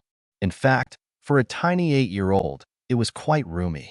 It was not very frightening once the headmaster lit his wand and held it out before them like a torch. The steady white light lit up the empty tunnel, and Harry stepped forward hesitantly. Just keep going straight, Harry, Dumbledore ordered him. There is nothing to fear. Harry followed the mostly straight tunnel until it finally came out in a shabby, dusty room with overturned furniture and boarded up windows that looked as if it had been abandoned for years. He stood there, looking around the dark, gloomy room, fighting the panic that clawed up in his chest. This was an awful place. It looked like a haunted house. Well, here we are, Dumbledore said cheerfully as he stepped in behind Harry, brushed dirt off his robes. Welcome to the Shrieking Shack. Harry shivered and hugged himself as his frightened gaze jumped all over the gloomy, filthy room. The creepy house even had a creepy name. You'll be quite safe here, Harry, the headmaster went on, flicking his wand and sending balls of light into a couple of lamps high up on the wall above the small stone fireplace. It helped a little, but everything was still dusty and messy. This place was built to contain a werewolf on the nights of the full moon, and you won't hurt anyone here. It is quite dusty, is it not? Harry sneezed as a wind picked up, dusting everything off and righting the fallen furniture. Most of it was scored with deep marks, like teeth and claws, and Harry shivered as he ran his fingers over a deep gash along the back of a chair. The room looked a little better, and Dumbledore stepped toward the fireplace. Harry watched as the man magicked a little fire in the grate. The headmaster assured him with a twinkle in his eye that the bluebell flames would not burn him. They were only a source of light and some slight warmth. Harry stared into the flickering blue fire and instinctively crouched down, holding out his hands to the warmth. He relaxed a bit. The bright blue flames were mesmerizingly beautiful. Harry, how much did Severus tell you about werewolves? The old man's voice startled Harry, but he froze in his surprise, trained as he was to stay put and take his punishments. His body quaked nervously, and he looked up at the old man's blue eyes, trying to gauge whether he had something to fear or not. "And not much, sir," Harry finally whispered, clenching his hands into fists to hide how they began to tremble. The headmaster carefully took Harry by the shoulder and helped him to his feet, and guided him to sit in one of the shabby chairs in front of the fireplace.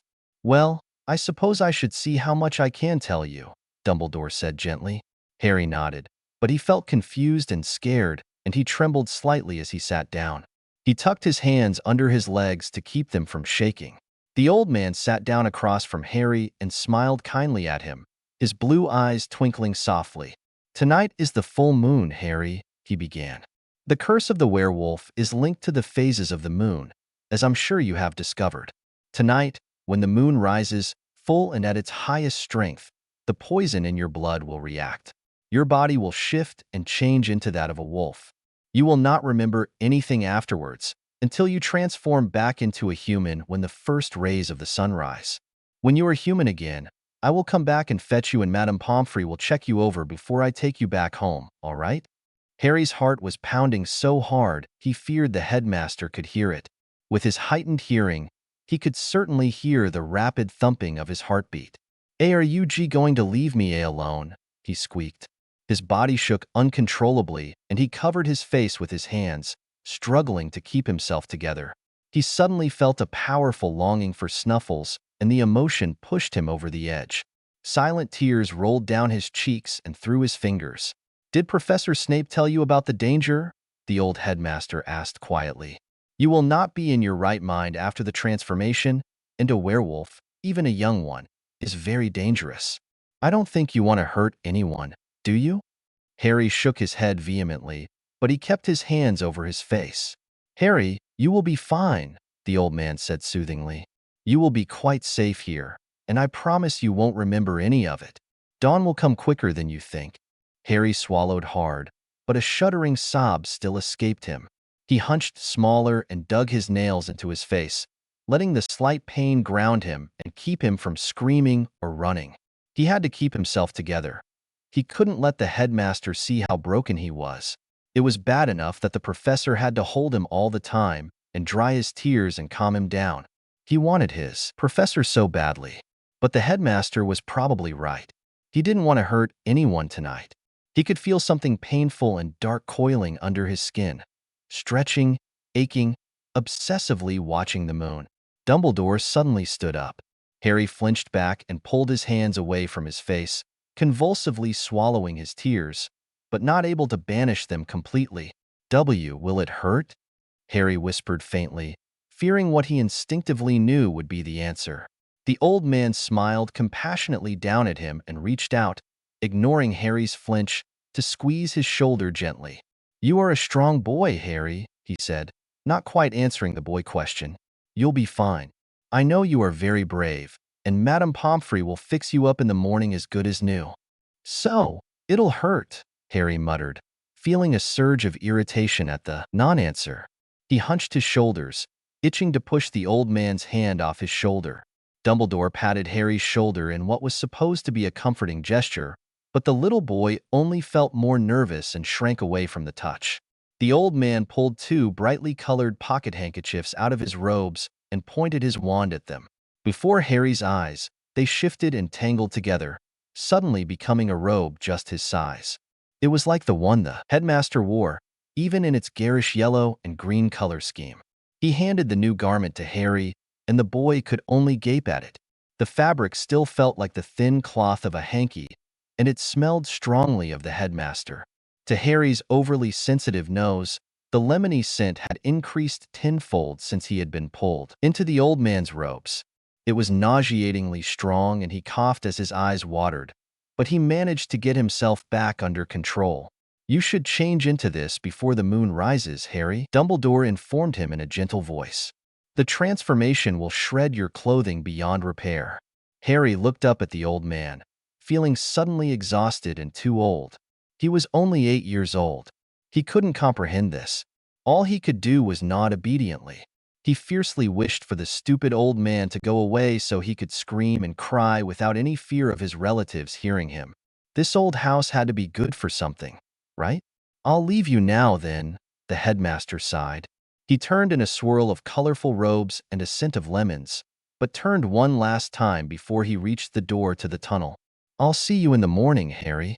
Then he was gone, and Harry was finally alone.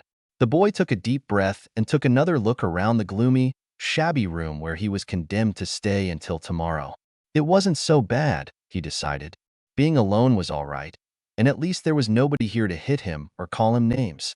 He would be fine. Maybe he could explore a little bit, and maybe find something interesting to distract himself from the ache steadily building in his bones. Taking heart, Harry decided to do just that before the moon rose. He put the thin robe down on his chair and moved around, touching the scarred furniture, and trying to peek out of the boarded-up windows. But any gaps between the boards were too high for him to reach. Faint slivers of light from the fading sunset slipped through, but they were fading fast. Soon, silvery moonlight would peek in, and Harry shuddered as his body thrummed painfully at the thought. Hugging himself despondently, he left the windows and wandered elsewhere. He saw a staircase around the corner and moved cautiously toward it, watching the shadows fearfully in case something jumped out at him. The whole house was so messy and creepy, but Harry suddenly felt sorry for it. There were piles of dust and dirt all over the shelves and furniture, old cobwebs in every corner, mouse or rat droppings along the walls, and broken or ruined things everywhere he looked. The house looked like how he felt: filthy, unwanted, neglected. He wondered if the headmaster would let him bring cleaning stuff here some other time. He would sweep and mop and polish until the house looked as good as new, because cleaning was one thing he knew how to do right. Harry carefully climbed the creaking staircase, glancing fearfully at the deep claw marks on the banister and the steps. Would he make terrible marks like that tonight? In the morning, would there be fresh things broken, fresh scratches and marks on the furniture and walls? He shuddered and decided not to think about it. It was scary enough in this dark, creepy house without thinking about werewolves and monsters and actually being one. Upstairs, there was only one bare room, and it wasn't even a bedroom. There was nothing up here but two high windows, also boarded up, but more sloppily. If he backed up against the opposite wall, he could see the shadows of trees and far-off craggy hills through the big cracks. Losing interest, Harry wandered back downstairs, no longer reaching out to touch the scratched walls or gouged banister. He shoved his hands in the pockets of his jeans and wished for the stone he had picked up at the school's lake. His fingers suddenly closed on something small and cool, like metal. His heart skipped a beat as he pulled it out and squinted at it in the gloom. Even his improved eyesight didn't work too well in this hallway, which was almost pitch black. He hurried back to the sitting room and crouched in front of the quiet blue fire, staring at the little thing in his palm. It was the flower that had been on the necklace the professor gave him. Harry hadn't even realized that he had broken the chain when he yanked it out of his pocket to hide his things under the sofa. He stroked the bronze metal with his finger, tracing the swooping petals of the unfamiliar plant. He had a feeling that he had seen it before, in pictures probably, but he had no idea what kind of flower it was. His aunt planted all kinds of flowers, but definitely not this one. Why had the professor given it to him, anyway? That morning, when the man had been in such a grumpy mood, Harry had pretended to sleep while the professor left breakfast and a snack for him on the bedside table. Suddenly, the man had flicked his wand and Harry felt the cool metal of the chain settle gently around his neck. He had frozen in surprise and fear, and once the professor left the room, Harry sat up at once, pulling the thing out to look at it. A few minutes later, he threw the weird necklace in the drawer and ate his breakfast. What had the professor's note said to do with it? He knew that the professor wouldn't have given him the girly thing for no reason. In fact, Harry was pretty sure that it was somehow magic. He wished he could remember what he was supposed to do with it, but it had been so long ago. Over 2 weeks ago now. The child sat back and leaned against the scarred chair, stroking and rubbing the bronze charm in his fingers, thinking of his time with the professor, not bothering to stop the lonely tears from rolling down his face. He missed his professor so badly. The man had truly been the closest thing he had ever had to a family, one that loved him, anyway. He ought to have known it was too good to last. Whether the professor gave him up or the headmaster separated them, it made no difference. Harry would never see the professor again, most likely. All the people who were nice to Harry disappeared and never came back. Maybe if Dudley was set on being decent, he might be the first to stick around, but Harry wondered how long his cousin's new attitude would last. How long until Uncle Vernon told Dudley to beat him up for a good laugh? His cousin wouldn't defy his own dad, and Harry was just the freaky little brat anyway. It's not like he would care much. It was just the way things were. Harry choked on a sob and angrily scrubbed the tears from his face. He was being a baby, feeling sorry for himself and dreaming about the impossible. He had a full moon to get ready for. Right on cue, his body spasmed with agonizing pain. The pain lasted a few seconds before fading away, leaving Harry curled up on the floor, shivering and gasping, trying not to scream. But his tears were falling faster now, and he clutched his little metal flower tightly, rubbing his thumb across its smooth, grooved surface, wishing against all wishes that the professor were here to hold him. Full moon tonight, Severus thought despondently, pacing his cell in agitation. He was so worried about Harry and frustrated about everything in general that he couldn't think coherently. The ministry would not let him finish everything until tomorrow, meaning that Harry would be in the hands of Albus Dumbledore and Remus Lupin during his first transformation. He didn't even know why he was upset about it. He knew he couldn't help the boy much anyway. Severus growled under his breath and slapped his palm against the wall of his cell in frustration at his utter helplessness. After driving his fist into the wall earlier, he wasn't keen to do that again. The burning sting in his palm was better than the agonized throbbing in the bruised knuckles of his other hand. "Where are you tonight, little one?" Severus whispered to the gloom of his silent cell. "Are you safe? Have you found your alpha? Do you miss me?" He added silently, selfishly. But why in the world would any child miss him? He also didn't understand why he missed Harry so much, but he was through analyzing it. Harry was just a child, lonely, hurting, precocious child with a big heart and an innocent spirit. Potter or not, no child deserved the horrible luck that life had handed him so far. He was targeted for death when he was an infant, lost both his parents, nearly died, suffered abuse and neglect at the hands of his relatives, and got bitten by one of the most feared magical creatures in the world, infected and cursed to endure pain and rejection for the rest of his life. It wasn't fair. Yet, life rarely was. Severus knew that better than anyone. The potions master sat down on his cot and sighed tiredly, glancing at the small table where his books and parchments sat. He knew he needed to calm down. He was working himself up over things that couldn't be helped and needed to regain his focus, concentrate his scattered thoughts. He had lost sight of the true issues, or at least, the ones he could help. He needed to focus on reality. His fine was to be paid tomorrow, first thing, and once he did that, he would be free to go. His arrest record now had Muggle terrorism on it, but there was nothing he could do about it. Despite having been cleared of Death Eater charges years ago, that also was still on his record as well. There was no use in worrying about it now. There was no use in worrying about so many hypothetical things right now. He could not be with Harry or see him, but he could trust Dumbledore to make sure the boy was safe for tonight. Even if he couldn't trust the old man to keep the boy himself safe from abusive relatives, he thought bitterly. Severus knew that it would be pure idiocy to leave a new werewolf on the loose at his first transformation. Dumbledore knew that, and so did Remus Lupin. They would take care of the boy tonight. He needed to stop fretting like a bloody mother hen.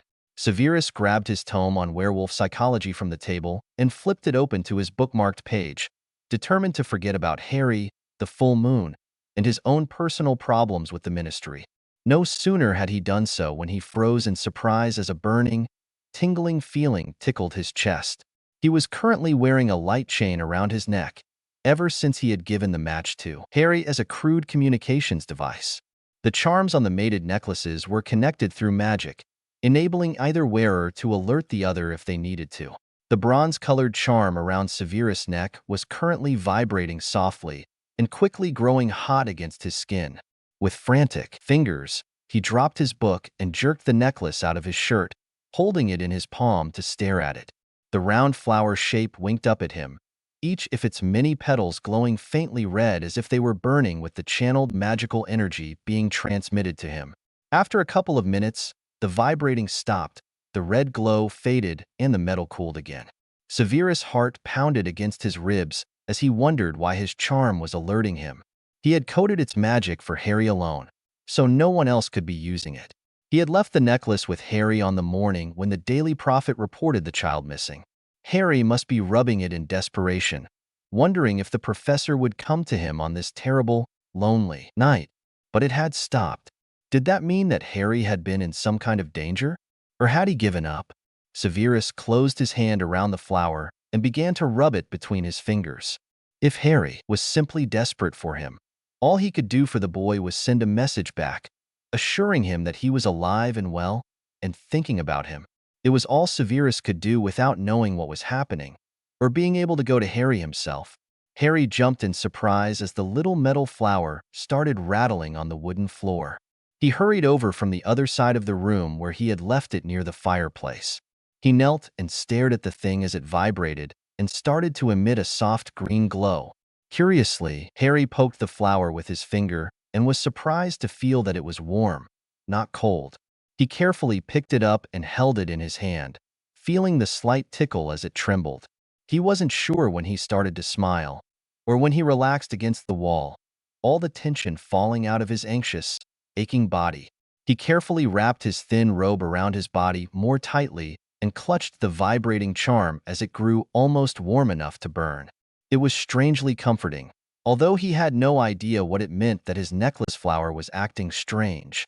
It made him feel as if he were not alone, as if the vibrating were a secret code with a message just for him. When the vibrating stopped, Harry opened his hand and stared down at the flower, holding his breath as he wondered what it meant. It was not glowing anymore, and the warmth was leaving it.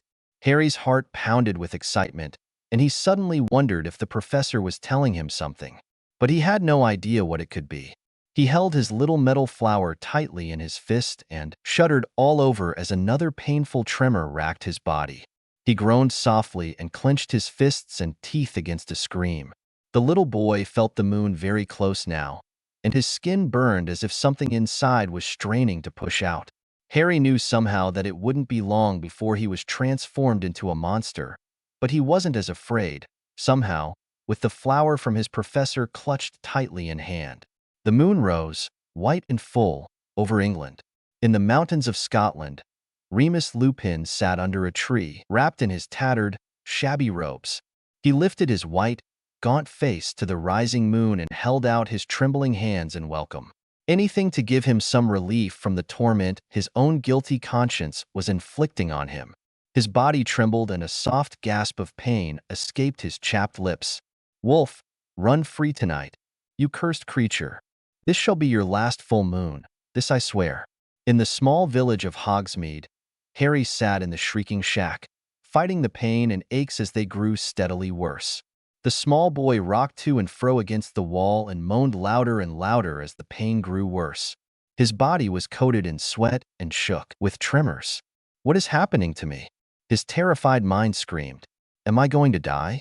It hurts, hurts, hurts, hurts, hurts so bad." In a magical prison cell in London, Severus Snape stood and began to rub his flower charm between his fingers again. Outside his windowless cell, the moon had likely risen by now, and no werewolf would be interested in the lily charm Harry now owned. But if he had not transformed yet, it would hopefully be a comfort to the poor child. "I will come back to you when I can, child," the potion's master promised silently. "Hold on, Harry. Be strong tonight." The moon rose and the screams of the werewolves spiraled up into the night, melting into howls of despair and agony. Lupin screamed in pain, but he was intimately familiar with the process. His mind retreated instinctively, numbing his perception and willingly allowing the wolf to rise up in his place. Golden eyes gazed up at the white face of the full moon, and a red maw opened wide to howl at the sky. Strong, furred limbs stretched and sharp claws tore at the damp mountain soil as the wolf broke into a bounding run, dashing over the rocks and bounding through the trees, free once again. Harry's consciousness melted into mindless agony as excruciating pain lashed through his body with breathtaking speed. He dropped the burning hot metal flower on the floor and threw himself forward on all fours, screaming in pain and arching his back as he struggled against the torment. It burned and tore, and he felt like his skin was being peeled from his body. He was barely aware of the colorful robe ripping to shreds and fluttering to the ground around him. His bones were breaking and snapping apart, rearranging themselves and tearing through his ligaments and muscles as they fixed themselves in new positions. His body was stretching and being torn in half. He couldn't think, couldn't function. All he could do was scream and exist in a haze of red-hot torture.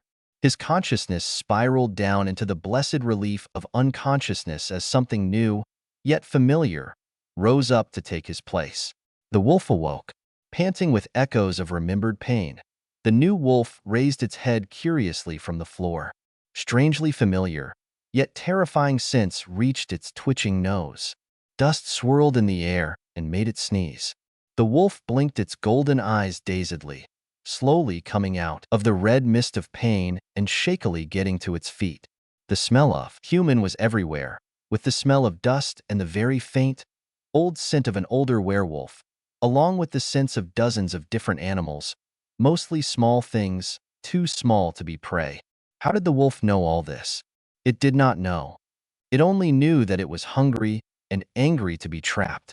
A growl started in its chest and erupted in a furious howl.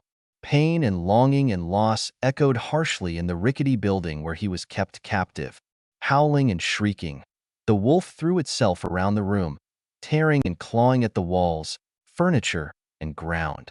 Its claws were sharp, its new muscles were strong, yet its mind was young, confused, and frightened. The wolf dashed through its prison, which was built like a human dwelling place. But there was no prey, nothing to rip apart, no comfort for its mindless bloodlust, and no way out.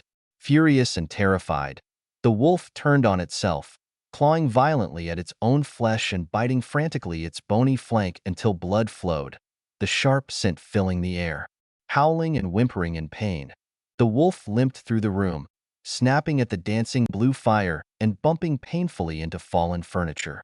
The scents of the old werewolf on the chairs and small table were so faint that the young wolf wondered whether it was just imagining such a thing.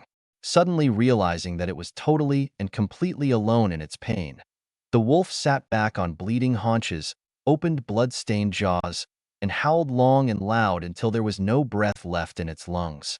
Another chapter is up. This one was a long-anticipated one for me to write, and I hope you can all tell me what you thought. Thank you all for your supportive reviews. Awakening, rated T. This chapter contains child abuse. Disclaimer. Don't own, never will, don't plan to. Just doing it for fun. I'm sorry this chapter is a little shorter than normal. Hope you enjoy it all the same. Chapter 20. Awakening. Morning rose after the full moon. In the shrieking shack, the child woke in confusion and agony. Harry felt nothing but pain. So much pain, but he wasn't sure why. He couldn't even open his eyes. He whimpered before he began to cry. Tears burned fresh scrapes on his face, and his whole body ached and stung sharply. His bones throbbed worse than he could ever remember experiencing, and his muscles felt as if they had been torn apart and then fallen back together. He couldn't move, he couldn't think, and he didn't want to wake up. But he began to shiver with cold, and his bare skin burned with pain, pressed against the cold, gritty floor. Feeling horribly dizzy and confused, he wondered what had happened. Had Uncle Vernon come home in a bad mood last night and beat him again? He couldn't remember anything wrong he had done. He was sure he hadn't even taken any food from the rubbish. He couldn't remember ever feeling this awful after a beating before, but he automatically reached for his freakishness to heal his body, as he usually did. There wasn't much relief since he was so weak, but he was finally able to open his eyes and look around. He was lying on his side near a grungy wall. There was a crooked staircase in his line of vision and a dusty hallway. Faint rosy light was filtering down on him, but it was chilly and a breeze stroked his bare skin, making him shiver painfully. He could smell fresh blood and a musky, dog-like scent. Blinking and squinting, he managed to turn his head a fraction and looked down at himself. He was naked. His thin body was trembling with pain and streaked with drying blood, and more was slowly dripping from nasty-looking cuts and gashes on his ribs, legs, and arms. His older scars had not torn open, but they were painfully red. The boy wondered what in the world had happened to him. Uncle Vernon rarely drew so much blood, and he didn't think Dudley was even capable of this much damage and pain. Harry groaned softly and closed his eyes, forgetting about the why and how so he could concentrate again on his power. But no matter how hard he pushed at it, his cuts didn't respond very much. Harry was forced to let go of the freakishness, gasping and crying with agony. He just wasn't strong enough to heal himself. He suddenly thought of the professor and wished with all his heart that the man were here to put his stinging, burning potions on his cuts and then soothe them with the cold, slimy ointment. He jerked in surprise as he heard the clear scrape of footfalls approaching from somewhere behind him. Harry tried to get up, to turn and see who was coming. Was it Uncle Vernon? He didn't recognize this place, but he couldn't remember what he was doing here. He was in so much pain that he could barely think, let alone reason. Terror caught his chest and squeezed his throat, and Harry screamed hoarsely, clutching uselessly at the cold, filthy floor to try and push himself upright. But he was too weak and in too much pain. He flinched violently as a gentle hand touched his bare shoulder and carefully rolled him onto his back. Harry sobbed and kept his eyes closed. He was too exhausted to fight and in too much pain to even cover himself with his arms. His hands trembled weakly at his sides and convulsed as he struggled to grab hold of something. He could hear a soft voice somewhere above him, but his ears were ringing and he couldn't understand the words or recognize the voice. The stranger's hands gently examined his cuts, eliciting groans and whimpers from the suffering child. Harry felt a sudden wave of something foreign wash over him. It felt like some of the sensations he had experienced before when the professor used magic on him. The cool breeze of magic settled into his aching body, easing his torment and sending him blissfully into darkness. Remus Lupin opened his eyes and slammed them closed again, grunting in pain. The sunlight was too bright and the rough ground under his naked body aggravated his aching, throbbing skin and muscles. The groggy confusion and dazed agony he was experiencing muddled his thinking for several minutes, and he breathed slowly as he pulled his pain under control. Guided by habit, he mentally marched backward in his memories before he immediately realized that it was just another full moon spin outside. Clenching his teeth with long practice, he fought the torment in his body as he slowly got to his feet. It had been a particularly bad night, he thought weakly as he glanced down at the fresh, bleeding gashes slashed all across his pale skin. He welcomed the pain as a just punishment and felt a grim satisfaction in the blinding agony. It was well-deserved. He almost smiled in relief as he suddenly realized that he would soon be able to shed his miserable existence. Severus Snape would be free before long, and he could count on the sadistic potions master to kill him properly for his sin against Lily's son. Harry had experienced unbelievable agony last night, and it was all his fault, as if the poor boy hadn't suffered enough. Remus resolutely stood, steadied himself against a tree, and stumbled slowly down the mountain, instinctively headed toward his cabin. He needed clothing, and he needed to sponge the blood off his body. The cuts he would leave to heal on their own, welcoming the well-deserved pain of the raw flesh. As he stumbled his way from tree to tree, he clenched his jaw fiercely against groans of pain and fought the tears of agony that threatened to pour from his watering eyes. He was overwhelmed with grief and guilt all over again as he thought of Harry. Was he all right this morning? Had his new wolf hurt him too badly? He was certain that Dumbledore would have Madame Pomfrey take care of him. Back during his own days at school, the Mediwitch had been so very comforting as she tended to his tormented body after the ravages of the full moon. Harry was in good hands. Remus knew that his wolf was upset because he wanted the boy in his pack, and Moony had not had a pack since the Marauders, anyway. Albus Dumbledore had ordered him to join Fenrir Greyback's pack briefly during the war, but Remus eventually fled to protect his own miserable life. Being the Omega of a large werewolf pack was not an experience he wanted to repeat.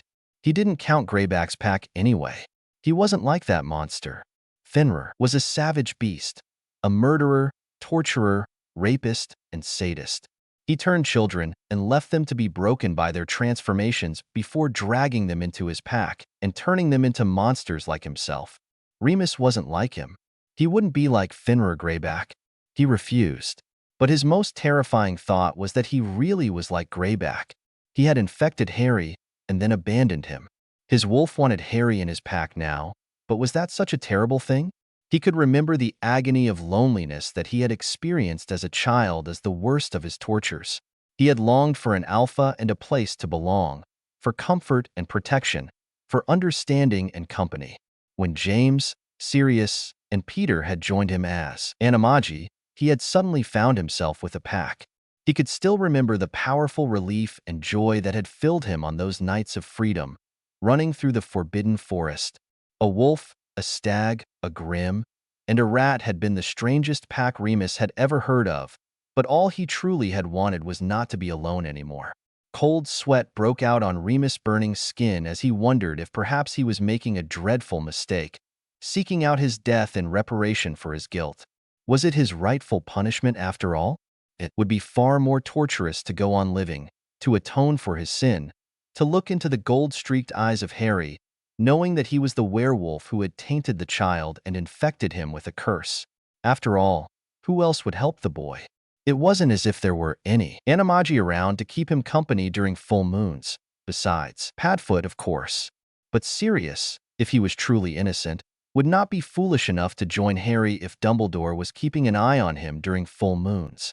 His pup was all alone. Remus stopped and leaned against a smooth, tall tree trunk, clutching his head in one hand as he struggled with the force of his thoughts. Did he deserve to die for infecting Harry? Certainly.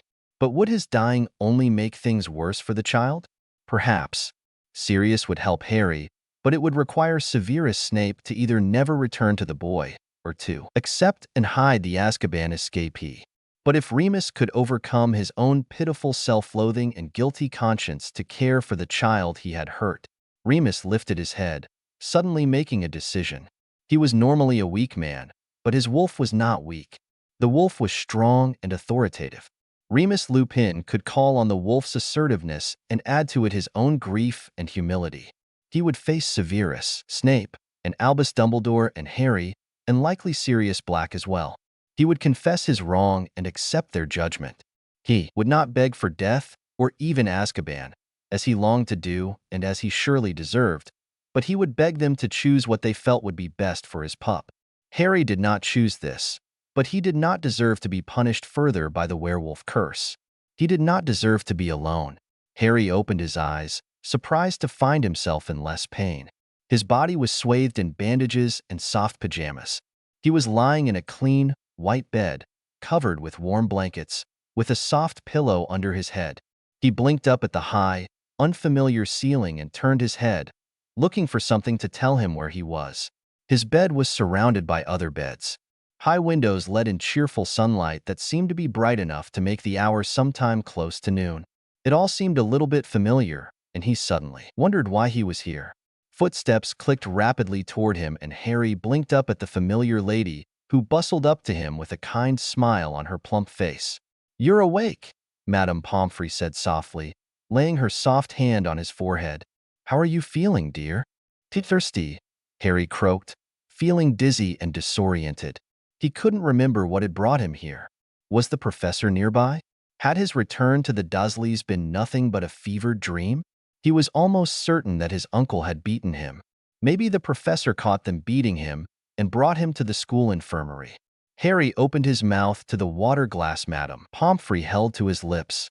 She gave him a couple of nasty-tasting potions, which he recognized as a fever reducer and a painkiller. "You're healing nicely," the Mediwitch gently informed him. "I think you'll be good to go this very afternoon." Harry blinked in confusion. "The Professor?" he asked hoarsely. Madame Pomfrey shook her head with a kind smile. "I haven't seen him for some days, but I haven't really been here. I'm surprised he isn't hovering over you." Harry shook his head and shut his eyes, going back over his memories. Suddenly he remembered the Shrieking Shack and his transformation last night. Wolves and a man with golden eyes. He jerked in shock, his head throbbing at the sudden influx of new memories. His clothes and the little flower from the professor were still in the rickety house. "The flower," Harry croaked, trying to sit up. "The professor's flower. I left it. In my clothes. Albus picked up everything of yours when he fetched you this morning," Madame Pomfrey soothed him, gently pressing him back down and tucking the blanket around him. "Take another nap and you'll feel so much better when you wake up, all right? I'm sure Professor Snape will be by later." Harry wanted to fight her, to protest that he knew the professor was gone, that he remembered everything now, but he was too exhausted. The potion in his stomach was easing some of the burning pain in his skin, and he was feeling sleepy and groggy. Before he could even protest, his eyes slid shut and he tumbled away into sleep.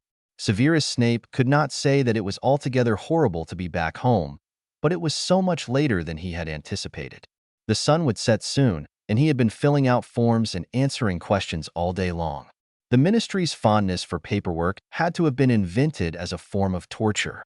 Severus could attest to the fact that prolonged exposure to stuffy bureaucrats and lengthy paper forms was enough to drive anyone mad.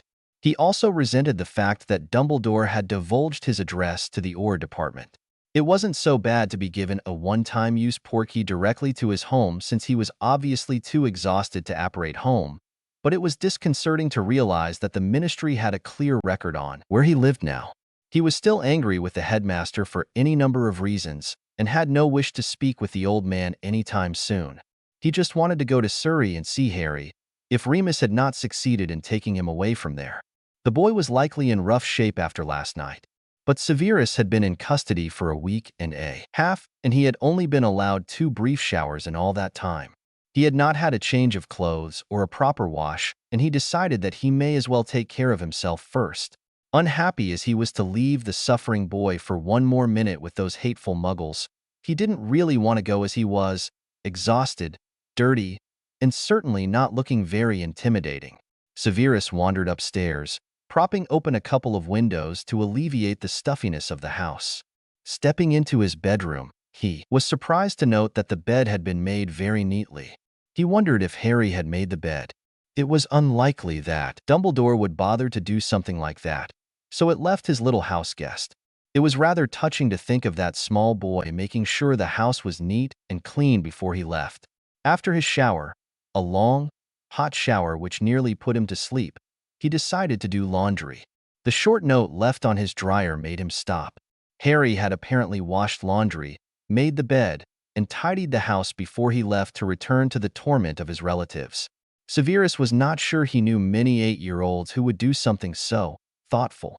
Thinking of the boy made anxiety pool up in his gut again. What was the old man thinking of, sending Harry back to those vile muggles?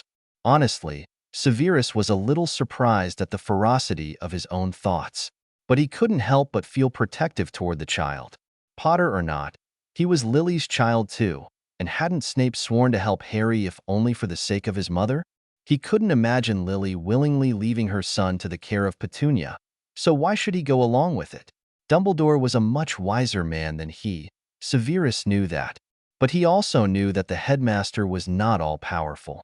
Albus Dumbledore was a leader, and he thought too much like a general. He lost sight of the trees for the forest. Severus refused to allow the old man to make yet another dreadful mistake. In neglecting Tom Riddle, he allowed Voldemort to rise. In ignoring Severus Snape in favor of the Gryffindors, Dumbledore unwittingly drove the young man to the Death Eaters. Severus did not want to see what tragedy would befall Harry Potter, thanks to the old man's blindness and bad judgment. No man knew better than Severus Snape the damage childhood abuse could inflict. He refused to let the boy continue to suffer if he had any power to help. If the magical world was powerless to do anything, Severus knew that he did have the option to involve muggles. To the ordinary folk, Harry would just be one more unfortunate child abuse case in 1,000, and there would be no danger in allowing Muggle law enforcement to take the boy away from that house. Or would there be? The biggest problem with that idea was that Severus didn't really know how Muggles handled that sort of thing. What would happen to Harry while his relatives were being investigated? Would he end up in an overcrowded, underfunded orphanage? Would he be put with neglectful, possibly abusive, foster families, further harming the child instead of helping him? Would Snape even be allowed to care for the child after the fact? There were too many unknowns, and Severus was suddenly wary of involving Muggles at all. One thing was certain: Severus needed Dumbledore on his side. He couldn't afford to work at odds with the old man, no matter how angry he felt. He was powerless and uncertain on his own. His grand dreams of taking the child and fleeing to New Zealand evaporated, like the mirages they were. He was watched too closely on account of his dark mark, and he would never be able to leave England with a boy in his care when everybody knew he wasn't married. He really couldn't afford to be thrown in Azkaban for kidnapping if his entire goal was protecting Harry. He needed allies. Harry was simply too important to far too many people to be treated like any other child. Dumbledore was the boy's magical guardian, and if he could convince the old man of the truth, it would go a long way to helping Harry. It would help the boy much more than simply running away. Despite how it irked his pride, He clenched his jaw and determined to go have a word with the headmaster as soon as he made himself presentable.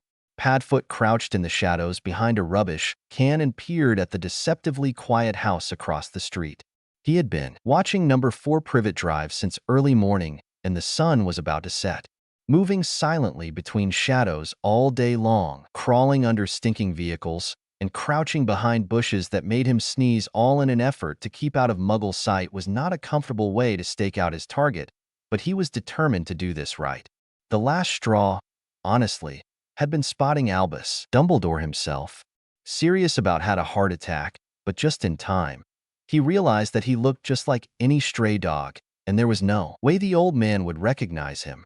All the same, he stayed where he was, crouched under 2 very low trees in a next-door yard, feeling his canine heart hammering at his ribs. He knew better than to break cover and run anyway.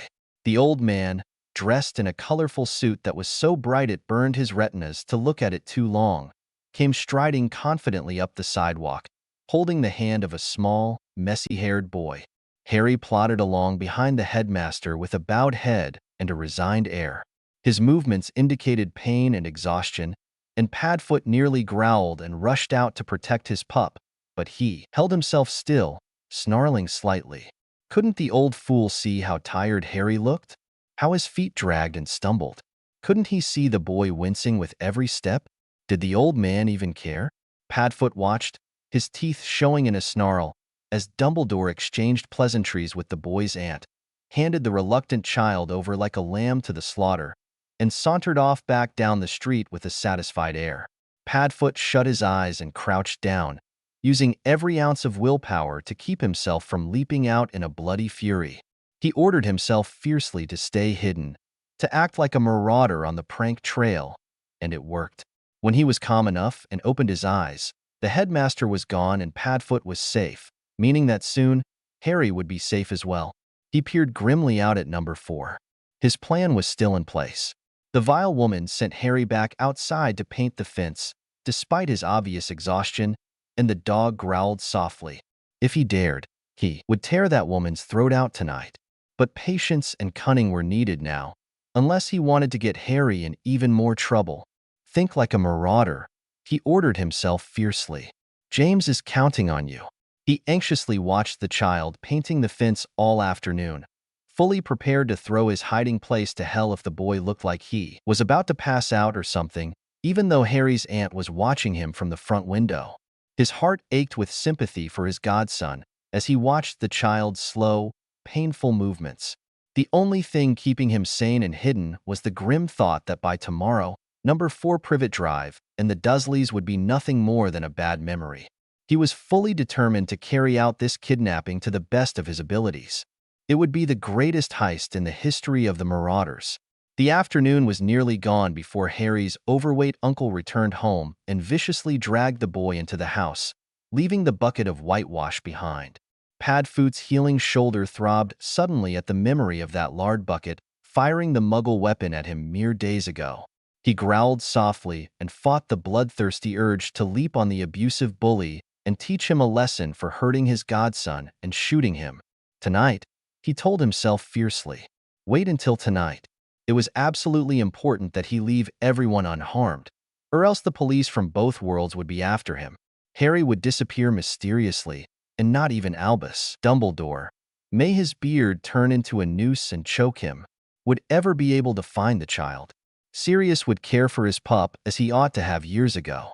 Now that Harry was a werewolf, turned by Moony, the filthy traitor, the boy would need someone who knew how being a creature like that went. Who better than Padfoot to teach him the laws of the pack? The dog glanced up at the dim purple sky and decided it was time to find a new hiding place. Slowly, Padfoot crawled away from the rubbish can, slunk across the street, and crouched in the shadow of the Dursleys' garden shed. He settled down to wait, resting in the cool grass and watching the glowing windows of the house. Soon, Padfoot would make his move. He could only hope that his pup was well enough for the escape.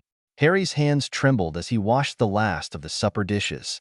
His body still ached abominably from last night, despite the potions Madame Pomfrey had given him, but he was dutifully doing his chores anyway. His aunt couldn't abide laziness, and neither could his uncle, and Harry really wanted to avoid making them mad tonight. He just wanted to hurry up and finish so he could go hide in his cupboard until tomorrow. His blanket and old mattress sounded quite cozy right now. The telly was blaring away in the sitting room where Dudley was watching a show. Aunt Petunia was gossiping on the phone, and Uncle Vernon was watching him from the kitchen doorway, glaring all the while. Harry didn't know what he had done to earn his uncle's attention, but it made him nervous. His whole body throbbed with exhaustion, even though he hadn't been working very hard today at all. After Madame Pomfrey declared him well enough to go after lunch, the bearded headmaster had simply whisked him off without even letting him beg to see his professor one last time. They never got to say goodbye, after all. But the old man said the professor was busy and they had to get back to Privet Drive before Black found him. They fireplace jumped to Mrs. Figg's again, and she wasn't home. Harry still remembered the strange and terrifying conversation he had with the old man as they walked down the street. "Harry, have you noticed any strangers watching your home?" Harry had shaken his head, bewildered by the question and too tired to answer properly. "I noticed some magic at your house the other day, and it didn't really look accidental," Dumbledore went on calmly. "Are you sure you didn't see anyone, Harry? Or did you cause any magic?" "No, sir, I didn't," Harry had whispered, his heart thumping in his chest as he thought of his werewolf. But Snuffles ran him off, so he shouldn't be causing any more trouble. Besides, Harry knew that the old man was talking about the escaped criminal, not the werewolf man. He felt a little guilty lying to Dumbledore, but he didn't think it was a total lie because the old man wasn't even talking about the werewolf, and Harry hadn't done anything freaky, no matter what Aunt Petunia said. "Well, Harry," the headmaster said kindly and seriously, "if you see any strangers hanging around, you ought to tell your aunt. Black is still out there, and he still wants to hurt you. If he finds you, we need to protect you, all right?" Harry had nodded, and that was the end of their conversation. Dumbledore had looked thoughtful as they went on up the street, but he didn't ask any other questions before he left Harry at number 4, and it was back to life as usual. Aunt Petunia forced him to change his clothes again, but she was busy with something in the kitchen and Harry was able to change in the privacy of his cupboard. He hid the nice clothes under his little mattress and went outside to paint the fence in his cousin's oversized hand-me-downs. It was nice weather outside and Harry really didn't mind. It was a quiet afternoon and nobody bothered him. But when Uncle Vernon came home, Harry wiped down the kitchen counters, nervously avoiding his uncle's glare. He really didn't understand why his uncle was so interested in watching him clean up. After he got dragged inside earlier and clout on the ear for being a lazybones and an idle brat, Uncle Vernon let him go and ignored him the way he always did. But now, "Hurry it up, brat," Uncle Vernon growled from the doorway. "You're working too slow, you lazy good-for-nothing." "Why, yes, Uncle Vernon," Harry whispered. His heart banged against his ribs, and he swallowed hard against the lump in his throat. His hands shook with nerves, and he fought the tears burning his eyes. He never used to cry so much, but after the professor, who let him cry as much as he wanted and never told him to stuff it or shut up, it seemed like Harry's eyes were permanently leaking. He just felt so miserable. All he wanted to do right now was curl up under his blanket and sleep for as long as he could. He opened the dish cupboard and slid the dried plates in, then went back for the salad bowls.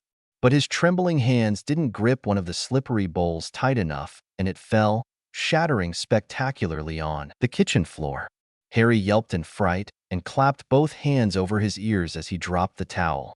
In terror, he tried to run, but Uncle Vernon caught him. It wasn't as if there was anywhere to run anyway. The laundry room and the back door were the only things in that direction. Harry squirmed in his uncle's grip and cried out, apologized incoherently. He couldn't understand any of the ugly words that his uncle was using because his ears were ringing with panic. He just needed to apologize, to make it better, and maybe he wouldn't be punished as bad. I'm sorry," Harry sobbed, trying to shield his head from his uncle's furious slaps. "I'm sorry, Uncle. I'm really sorry. I'll clean it up. I'll be good, I promise." "You ungrateful freak." Aunt Petunia's voice screeched as she joined them in the kitchen. "What did he break now?" "One of the salad bowls," Uncle Vernon answered with a sneer. "Dropped it on purpose, the disgusting ingrate. Didn't like me cracking the whip in here." I'm so sick and tired of you and your tricks, boy, Aunt Petunia shouted, slapping him hard while Uncle Vernon held him up by the back of his shirt. After all we do for you, this is how you treat us? Get your hands off your face. Don't you dare block me. I'm sorry, Aunt Petunia, Harry sobbed helplessly, clenching his fists in his t-shirt and struggling not to hide from the next slap that split his lip wide open. Blood dripped down his chin and stained his shirt. His whole face hurt from Uncle Vernon's smacks earlier, and his head was swimming dizzily. I am grateful, are really. I'm sorry. Thrash him properly, Vernon, Aunt Petunia hissed. She grabbed Harry's face viciously with her strong fingers, her nails pressing painfully into his cheeks. And then, freak, she spat the word in Harry's face like a curse word. You can have a week in your cupboard to think about your behavior. We'll see if that curbs your attitude. I can't believe you keep being such a brat after all we've done to teach you your place.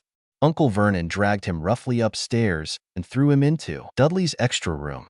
Harry scrambled for a corner, though that was hard since the room was so crowded with old junk that didn't interest Dudley anymore. Harry curled up, shaking and apologizing frantically as Uncle Vernon shut the door and unbuckled his belt, his eyes practically glowing with glee. You should be grateful, boy, Uncle Vernon sneered. We do our best to make you a good boy, but all you do is fight. You're a lazy, ungrateful, disobedient little brat, and you ought to be glad we didn't give you up to an orphanage years ago. You think they would treat you as good as we do? We took you in out of the goodness of our hearts, brat, and you constantly show us how ungrateful you are. I'm sorry, uncle, Harry sobbed helplessly. I don't mean to be bad. Get over here right now, Uncle Vernon growled. If you're really sorry, you'll show it, won't you? Harry somehow managed to uncurl himself from the corner. He staggered over to his uncle, sobbing and apologizing with every breath. He knew what was expected of him, and somehow, he managed to make his shaking fingers unbutton his jeans and strip off his shirt for his punishment. He dropped his shirt on the ground and his jeans around his ankles before he pressed his hands to the wall. Those are some ugly scars, Uncle Vernon suddenly sneered. Think anybody'll notice if you get a few more? Harry shivered in terror and slowly turned to look up at the hulking man. Please, Uncle Vernon. Nope, I don't think anybody will care, his uncle snorted, suddenly grinning again. He raised the belt, and Harry shut his eyes and hunched his shoulders, but he didn't dare raise a hand to protect himself. He knew better. His uncle wielded the belt with precision, laying fiery stripes across his bare back and legs until Harry could barely stand. The blazing welts burned across his backside, from his shoulders all the way down to the backs of his knees. Some might have been bleeding, and somehow Harry managed to stay standing. But it was a near thing. He felt so dizzy by the time the thrashing finished that he could barely cry anymore. And when his uncle jerked his arm, he crumpled to the ground, screaming hoarsely in pain. He couldn't think, he couldn't see, and all he could feel was pain. His skin was on fire, and he wanted to hide. Something else was howling in his head with the pain, and Harry suddenly thought of the broken shack with the shattered furniture before he shoved the howling thing back. He wouldn't let his freakishness get in the way here. He couldn't let his uncle see what a real monster he was. He deserved to be punished, and he wouldn't fight back. Besides, he knew he would just get punished again if he fought back. Harry opened his eyes. He was moaning and whimpering, but his voice was scratching his throat and sounded squeaky. Uncle Vernon didn't seem to be in the room, and that was odd. He tried to get up, to go back to his cupboard where he was supposed to be, but the door suddenly opened and he could recognize his uncle's heavy feet and his grumbling. Harry choked on more tears of terror as his uncle, still grumbling under his breath about Petunia and freaks, grabbed him by the arm and dragged him down the stairs. Harry tried to get back on his feet, but his back was on fire and he could barely move. He clenched his teeth and tried not to whimper too much as his legs were bruised on the steps and his arm was jerked almost out of its socket. After an eternity of thumping down the stairs, he was flung into his cupboard and the door was slammed and locked. Harry crawled dizzily to his feet, determined to find something to wear so he didn't have to sleep naked, and groped for the light switch. Click. Nothing. Uncle Vernon had left him alone upstairs so he could come down to unscrew his light bulb, leaving him in the dark for a week. They did that sometimes, and even though Harry wasn't necessarily afraid of the dark, it freaked him out to be left in the cupboard like this for days without a light bulb. It was the last straw for the exhausted boy. He fell on the door, shrieking, kicking and pounding and clawing frantically at it, begging to be let out, promising that he would be good, and pleading for help. He didn't know when his croaking sobs turned to pleading, but he knew that he wasn't picturing Aunt Petunia or Uncle Vernon, or even Dudley coming to his aid. He was pleading for his professor to come find him again, to pull him out of this nightmare, to hold him and rock him and call him a silly brat for being so afraid of a bad dream. Professor, Harry croaked helplessly, hiccuping on his sobs. His mind swirled in confusion. He was falling into darkness, and his body slid slowly to the floor. The small boy shivered with pain and fear. He was chilled from the sweat drying on his skin, and his teeth chattered together from cold. MS sorry. S sorry for BB&B bad. The child coughed painfully, unable to cry anymore. P please D. Don't L leave me, P professor. He curled up on the floor, still shivering, and fell into an unconscious state that could hardly be called sleep, dreaming of wolves and a walrus with a belt, and a professor with a black cloak who stood by and watched the walrus beat him. Then the wolves ate him until he died and was thrown into a pit of darkness because he was too bad to go to heaven. I know. Another evil cliffhanger.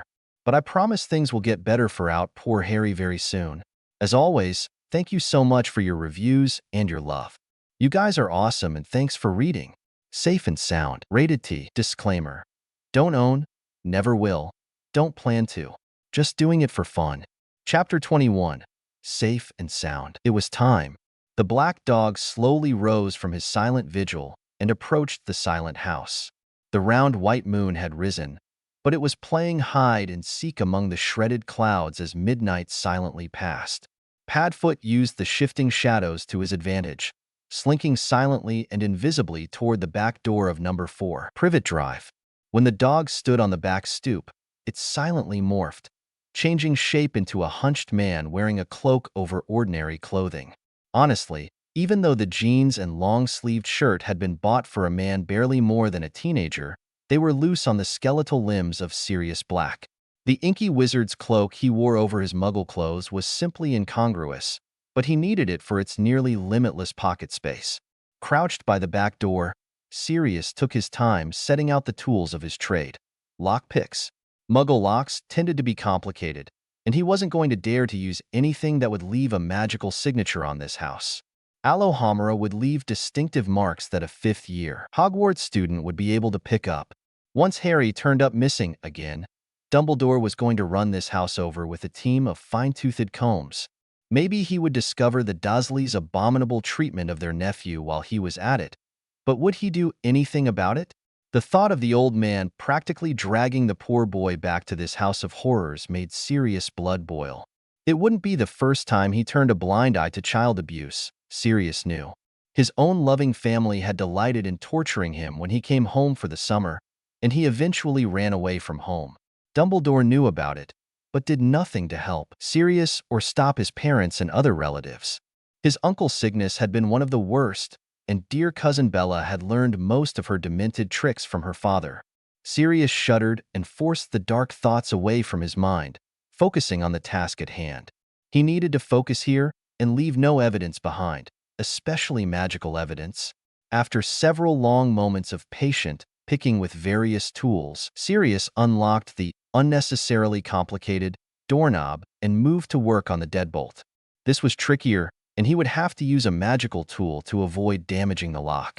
He selected his enchanted penknife from his pile of instruments and carefully inserted it into the deadbolt's lock. The knife bent fluidly, forming the shape of the key he needed, and the wizard grinned wolfishly as the lock turned quietly.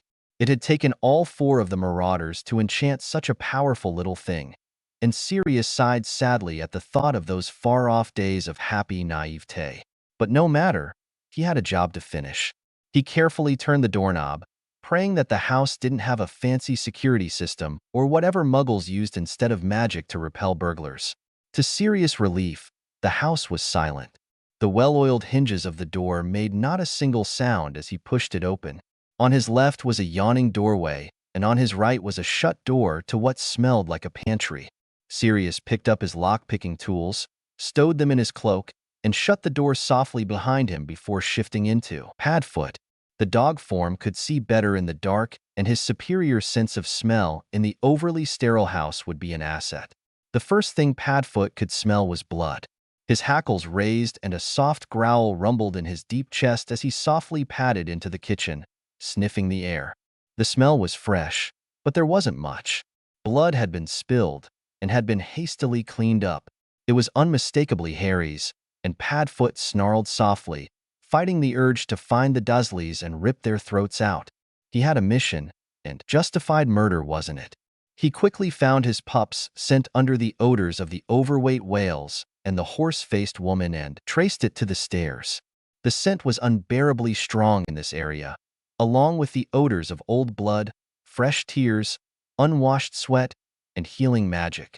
Padfoot stopped, too stunned to see through the haze of red rage that clouded his vision.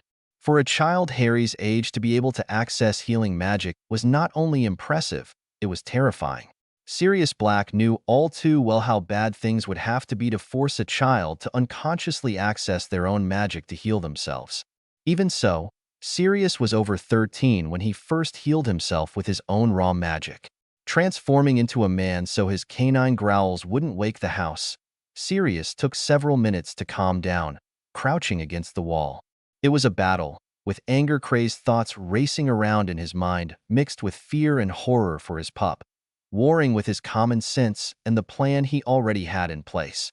In the end, shuddering and gulping on his tears of rage, Sirius was able to get his wild emotions under control without a spectacular explosion of accidental magic. After Azkaban, he had a much harder time keeping his volatile emotions under control. Only by consciously invoking the memory of James and Lily and his duty toward Harry was he able to stop himself from doing something he would definitely regret. He shakily got to his feet and trudged up the stairs, determined to just get Harry out of here as soon as possible and be done with this house forever. But Harry was not up there. There were only 3 rooms upstairs, and he certainly wasn't in the master bedroom or the bedroom of the fat boy. The other room was empty of life, but smelled as if his pup had been in here recently. Recent unconsciously generated magic drifted lazily in the room, and the scent of tears and sweat and blood hung faintly in the air, making the man almost hyperventilate again with rage and the effort to keep from destroying the muggles who dared hurt his godson. Shifting into Padfoot to distract himself from his fury, the dog peered around the room. It was cluttered and crowded with junk and toys, and an old bed frame filled one side of the wall. Resting on top was a small duffel bag stuffed with clothes. They smelled like Harry, and also like something else that sort of made him think of the potion classroom back at Hogwarts. The dog sneezed and shifted back into a man so he could pick it up.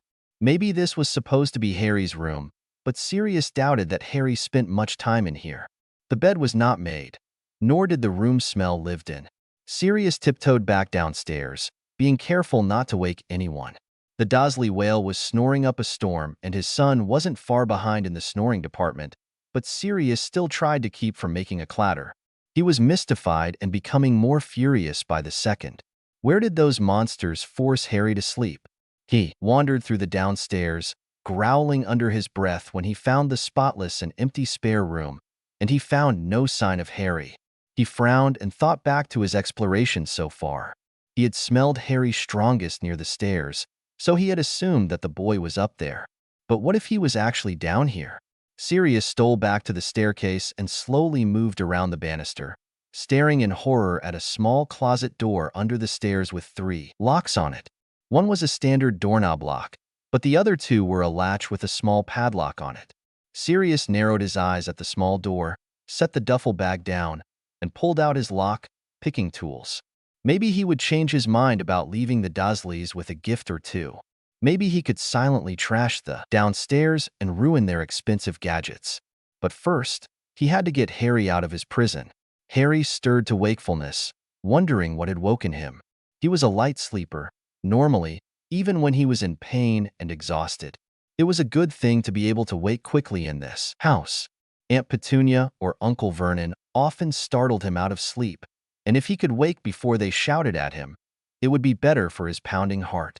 But after listening for several seconds, Harry couldn't tell why he had woken, except that he was extremely uncomfortable. Briefly, a memory of waking in the shrieking shack assaulted him and he shivered. His body ached miserably and he was freezing cold since he was still not wearing anything. He probably had a fever too, if the chill and aches flashing through his exhausted body were any indication. Maybe that was why he had woken up. It was rare that he woke up so very uncomfortable. It was pitch dark, as it always was in his cupboard, and he had fallen asleep curled on the bare floor, pressed against the locked door. His body was stiff and chilled, but he was too tired to panic again and simply groped around for his blanket. It was resting on his mattress where it always was, and he carefully wrapped the threadbare baby blanket around his shoulders, shivering harder at the slight breeze this caused in his stuffy prison. His sharp ears suddenly perked up at a soft sound out in the house, and he strained to hear it. It was footsteps. They were soft and light, pacing steadily through the house, and sometimes they faded out of hearing. Harry pressed his ear to the door and strained to listen. He didn't recognize the footsteps at all, and the thought terrified him. Had someone broken into the Dursleys' house? Was it a burglar? He couldn't remember this house ever being bothered before, even though only a couple of streets over. Aunt Petunia had heard gossip of a burglary attempt or two. After hearing about that, she had insisted that Uncle Vernon install the new locks on the doors, and while he was at it, he put a new lock on Harry's cupboard. It was a cheap bolt with a loop that was locked with a small padlock. After he somehow managed to get out of his cupboard once or twice despite the doorknob lock, his aunt and uncle were determined not to let him magic his way out again. He had been little, and that was the first time he could remember getting thrashed on the bear with his uncle's belt. It just got more common after that. As if triggered by the memory, Harry's back twinged with sudden pain, and he bit his lip against the whimper that wanted out.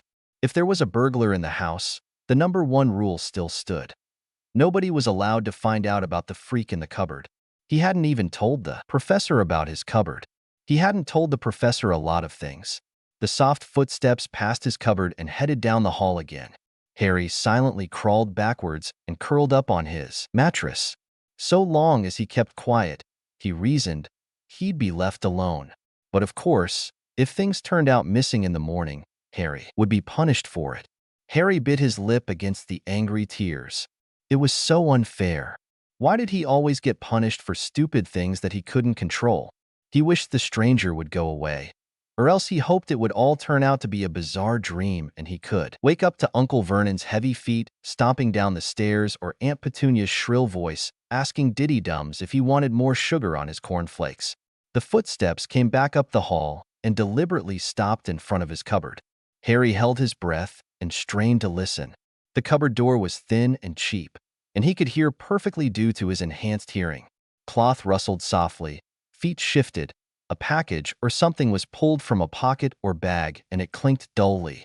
Soft, scuffling noises signaled that the whoever it was attempting to unlock the door and do it quietly.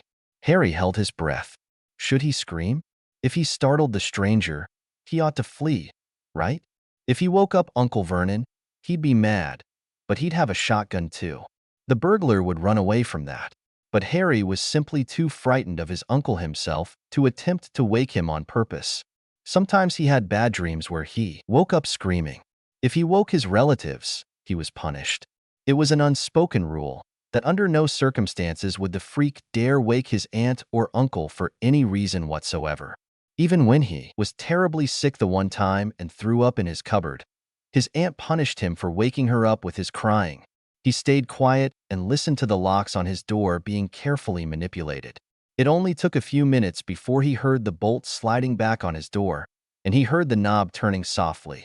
Harry held his breath and huddled under his blanket, staring sideways at the door as it opened. Faint moonlight got through the hall curtains, but Harry could only see a tall man in a cloak and hood. Harry's heart jumped suddenly with joy, and he sat up at once. "Professor?" he whispered in disbelief. "You came?" Sirius blinked in surprise at the child half hidden in the shadows of the cupboard. Of all the greetings, he hadn't expected to be mistaken for a professor. The boy's green eyes glowed faintly in the dark, and the slightest flecks of gold in the green irises showed, without a doubt, that he was a werewolf. The hope and longing in the boy's soft voice were so tangible that Sirius had to fight a lump in his throat, even as he wondered which Professor Harry was talking about. It couldn't possibly be Professor Dumbledore, seeing how the two of them had interacted earlier this past afternoon. Harry had barely tolerated the old man holding his hand, and the old headmaster had seemed more than happy to just hand him back over to these monsters. He would find out later, and this professor that the boy seemed to like would have his gratitude, but right now, they needed to get out of here. Sirius rasped, forgetting how awful his voice sounded after not speaking for so long.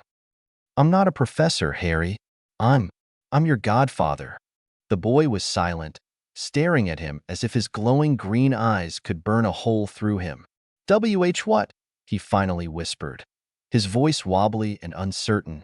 He tugged on his blanket and pulled it tighter around his bare, bony shoulders. Sirius suddenly wondered if the boy was wearing anything under it, and his rage at the Dursleys increased again, as if that were possible. Sirius crouched down carefully and picked up his lockpicking tools. It wouldn't do to let the child see his face yet, just in case they'd been showing him on the Muggle news box and Harry had seen it. He just needed to get the boy away from here and explain later. I'm here to take you away from these monsters, Sirius explained, his voice still rough and raspy. He coughed softly into his elbow to clear his throat.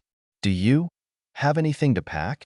I grabbed this bag of clothes from upstairs, but I don't know. Harry shivered and huddled under his blanket. You're gonna take me away, he repeated quietly.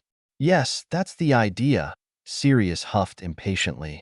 Don't tell me you want to stay here. Those beasts starve you and beat you. I won't let you stay with them anymore. Do you hear me? I want to keep you safe. The boy shivered again. When he spoke, his voice was thick with tears. You'll hurt me, he whispered faintly. What are you gonna do to me? Sirius was speechless for several seconds. He finally choked.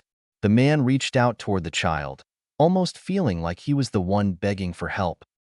I'd never hurt you, Harry. I love you. You don't even know how bad I am, Harry whispered, his green eyes looking haunted in the dark. What if I make you mad? I'm not going to hurt you, damn it. Sirius hissed, suddenly angry. I protected you from that werewolf. I stuck by you, and I'm not leaving you here with these bastards any longer. His anger abruptly disappeared and his shoulders slumped. But if you really don't want to come with me, I won't force you. Sirius reached over and grabbed the duffel bag from behind him. He dropped it inside the cupboard in front of Harry's mattress, leaning into the dark space as he did so. It smelled rank in here, like a mixture of stored chemicals and old, unwashed bedding. He could smell sweat and urine and traces of vomit. It was absolutely disgusting that any human being would lock a child up in a filthy, airless hole like this. Why couldn't his godson understand that he wanted so much more for him than this horrible place? His cottage was full of air and light and smelled like sunshine and rain. He wanted to give this child freedom and love and safety. But Harry was more afraid of him than his prison, and despite his earlier fury, Sirius would not kidnap the child by force. He didn't need to traumatize his godson even more. I wish I could prove it to you, pup, Sirius whispered, feeling the tears of frustration falling down his sunken cheeks. I want to save you, but I won't take you away unless you want it. I'll just keep an eye on you, I guess, and you can let me know when you change your mind. The small boy seemed about to reply, but they were both startled by a thump from upstairs. Harry stared up at the stairs, slanting above his head in horror. He could hear plodding footsteps stumbling their way to the stairs, and he recognized them immediately. It was Dudley. What in the world was he doing up so late? Harry turned back to the shadowed figure crouching in front of his cupboard and wondered what the stranger would do. It's my cousin, Harry stuttered fearfully, barely above a whisper. Please don't hurt him. Without answering, the figure rose swiftly and suddenly stepped into the cupboard, hunching over in the cramped space. He reached over and pulled the door shut with a soft click, plunging them into darkness. Harry shrank against the wall, feeling the cloth of the man's cloak brushing his cheek as the fellow moved to crouch down beside him. He smelled like a dog, and also like the grass after it got mowed. It was a peculiar smell, but not unpleasant. It got Harry thinking of how the professor had smelled, warm and clean and spicy.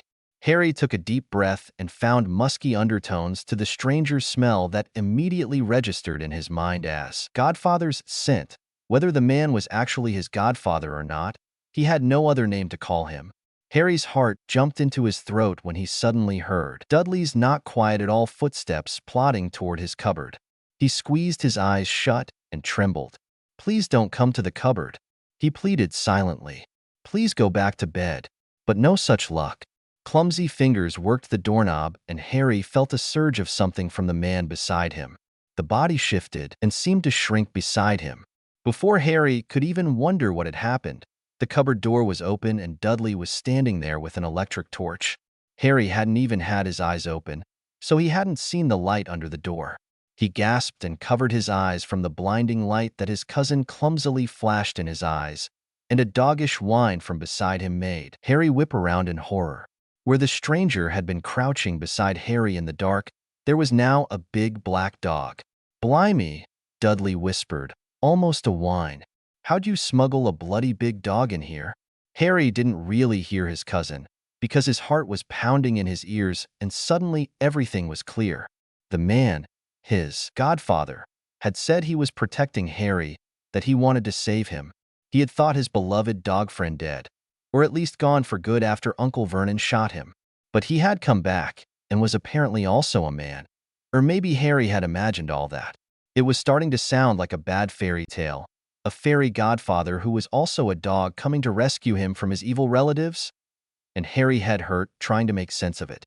All he could register was that his friend had come back, and was actually here in his cupboard with him, and Dudley apparently could see him, so it wasn't an illusion. "Snuffles," Harry breathed in disbelief. The dog looked up, its soulful blue eyes full of hope and fear. But Harry couldn't concentrate on those eyes right now. He needed to get Dudley to go away and promise not to say anything. And what was he doing up this late anyway? Dudley?" Harry stuttered, looking up at his round cousin, who was still gaping at the black dog huddled against Harry's side. "Blimey," Dudley whispered again. He looked up at Harry, his blue eyes round in the light from the torch now aimed at the floor. "How'd you? I mean, is it, you know what? Did you do something freaky?" "I don't know," Harry almost laughed. "I don't know." He reached out a shaking hand and touched the dog on the head. Was it really a magical man? Or was it a magical dog? Or was Harry hallucinating this whole thing? "Gosh, you'd better get rid of that thing before Mom and Dad see it," Dudley whispered frantically. "Dad'll thrash you again, and Mum'll throw a fit." "Yeah," Harry sighed and leaned back, closing his eyes as a wave of pain and exhaustion washed over his body, making him feel so much older than almost 9. "What are you doing up, Dudley?" Harry whispered without opening his eyes. I woke up and I thought." Dudley stopped and Harry stirred and looked up at his cousin, who suddenly looked very young. His 9th birthday was in a week or so, but Harry felt older than his cousin most of the time. "I just wanted to make sure you're okay," Dudley whispered. "Dad really lit into you." Harry frowned. Dudley had never cared before. Even that time Uncle Vernon choked him and threw him in the cupboard after everything went black. Dudley was standing right there and he laughed. Maybe Dudley cared now because he was scared of the professor coming back. Anyway, it was going to take some getting used to. "I'm fine, Dudley," Harry replied softly. "I've been hurt worse, you know. A werewolf tore me up last month, and the professor put me back together," he silently added. The dog beside Harry suddenly growled softly. "Hey, isn't that the dog that was fighting the weird fellow the other day?" Dudley asked curiously. "I thought Dad shot it." The dog's growl deepened and Harry instinctively threw himself over the dog, clutching it around the neck. "Shoo!" Harry hissed desperately. To his surprise, the dog immediately stopped its noise. "Freak dog?" Dudley asked with a nervous chuckle.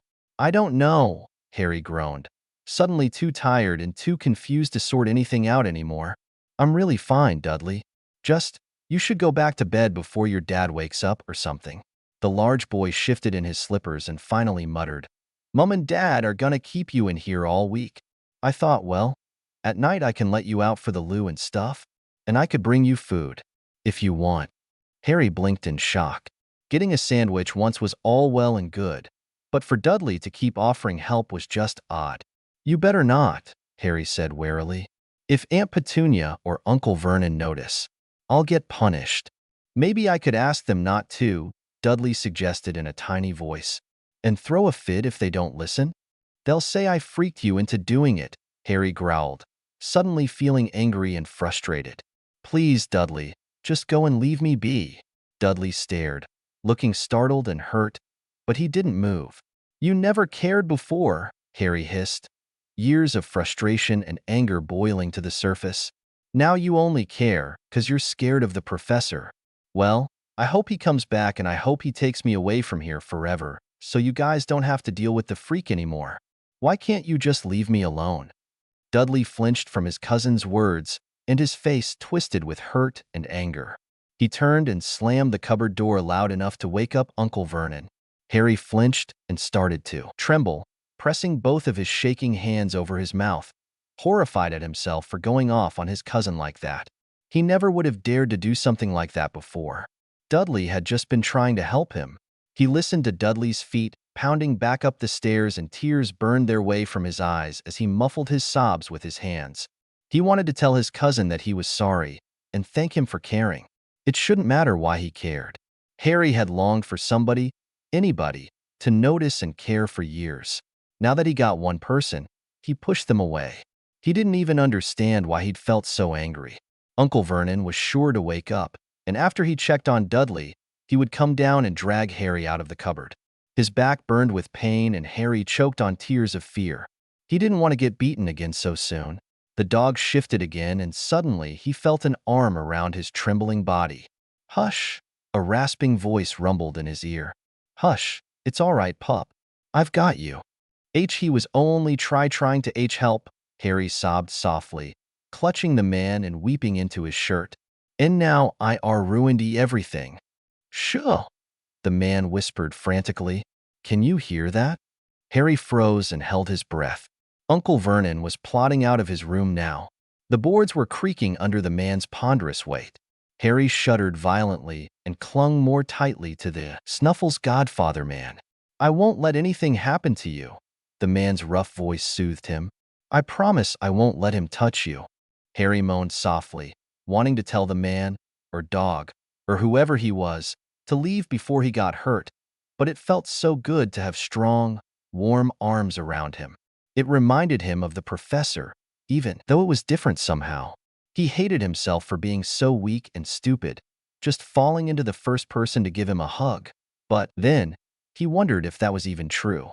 He had not liked the bearded headmaster to hug him, even though he let it. This was not like that.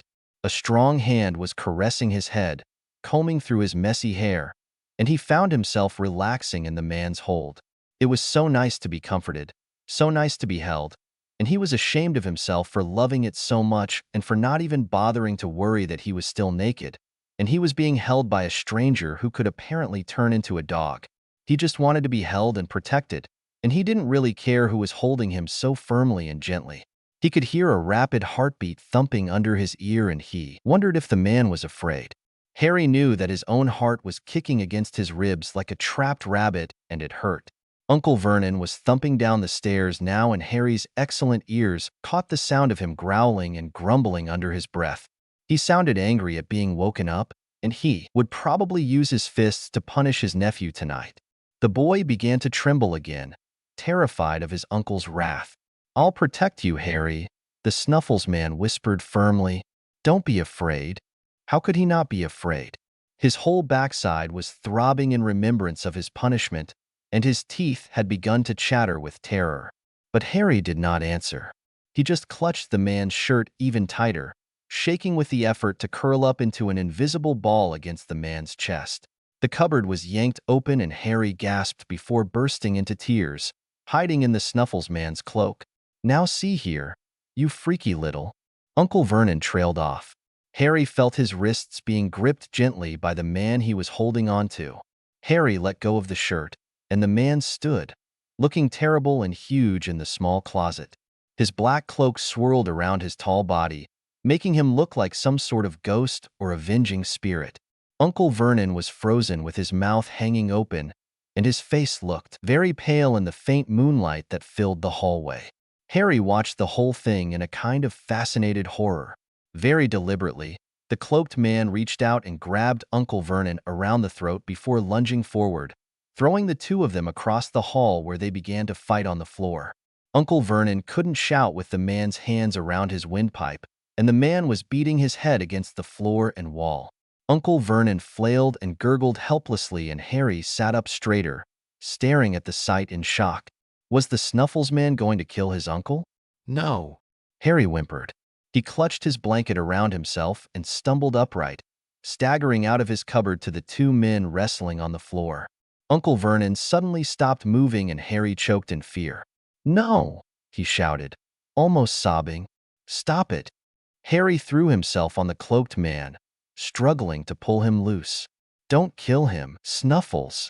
Sirius Black gave himself over to the fury, the hate, the darkness. He grabbed the bloated, vile monster around the throat, originally intending to simply punch him and knock him unconscious, but he lost control. Having this child abuser by the throat was simply so satisfying, so right, that he didn't let go to deliver his punch. He threw the man on the floor, mania gleaming in his eyes, and proceeded to choke the life out of the beast who dared to hurt his godson. The uncle stared up at him with absolute terror, clawing and flailing helplessly as his face turned red, then purple, and then blue as Sirius pounded the bloated head into the ground and squeezed the flabby neck until his arms shook with strain. The awful gagging noises of strangulation were so very satisfying to Sirius' ears, and the expression of helpless fear on the vile man's face only made Sirius grin and press down harder. The man's movements slowed, his eyes rolled up, and he went limp, his tongue falling out the side of his mouth. Sirius almost laughed at his easy victory, but the fog and the ringing in his ears cleared abruptly, and he heard a voice, the sweetest voice in the world, sobbing with fear. No, stop it. A small body slammed into his and tried to drag him away. Small arms wrapped around his waist and pulled with surprising strength. Don't kill him, Snuffles, Harry cried, sobbing with fear. Sirius gasped and jerked his hands away from the bloated bastard's fatty neck as he blinked in shock. What had he done? He felt cold and sick at the thought of what he had been doing, and right in front of his godson who wasn't even 9 years old yet. His hood had fallen off, making his head feel strangely exposed, and his whole body shook with adrenaline. Merlin, Sirius muttered unsteadily. He reached up with shaking hands and wiped cold sweat off his face. What had he done? Don't kill him. Please don't. Harry was sobbing into his side. Please, please don't let him be dead. Awkwardly, Sirius reached around and hugged his godson with one arm, trying to comfort him. With his free hand, he reached out and pressed his fingers against the side of Dudley's neck, holding his breath lest he be proved a murderer. He wasn't sure why he was so relieved to find a weak, thready pulse, but he actually let out a breathless laugh. He's still alive, Harry, he whispered hoarsely, reaching over and hugging the child tightly, aware that they were both trembling. Don't worry. I didn't kill him, though I wanted to. He deserved it. And worse. Harry burst into relieved tears and sagged against him, and Sirius managed to pick the weeping child up and climb off Dudley's ample body. Harry's little blanket slipped off the child's shoulders as Sirius picked him up, and true to his earlier suspicions, the boy wasn't wearing anything under it. Sirius' hands caught the feeling of swollen welts on the child's bony back, and he suppressed the urge to growl as Harry whimpered and squirmed in pain. He really wanted to put Harry down and go finish the job. Dudley didn't deserve to live after hurting his godson so badly. The man deserved to die by the Cruciatus curse for his horrific treatment of a helpless child. Sirius saw red as he struggled to clamp down his murderous emotions. Going off and killing the overweight monster wouldn't help Harry. It would upset the sweet, compassionate boy, and it would only complicate things. As it was, Sirius really had to get out of here, and like it or not, Harry had to come along. There was no way he was leaving Harry here to face the wrath of the overweight monster when he inevitably woke up. He set the sobbing boy down on his feet beside the cupboard door and draped the little blanket back around Harry's shoulders for privacy. He grabbed the duffel bag from just inside the cupboard, desperate to find something to put on his godson and furious with the Dursleys for locking the boy away from his clothes. He wanted to tear them apart with his bare hands, but Harry needed him right now. He took a deep breath and promised himself later. Some other time he would catch the Dursleys and show them the meaning of fear. Right now, he just needed to focus on getting his godson away from these monsters. Harry seemed too distraught to care as Sirius searched through the bag and pulled out a rolled-up pair of sweatpants and a t-shirt. A bit more rummaging found underpants and socks, and even a woolen jumper and a pair of shoes, and he quickly dressed the boy. Harry submitted and gradually stopped crying. He just seemed exhausted. At least he wasn't shivering anymore now that he had a fair bit of cloth between his skin and the chilly night air. "Go ahead and pack whatever you want to bring," Sirius ordered him a bit gruffly. "I'm not leaving you here tonight." He was relieved when Harry silently obeyed, quickly disappearing back into his prison. Sirius stood up and glanced over at the huge man lying prone in the hallway. He really didn't care if the nasty bully ever woke up, and he wasn't going to drag him anywhere more comfortable. Let him wake right here in front of the cupboard, and maybe he would understand why he had been attacked. It wouldn't matter anyway, he thought.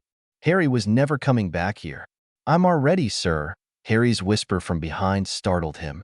Sirius spun around and saw that the boy was holding the duffel bag. It looked fuller now than it had been, but still, for a little boy to able to fit all of his possessions in one little bag was really pitiful. "You can just call me Snuffles," Sirius coughed in embarrassment, pulling his hood back on before Harry could get a good look at his face. "Better in calling me sir, anyway. Are you sure that's all you've got? Because we're not coming back?" Harry shook his head, his face pale in the moonlight. "I don't have anything else," he whispered. "All right then," Sirius muttered. He reached out and took Harry by the hand, relieved that the boy didn't flinch away. He took a deep breath and felt for his lock-picking penknife. "Let's go." Harry didn't want to ask where they were going.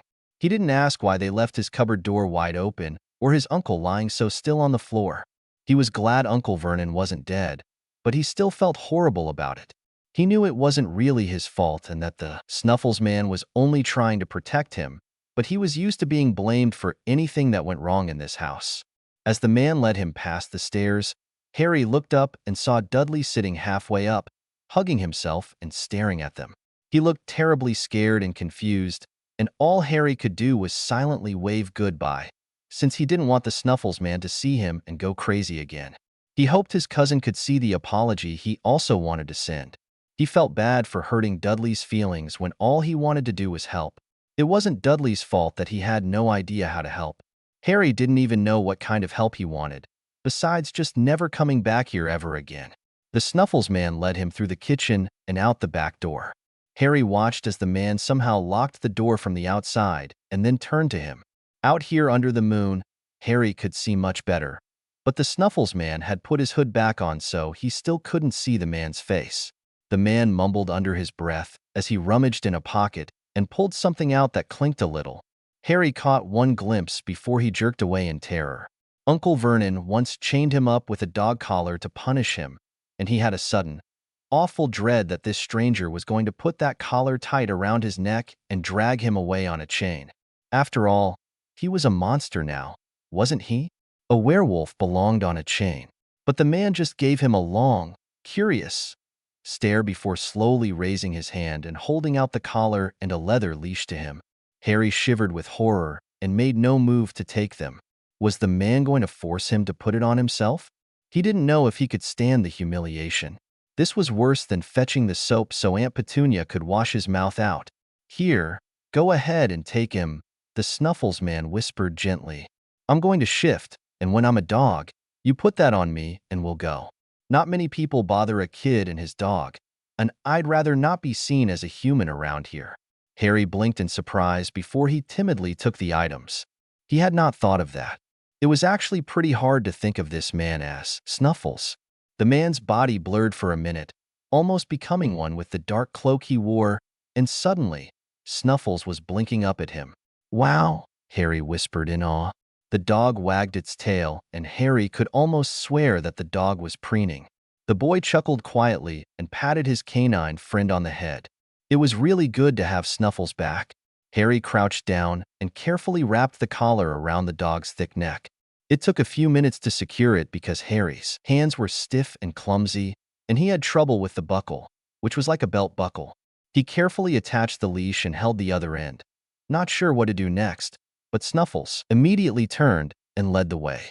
Harry followed the dog without hesitation, climbing over the short little fence at the back of the yard and tiptoeing through Mr. and Mrs. Gavin's yard, avoiding their prize lilac beds, and heading off down Flora Road, which wrapped around the back of the neighborhood park. The night air was crisp and Harry was glad of his wool jumper. It had been very thoughtful of the professor to get it for him, and Harry was glad that the Snuffles man had found it. Harry suddenly allowed himself to smile. It was a beautiful night, and he was free. He had found Snuffles again, or rather Snuffles found him, and Snuffles was magical and said he loved him. Maybe this time he really wouldn't ever have to go back to the Dursleys. He had been disappointed before, but if Harry weren't so optimistic, he knew he would have died of despair a long time ago.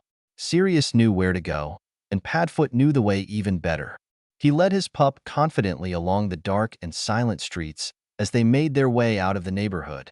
At 1 o'clock in the morning, if there were nosy gossips peeking out their windows right now, he'd eat his tail. He relaxed, knowing that he and Harry were more than safe right now. But they had a long walk ahead of them. He didn't want to take public Muggle transportation, for fear that someone would call police on Harry since he looked like a runaway. He couldn't afford to apparate anywhere near here for fear that the Aurors would see and guess it was him. So his best option would be to get close to a magical community and use a portkey, which was a common enough magical thing that he doubted anybody would. Investigate to see if Sirius Black was capable of creating his own portkeys. The answer to that was yes. He was very good at making portkeys. Lily had coached him a bit back during the war, but he hadn't needed very much help.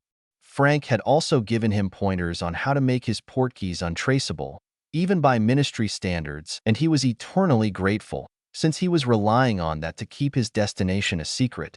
The only problem was that they had 15 miles to walk, and it wasn't even a real magical community.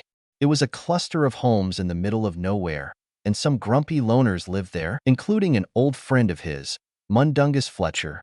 The wizard thief and scumbag used to work for the Order of the Phoenix, and he never told anyone where he lived. James assumed that the underworld contact lived under a bridge somewhere, but Sirius had figured out where the fellow really called home. The people there mostly kept to themselves, and Sirius wasn't planning on bothering them. He was simply going to use the proximity of their community as a screen to keep Aurors off his back. It was better that they have no idea where he could be than for them to go popping in and out of Muggle neighborhoods because he decided to be lazy. Besides, Sirius assumed that it was not completely impossible to trace his untraceable portkey. There was always a loophole in the loopholes that nobody told you about until it was too late. They turned down a dark street, and Padfoot noted that the neighborhood here looked run down compared to the last few streets. The road had potholes, and the fence around a vacant, condemned lot needed to be replaced. He picked up on Harry's uneasiness right away and wondered what the boy had to fear. He whined reassuringly and nuzzled the boy's hand, coaxing him on. This was the quickest way to escape the suburb, since he had no wish to be dodging traffic with a child in tow. Harry took a deep breath and kept walking. Padfoot stayed close, nudging the boy's leg comfortingly when Harry started to tremble. "This," Harry suddenly spoke, his small voice sounding too loud in the stillness. "This where the wolf caught me." Sirius perked up, feeling furious all over again with Remus. That idiot werewolf should have known better. How in the world had Remus allowed Moony to come so far into Muggle territory? "I thought I was gonna die," Harry said quietly. "But the professor found me here and took me home." "Which professor?" Padfoot silently wondered. He whined again and nuzzled Harry's knee with his nose. The boy was tense and nervous until they left the potholed road and stepped out onto a wider road that ran parallel to the main motorway. They followed this road for some time until they left all of the houses and lights of the town far behind. When they reached a lightning-split tree, Padfoot pulled Harry with him up the steep incline to the highway. This late, there were only a few cars on the highway, and there were long silent stretches when the road was empty. They scrambled over the metal railing that prevented cars from pitching down the incline onto the rough country road below and crouched down to watch the highway. Harry was panting from their little climb, and Padfoot waited for the boy to catch his breath and for the road to clear completely before bolting across the blacktop. To his surprise, Harry kept up with him easily, and they made it to the other side without incident. They didn't even see the headlamps of any cars until they were safely hurrying through the open meadow. Padfoot slowed their pace when they reached some sparse woodlands and began to follow an old game trail that wound through the hills. From here, it was more or less a straight run to the little cluster of houses where he would activate his portkey. It only took a little more than an hour to get out of Little Whinging. Harry was glad when Snuffles decided to stop. It had been hours and hours of walking and running and scrambling over fences, and his whole body hurt. But it was a good hurt. His muscles burned and his feet could barely move anymore. Yet he felt good because he was really free. The Dursleys were far away, and he was here in the middle of nowhere with Snuffles. The sky was still dark, but the moon had disappeared and the air was still and cold. The stars overhead burned brightly, and they couldn't hear insects or night birds anymore. The trees were getting thicker, and the grass underfoot reached up to Harry's knees. It was a nice spot Snuffles had found, and the boy was definitely ready for a long rest. The dog nudged him into the yawning opening of a hollow tree, and Harry crawled in. He sighed as he rubbed his aching legs and happily curled up on the bed of crisp leaves, using his duffel bag as a pillow. Snuffles curled up next to him and let out a long yawn. Harry yawned too, and his stomach growled. He closed his eyes, used to going to sleep on an empty stomach, and he didn't notice when Snuffles moved away from him. A human hand suddenly touched his shoulder, and Harry jumped, startled. Sorry, the Snuffles man whispered.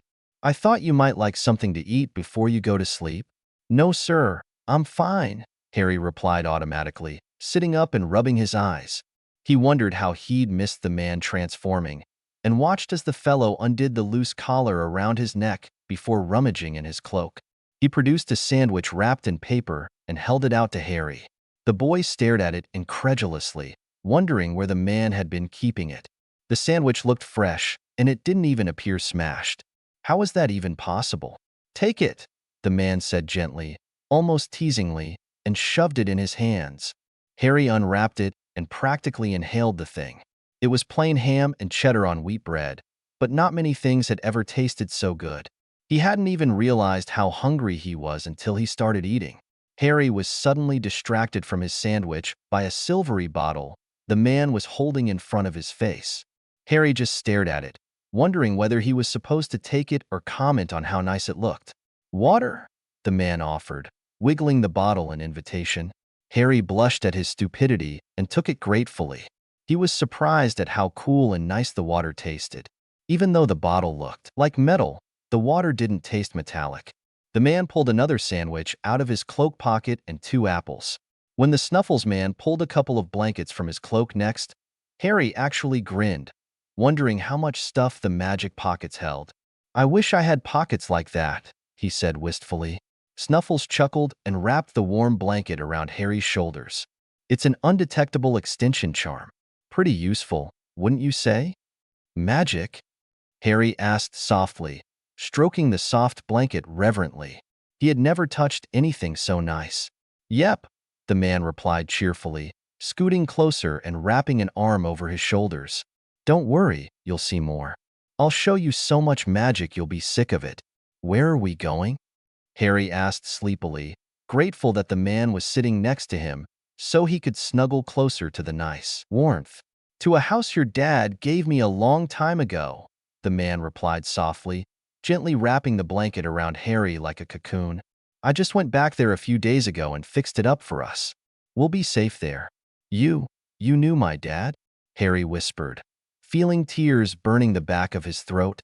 He rubbed his eyes with his knuckles, absolutely refusing to cry again. What was he like?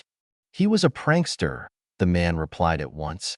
Harry could hear the happy smile in his voice, and he leaned in, resting his head on the man's chest. We called him Prongs, and he was just a happy bloke. Always laughing, joking around. He was a good friend, loyal and smart, and he knew just what to say to make us feel better. He trailed off, and Harry wondered if that last sound in the man's throat meant he was going to cry. "I miss him," he whispered, his voice finally cracking. "But you look a lot like him, little pup." He had this awful messy hair. Never could get it to stay down. His eyes were real bad, so he wore glasses. It ran in the family. Bad eyesight, and nothing magical or muggle could fix them. "I used to wear glasses too," Harry murmured, feeling his eyes sliding shut. "I dunno why I don't need them anymore. I can see real good now." He missed whatever Snuffles said in reply because he drifted off to sleep, feeling happy and safe for the first time since the last night he spent at the professor's. Here is another chapter since the last one was so very short. Enjoy your bonus. The Burdens We Bear. Rated T. Disclaimer. Don't own, never will, don't plan to. Just doing it for fun. Chapter 22. The Burdens We Bear. Severus wasn't surprised that his sleep had been troubled. He was only surprised that he managed to get any sleep at all. A dark-haired, green-eyed boy occupied most of his dreams, and Severus awoke early in a bad mood. He was angry at everyone in the world, and Albus Dumbledore was at the top of his list. He stomped around the house as he got ready for the day, downing the coffee and toast that comprised his breakfast without really tasting them, rushing through his grooming without really caring what he looked like after, and glaring at his wand as he strapped it to his forearm holster. He was glad to have his good wand back, of course, but he had a terrible feeling that he just might use it today in a fit of anger. Still, he couldn't just leave his wand behind. A wizard without his wand was practically naked. Although Severus knew other ways to protect himself besides magic, he still needed his wand. He sighed and tugged his sleeve over his holster and prayed that he would control himself today and not go off in a snit because Albus Dumbledore was simply being his cheerful, enigmatic, omnipotent, normal self. He went back downstairs, snapped at the disgruntled owl that dropped off his daily profit, threw the paper on the table in disgust after reading the headline. A totally useless and ridiculous story on the candidates for the upcoming ministry elections, and stormed off to the flue, snatching his cloak as he went. Early though it was, he needed to go find somewhere to vent his anger before he killed someone, like a bearded old meddler. He had a training room down in the Hogwarts dungeons that would do nicely. His wand burned in his grip, and he hoped to Merlin that Lupin had Harry and not the Muggles. He couldn't handle any more stress right now, as everything from the past month caught up to him with a vengeance, making a migraine pound behind his eyes. With diabolical timing, just as he reached the sitting room, his fireplace flared green and a familiar old meddler's head appeared in the flames. Severus Snape growled under his breath and stood there, his cloak billowing in the rush of energy coming from the flue. He didn't bother greeting his unwelcome guest, and made a mental note to block the headmaster from his personal flue permanently. "Good morning, Severus." Albus Dumbledore greeted him cheerfully as if there wasn't a thing wrong in the world. "Sleep well?" "What sort of an asinine question is that?" Severus snapped, unwilling to even pretend politeness this morning. "Did I sleep well? What do you think?" "Yes, well, I suppose I deserve that," the headmaster coughed self-consciously. "I would like to explain, if you'll let me."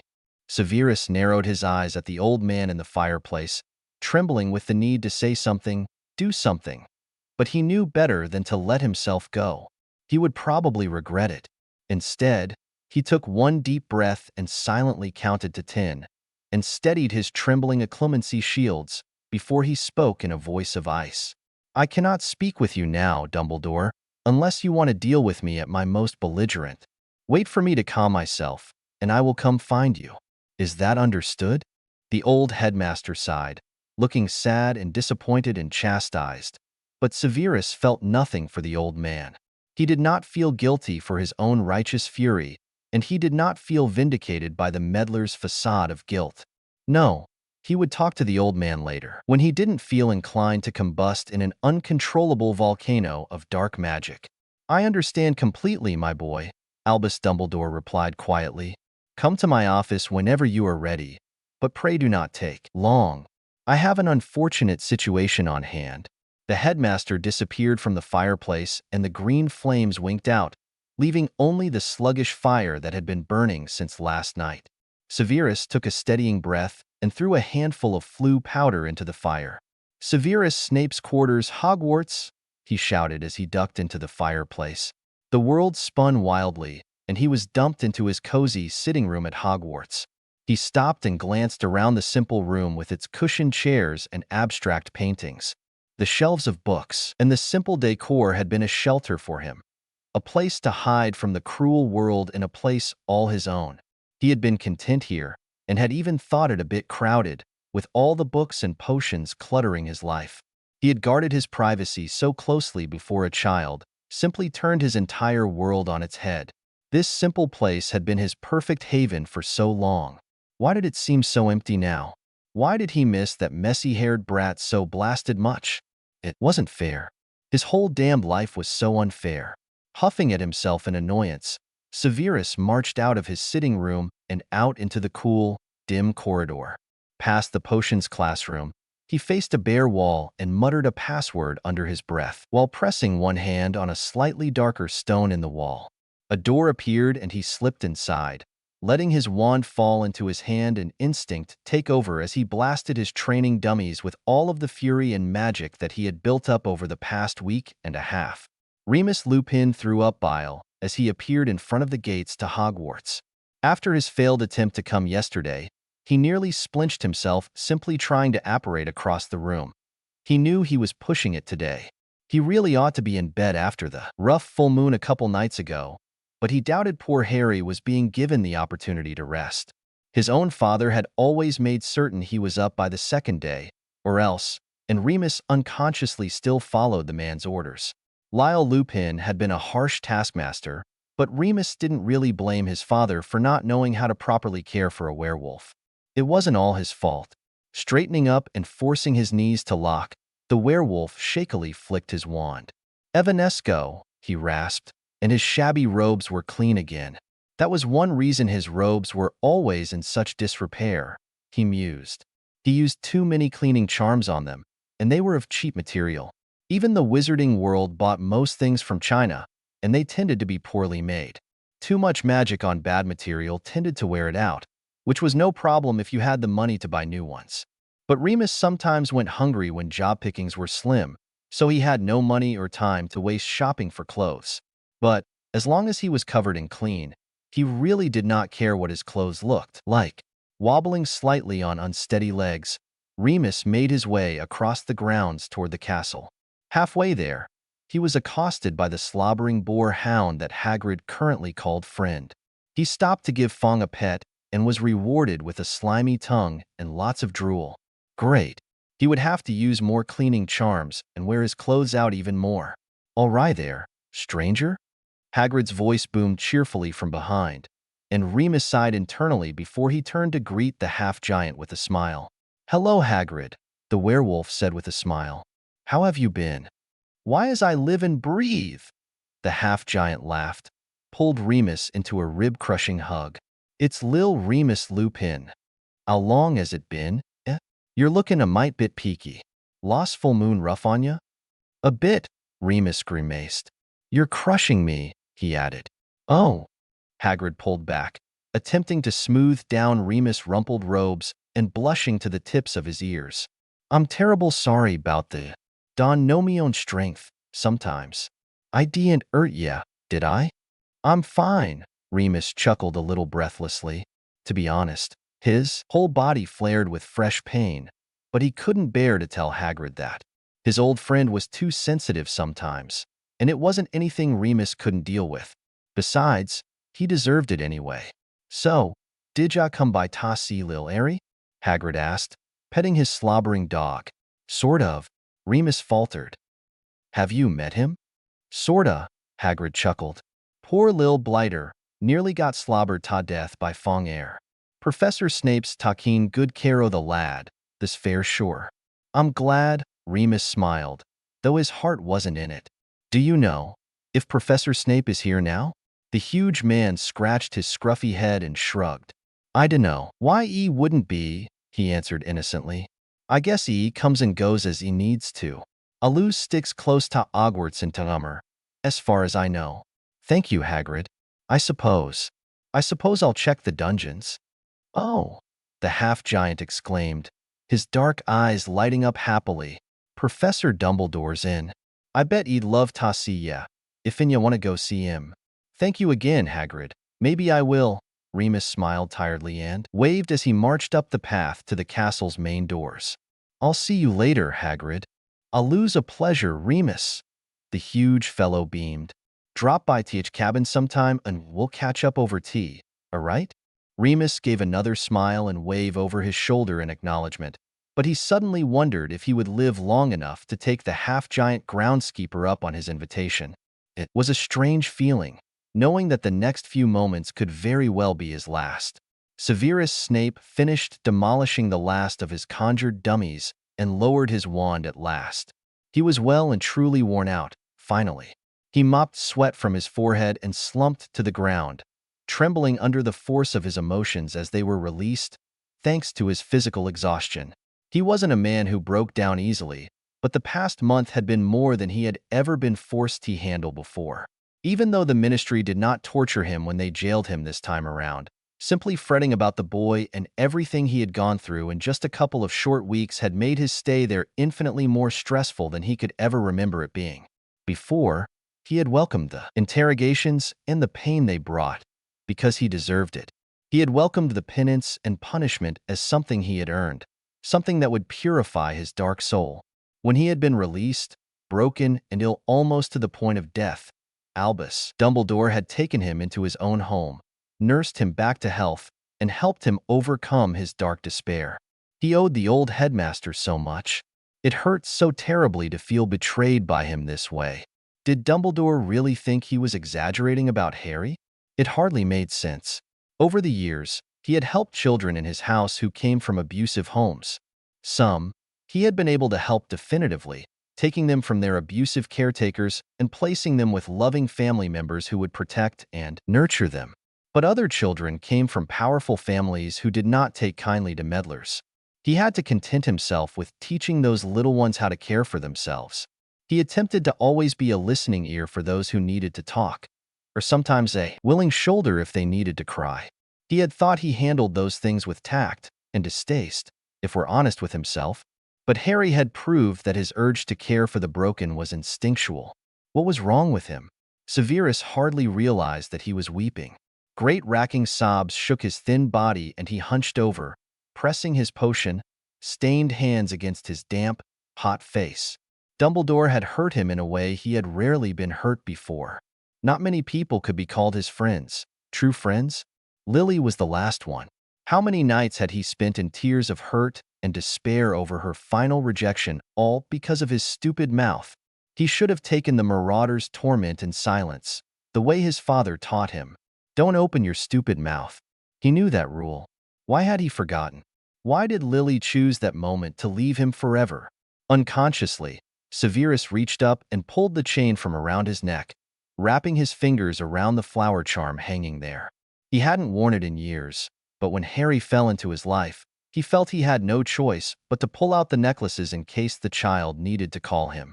It felt right, hanging around his neck again.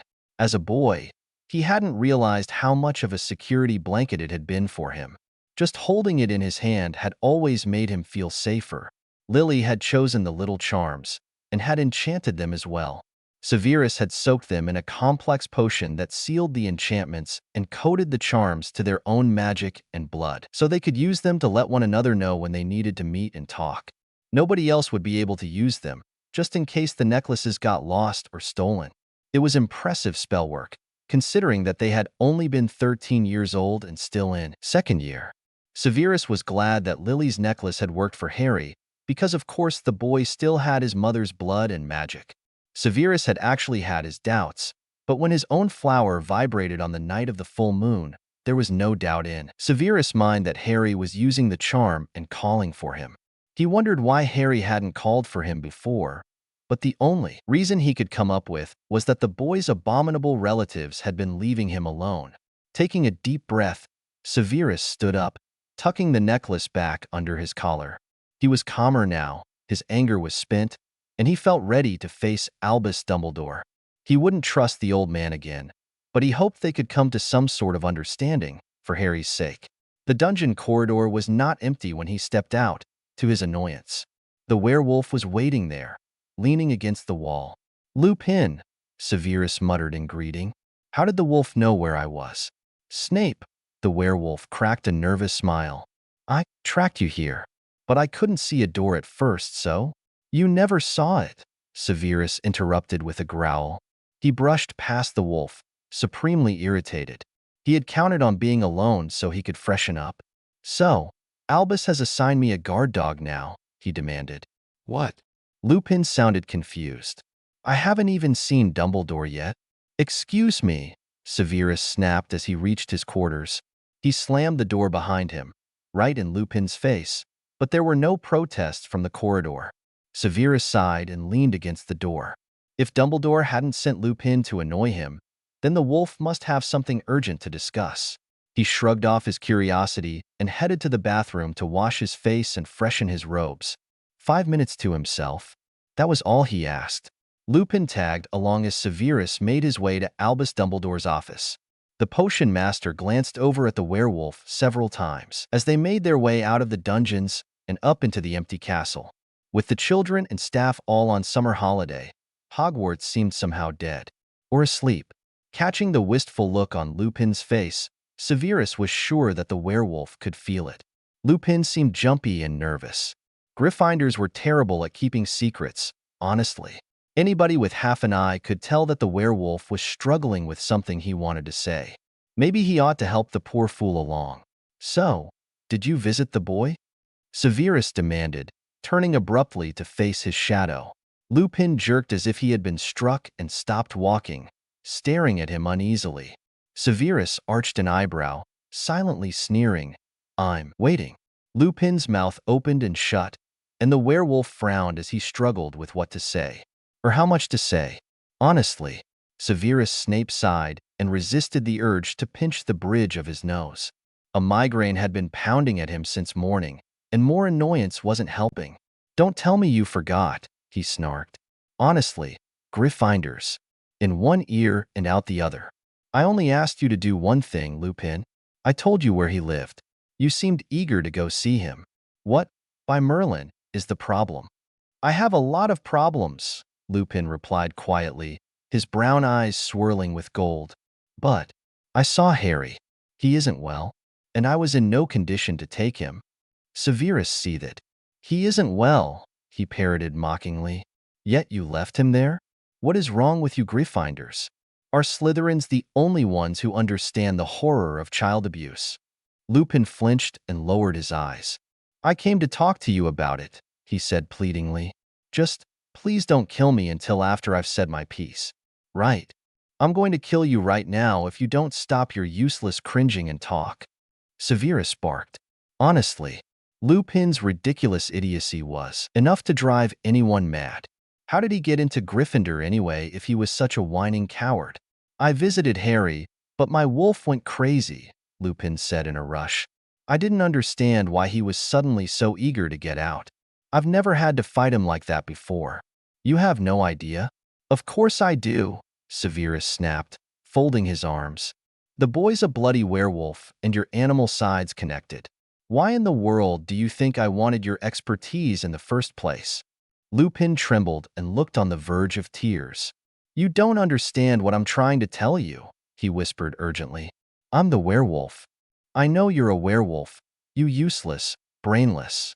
Severus trailed off as the significance of the fearful Gryffindors' words hit him like a blasting curse to the chest. He literally staggered back and hit the corridor wall, staring in horror at Lupin as he hadn't since he was 15. Severus Snape saw nothing but a monster. A monster he had privately sworn to tear apart for daring to infect Lily's son with the moon curse before he even knew his name. A red haze descended over Severus' vision, and his wand was in his hand before he even had time to think. He screamed wordlessly, no exact curse in mind, but his wand was suddenly pointed at Remus Lupin and magic swirled up in response to his emotions of rage and horror and grief for the boy. His boy. The child was his. Not the wolf's. Not Lupin's. Harry needed to be protected and Severus had promised to do so.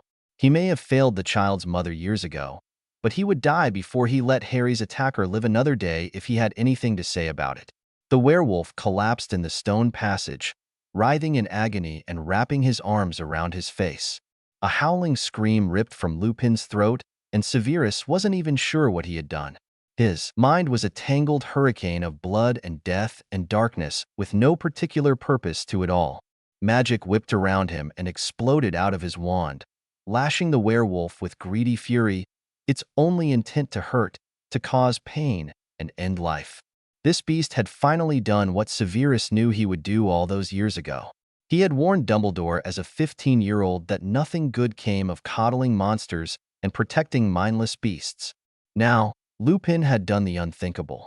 Harry was cursed for the rest of his life thanks to this monster. He needed to die for his crime. He needed to suffer. That was all Severus was thinking of as he poured raw, dark magic out of his body, out of his hand, through his wand, and into his victim, his prey. He saw nothing beyond his red vision but the writhing werewolf on the ground, heard nothing but the satisfying screams of Lupin, and felt nothing but the icy burn of dark magic ripping through his cells and inundating his body. He might have killed himself from such prolonged exposure to pure, destructive magic if Madame Pomfrey had not been in Hogwarts that day. She felt the dark disturbance in the castle and ran at once to investigate, her healer instincts for danger overriding any other sense. Not even Dumbledore would have been fast enough. She arrived in the corridor and shouted in shock. She could hardly see the individuals in the hurricane of terrifying magic boiling and raging like a black fire, but she had felt his magical signature more than enough times to recognize Severus Snape. The screams from the storm were awful, but they were not Severus. She wasted no time in bringing her formidable wand to bear. A wind curse blew the two men apart, and a swift sleeping charm knocked Severus out, and the plump Mediwitch stood there, her horrified gaze jumping from the walls, blackened and bowed from the fury of Snape's rage, and Lupin, who lay crumpled and still on the ground, the focus of such destruction. Albus Dumbledore arrived on the scene a few seconds later, winded and dreading the worst. He did not know exactly why every alarm in the castle wards had started screaming at him for dark magic overload and the imminent death of two individuals, but he arrived in the corridor outside the dungeons and saw the two unconscious men. Severus asleep, his body still glowing from the aftermath of his magic, and Remus unconscious and covered in raw magical burns. He also saw Madame Pomfrey standing there, trembling and horrified in the midst of it all, and he understood it all in a moment. The old man shuddered when he saw the horrible damage that one furious man had been capable of and suddenly was very, very glad that Severus was on Harry's side and not his enemy. And then he wondered why Lupin had been so stupid as to tell Snape about his mistake instead of the headmaster. He sighed and waved his wand, levitating the two men since Poppy seemed too stunned to do it. He hated having to run damage control. Morning in the middle of nowhere was cool and damp, but Harry loved it all the same. Even waking up early had been its own treat, just to be able to watch the sunrise flood their little valley with rosy light. After a quick breakfast of apples and water, the man in the cloak transformed into a dog and Harry didn't have to put the collar back on him.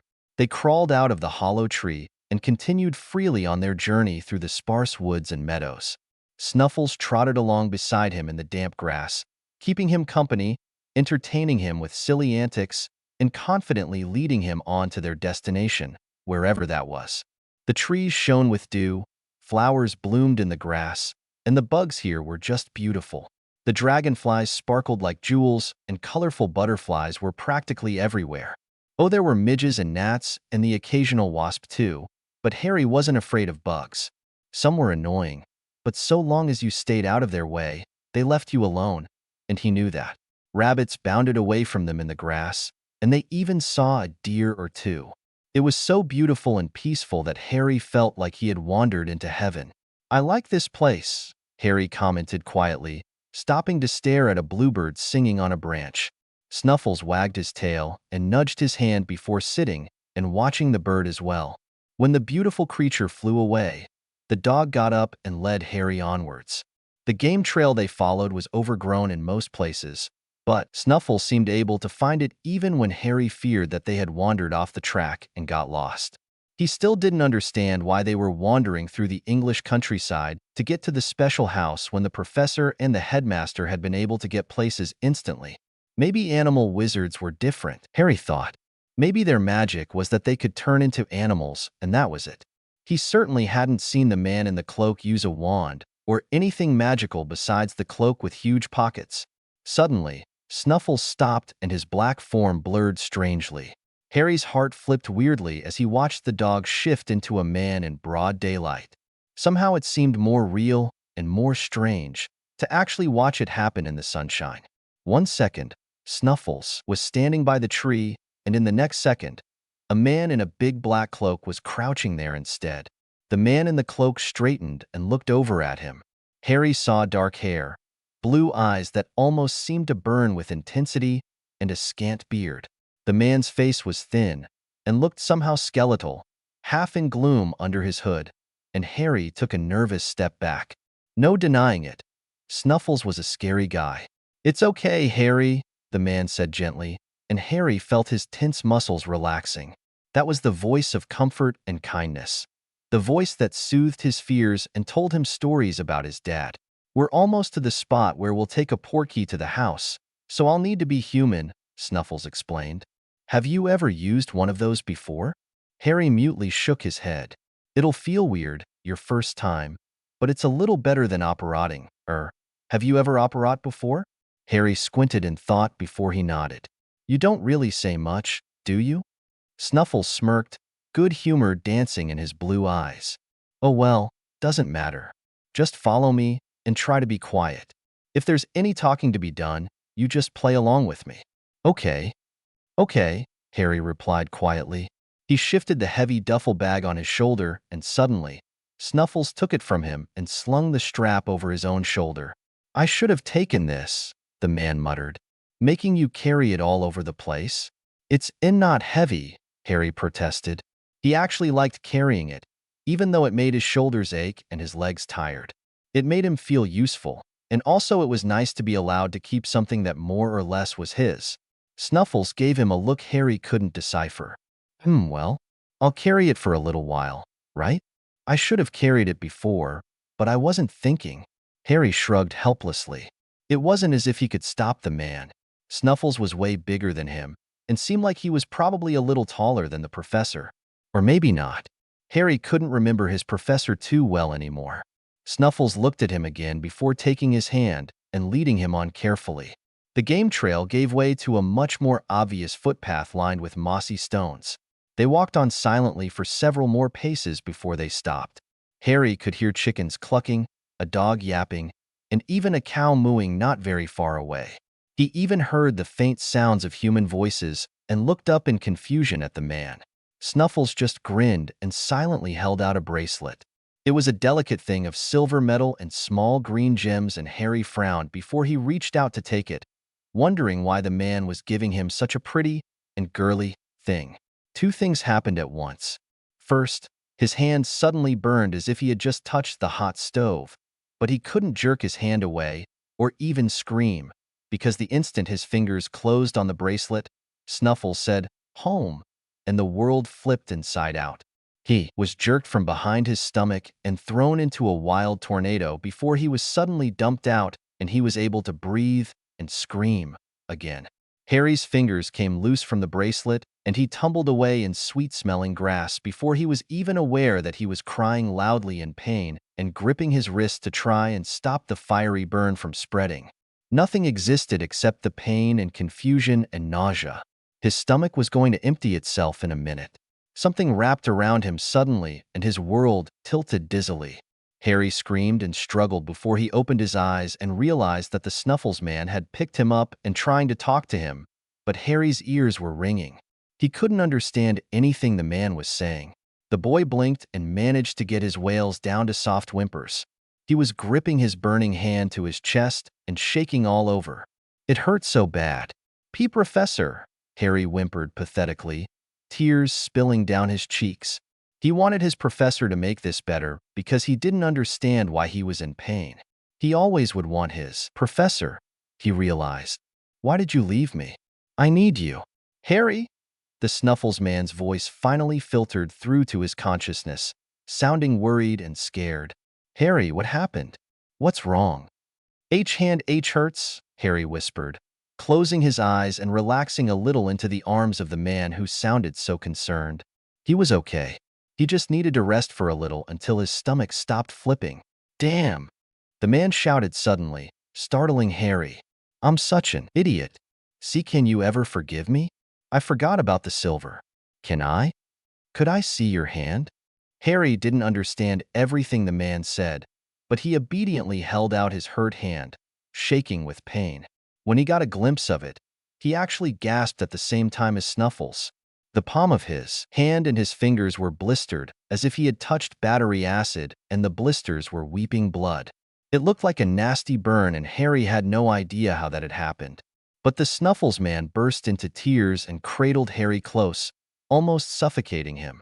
The sobbing man kept apologizing and calling himself an idiot until Harry just wanted to start wailing again because his hand hurt and his body was sore, and he was getting crushed in the man's arms, and he just wanted to soak his throbbing hand in cold water and go to sleep for a little while. Finally, the man stumbled to his feet, still holding Harry in his arms. The boy tensed at first, but he relaxed because it felt good to be carried and he was so tired. He shut his eyes and gulped at his tears, squeezing his hurt hand by the wrist because it would hurt too much to grab it anywhere else. After a few minutes, he felt a shadow over his face, and he heard the click of a door opening. Harry opened his eyes and saw a ceiling made of rough logs and wooden shutters, like an old-fashioned cabin. He craned to look around and saw a dim, dingy little house with a small stone fireplace, a table and chairs, and some doors leading off to different places in the house. Snuffles carried him around behind the central fireplace to a little room with a bed and set him down. The bed covers smelled dusty, but also like dried flowers and herbs. It wasn't a bad smell, but Harry sneezed twice. I tried to clean up, the Snuffles man murmured. I'm sorry it's so dusty. I haven't really lived here for the past 7 years or so. Let me go get some dressing for that hand. The man left and Harry was left alone in the small bedroom, clutching his hurt hand to his chest to keep it from getting bumped on something. There was a narrow window covered with nice white curtains above the bed, and greenish sunlight came through. He could see the shadows of trees outside as they waved in the wind, and Harry smiled as he thought of living in a cabin in the woods for the rest of his life. That wouldn't be so bad, he figured. He looked around and was surprised to see a chest of drawers, a bookshelf, and a writing desk also crammed into the little space. Some toys and games were on the shelves, along with some books. Harry wondered whose room this was, originally. Snuffles came back in, and his cloak was gone. He was dressed in a normal long-sleeved shirt and jeans, and he looked very thin and haggard. His thick black hair was cut crookedly, and his scanty beard needed to be shaved better. His blue eyes looked so dark and sad that Harry was frightened. The man's face looked strangely familiar, and Harry felt his heart begin to race as something niggled the back of his mind. Was this the dangerous person Headmaster Dumbledore had warned him about? Harry shrank away from the frightening man and wondered if he was going to get hurt. I'm all right, really, Harry said feebly. Please don't be mad. Snuffles looked up at him incredulously. Mad? He repeated in a slightly hysterical tone. I gave you silver poisoning. Why would I be mad? He plunked a box of things down on the floor by the bed and almost seemed to be stifling a sob. Harry frowned and squirmed fearfully. He didn't understand if the man was saying he wasn't mad, or if he was saying that Harry was an idiot for not seeing that he was already mad. He trembled as the man sat beside him on the bed, and he helplessly burst into tears when the man took his wrist. Uncle Vernon and Aunt Petunia always punished him for being a crybaby, and this scary stranger who said he was a godfather would surely punish him too. Harry mumbled apologies and looked away from his burning, throbbing hand, gripped in the Snuffles man's fist, certain that he wouldn't be strong enough to watch when the man decided to teach him a lesson for being such a baby. But to his surprise, he felt something cool and soothing washing the blood and blisters from the burns, and he peeked over nervously. The man was carefully washing his hand with a damp rag. Finished, he took another rag out of his box and patted his hand dry. He tried to be gentle, but it still hurt horribly. Harry trembled and bit his lip in pain, but he refused to cry out. Snuffles was totally focused on his hand and didn't notice Harry's nervous expressions. The boy watched as the trembling man spread some ointment over his blistered hand and carefully wrapped white bandages around it. His hand looked like a mummy's when Snuffles was done with it, and Harry smiled in sheer relief.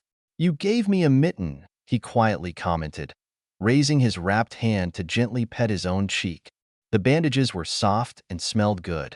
Or maybe he was actually smelling the mini burn ointment. Whatever it was, he breathed in deeply and closed his eyes contentedly. His hand was still throbbing, but he'd had to deal with burns without ointment before. This was brilliant. "Does it feel better now?" Snuffles asked nervously. "Yes, sir." Harry opened his eyes and gratefully, shyly, smiled at the Snuffles man. "Thank you." "I'm sorry, Harry," the man said quietly, on the verge of tears again. "I practically lived with a werewolf for half my life. You'd think I knew about silver burns by now." Harry tilted his head, struggling to make sense of the man's mumbles. The bracelet burned me," he asked slowly. "That's weird." "Silver is deadly to werewolves," Snuffles explained heavily, bending over and packing the bandages and ointment back into the box. "The only way to kill a werewolf is to cut its heart out with a silver knife. But if they just touch anything made of silver, it's poisonous." "I'm so stupid. Making a portkey out of a silver bracelet." "Why, you didn't mean it," Harry pointed out shakily. That bit about cutting werewolves' hearts out made him feel a little sick. He hoped this man wasn't really a guy that wanted to kill him. "It's okay. It doesn't even hurt anymore." Well, that wasn't really true. His hand still hurt quite a bit, but the fiery sensation had died down a little. All that he felt was a dull throbbing that matched the tempo of his heartbeat. Snuffles patted his knee gently before he got up. "I'm gonna go out and grab your bag," he announced briskly. "I left it out there.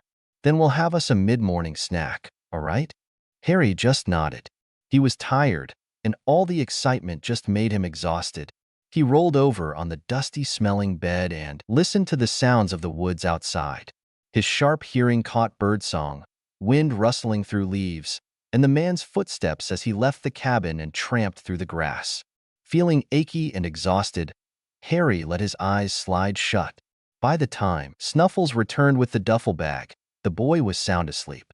Severus crawled out of the darkness and blinked up at the white ceiling of the infirmary. It took several seconds for him to recognize his surroundings, but when he did, he frantically cast back through his memories for the reason he was here now. His whole body ached and thrummed with weird energy, but he felt as weak and exhausted as a newborn. He didn't think he could even move his jaw without a Herculean effort. What in the world had happened? He couldn't for the life of him remember a single significant thing. The effort made his head ache. Awake then?" Poppy's familiar voice caused his eyes to track from the ceiling to her round face hovering over him, which was pinched with disapproval. "Py," Severus rasped. His jaw felt broken, and he couldn't form the rest of his words. "What happened to me? Why do I hurt so much? Why can't I remember? Is Harry all right?" "Wait," Severus frowned. Where had that last thought come from? He could vaguely remember a boy with messy hair and green eyes, but hadn't he been arrested by Ors? He could remember hearing one of them saying stupefy. His thoughts and memories swirled in his head without reason or sequence, and he closed his eyes, feeling nauseous and dizzy. Poppy was tipping a glass vial into his mouth, and he swallowed the bitter brew obediently, though he hated being so weak that he couldn't even drink his own potion on his own. A bit of strength flooded into his dead limbs, and he grunted softly in pain as needles stabbed him from head to toe. "Can you remember anything?" Poppy demanded. She didn't sound happy at all. Severus grimaced and opened his eyes to look up at her. If he said yes, she would nag him until he admitted his stupidity and swore never to do anything so stupid again. If he said no, she would lecture him for the next hour, describing his idiocy in detail and wondering aloud why she put up with him at all. Honestly, he sometimes wished he was still a child so she would be nicer to him. Sure, he did far more stupid things as an adult than he did as a boy, but still, she ought to be nicer to her patients. It was really off-putting when she lectured him about experimenting with volatile ingredients without supervision like he was still a second year. I'll take that as a no, Poppy suddenly announced, interpreting his grimace and his silence as an answer. Poppy, Severus sighed, feeling a little stronger, but still too tired to fight. You tried to kill Remus Lupin, Severus. Any idea what triggered that? Severus blinked in shock. He what? After several seconds, he raised his eyes to hers. Why did she look so worried? Is that why I feel like a discarded chew toy?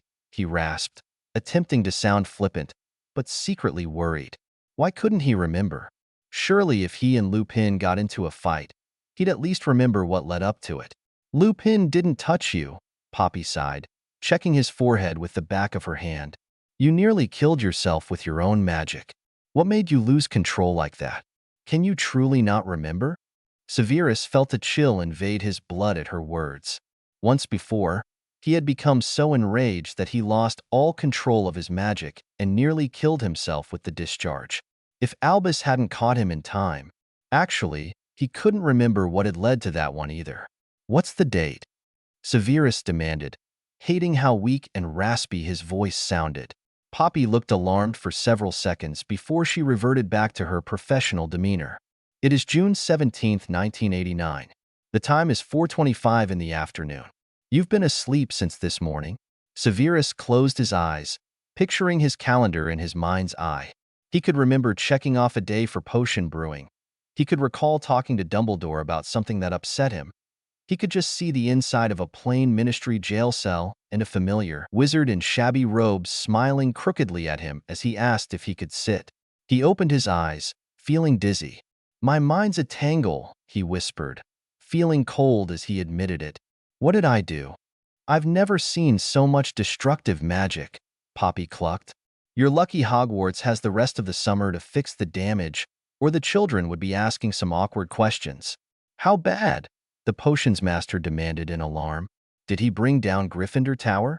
You completely warped the passage just outside the dungeons and damaged the moving staircase, the Mediwitch replied.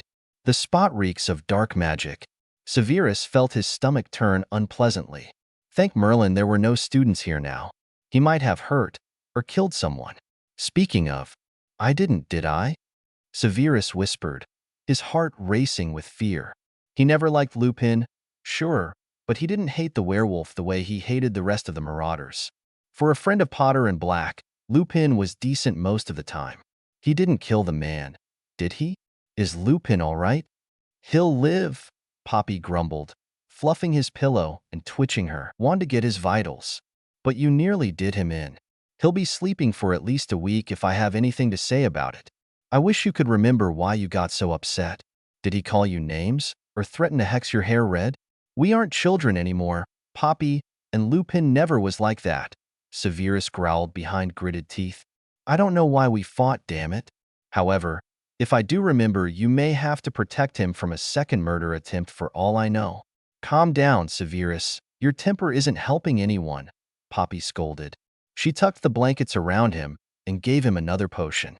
He recognized the flowery scent and taste of a calming draft, and he gave her a dirty look before he slipped back into oblivion. How dare she use his distraction to slip him that potion? But then, she was a Slytherin, so he ought to have expected it, he supposed. Sirius sat and watched his godson sleeping as the sun set. Harry hadn't woken since he fell asleep this morning, and Sirius was getting worried.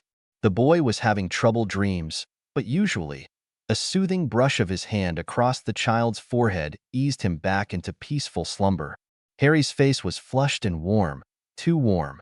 Sirius cursed under his breath and pressed his fist to his mouth nervously. He never anticipated this. How was he supposed to know what was normal for a werewolf and what was something to get worried about? Sirius couldn't remember if Remus ever caught simple colds. Not really. He knew old Mooney was in the infirmary more often than not, but those were just complications from being a werewolf, right? Remus had always been a bit frail and weak, but Sirius had always assumed it was because he was tired and in pain. For a few days out of every month, Remus' hormones were balanced and he felt good, and he seemed so strong and carefree and happy. But as Sirius thought back, he realized that Remus had always been ill. Wizards were not meant to carry the curse of the moon. Who knew how it had all started?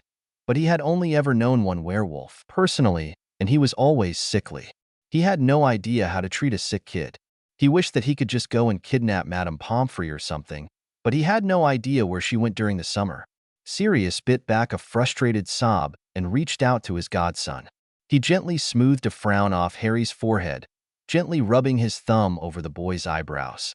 The child was beautiful, a combination of the best parts of James and Lily, though for the life of him he couldn't understand where the boy got his jet black hair from. James' hair was brown, while Lily's was red. Oh well, it wasn't like it mattered anyway. He loved Harry no matter what he looked like. Sirius got up and stretched, deciding that he ought to make some soup or something, so when Harry woke, he could get some nourishment and maybe get better quicker. He could only hope that Harry would just get well on his own, because he certainly had no idea what to do if the boy got worse. He puttered around helplessly, throwing clumsily chopped ingredients into a pot of water and hanging it over the fire. He was a hopeless cook, and while he was worried and distracted, he couldn't be relied on to make anything good. When the carrots tasted done enough, he pulled the weird soup off the fire and stared at it. The stuff didn't look appetizing, but it was the best he could do. Harry shouted something in the bedroom, and Sirius dashed towards the sound, knocking the pot onto the floor as he did so. Groaning in annoyance, he ignored it and went to his godson. Harry was sitting up, shaking and frightened. His face was flushed and his green eyes were too bright. "Professor?" Harry whispered, looking up as he entered the room. "Hush, it's okay," Sirius murmured a little frantically, gently easing the boy back onto his pillow and smoothing his sweaty hair off his forehead. "You were dreaming, that's all. You're okay. Are you gonna kill me?" Harry whispered suddenly, his face looking ghostly white in the gloom and his eyes looking glassy and strange. "Headmaster said you'd kill me," the boy went on in that creepily calm voice. "Said to be careful and tell if somebody was watching me." "What?" Sirius choked. He fell on his knees beside the bed, wondering if Harry was hallucinating or something. "I'm your godfather, Harry. I'd never kill you. Don't you remember me? Your Uncle Padfoot? And no, you're as Sirius Black," Harry slurred, his eyes fluttering as he struggled to stay awake. That's who you are, right?" "Why, yes, but you don't understand," Sirius almost wailed. "I wasn't even supposed to be in prison at all. I'm innocent. I'd never hurt you, Harry. You've got to believe me." The child opened his mouth as if to say something, but he sighed and his eyes fluttered shut. Soon, his breathing evened out and he was asleep again. Sirius buried his hands in his hair and sobbed helplessly. After some time, he calmed down, but he still didn't know what to do. Harry was delirious and feverish, yet somehow his fever had granted him some clarity. He had to hope that the boy would not get hysterical when he woke again, and Sirius suddenly realized that he was alone. He needed to care for a sick child without help or guidance. He got abruptly to his feet and decided to inventory the potions cabinet. Hopefully some of the potions in there wouldn't be expired. Otherwise, he might be forced to attempt some potions, brewing of his own. Considering that he had barely passed his OWL in potions and only just scraped by in his required newt for aura training, he didn't have much hope that he would do a good job. Severus was discharged from the infirmary 24 hours after he had been admitted, only because he started his routine of griping and escape attempts. Poppy let him go, but warned him to keep from using any magic for the next week or so. Severus accepted her orders without complaint, since he knew that he could just go home and take a magical core replenisher to cut his recovery time down by half, plus get rid of the aching exhaustion that permeated his body. But before he left, he stopped by Remus Lupin's bed. Severus actually winced at the sight of the sleeping werewolf. He looked awful. Most of his body was bandaged, and the spots that were free looked as if he had taken the brunt of a fiend fire. His head was mostly fine, but his arms were so heavily bandaged that Severus guessed that Lupin had attempted to protect himself with his arms. He slowly sat down in a chair and stared at the man in the bed, hardly able to believe that he had done such damage. Why couldn't he remember? His head ached when he tried, but Severus didn't even want to keep trying. He was just too tired to even care why he had gotten so angry in the first place. He wanted Lupin to wake up. He never wanted to kill the werewolf, no matter what he'd done. He just wasn't a cold-blooded killer. He never had been. Severus looked up as the headmaster swept into the infirmary and came toward them. The old man's dark purple robes were decorated with swirling silver stars and moons, and Severus frowned. You could always tell what sort of mood Albus Dumbledore was in by his wardrobe. Bright colors meant he was feeling cheerful and jolly. Darker colors meant he was serious or worried. "I'm sorry," Severus said quietly, shoving his fists between his knees and hunching his shoulders. He had not felt so overwhelmed with shame in years. Dumbledore silently squeezed his shoulder and conjured a squashy purple chair to sit in. For several minutes, they both simply stared at Lupin, sleeping soundly in his hospital bed.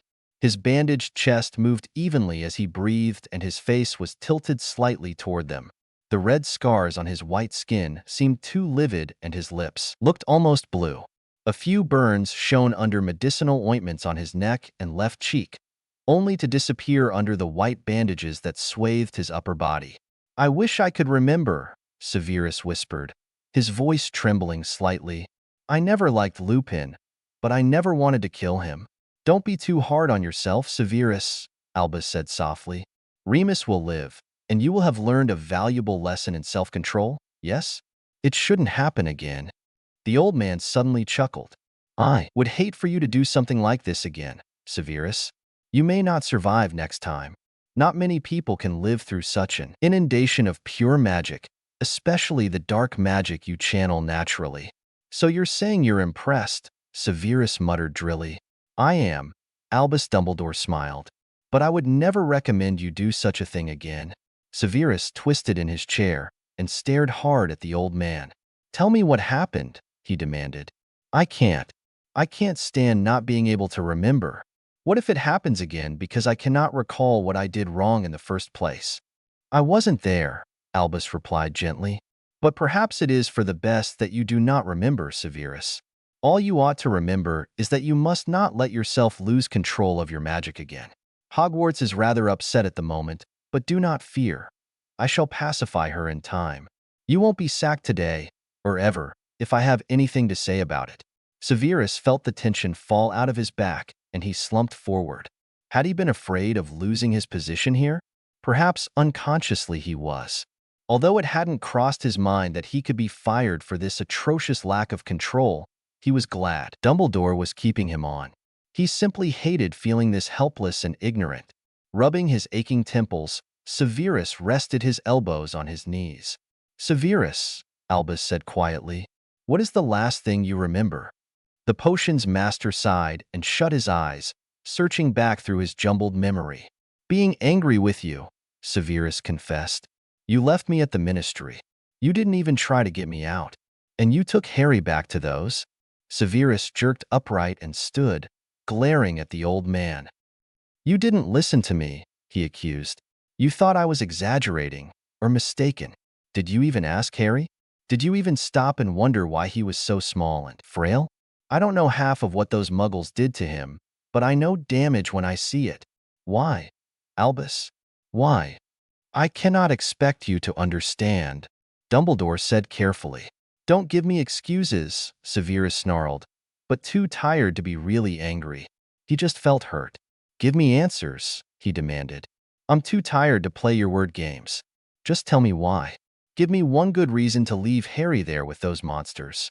Albus Dumbledore stared at Severus for several long moments, searching the younger man's face. Severus sighed in exasperation and sat back down. His body was already trembling from over-exertion, and he spotted Poppy watching them with disapproval in her face. The Mediwitch marched over and glared down at Albus Dumbledore. "You sent Harry back to those muggles?" she demanded, her eyes snapping with anger. "Didn't you read the reports I sent you? His medical record? That child has been abused since the day you left him there. And for you to just go and dump him back in that doorstep is nothing short of monstrous. What is wrong with you?" "Please, both of you," the old headmaster sighed, putting up his hands to placate their tempers. "I apologize for my blindness, but do not think I am a monster. There is more at stake here than one child, and I must take everything into consideration. You must try to understand. I never meant for Harry to suffer. I never meant for any of this to happen. I was only trying to protect him from, well, from our world. It is his world too, Albus, Severus Snape said quietly. He felt sick at heart, but he couldn't muster the energy to shout and remonstrate. He closed his eyes and leaned back in his chair. Whatever you thought, whatever your calculations, you were wrong. Admit that, and go get Harry out of there. Unless you simply don't care. I beg your pardon? Albus asked, his voice suddenly sounding hurt. What are you implying, Severus? Do you truly think I do not care? Do you truly think me so heartless? Yes, Severus replied frankly, dragging his eyes open so he could glare at the old man. You don't care for children all that much. If you did, you would have taken Harry in yourself. You are his magical guardian after all, are you not? Severus, Albus whispered, tears sparkling in his blue eyes. The potion's master went on mercilessly, glaring into Albus Dumbledore's eyes to drive home the seriousness of his words. You abandoned that boy. You gave yourself excuses, reasons, but it all comes down to your own selfishness. You didn't want the responsibility of caring for a child. Never mind that every one of your staff here at Hogwarts would have gladly helped you over the years. Never mind that, given time and nagging, even I could have been called upon to babysit or brew child remedies or teach him his ABCs. You are a leader, a general, a cunning warrior, but you are no father, nor a grandfather. You simply do not like children, despite how good you are at acting as if you do. You have no idea how to handle them, no idea how to deal with them, and the thought of raising one frightens you. So you tell us that it was necessary to put the child with those monsters, that Harry must endure what he doesn't like, that it really isn't so bad. But you have no one to blame but yourself for the abuse he has suffered. Severus got to his feet suddenly and swayed where he stood. Poppy took his arm, but he shook her off impatiently, needing to finish what he had to say and go to his quarters to down a pepper-up potion or something before he simply collapsed. Harry doesn't belong with family if they will do nothing but hate him, Severus spat, his fiery temper coming back as he thought of the dark-haired child and his innocent smile, the bruises on his backside, and his fear of the simplest things. He thought of his own fierce, foolish promises in the dead of night to care for the boy, to claim him and protect him. Harry belonged with him, Severus thought. However irrational it was, he knew that nobody else cared enough to take the child willingly. He would not fight Albus Dumbledore, but he was a Slytherin and they did not fight fairly. Shame worked wonderfully on Gryffindors, so he piled it on. The boy belongs where he is safe and cared for, Severus pointed out. Harry needs to know that he is accepted and cherished. That is more important than anything. Albus, you told me those very words time and time again, and although I shrugged you off, scoffed at your idealism, I know it to be true. Harry is a werewolf now, and he needs extra care and understanding. To turn our backs on him now condemns him to the darkness. You abandoned Tom Riddle. You neglected me. I will not allow you to betray Harry. I refuse to let that boy fall, and I don't care what you think to the contrary. Staggering with exhaustion, Severus Snape turned and arched out of the infirmary. Poppy was too stunned by his speech to stop him, and Albus Dumbledore was staring without speaking at the blank wall above Remus Lupin's bed, also stunned and frightened by the grim portrait his potions master had painted of him. He silently stood, vanished his chair, and followed Snape out of the infirmary. Severus turned when he heard the headmaster following him. He sighed and kept walking, knowing that the meddling old man would catch up eventually. Severus was almost to the staircase when Dumbledore indeed caught up. "Severus, my boy," the old man murmured, hardly winded, though Severus was feeling exhausted. "No child deserves to be treated like that," the potions master whispered, unsure of who he was talking to. He stared at the wall, at his own white hand pressed against the stones, and refused to look at the headmaster standing beside him. Potter or not, he doesn't deserve to be beaten for accidental magic, or starved as punishment, or forced to take cold baths because he'll waste hot water. It isn't right, Albus. Surely you can understand that? Harry told you all that? Dumbledore asked quietly. Severus nodded. He lurched away from the wall and continued his limp toward the dungeons. His bones ached and he wanted to lie down with a cup of tea and maybe a shot of fire whiskey. More than that, he was overwhelmed with an irrational urge to go home and find a dark-haired boy in his bed. He wanted to curl around the child and protect him from bad dreams and a big bad wolf, and feel the comfort of little arms around him and a small heart beating against his side as he fell asleep. Tears burned his eyes, and he knew he didn't have the strength to go to Harry now. The boy was condemned to another day with the Muggle monsters because Severus was too weak. The potion's master shook his head at himself and began to descend the staircase. "Severus, I will admit that much of what you said caught me by surprise," Albus Dumbledore said, his tone gentle and reasonable. But Severus' proverbial hackles went up. He knew that tone. It was the tone he took with unruly, disrespectful children who didn't know what they were talking about. Severus' heart sank. He really hadn't gotten through the old fool. He probably never would. "But I'm not certain where you got some of your ideas, my boy," the headmaster went on, his tone calm and regretful. "I do love children. I would not be headmaster of a school if I did not have at least some affection for them, don't you think?" Phineas Black didn't care for children at all, and yet he was headmaster for years, Severus pointed out drily, glancing over at Dumbledore. His goals were to indoctrinate children and so influence the next magical generation. "Who is to say your aims are any different?" He put up a hand to stop the indignant headmaster from interrupting. "I'm not saying it is so very wrong to want to influence children for what you believe is the greater good, but I am saying that it is possible to teach children while not liking them much. I am the perfect example of this, am I not?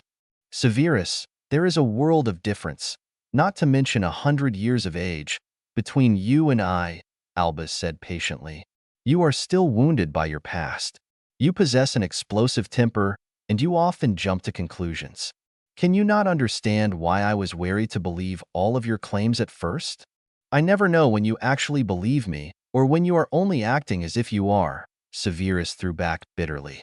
"You don't understand how much it hurts, Albus. I trusted you. You betrayed me. End of story."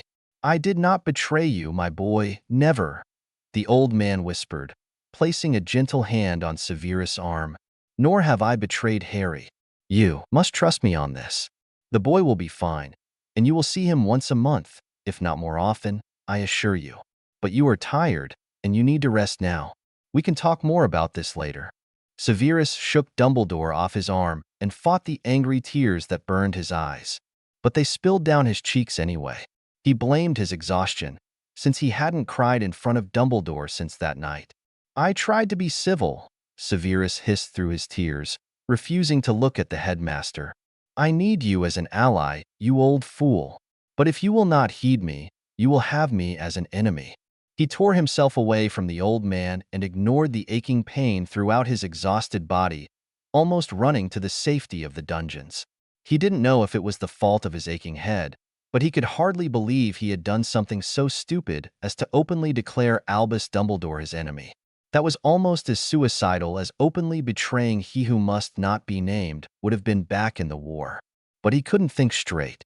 All he heard was that the reasonable old man was attempting to persuade him that Harry needed to be abused for some strange reason, and it was so very wrong that he had no idea how to fight back.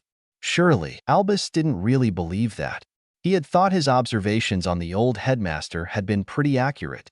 Albus didn't really interact with the students much, and when he did, he was almost comically jolly and so over-the-top friendly and grandfatherly that Severus had seen right through the old man's tactics as a jaded 12-year-old. Albus Dumbledore didn't like children. It was obvious.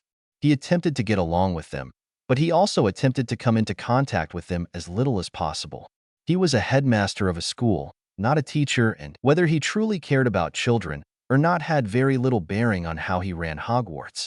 He relied on his teachers to do the interacting and disciplining, and he took reports and gave advice, but he didn't like dealing directly with the students. Severus wondered how he had never seen it before. Now that he did, he just felt sick.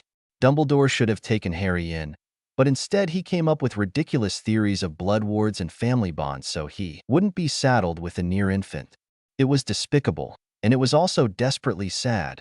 Severus thought that of the two of them, It would be the former Death Eater and self-avowed child hater who would demand justice.